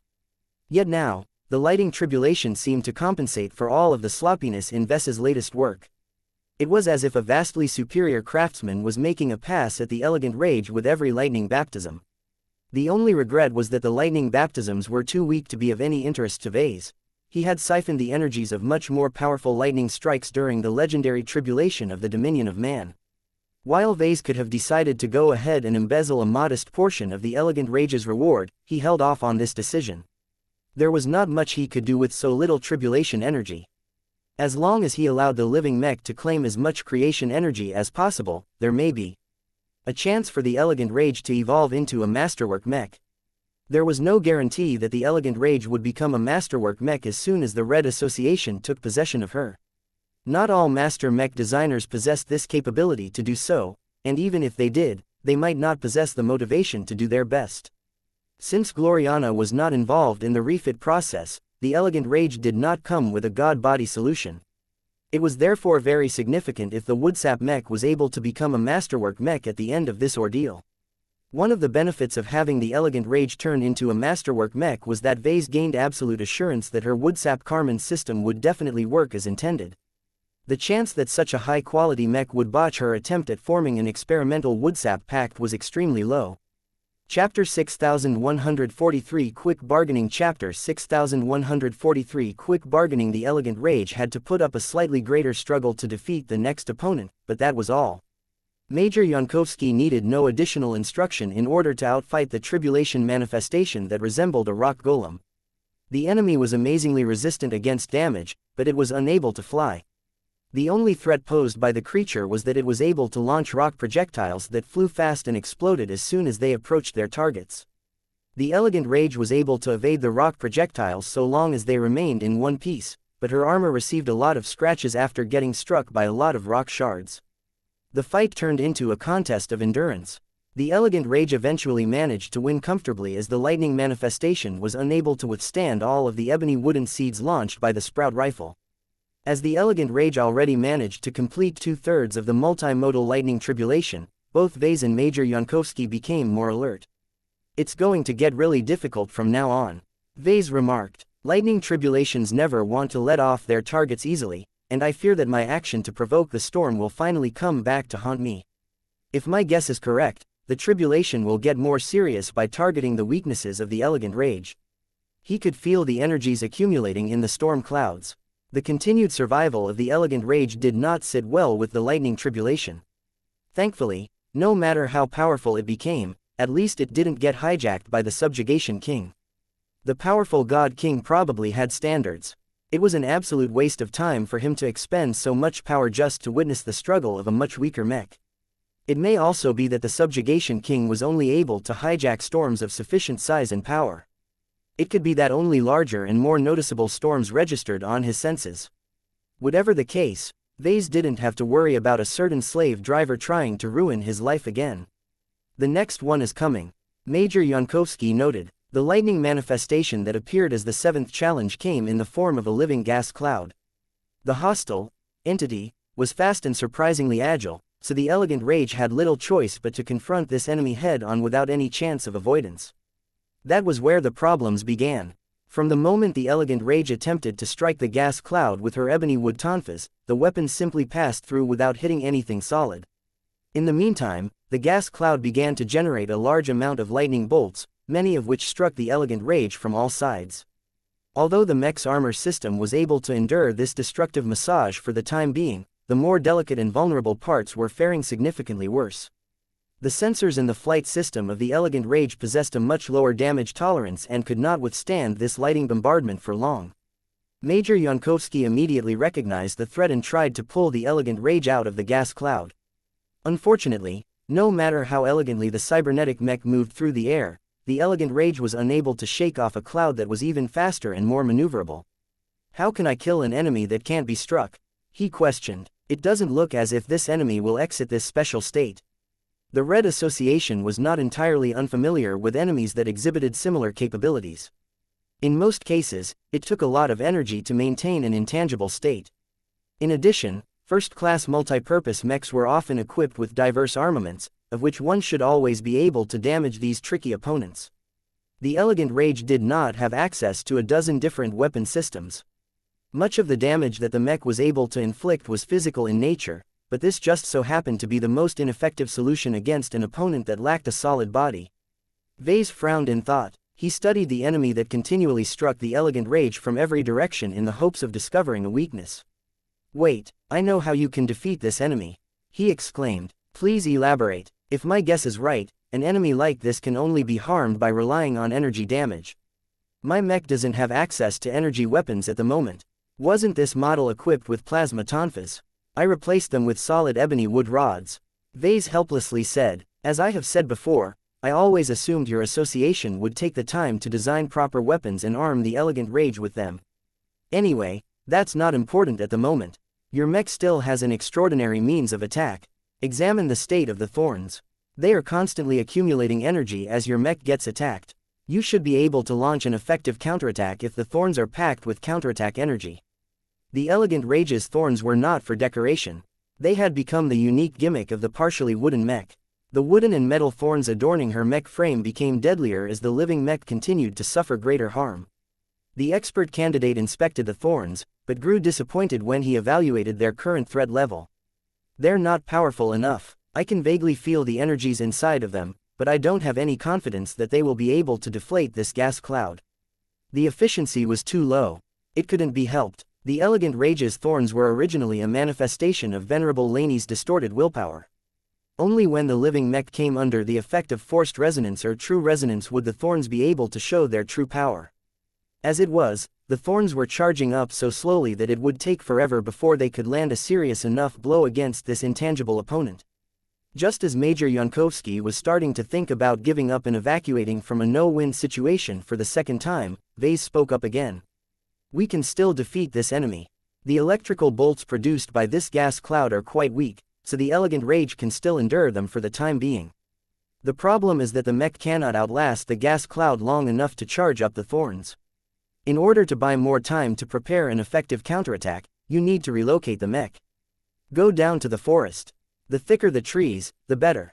Major Yankovsky grinned. He immediately understood what Vase had in mind. Instead of continuing to struggle in the air, the elegant rage abruptly dove and descended straight in the middle of the densest part of the forest. The gas cloud followed suit and made sure that it remained centered around the moving mech. The difference this time was that many of the lightning bolts struck the trees instead of the mech itself. Many of the bolts ended up striking the surrounding trees, causing them to explode or catch on fire. Though the gas cloud was inflicting terrible harm on the environment, the elegant rage gained a momentary reprieve. However, it was not enough. This is a good idea, but the elegant rage is not recovering fast enough. There is only so much this forest can shield the mech from damage. The trees were too weak and fragile. They were nowhere near as powerful as the Emperor tree, so they were only good for grounding lightning bolts. Seeing as this plan was not producing the desired results, Vase decided to voice his second proposal. "We need to be more proactive. Try and invoke the blessing of Gaia before firing the sprout rifle straight towards the ground." "Pardon, let me guide you through the process." It took way too much time for Vase to explain his plan, but Major Yankovsky did not need to know that much in order to do his job. He didn't even need to bargain with Gaia for assistance. Vase was already in the process of begging the design spirit for help.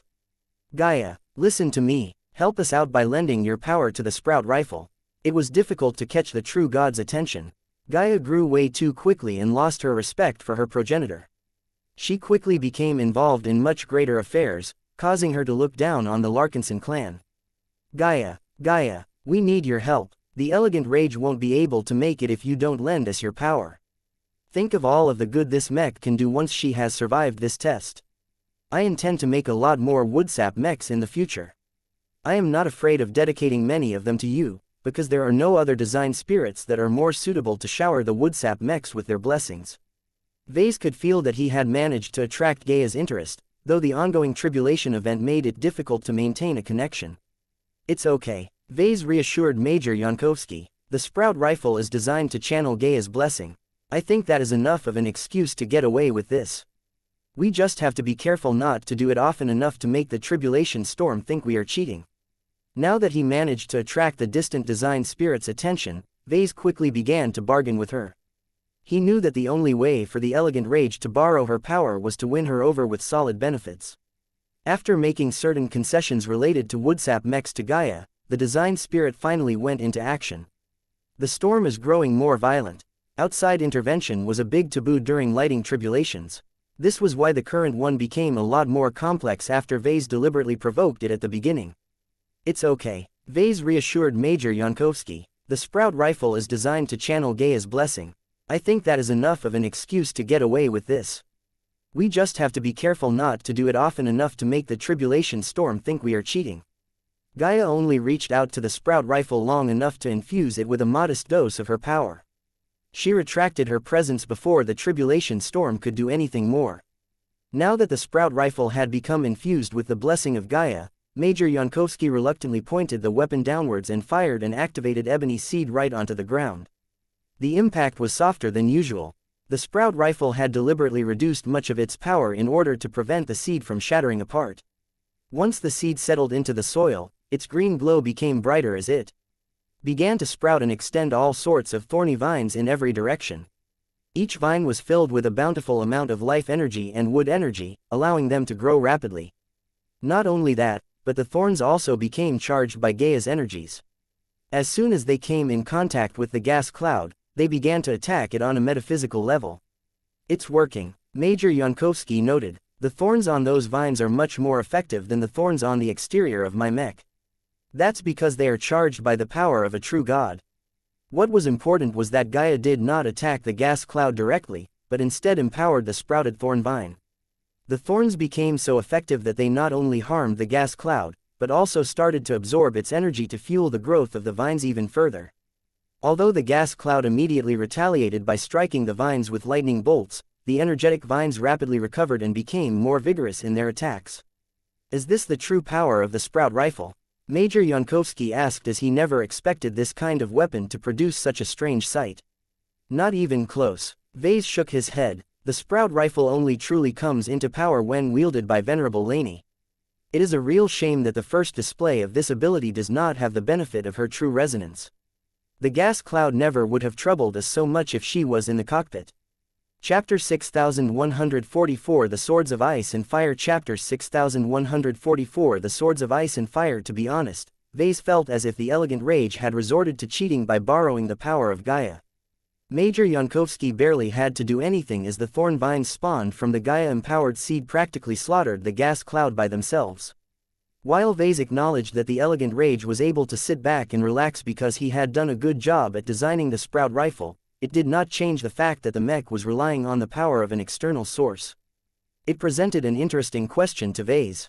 Could Gaia or any design spirit be considered as a part of the strength of a living mech? Was their ability to call in long-distance support a violation of the rules, or just a part of the game?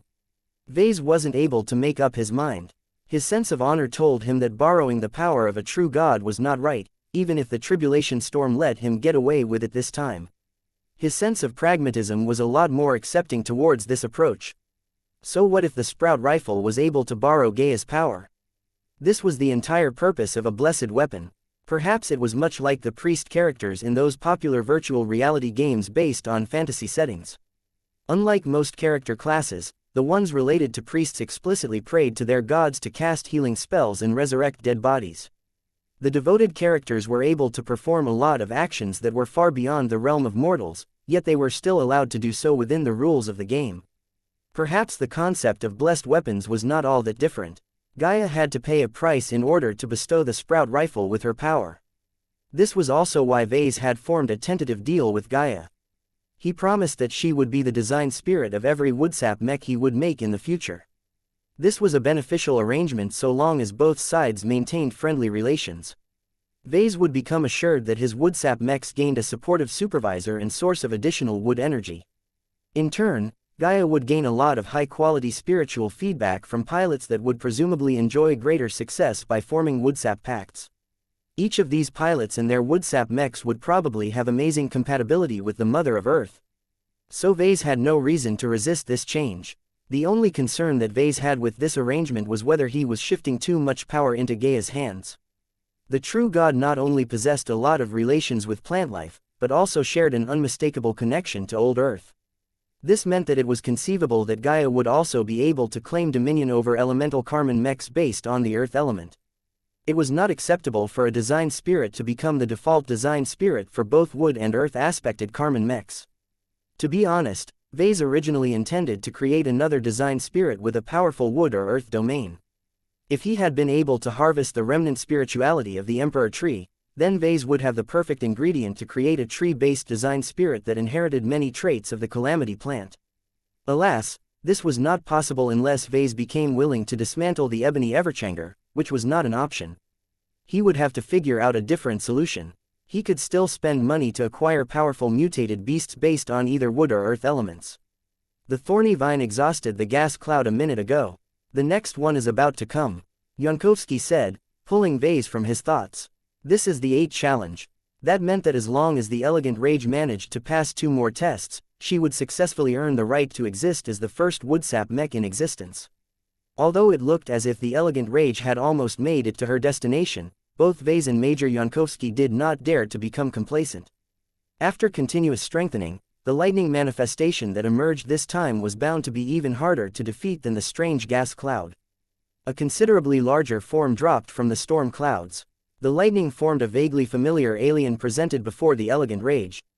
This one looks relatively familiar, Vase noted. Messier 87 probably hosts a powerful species of sword wielders.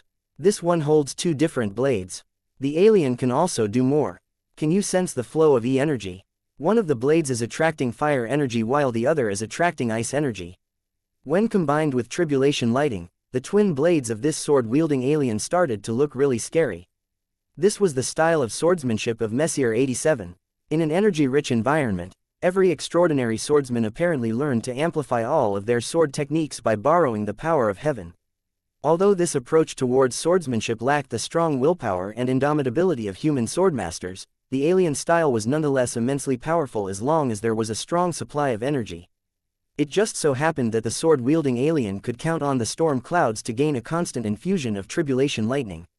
The 4-armed alien with digitigrade legs was already taking advantage of this by increasing the lethality of its swords. Major Yankovsky frowned. I am not sure whether the tonfas of the Elegant Rage can withstand the blows of those swords. That fire sword looks especially threatening against the wood of my mech. Vase could feel the potent power of the sword-wielding alien as well. The tonfas may be able to give the Elegant Rage a chance to survive up close, but if the discrepancies in skills as well as hard performance became too great, then that would not bode well for the living mech. We need to leverage all of the advantages of the Elegant Rage that we can muster. Pick up the vine from below. I think we may need to borrow the power of Gaia yet again. Major Jankowski did not question the command. The mech flew towards the site where the vines had lingered after they killed the gas cloud. Much of the thorns still looked eager to inflict pain while sucking the life out of their victims. Major Yankovsky suppressed his apprehension towards the dangerous-looking growths and commanded the Elegant Rage to pick up one of the vines. As soon as the mech did so, the vines suddenly collapsed and condensed until they turned into a single long green whip. A whip that was covered in much denser and more deadly thorns. I am not proficient in the use of whips. Major Yankovsky spoke. It shouldn't matter too much. Just throw it at the enemy. The vine is alive, so it should be able to entangle the enemy by itself. If Vase had more time, he would have explored whether there was a way to change the shape of the vine into a physical shield, an additional armor layer, or even a spear. Alas, the tribulation would not give the elegant rage the time to figure out her new capabilities. After the alien swordsman started to wield the power of fire and ice, it immediately started to charge straight at the elegant rage. Major Yankovsky only bothered to launch a few ebony seed shots at the incoming enemy, only for the alien swordsman to block the simple attacks with its flaming blade. In the face of this aggressive approach, the elegant rage did not immediately throw out its vine whip. Instead, the mech wrapped it up around her mech frame like a bandolier and intended to meet the charging alien adversary with a pair of tonfas. Wait, are you sure it's a good idea to? Bang! The elegant rage bounced backwards as the power unleashed by the two swords upon getting blocked by the tonfas proved to be too much. It took a lot of effort to arrest the momentum transferred by the alien swordsman. When Major Yankovsky observed the state of the ebony wooden tonfas, he could already observe the damage. Not only were the two weapons chipped, they also showed obvious burn and ice damage each. The tonfas were already beginning to recover, but when a wind of ice and frost blew into the elegant rage's direction, the regeneration speed immediately dropped. It can do that. Move. Don't let your mech and her components get frozen in place. This is an area denial attack. So long as you keep moving to places that are not affected by the ice, the elegant rage won't get inhibited. The power of ice and frost was slow to act on the elegant rage. Since there were no restrictions to her movement, she simply boosted the warmer areas and forced the sword-wielding alien to waste a lot of energy for nothing. This did not deter the powerful foe. Seeing that the elegant rage was trying to avoid confrontation in order to give her tonfas time to restore themselves, the alien swordsman began to slash its ice blade in the air. Watch out, those is sword energy attacks. Each slash unleashed a powerful ice spike that soared towards the elegant rage at a fairly fast pace. The mech was able to dodge the first spike without expending too much effort, but then the next ones arrived. The elegant rage began to display her newfound grace once more as she began to dance and weave around all of the ice spikes. It seemed as if the swordsman was unable to make any progress, but then it began to swing its fire blade as well. Arrows made out of fire energy shot towards the elegant rage. Major Yankovsky put greater effort into dodging them. He really did not want his partially wooden mech to catch fire. It became a lot harder for the elegant rage to remain unscathed. The mobility of the second-class mech was not the best, and the expert candidate still wasn't able to pilot her as fluently as possible. Eventually, the elegant rage could not prevent herself from getting struck by an ice spike. The sharp spike pierced a leg plate and inflicted moderate damage to the internals. What was even worse was that the ice spike began to freeze the foreleg section, causing every related part to slow down or malfunction. Shake it off, Vase quickly urged. The elegant rage already whacked the partially embedded ice spike away with one of her tonfas. The removal of the ice spike ended the freeze effect, but still left a strong impression on Vase and Major Yankovsky. The alien swordsman is coming closer. The enemy was not content with launching ice spikes and fire arrows at the elegant rage. The four-armed alien was actively trying to move closer so that it could strike at the mech directly. There was little the elegant rage could do at the moment. Major Yankovsky had to put a lot of focus on evading, deflecting or blocking all of the incoming projectiles. As soon as the enemy swordsman came close enough, it began to summon a large amount of fire energy before making a wide slash with its fire sword, unleashing a wall of fire that the elegant rage was unable to evade. Major Yankovsky could do little but have his mech brace against the attack. The heat levels in the cockpit rose as the wall of flame scorched the exterior of the elegant rage. The metallic parts glowed red-hot while many of the wooden components had already started to burn. Gaia, the thorn whip released a burst of energy, causing the flames that had begun to spread across the elegant rage to lose their power and disappear. Fire is the nemesis of a woodsap mech or any wooden mech for that matter. If we want to beat this swordsman, we can't let it channel the power of heaven without interruption. Vase spoke. So the elegant rage needs to get close. Yes, you need to put your fighting skills to good use. If you can't outfight this alien, then the elegant rage will probably get burned. Chapter 6145 The Elemental Alien Swordsman Chapter 6145 The Elemental Alien Swordsman As the storm clouds continued to rage above the skies of New Constantinople 8, many people began to pay attention to the Larkinson clan yet again. Most leaders of Red humanity were currently preoccupied with the final war preparations in order to meet the imminent alien offensive, but there were still enough people who had the time to take a look at the Larkinson clan. Although the general population still remained ignorant about lightning tribulations, many high-placed figures had gradually learned about their significance. What is Professor Larkinson doing this time? What fantastic mech did he make that would merit such a response? I cannot see what is special about this cybernetic mech outside of those illogical thorns.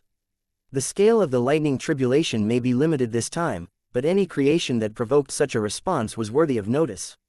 The Red Association had moved quickly to block curious onlookers from witnessing the elegant rage in action, but the fact that the entire event took place on open terrain made it impossible to block every means of remote observation.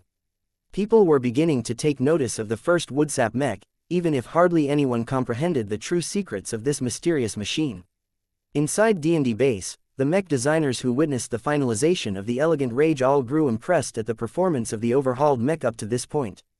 The ebony wood improved with the help of our researchers is truly performing as well as expected. Professor Vector Loban stated as he continued to pay attention to the telemetry transmitted by the Woodsap mech. The regeneration factor of this material is higher when employed by the elegant rage as opposed to other biomechs. It is clear that there is a strong synergy between living mechs and hyperwood. Professor Jovi Armelon paid closer attention to the pilot. Major Simon Yankovsky is making good progress in mastering the nuances of the elegant rage. This is one of the reasons why he was assigned to lead the mech contingent of the Blue Jay fleet. He is experienced enough to have polished all of his piloting skills, but he is also young enough to remain flexible and open-minded. The living mech must be putting active effort into accommodating his piloting quirks as well. No pilot was able to hop into the cockpit of a random mech and master it to an extremely high level during a single deployment. Even an excellent first-class expert candidate such as Simon Yankovsky, who possessed excellent fundamental skills, could not outperform the likes of Lainey Larkinson before she broke through. It would be nice if Yankovsky had spent a few more months with the elegant rage, but his current degree of utilization was not bad given how little time he spent in the cockpit. Alas, there was another reason why the mech designers would have preferred to witness the performance of another mech pilot. It is a shame that Venerable Laney is not present to draw out the true power of the elegant rage. Gloriana spoke with a pained expression. I haven't been able to work on the elegant rage myself, but Vase has learned about mech personalization from me to apply a good selection of my best practices in this project. The Woodsap mech is best suited for mech pilots that prefer skirmishing over brawling and is able to demonstrate a high degree of ambidexterity in order to wield the two tonfas in both a defensive and offensive capacity. Major Yankovsky's combat approach is different, and it shows. Venerable Lainey Larkinson gained an excellent grasp on basic swordsmanship due to special reasons. She subsequently spent years as a mech pilot and expert candidate on tempering all of her skills, but notably her melee combat capabilities. Similar to Venerable Imon Ingvar, Lainey had taken a penchant for dual-wielding swords or other armaments. She not only gained a good sense of rhythm in combat, but also became proficient in wielding two equally sized weapons as if both were being held by her dominant hand.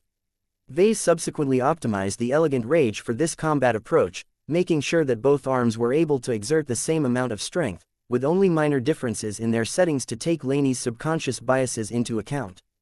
Major Yankovsky, on the other hand, did not focus too much on melee combat.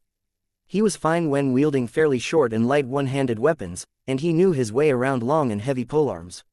However, the medium-length solid ebony wooden tonfas fell outside these categories.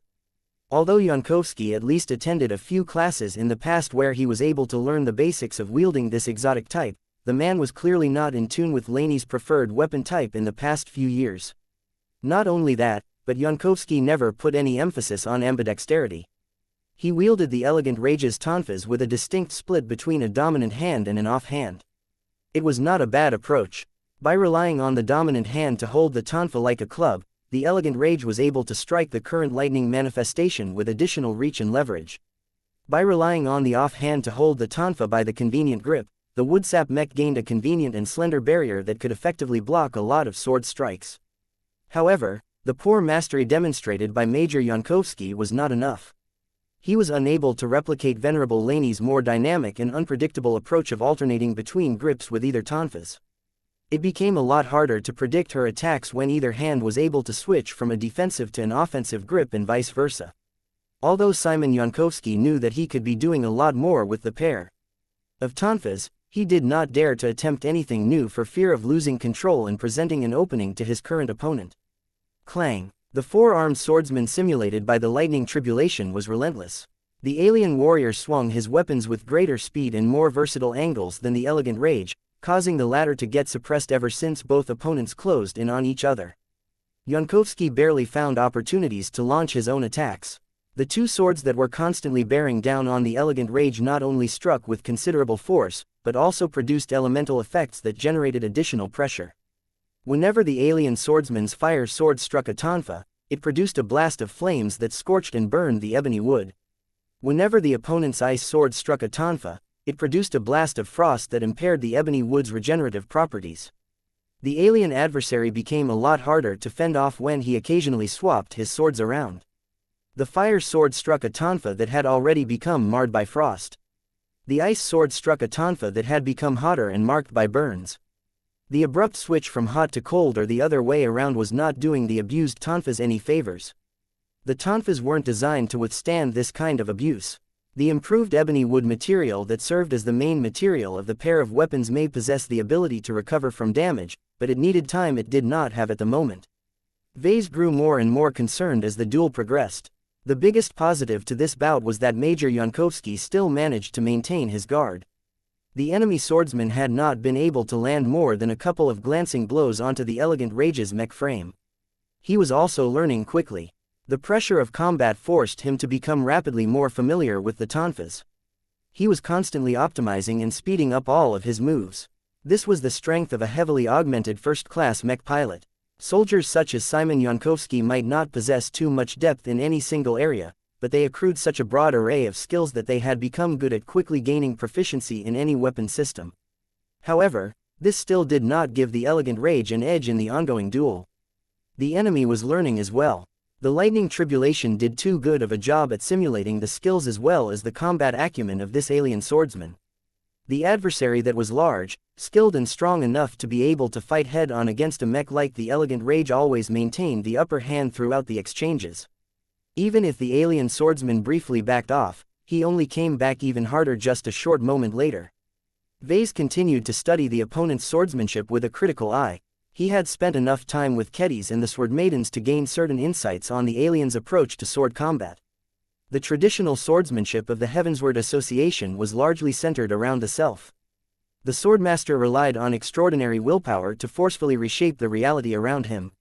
Their strong minds and stronger wills also made them extremely resistant to changes imposed by others. Vase did not get the sense that the alien swordsman was trying to impose his own will onto reality. Instead, the four-armed warrior seemed to mold himself to certain aspects of the environment. He actively harmonized with the power of fire and ice in the environment, allowing him to amplify all of his attacks by channeling ambient E-energies. This was similar to how the Emperor Tree leveraged the abundant amount of wood energy that it had managed to capture from the environment.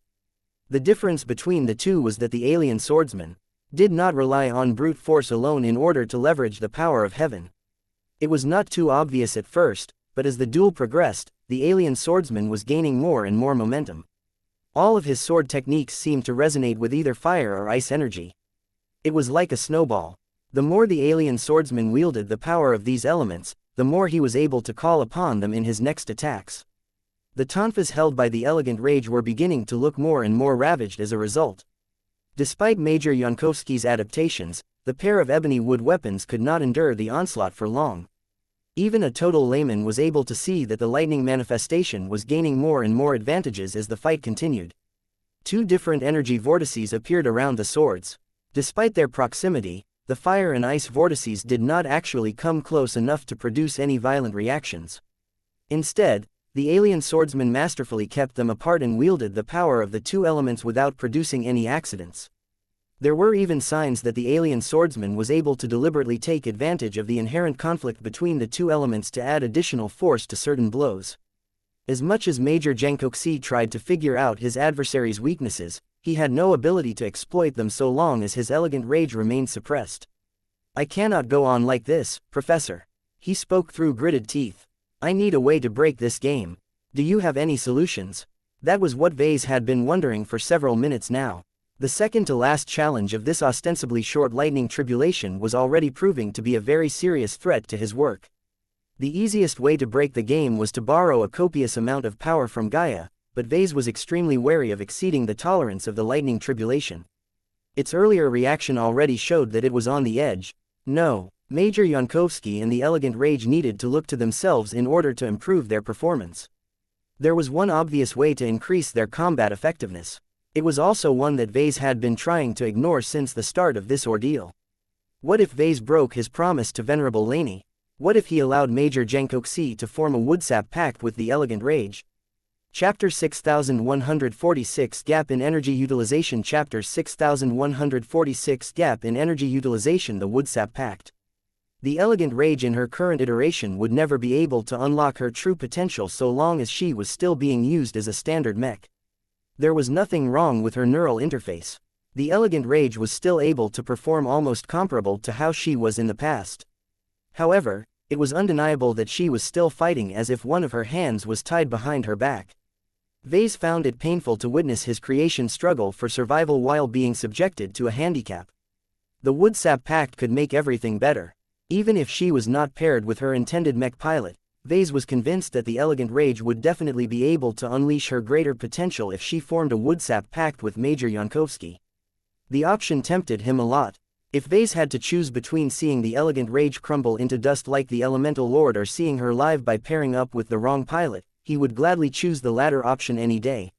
Wait, it can't work. The Red Association had installed a lot of powerful augmentations into Simon Yankovsky, but that did not mean he was able to endure Emperor Tree sap running through his veins. Any attempt at replacing his blood with a toxic alien substance was bound to threaten his life. Perhaps his powerful implants might allow him to sustain himself by relying on backup systems, but the continued intrusion of Emperor Tree sap would poison him both physically and spiritually. Vase immediately shook his head. There was truly no point for Major Yankovsky to form a Woodsap Pact with the Elegant Rage. The performance of the mech would decrease as a result of Yankovsky's suffering and debilitation. Once he deteriorated to the point where he was unable to muster up effective resistance, the Elegant Rage was doomed to defeat. Even if Yankovsky magically managed to take advantage of the Woodsap Pact to put up a good fight and make it to the end of the lightning tribulation, there would be no point. The bonded pilot would either die or become disabled. The Elegant Rage, which had permanently bonded with a pilot that was no longer available, would turn into a giant but very expensive ornament. Just like any other Karman mech, the moment a Woodsap mech formed a pact with a mech pilot, it had vowed to never accept the control of another mech pilot again. This was a promise made with a much more powerful form of blood, so its binding force became especially strong. In other words, it was pointless for the Elegant Rage to survive this way, because neither her old or new pilot could make use of her features. The unfortunate mech's only remaining value was to serve as a research object that could aid in the development of subsequent Woodsap mechs.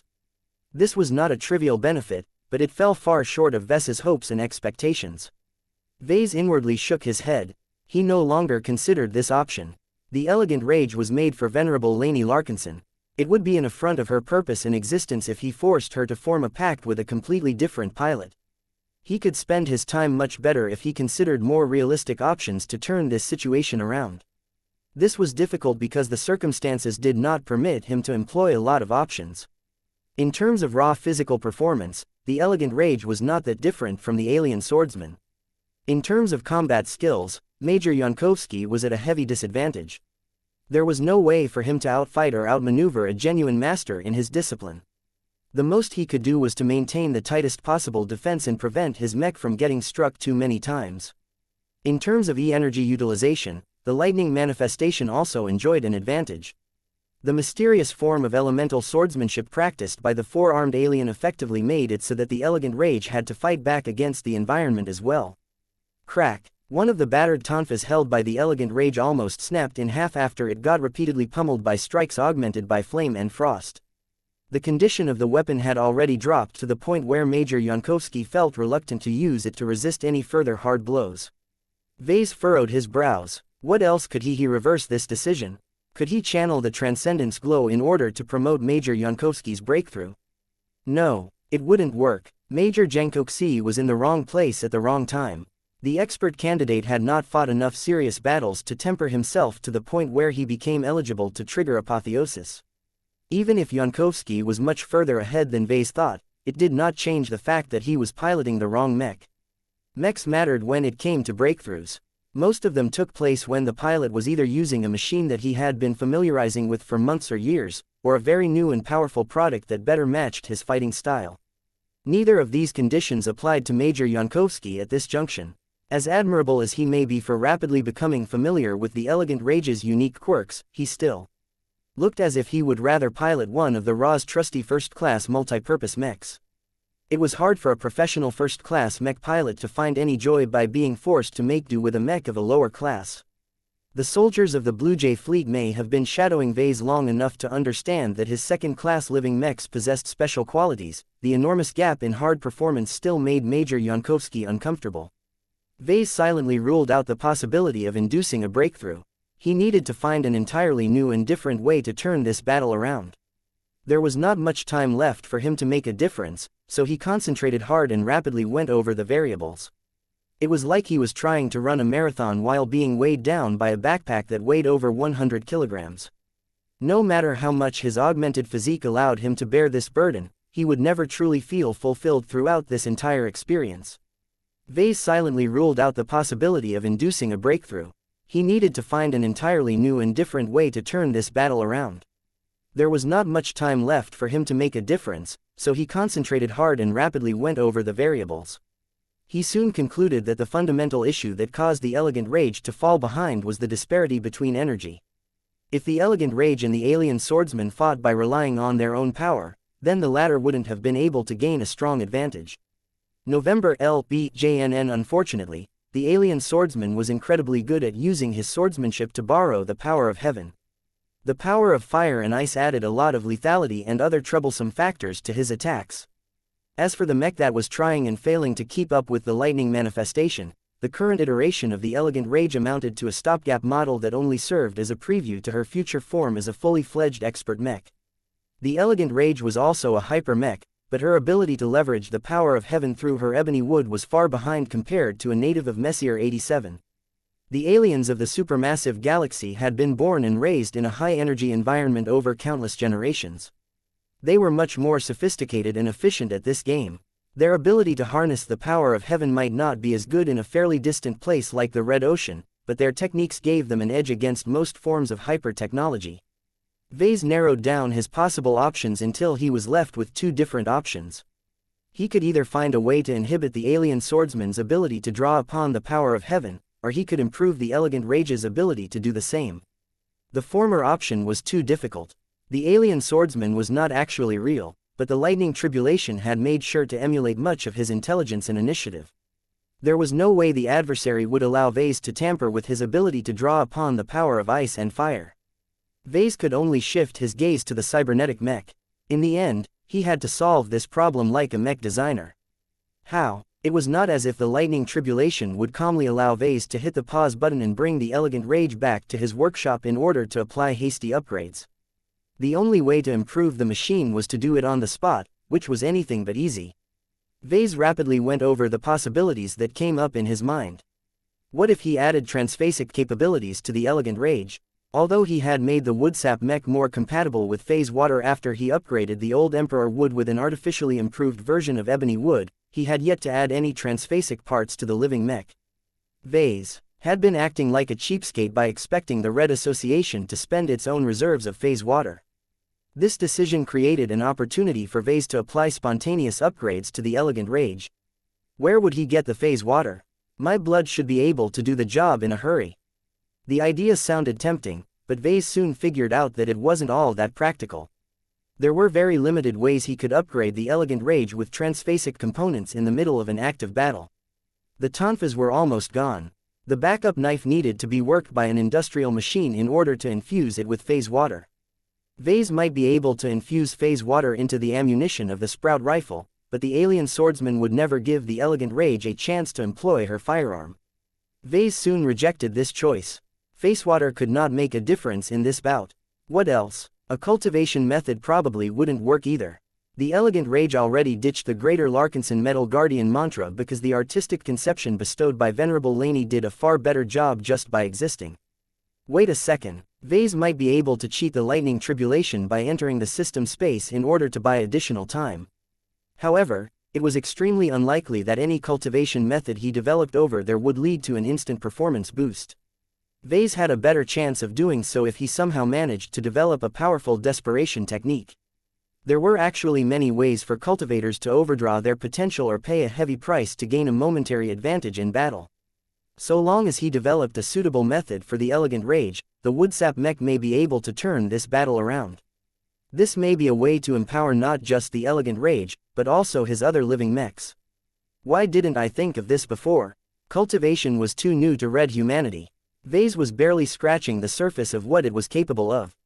Even though he had managed to learn a lot of basic spells with the help of an enlightenment fruit, he never really thought about how others could make similar use of E-energy. This was one of the factors that distinguished the Elegant Rage from the alien swordsman. The latter not only practiced an unknown cultivation method that allowed him to become more in tune with the power of heaven and earth, but also mastered a lot of sword techniques that enabled him to actively mobilize fire and ice energy for specific purposes. It was painful to compare the sophisticated methods of the lightning manifestations to the entirely passive regeneration factor of the Elegant Rage. Now that Vase spotted this difference, he could no longer unsee it anymore. His professionalism as a mech designer compelled him to fix this glaring shortcoming as soon as possible. The only way forward for the Elegant Rage was to actively master the use of all of the wood energy under her command. She could do way more with this versatile resource than to promote the restoration of her damaged components. Chapter 6147 Playing to Her Strengths Chapter 6147 Playing to Her Strengths When Vase entered the system space without anyone noticing it, he instantly felt relief. As long as the mech designer system functioned correctly, time in the outside universe should have come to a standstill from his perspective. The actual mechanics were doubtlessly a lot more complicated, but Vase did not bother to waste his time and brain power on trying to uncover the truth. He paused for a while and gazed at the idyllic white clouds floating in a peaceful blue sky. Seeing as there weren't any wrathful lightning bolts trying to pierce the peaceful facade of the mountaintop, Vase became assured that his gambit worked. It had been a risk to enter the mech designer system in full view of a hostile lightning tribulation. Either the heavenly authority of Messier 87 already detected it and knew about its existence beforehand, or it just managed to discover that the cheeky mech designer who attracted tribulations on a regular basis carried an immensely powerful artifact from another galaxy. Whatever the case, Vase was already prepared to respond to either situation. There was not much the heavenly authority of Messier 87 could do against him. It was bound to the same rules as it was meant to uphold. Seeing that the lightning tribulation did not retaliate against Vase, there was no need for him to do anything special. This granted him the time to focus on the more immediate issue. How to make the Elegant Rage better. He already came up with the idea of allowing his living mechs to make more effective use of E-energy. Technically speaking, any mech was able to utilize the power of E-energy in a lot of handy ways. Hyper-technology existed as a means to enable mechs and other machines to attract certain kinds of E-energy and make use of them in predefined ways. The Elegant Rage also possessed a bit of rudimentary hyper-technology, though it was not as strong or systematic as Vase wished. The Lucid Rage model that the current mech was based upon was a product of the Facewater generation. The Elegant Rage only, accidentally, became a hyper mech after it merged with a lot of Emperor wood. Vase may have upgraded this inferior material with a much better variation of wood, but it did not change the fact that the Elegant Rage was vastly underutilizing the potential of wood energy by only using it to fuel its damage restoration capabilities. There's also the thorns. This was the greatest strength of the Elegant Rage. The living mech became contaminated by Venerable Laney's talent, and was partially able to mobilize her distinct ability. Unfortunately, the Elegant Rage was much less competent in this regard. The living mech was not the one to break through. Vase rubbed his hairless chin in thought. If I have to develop an active ability for the Elegant Rage, it has to be based on wood energy as well as her thorns. He had to work with what he got. The Elegant Rage did not possess a lot of strengths. The mech served as an excellent platform for melee combat, and its sprout rifle presented interesting options, but this was rather barebones. That still left Vase with a lot of possible choices, so he quickly tried to narrow them down in order to set a goal that he could work towards. The Elegant Rage is more suited to fight long, drawn-out fights, but it cannot do so against her current opponent. The alien swordsman can fight all day while continually borrowing energy from the lightning tribulation as well as ambient E-energy radiation. This means that the elegant rage needs to eschew the most fitting abilities and pull off a move that is fast, explosive and preferably instant. It should be powerful and practical enough to cripple the alien swordsman or at least throw him out of his rhythm. The wood element was not typically associated with powerful and explosive attacks, but as one of the 5 classical elements, it was so varied and versatile that it could still be employed in this fashion. Vase began to dig up the basic spells that he had learned years ago. He never really made use of them as he would rather prefer to rely on technology if he wanted to start a fire. Let's see. It's hard to be able to do this without any plants around. Perhaps he could buy one from the system, but he was unwilling to spend his AP. He had yet to make any significant strides in completing the missions he accepted. I really need to work on that, he admonished himself. This situation would have been a lot easier to deal with if I have lots of AP to spare. He focused back on what he could do for the elegant rage by going over the exhaustive list of basic spells. Promote the blooming and flowering of plants. Pass. Revive diseased plants and trees. Pass. Increase the mass and nutrition of edible crops. Pass. A lot of basic wood spells are nothing more than farming techniques. November LBJNN. It made sense. Cultivators needed to eat as well, and promoting the growth of plants was probably a big deal at the time. Various elixirs and other powerful medicines could only be made with extraordinary plants as raw materials. Fortunately, there were still a few basic attack spells. Vase raised his hand and gathered a bit of wood energy in order to form a very small and weak wood thorn. Launch. The thorn propelled forward and struck a nearby rock with barely any sound. Suffice to say, the attack was very underwhelming. Vase seriously doubted that the elegant rage could produce a better result by launching her thorns at the alien swordsman. The latter probably possessed a powerful means to fend off such an assault. What about this then? He waved his hand and spent more time gathering more wood energy.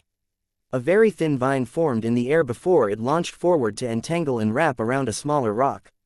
Once the vine latched onto its target, it tried to reinforce itself and tighten its grip. This is an excellent means of entangling an enemy, if it was powerful enough.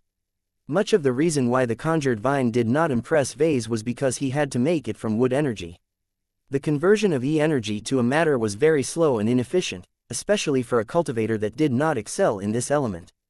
The entanglement would probably become a lot more impressive if there was already an existing vine available. Vase recalled that the elegant rage managed to retrieve a condensed thorn vine produced during the last tribulation challenge. Major Yankovsky wanted to save it up as a means to trip up the alien swordsman, but so far he did not have the opportunity to draw upon this handy vine. The elegant rage was at risk of getting chopped to pieces from the moment it stopped blocking all of the incoming sword strikes. There should still be a way to activate this vine. The mech just has to do this hands-free. The vine was a fairly powerful resource, especially when it still retained a proportion of Gaia's wood energy. Vase needed to leverage this resource as well as the wood energy in the environment to produce a fast and explosive result. Should I induce it to explode? No, it wouldn't work. He very much doubted that the vine could be made to explode all at once. It was best to work with the existing strengths and inclinations of what the elegant rage possessed. In the case of the vine, it had grown extraordinarily tough, and its thorns were also capable of inflicting decent damage.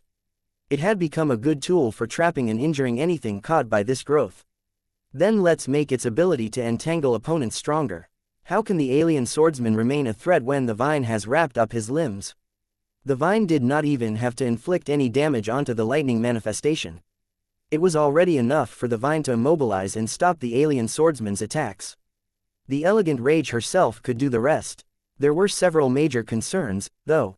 For one, the vine needed to be launched at the enemy without getting intercepted by a fire or ice sword. The vine also needed to endure a lot of fire and frost exposure. This required a constant infusion of wood energy to rapidly repair itself while also fending off the elemental attacks over an extended period of time. A regular effort is not enough. Vase concluded. Both fire and ice had proven to be highly effective against wood. Fire posed the most direct threat to the vine because the latter was inherently vulnerable to catching flame. Ice could freeze the cells of the vine, thereby causing its activity to slow down and find it much more difficult to maintain its regeneration processes. Vase could only draw upon the example of the emperor tree to resist these dangerous effects. As long as the vine has access to a lot of wood energy, it can outlast any hostile effect. Only an overwhelmingly powerful attack had a chance of overcoming the rapid regeneration of the vine, but it was unlikely for the four-armed swordsman to possess this capability. So long as the vine successfully inhibited the lightning manifestation's ability to perform his elemental sword techniques, much of the threat posed by this enemy should be gone. The vine doesn't have to last forever. It only needs to maintain a strong hold long enough for the elegant rage to land the killing blow. In short, it all came down to energy. The elegant rage not only needed to draw upon a lot of wood energy, but infuse it all into the thorny vine so that it could do its job. It was not easy to attract a large quantity of wood energy. The elegant rage was far weaker than the emperor tree in this aspect. Its inherent wood energy reserves were also rather paltry and inadequate for the job.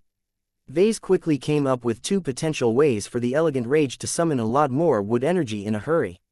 It can drain itself to fuel her vine. This was the first idea that came to his mind. It should be fairly effective as the elegant rage should be able to release a lot of wood energy by depleting the strength of her wooden components. So long as the elegant rage absorbed a lot of wood energy or replaced her withered wooden parts with healthy ones after the battle, the self-inflicted damage shouldn't be permanent. The problem with this approach was that it would leave the mech drained and weakened after overcoming this challenge. This was bad as a lightning manifestation that was 30% more powerful than the alien swordsman would appear shortly afterwards. The elegant rage absolutely could not afford to start the final fight for her survival in a drained and weakened state. Vase therefore directed his attention elsewhere. It was not acceptable to drain the wood energy from the elegant rage's vital components, but what about other reservoirs of wood energy? What if the elegant rage can drain the energies of the trees in the surrounding forest? This was a much more acceptable idea. Although the devastation to the forest and the local ecosystem would definitely be considerable due to the need to requisition a huge amount of wood energy, it was all for a good cause. Nothing came for free. Vase would rather sacrifice the lives of 1,000,000 trees than have the elegant rage sacrifice her own life. It won't be easy, but I think there's a way to do it. He grinned. Ideas already began to swirl in his mind. He needed to puzzle out a way for the elegant rage to quickly and efficiently drain an entire forest of all of its wood energy. The faster, the better. Chapter 6148 An Underutilized Resource Chapter 6148 An Underutilized Resource Vase made the correct decision by entering the system space during a critical junction of the lightning tribulation. The pressure and urgency of the moment no longer weighed him down to the point of collapsing. Although it was just a temporary reprieve, Vase still cherished the opportunity to let out a deep breath and clear his mind. It was not always good for him to take a break in the middle of an intensive situation. Vase always performed at his best during crises. When his back was pushed against the wall, his imagination often went into overdrive, allowing him to develop many brilliant ideas that could turn the situation around. However, the 8th challenge of the tribulation event required much greater effort in order to overcome. There was no way an ordinary improvised solution could drag Major Yankovsky and the elegant rage out of the pit. The alien swordsman was simply too strong. Given the extreme lack of options that Vase could employ to quickly boost the elegant rage's effective combat power, he felt it was wise to take his time to develop a proper solution. As Vase silently climbed up the mountain steps, he did not bother to direct his attention to the side paths that led to the different facilities, but continued to mull over the strategy that he had decided upon. One of the biggest reasons why the alien swordsman was able to gain the upper hand was because he was a very effective chi cultivator. Although he was nowhere near as strong as the much more powerful lightning manifestations that showed up during the transformation of the Dominion of Man, the four-armed alien clearly dedicated a lot of practice in his techniques. It was not easy to wield two opposing elements. Examples such as the Renewer of Terra and his legendary Ouroboros were the exception rather than the rule. It took an insane mind or exceptional circumstances for a cultivator to be able to make concurrent accomplishments in two completely opposing and conflicting E-energy attributes. Therefore, the alien swordsman became completely worthy to put the elegant rage to the test despite his relatively low absolute strength. The scariest part of it all is that I don't think that the alien swordsman has exhausted his bag of tricks. So far, the powerful alien only pressed the elegant rage with rapid but fairly medium intensity attacks. If elemental swordsmanship was anything like the traditional swordsmanship practiced by the Heavenswarders, then the tribulation manifestation definitely held a few power moves in reserve. These powerful sword techniques were probably costly and time-consuming to execute, but their power should never be in doubt. The scariest aspect of a fire and ice wielder was not the fact that he could employ both elements separately, but that he could combine them to inflict far greater combination damage. The skilled enemy already displayed hints of this in some of his attack routines. The alien was not only able to prevent the two opposing elements from accidentally conflicting with each other, but could also purposefully bring them together to gain an even stronger advantage during a duel. At this time, the alien swordsman gained such a considerable edge over the elegant rage that it was unnecessary for the former to resort to any risky moves. It was completely logical for him to maintain a steady advantage and slowly grind down the elegant rage's defenses. If Vase did not find a way to pull a rabbit out of his hat, then the alien swordsman's strategy would undoubtedly succeed. He frowned. Vase understood that only overwhelming force could grant the elegant rage a chance to survive this bout. I need power. Lots of power. It was not so easy to make up for the enormous gaps in energy absorption and energy utilization. Vase already determined that the only way for the elegant rage to make a comeback was by imitating the emperor tree by leveraging a huge amount of wood energy. The problem was that ordinary measures were not enough to meet the insanely high demand. There is actually a lot of wood energy contained in the organic components of the elegant rage, but draining them to attain a temporary power boost is absolutely counterproductive. This was not the final test of the lightning tribulation. If the elegant rage was confronting the ninth and last punishment from the heavens, then Vase might see merit in a self-sacrificial attack. If the elegant rage cannot afford to pay the price, then let others pay the price in her stead. This was actually his favorite way of tackling these issues. Vase always liked it when he could make a lot of gains without needing to pay the corresponding price. In fact, he preferred it when he was able to fool his enemies into making painful sacrifices. Sadly, the current situation made it difficult if not impossible for the elegant rage to land a powerful blow on the alien swordsman by exploiting the latter's strength. The most apparent source of additional wood energy was the forest and wildlife of the surrounding region. New Constantinople 8 may have been designated as the commercial capital of a thriving first-class port system, but the Devas ancient clan did not have the resources to convert the entire planet into an ecumenopolis. Even the first raiders valued the soothing and relaxing presence of nature. It was also a lot easier to maintain stable climates when the planet hosted viable ecosystems. There was plenty of nature to be found in the more remote and underdeveloped regions of the planet. Much of the development of New Constantinople 8 was concentrated in and around the capital city of Sandon. As Vase reached the top of the mountain and stepped into the grounds of the sacred temple, his eyes lit up as he made a profound realization. Life is a resource, and New Constantinople 8 just happened to possess it in abundance. Sure, the flora of the terraformed planet overwhelmingly consisted of young and relatively immature earth-based plants and trees, but that did not change the fact that they functioned as natural reservoirs of wood energy. Of course, Vase could not expect the wood energy contained by these young and artificially cultivated plants to be high in quality. The density of wood energy in a young forest should also be incomparable to that of a forest on an untamed planet such as Reticula-Corine V. Vase did not look down on it, though. So what if the wood energy of the local ecosystem was rather shabby in terms of quality and quantity? The elegant rage merely had to work harder and extend her reach further in order to absorb a huge quantity of wood energy. As long as the elegant rage amassed enough wood energy, she should easily be able to beat back the alien swordsman. Life is a resource, Vase repeated. I have spent so much time on trying to foster life in my products that I never thought about how it could be used as a power source. Vase initially felt repelled by the very notion of exchanging life for power. The fundamental goal of his design philosophy was to foster the growth of both mechs and mech pilots so that they could breach their limits and ascend to greatness. To put it in different terms, his work as a mech designer was largely centered around increasing the life states of his products and his clients. This was the definition of growth. The more powerful they became, the more energy they accumulated. This was why the idea of depriving a forest of all of its wood energy sounded so abhorrent to Vase. He did not consider himself to be a nature lover, but he felt it was fundamentally wrong to drain the wood energy of many trees just to give the elegant rage a temporary power boost. An action like this will lead to a net reduction in life. Vase murmured. He did not care about the lives of his enemies. Vase was not stupid enough to value their right to life when they were happy to kill him and the people he cared about if they had the chance. What made Vase hesitate was the idea of gaining power by harming third parties. Sure, the subjects in question only amounted to a lot of trees and plants that nobody really cared about, but it was the principle that mattered. Vase deeply felt that he was on the verge of crossing a significant moral line if he violated the principle of minimizing collateral damage. Ever since the age of mechs began, many mech designers had been brought up with the idea that their products were supposed to function as a safer and less destructive alternative to warships. How could Vase still claim that his mechs abided by this standard when they suddenly gained the ability to wipe out entire forests and destroy entire ecosystems? This was the sort of destructive practice that gave his mother and many other ancient cultivators a bad name. Maybe this is the true reason why I am so hesitant about crossing the line.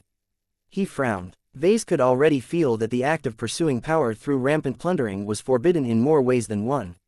It was a universal taboo that fundamentally violated the will of the heavens. Just like how the creators of the sacred scrolls utterly ruined the Milky Way galaxy by attempting to drain it entirely of its immense energies, any deed that benefited oneself at the expense of the environment would inevitably be met with punishment. The most common form of punishment was to silently accrue negative karma. Vase knew a thing or two about karma, so he understood how terrible it was for malevolent cultivators to plunder energy from others without restraint or justification. Even though these cultivators always managed to harvest enormous short-term gains, they imperiled their long-term futures by attracting the ire of the heavens. Not only would they suffer inexplicable bouts of bad luck, these demonic cultivators also had a much higher chance of dying whenever they attracted a lightning tribulation. However, as much as Vase wanted to turn away from these unsavory methods, he could not afford to do so. The survival of his first woodsap mech was far more important than his morals and principles. Although his design philosophy objected to his decision, Vase found that he did not really find it all that unbearable to break this particular taboo. Not only was he doing it for the benefit of his latest mech, he also did not take taboos all that seriously anymore. This is a time of war. Desperate times call for desperate measures. Vase did not deny the possibility that his recently acquired darkness domain may have skewed his thinking on this matter, but so what? He was not being irrational when he decided to violate one of the fundamental principles of mech. He managed to come up with several logical arguments why it was necessary for him to take his work to the next level. Am I beginning to resemble my mother? Vase felt quite disturbed by the thought. His mother did not hesitate to treat others as tools to be used. She had no qualms about draining the vitality of others to fuel her growth and her powers. Though Cynthia frequently assumed a motherly guise in front of Vase, he had seen her true face. Cynthia Larkinson was a true god who embodied the cruel side of nature. Predation was her philosophy as well as the source of her power. She was incapable of limiting herself to mutually beneficial growth cycles like her son. As deplorable as she may be, Vase never doubted that she was weak. Whether it was her old self or her reborn self, the Lady of the Night undoubtedly stood out as a competent and deadly fighter among true god-level chi cultivators. If not for the fact that she remained stuck in the low-energy environment of the Milky Way galaxy, she would have been able to expand her empire much further beyond the confines of the Nixian Gap. Chapter 6149 Mental Shift. Chapter 6149 Mental Shift. From the moment Vase made a mental shift, his entire perspective on reality changed forever. Previously, he always looked at life from the perspective of a nurturer. He was like a gardener who invested a lot of time and effort into growing healthy and bountiful plants. Each living mech that he managed to design and produce over the years made his garden ever more prosperous. His mental shift caused him to look at life as a resource that was ripe for the taking. He still regarded life as a miracle and a treasure to be nurtured, but he also gained another perspective that possessed a completely different attitude towards this subject. It was as if he gained a split personality of sorts that looked at life from the perspective of a selfish plunderer. Although he was initially unfamiliar with looking at life from this angle, he quickly acclimatized to it once he thought about the benefits, of which there were many. There is not much of a difference between siphoning energy derived from exotic radiation and draining energy from other life forms. All of the energies ultimately originated from the same common source. The biggest difference was that energy held by other lives had become owned, making it more difficult to harness it directly. Still, there were ways for demonic cultivators to erase the imprints of owned energy or simply skip this step and make use of this stolen resource directly. Vase certainly knew about it, but that did not mean he could replicate these methods himself. He still lacked a means to drain a large amount of wood energy from a large forest. It was as if he was looking at a huge farm field that was filled with ripened crops, but lacked the harvesting machines to quickly collect them all. Perhaps he might be able to improve by cobbling together a simple scythe, but this was an incredibly inefficient solution. Vase needed to give the elegant rage the power to drain the life of surrounding trees all at once. Regular wood manipulation techniques could no longer meet his demands. If my suspicions are correct, then the act of plundering a large amount of wood energy from a forested environment no longer conforms to the rules of nature anymore. As long as the scale grows large enough, such actions have the potential to inflict serious damage to a planet's ecosystem. This was not an approach that aligned with the concept of wood. Although nature could be cruel, it also emphasized balance. There was a difference between natural disasters and man-made disasters. The former was a part of nature's struggle, while the latter was a disruption of the common living space of so many other individuals. Such actions were much more aligned with the darkness element as opposed to the wood element. Vase raised his arm and conjured a ball of darkness energy. It was a rudimentary display of power, but it helped to bring him more in tune with this ominous element. He strode into the temple building and deliberately moved to a corner where the light level was the lowest. Immersing himself in shadow helped to put himself in the right mindset. It was a lot more difficult to think about how to drain the life out of an entire forest by standing under bright lighting. As Vase avoided the light, he indeed found it easier to shift his mentality and think about plundering the bounty of nature for his own purposes. When he thought back on what the elegant rage was capable of, he realized that it had already begun to straddle the line between light and darkness. As the first mutated mech of the Larkinson clan, the elegant rage had spontaneously grown thorns due to getting contaminated by Venerable Laney's overwhelmingly negative emotions. This caused the elegant rage to turn from a noble dueling mech into a scarred and traumatized machine that sought to sting anyone who harmed her and her pilot. Wood as an element was neither light nor dark. It could be employed in many different ways. The emergence of thorns was a reflection that the elegant rage had already taken a turn towards the negative aspects of the wood element. The foundation is already there. I don't have to start from scratch. Vase concluded. This was good news and made his job considerably easier. However, thorns shared no direct relation with the act draining the environment of wood energy. The current iteration of the elegant rage had no means of interacting with the environment. Vase needed to change that. This meant that he had to add an extra feature to the Woodsap Mech's spiritual foundation that could fundamentally change its nature. This is not going to be a light upgrade. The good news was that there was no need to install any new hardware onto the mech frame.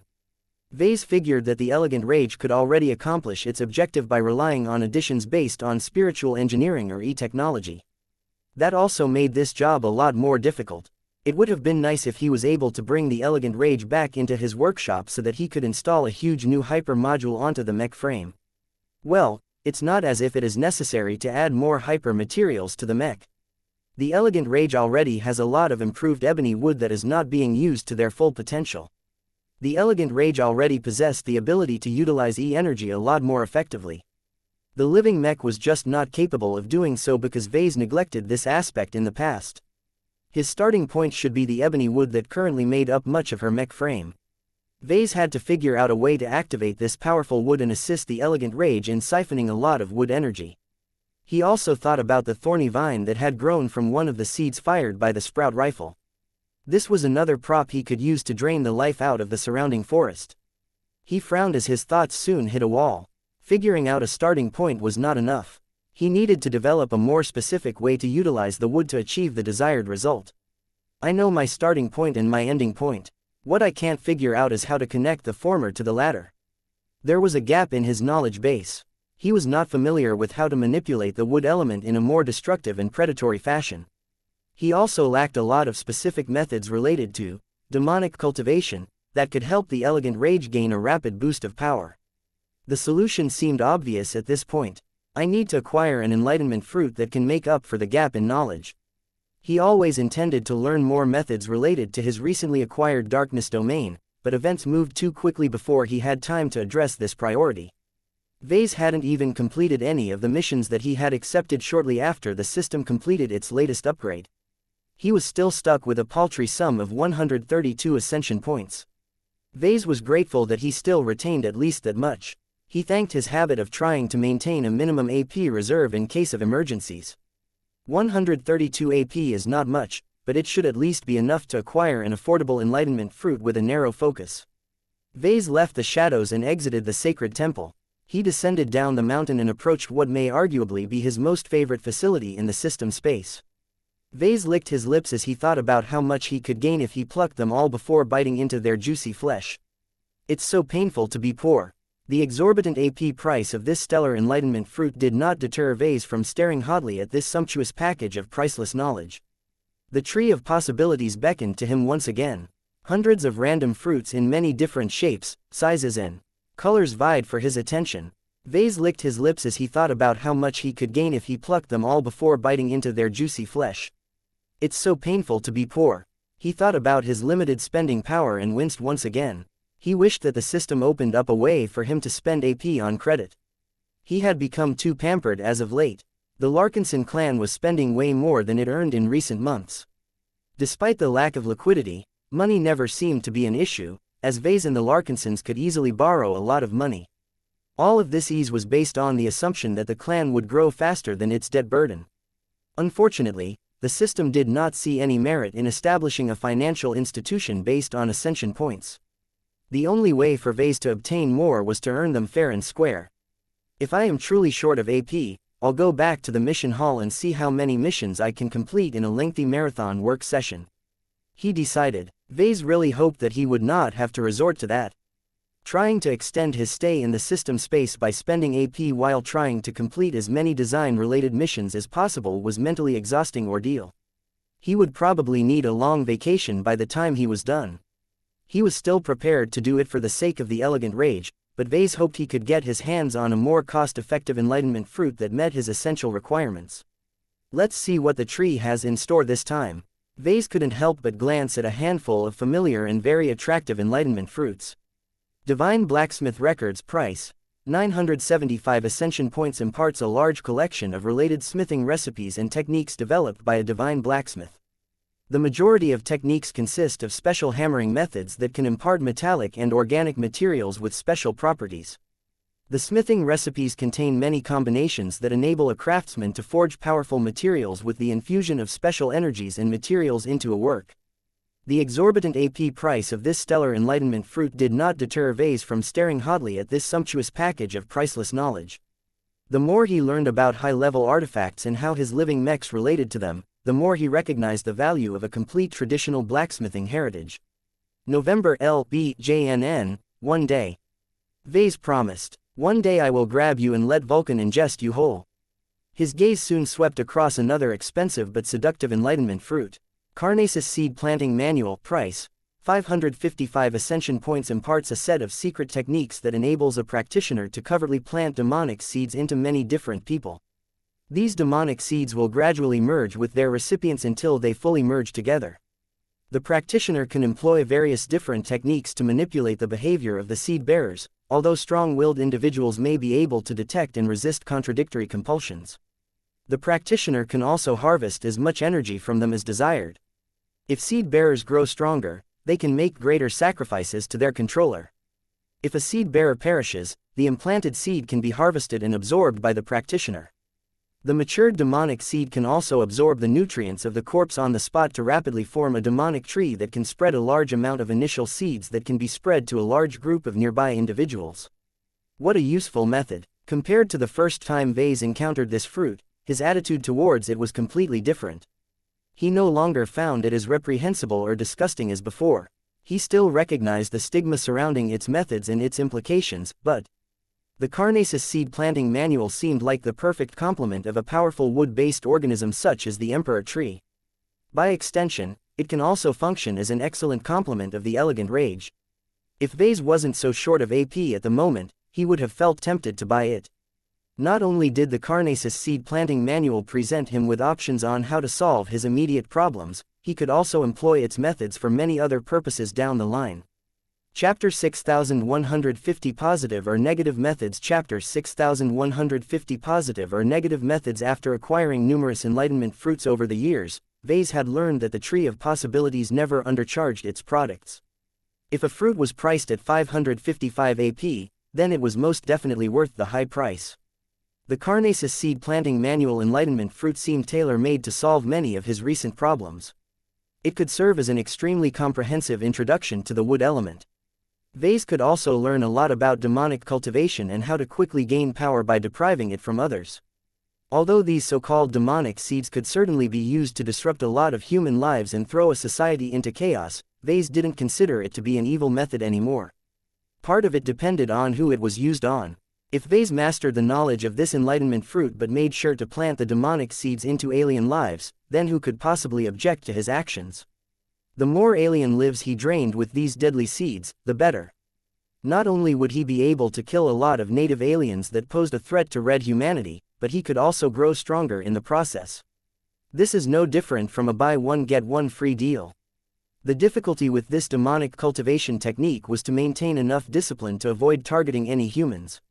From the moment he attacked the people that belonged to the same group or civilization as himself, Vase would undoubtedly cross an unforgivable line. It's not a big deal. There are way more aliens than humans in the Red Ocean. Only an idiot or a weakling would think about targeting innocent people. He no longer wasted his time on enlightenment fruits that were way out of his budget. There were still a lot of fruits hanging on the branches of the tree of possibilities that were much more affordable. Vase possessed a lot more strength and courage than that. If he managed to master the Carnasis seed planting manual one day, he would definitely unleash his new methods towards the many aliens whose lives were ripe for the picking. He took one last longing look at the enlightenment fruit before decisively turning his head. Maybe next time. He no longer wasted his time on enlightenment fruits that were way out of his budget. There were still a lot of fruits hanging on the branches of the tree of possibilities that were much more affordable. Of course, their benefits paled in comparison to the likes of the Carnasis seed planting manual, but there were still a few interesting bargains in his opinion. Evil Breaking Peach Wood Sword Manual, price 100 Ascension Points, imparts a method to carve suitable wood into an Evil Breaking Peach Wood Sword. This is a sword that does not possess a strong cutting edge, but is highly effective when used to fight against negative existences. The Evil Breaking Peach Sword is also effective when used to fight energy-based lifeforms and other energy constructs. Evil Breaking Peach swords that are excellently carved and made with high-quality materials can be enhanced by lightning. When empowered by any source of lightning energy, the Evil Breaking Peach sword not only becomes much more deadly against immaterial enemies, but also receives physical tempering that strengthens its physical properties. Damn. Vase felt tempted to purchase the Evil Breaking Peach Sword Manual Enlightenment Fruit almost immediately after reading its description. Was it a coincidence that this enlightenment fruit just so happened to be available? It seemed quite serendipitous that the Tree of Possibilities granted him the option to learn how to make these so-called Evil Breaking Peach swords. Although these swords were probably not designed to fight against tribulation manifestations, Vase nonetheless believed that such a weapon should be highly effective against the alien swordsman. The enemy that was giving the Elegant Rage such a hard time was not an actual living alien powerhouse. He was actually a simulation generated by the ongoing lightning tribulation. The Evil Breaking Peach sword should still enjoy a bonus when attacking the alien swordsman, especially given that lightning directly empowered it so long as its power level remained within tolerance. Vase seriously felt tempted to purchase this enlightenment fruit, but he eventually decided against this choice. The Evil Breaking Peach sword may be effective in defeating the alien swordsman, but what about the next opponent? When the 9th tribulation manifestation that was 30% stronger than the alien swordsman showed up, the gap in power would become so wide that a special sword alone could no longer make up the difference. I can't overlook the fact that the fundamental reason why the Elegant Rage is falling behind is because she is not utilizing as much energy. Vase believed that as long as the Elegant Rage gained a lot more energy and knew how to effectively make use of it, she should easily be able to overcome the alien swordsman in whatever tribulation manifestation that came next. Vase did not forget about the Evil Breaking Peach sword manual, but he set it aside for the time being in the hopes of finding a more fitting alternative. He would only go back and evaluate this enlightenment fruit if the Tree of Possibilities disappointed him with its selection. Soon enough, Vase came across another interesting fruit. Introduction to the Withering Curse, price 77 Ascension Points, imparts basic theory on the concept of withering and teaches several related techniques and curses. Withering is a process that relates to the decay of organisms and most notably plants. It can be used as an offensive application of the wood element that is especially effective on organic targets. The introduction to the Withering Curse does not contain a large quantity of curse techniques, but they are versatile and can be changed to adapt to specific demands and conditions. Withering curses are highly effective against weaker organisms, but can easily be resisted by strong and healthy targets. That sounds closer. Introduction to the Withering Curse was close to the kind of basic knowledge package that Vase sought. It should probably teach Vase the basics on how to impose the terrible force of withering onto other organisms. Curses were generally regarded as attacks that could be launched from a distance, so Vase did not have to worry too much about range when trying to wither an entire forest that stretches for kilometers in every direction. As for the fact that curses were ineffective against powerful targets, Vase did not really care. The trees planted all across New Constantinople VIII were all weak and vulnerable. Even if a few trees somehow managed to turn into a mutated plant, the Devas ancient clan would detect it right away. One of the reasons why New Constantinople VIII never suffered any attacks related to the random emergence of mutated beasts was because its security services eliminated any animal that showed any sign of abnormality. Perhaps it might be acceptable for hunting preserves such as Okanon V to keep so many mutated beasts alive, but this was not acceptable for a fast-growing planet occupied by lots of Terrans. Without any tree on the planet that was comparable to the Emperor tree in terms of power, the elegant rage should not be able to encounter any resistance when trying to wither all of the surrounding trees. Withering alone is too wasteful, though. What Vase sought was not to cause the elegant rage's targets to decay and cause their energies to disappear. Instead, he wanted his woodsap Mech to gain the ability to harvest those energies and power up her own attacks. Vase rubbed his hairless chin in thought. It would be nice to obtain a more comprehensive enlightenment fruit that can make up for this absence, but do I really need to spend more AP? Cultivation techniques were alive. There was never a single absolute right answer on how to do stuff. Vase already became accustomed to absorbing the knowledge contained within different enlightenment fruits, but then went on to tinker with the different theories and techniques to produce different outcomes. He was confident that if he absorbed this particular enlightenment fruit, he could complete the process by figuring out a mechanism for the elegant rage to absorb the energies lost by the plants that were withering on a wide scale. The premise to all of this was that the so-called withering curses did not destroy all of the juicy wood energy that the plants originally contained.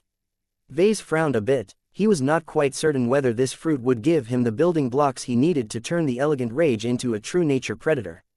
He decided to postpone his decision and look for other suitable fruits. Several minutes went by as Vase inspected a lot of fruits that weren't relevant to the current situation at all. The only ones that interested him a little more were the ones that promised to teach him various darkness-related cultivation methods and techniques. As much as Vase felt personally interested by them, it was hard to impart any of the techniques to the elegant rage, so he skipped the over. In the end, Vase couldn't help but return to the evil-breaking peach wood sword manual and the introduction to the withering curse. They presented two completely different ways to break the current situation. The evil-breaking peach wood sword manual was obviously an upright and honorable way to empower the elegant rage. The introduction to the withering curse likely contained a lot of underhanded, dishonorable and maybe outright evil techniques. Yet that did not stop him from taking the latter seriously. Of the two choices, Vase felt a lot more drawn to the introduction to the withering curse despite the fact that it did not present a complete ready-made solution. As Vase weighed his decision, he ultimately decided to reach out and pluck the introduction to the withering curse fruit. I need this more than the other. It was related to both the wood and the darkness elements. It was a thoroughly negative method that was also related to ominous concepts such as death and decay. As Vase held a wrinkled and half-rotted purple fruit in his hands, he did not show any sign of disgust as he bit into it and ate all up in a couple of quick bites.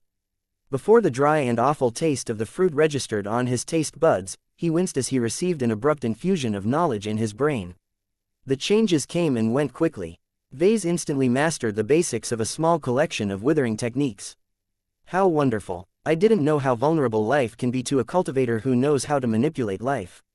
Vase's horizons had widened now that he became burdened with greater knowledge. His understanding of the negative side of life had expanded enormously, making him feel that spending those 77 ascension points was the best decision he had made. Among the most useful lessons he learned from the fruit was to learn how to cast curses. These were particularly dark and underhanded means of manipulating or attacking enemies. Vase recalled that during one of the later waves of the epic tribulation of the Dominion of Man, the Bloodfire Dreadnought confronted a massive mirror beast that managed to bypass everyone's spiritual defenses and cause them to turn against each other. Back then, Vase completely remained ignorant how the mirror beast was able to fool so many entities, up to and including Caramond and Furia. Now he knew. The god beast excelled at casting curses that affected the entire crew and other life forms of the dominion of man. By intermittently showing up and presenting its cursed mirror at the dreadnought, the lightning manifestation of the powerful beast refreshed its curse. When it comes down to it, a curse is a more indirect and subtle means to attack a target. Just as Vase suspected, they were completely useless against an opponent like the current tribulation manifestation, but it was possible to cast the same curse to a large swath of weak and vulnerable targets. It was so easy to cause a lot of harm as long as he was willing to pay a price.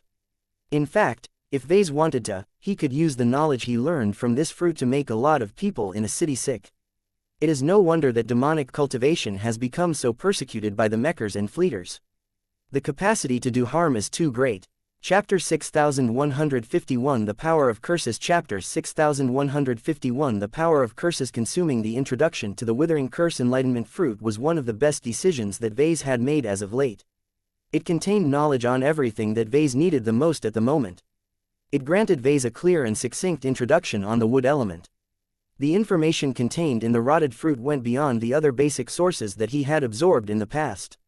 Vase originally did not intend to delve into the intricacies of the wood element so quickly. According to his original plan, he should have invested more time into developing a solid understanding of the water element. He had already started on it for a while, and he hated to leave this job unfinished. Not only would increased comprehension allow him to better incorporate the water element into his hyper-tech and e-tech applications, but it should also allow him to utilize some of his Phase Lord abilities more effectively than before. He then planned to familiarize himself with the fire element next. He already gained a head start in this field after helping the Dominion of Man transcend into the very first bloodfire vessel of her kind. He could use the scattered insights he acquired during this legendary ordeal and quickly complete his familiarization of this volatile element. The timing of it was also convenient. Vase did not only intend to upgrade and convert the heavily damaged and disabled Promethea into a first-class ace mech, but also reshape her into the first proper bloodfire Carmen mech of her kind. The more he understood the fire element, the easier it would be to develop what may possibly be the most dangerous elemental Carmen system. Vase had yet to formulate any plans after completing these goals. He did not have a strong preference for tackling elemental Carmen mechs based on wood, earth and metal, so he decided to postpone his decision until he finally reached this point a few years later. Current events had overtaken him, though. How could he have known that Task Force Solus would build their foothold on Reticulocorine V next to a powerful calamity plant? The Emperor Tree provided so much materials and research value on the wood element that Vase would be a fool to ignore the benefits. On top of that, the Elegant Rage's mutation into a half-wooden mech made it extremely convenient for Vase to extrapolate her transformation and turn her into a woodsap mech.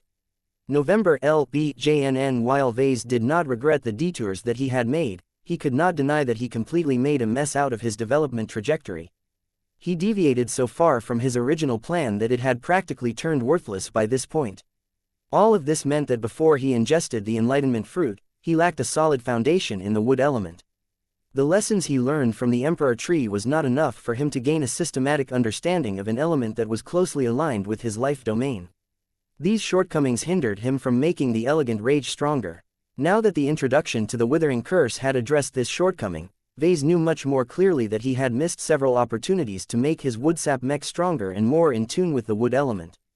"I feel so stupid," he grumbled. As a mech designer, he hated it when any improvement in his design capabilities forced him to look at his older works in a worse light. It was especially painful for him to recognize a lot of flaws in the work that he completed earlier today. Intellectually, he knew that he couldn't have done any better at the time.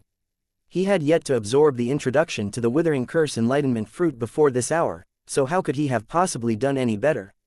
Emotionally, he couldn't accept this argument. He felt stupid and incompetent for developing and releasing his first woodsap mech without bothering to mastering the basic foundation of the wood element. There were so many aspects about the Elegant Rage that he had left criminally underutilized. Vase resisted the urge to smack his head with his palm and tried his best to think forward. "I still have a chance to remedy this mistake." His new comprehension of wood was not particularly deep or profound, but it still gave him a few tips on how to increase the efficiency of the Elegant Rage's inherent regeneration capabilities. For example, Vase could teach the Elegant Rage how to take control over her own restoration process by concentrating a lot more wood energy at the parts that needed to be repaired first. By moving away from equal distribution and allocating more wood energy at more essential parts, the woodsap mech should be able to last a lot longer in combat. A third-order living mech like the Elegant Rage can probably learn this trick on her own over time, but it is better if she masters this technique in advance. Vase did not linger too long in his newfound understanding of the wood element. What interested him even more was all of the insights related to curses. Since the Enlightenment fruit was called Introduction to the Withering Curse, it went without saying that it offered Vase a true introduction into the subject of curses. From what Vase was able to learn from the knowledge package imparted by the fruit, curses had very different definitions, forms and meanings for as long as cultivation existed. Traditionally, curses possessed a lot of religious associations. They were so mysterious and poorly understood that people often regarded victims as those who had been cursed by gods. Perhaps there was an element of truth to these beliefs depending on the definitions, but it did not take a true god to cast a curse on others. According to the unknown group who developed the withering curse contained within the Enlightenment fruit, curses were often regarded as a more covert means of weakening a target. In many cases, curses worked too slowly for them to be useful on a battlefield. They were much more useful when employed as a means to sabotage or assassinate key personnel without alerting anyone. Good curses could be cast covertly and over a long distance, thereby achieving the goals of minimizing exposure and reducing the risk to the culprit. That did not mean that curses could be cast on the battlefield in order to debilitate an opponent up close, but this was a more advanced application of curses that was not covered by the introduction on the Withering Curse. An Enlightenment fruit worth 77 ascension points could only cover so much theory. There's no need to learn how to cast more advanced curses. With better theory and techniques, a curse master could gain the ability to bestow an affliction onto an unsuspecting victim that was many light years away. A curse master could also cast a powerful curse onto a powerful adversary in the middle of a duel without giving away any clues. There were many possible ways to apply curses, and Vase felt incredibly tempted by all of the possibilities. However, the talent and effort required to go deeper into this field was too much for Vase. Unless he was willing to spend a lot more AP into mastering more advanced curses, it would take decades if not centuries for him to master all of these methods. Vase did not fall for the temptation of curses despite their usefulness. He was a mech designer first and foremost. Learning how to attack others in a sneaky fashion was not only a waste of time, but completely unnecessary. If he wanted to get rid of a powerful opponent, he would spend a lot of money or bestow powerful mechs to people who could do this job on his behalf. This was the correct way for a mech designer to fight. That said, there was one aspect about curses that intrigued Vase a lot. Many curses can be amplified through the use of rituals. Due to their religious origins, a lot of curses could not be separated from rituals. By setting up specific conditions in a ritual, a practitioner was able to harmonize with the power of heaven and channel much greater power into a curse. Vase understood that the method of rituals was the key to enable the Elegant Rage to quickly drain the energies of a forest. He already thought of a few ways to allow the Elegant Rage to perform a ritual in battle. Rituals could enable the casting of many different curses, but the Enlightenment fruit only focused on the Withering Curse. There were actually many different variations of Withering Curses, each of which should be applied to different circumstances. Most of the Withering Curses were meant to be cast onto plants, but there were also others that should only be cast on exo-beasts or humans. No matter the target, the effects were roughly similar, which was the draining of vitality and other energies. Some curses produced a relatively strong effect, but only lasted for a short duration. Other curses could last for months, but this was by design as the probability of detection was not high. All in all, Vase gained a comprehensive understanding of the basic variations of the Withering Curse. The biggest issue is that none of these curses are particularly strong. Vase muttered, the best curses could theoretically enable a mortal to cripple a true god. Of course, in order to achieve such an exaggerated effect, the weaker cultivator had to compensate for the huge gap in strength by concocting a grand ritual that likely drained several life-bearing planets of all of their energies. Even then, the true god may still be able to resist such a curse as long as he was prepared or possessed stronger spiritual defenses than usual. Although it was impossible for Vase to pull off such an insane ritual with just an introduction on curses, Vase still gained a lot of inspiration from the mere mention of this possibility. This may be a way for the Elegant Rage to quickly drain an entire forest. Vase initially bought the Enlightenment fruit with the assumption that he would have to teach the woodsap mech how to cast a modified Withering Curse that possessed an energy drain effect. Now, He understood that it was not necessary for him to reverse engineer the withering curse. It was much easier if he modified one of the existing rituals so that the woodsap mech forcibly treated the surrounding trees as sacrificial vessels to fuel a powerful withering curse. Of course, Vase had no intention of letting the elegant rage cast the curse. Basic low-level curses were generally ineffective tribulation manifestations such as the alien swordsman. Even if the four-armed alien was fighting against the elegant rage in the flesh, ordinary curses should never be able to take effect on such a highly trained and disciplined warrior. It's better to remove the actual curse component and replace it with another effect. Vase suddenly came up with an inventive idea. Withering is the process of weakening a target and more specifically a plant. What if I can do the opposite? What if the elegant rage sets the target of the reverse curse on herself and attempts to strengthen herself? This was exactly what Vase wanted to accomplish when he decided to enter the system space. Even though the introduction to the withering curse did not contain any knowledge on how to reverse the withering curse, Vase was confident he could figure it out by relying on his existing foundation in cultivation science. The opposite of a curse is a blessing. Perhaps the elegant rage may become known as the first living mech that can bless herself in combat. Vase briefly frowned. He had already utilized the word blessing in a different context related to design spirits. In order to avoid confusion, it was best if he coined another term for reverse curses. I'll figure it out later.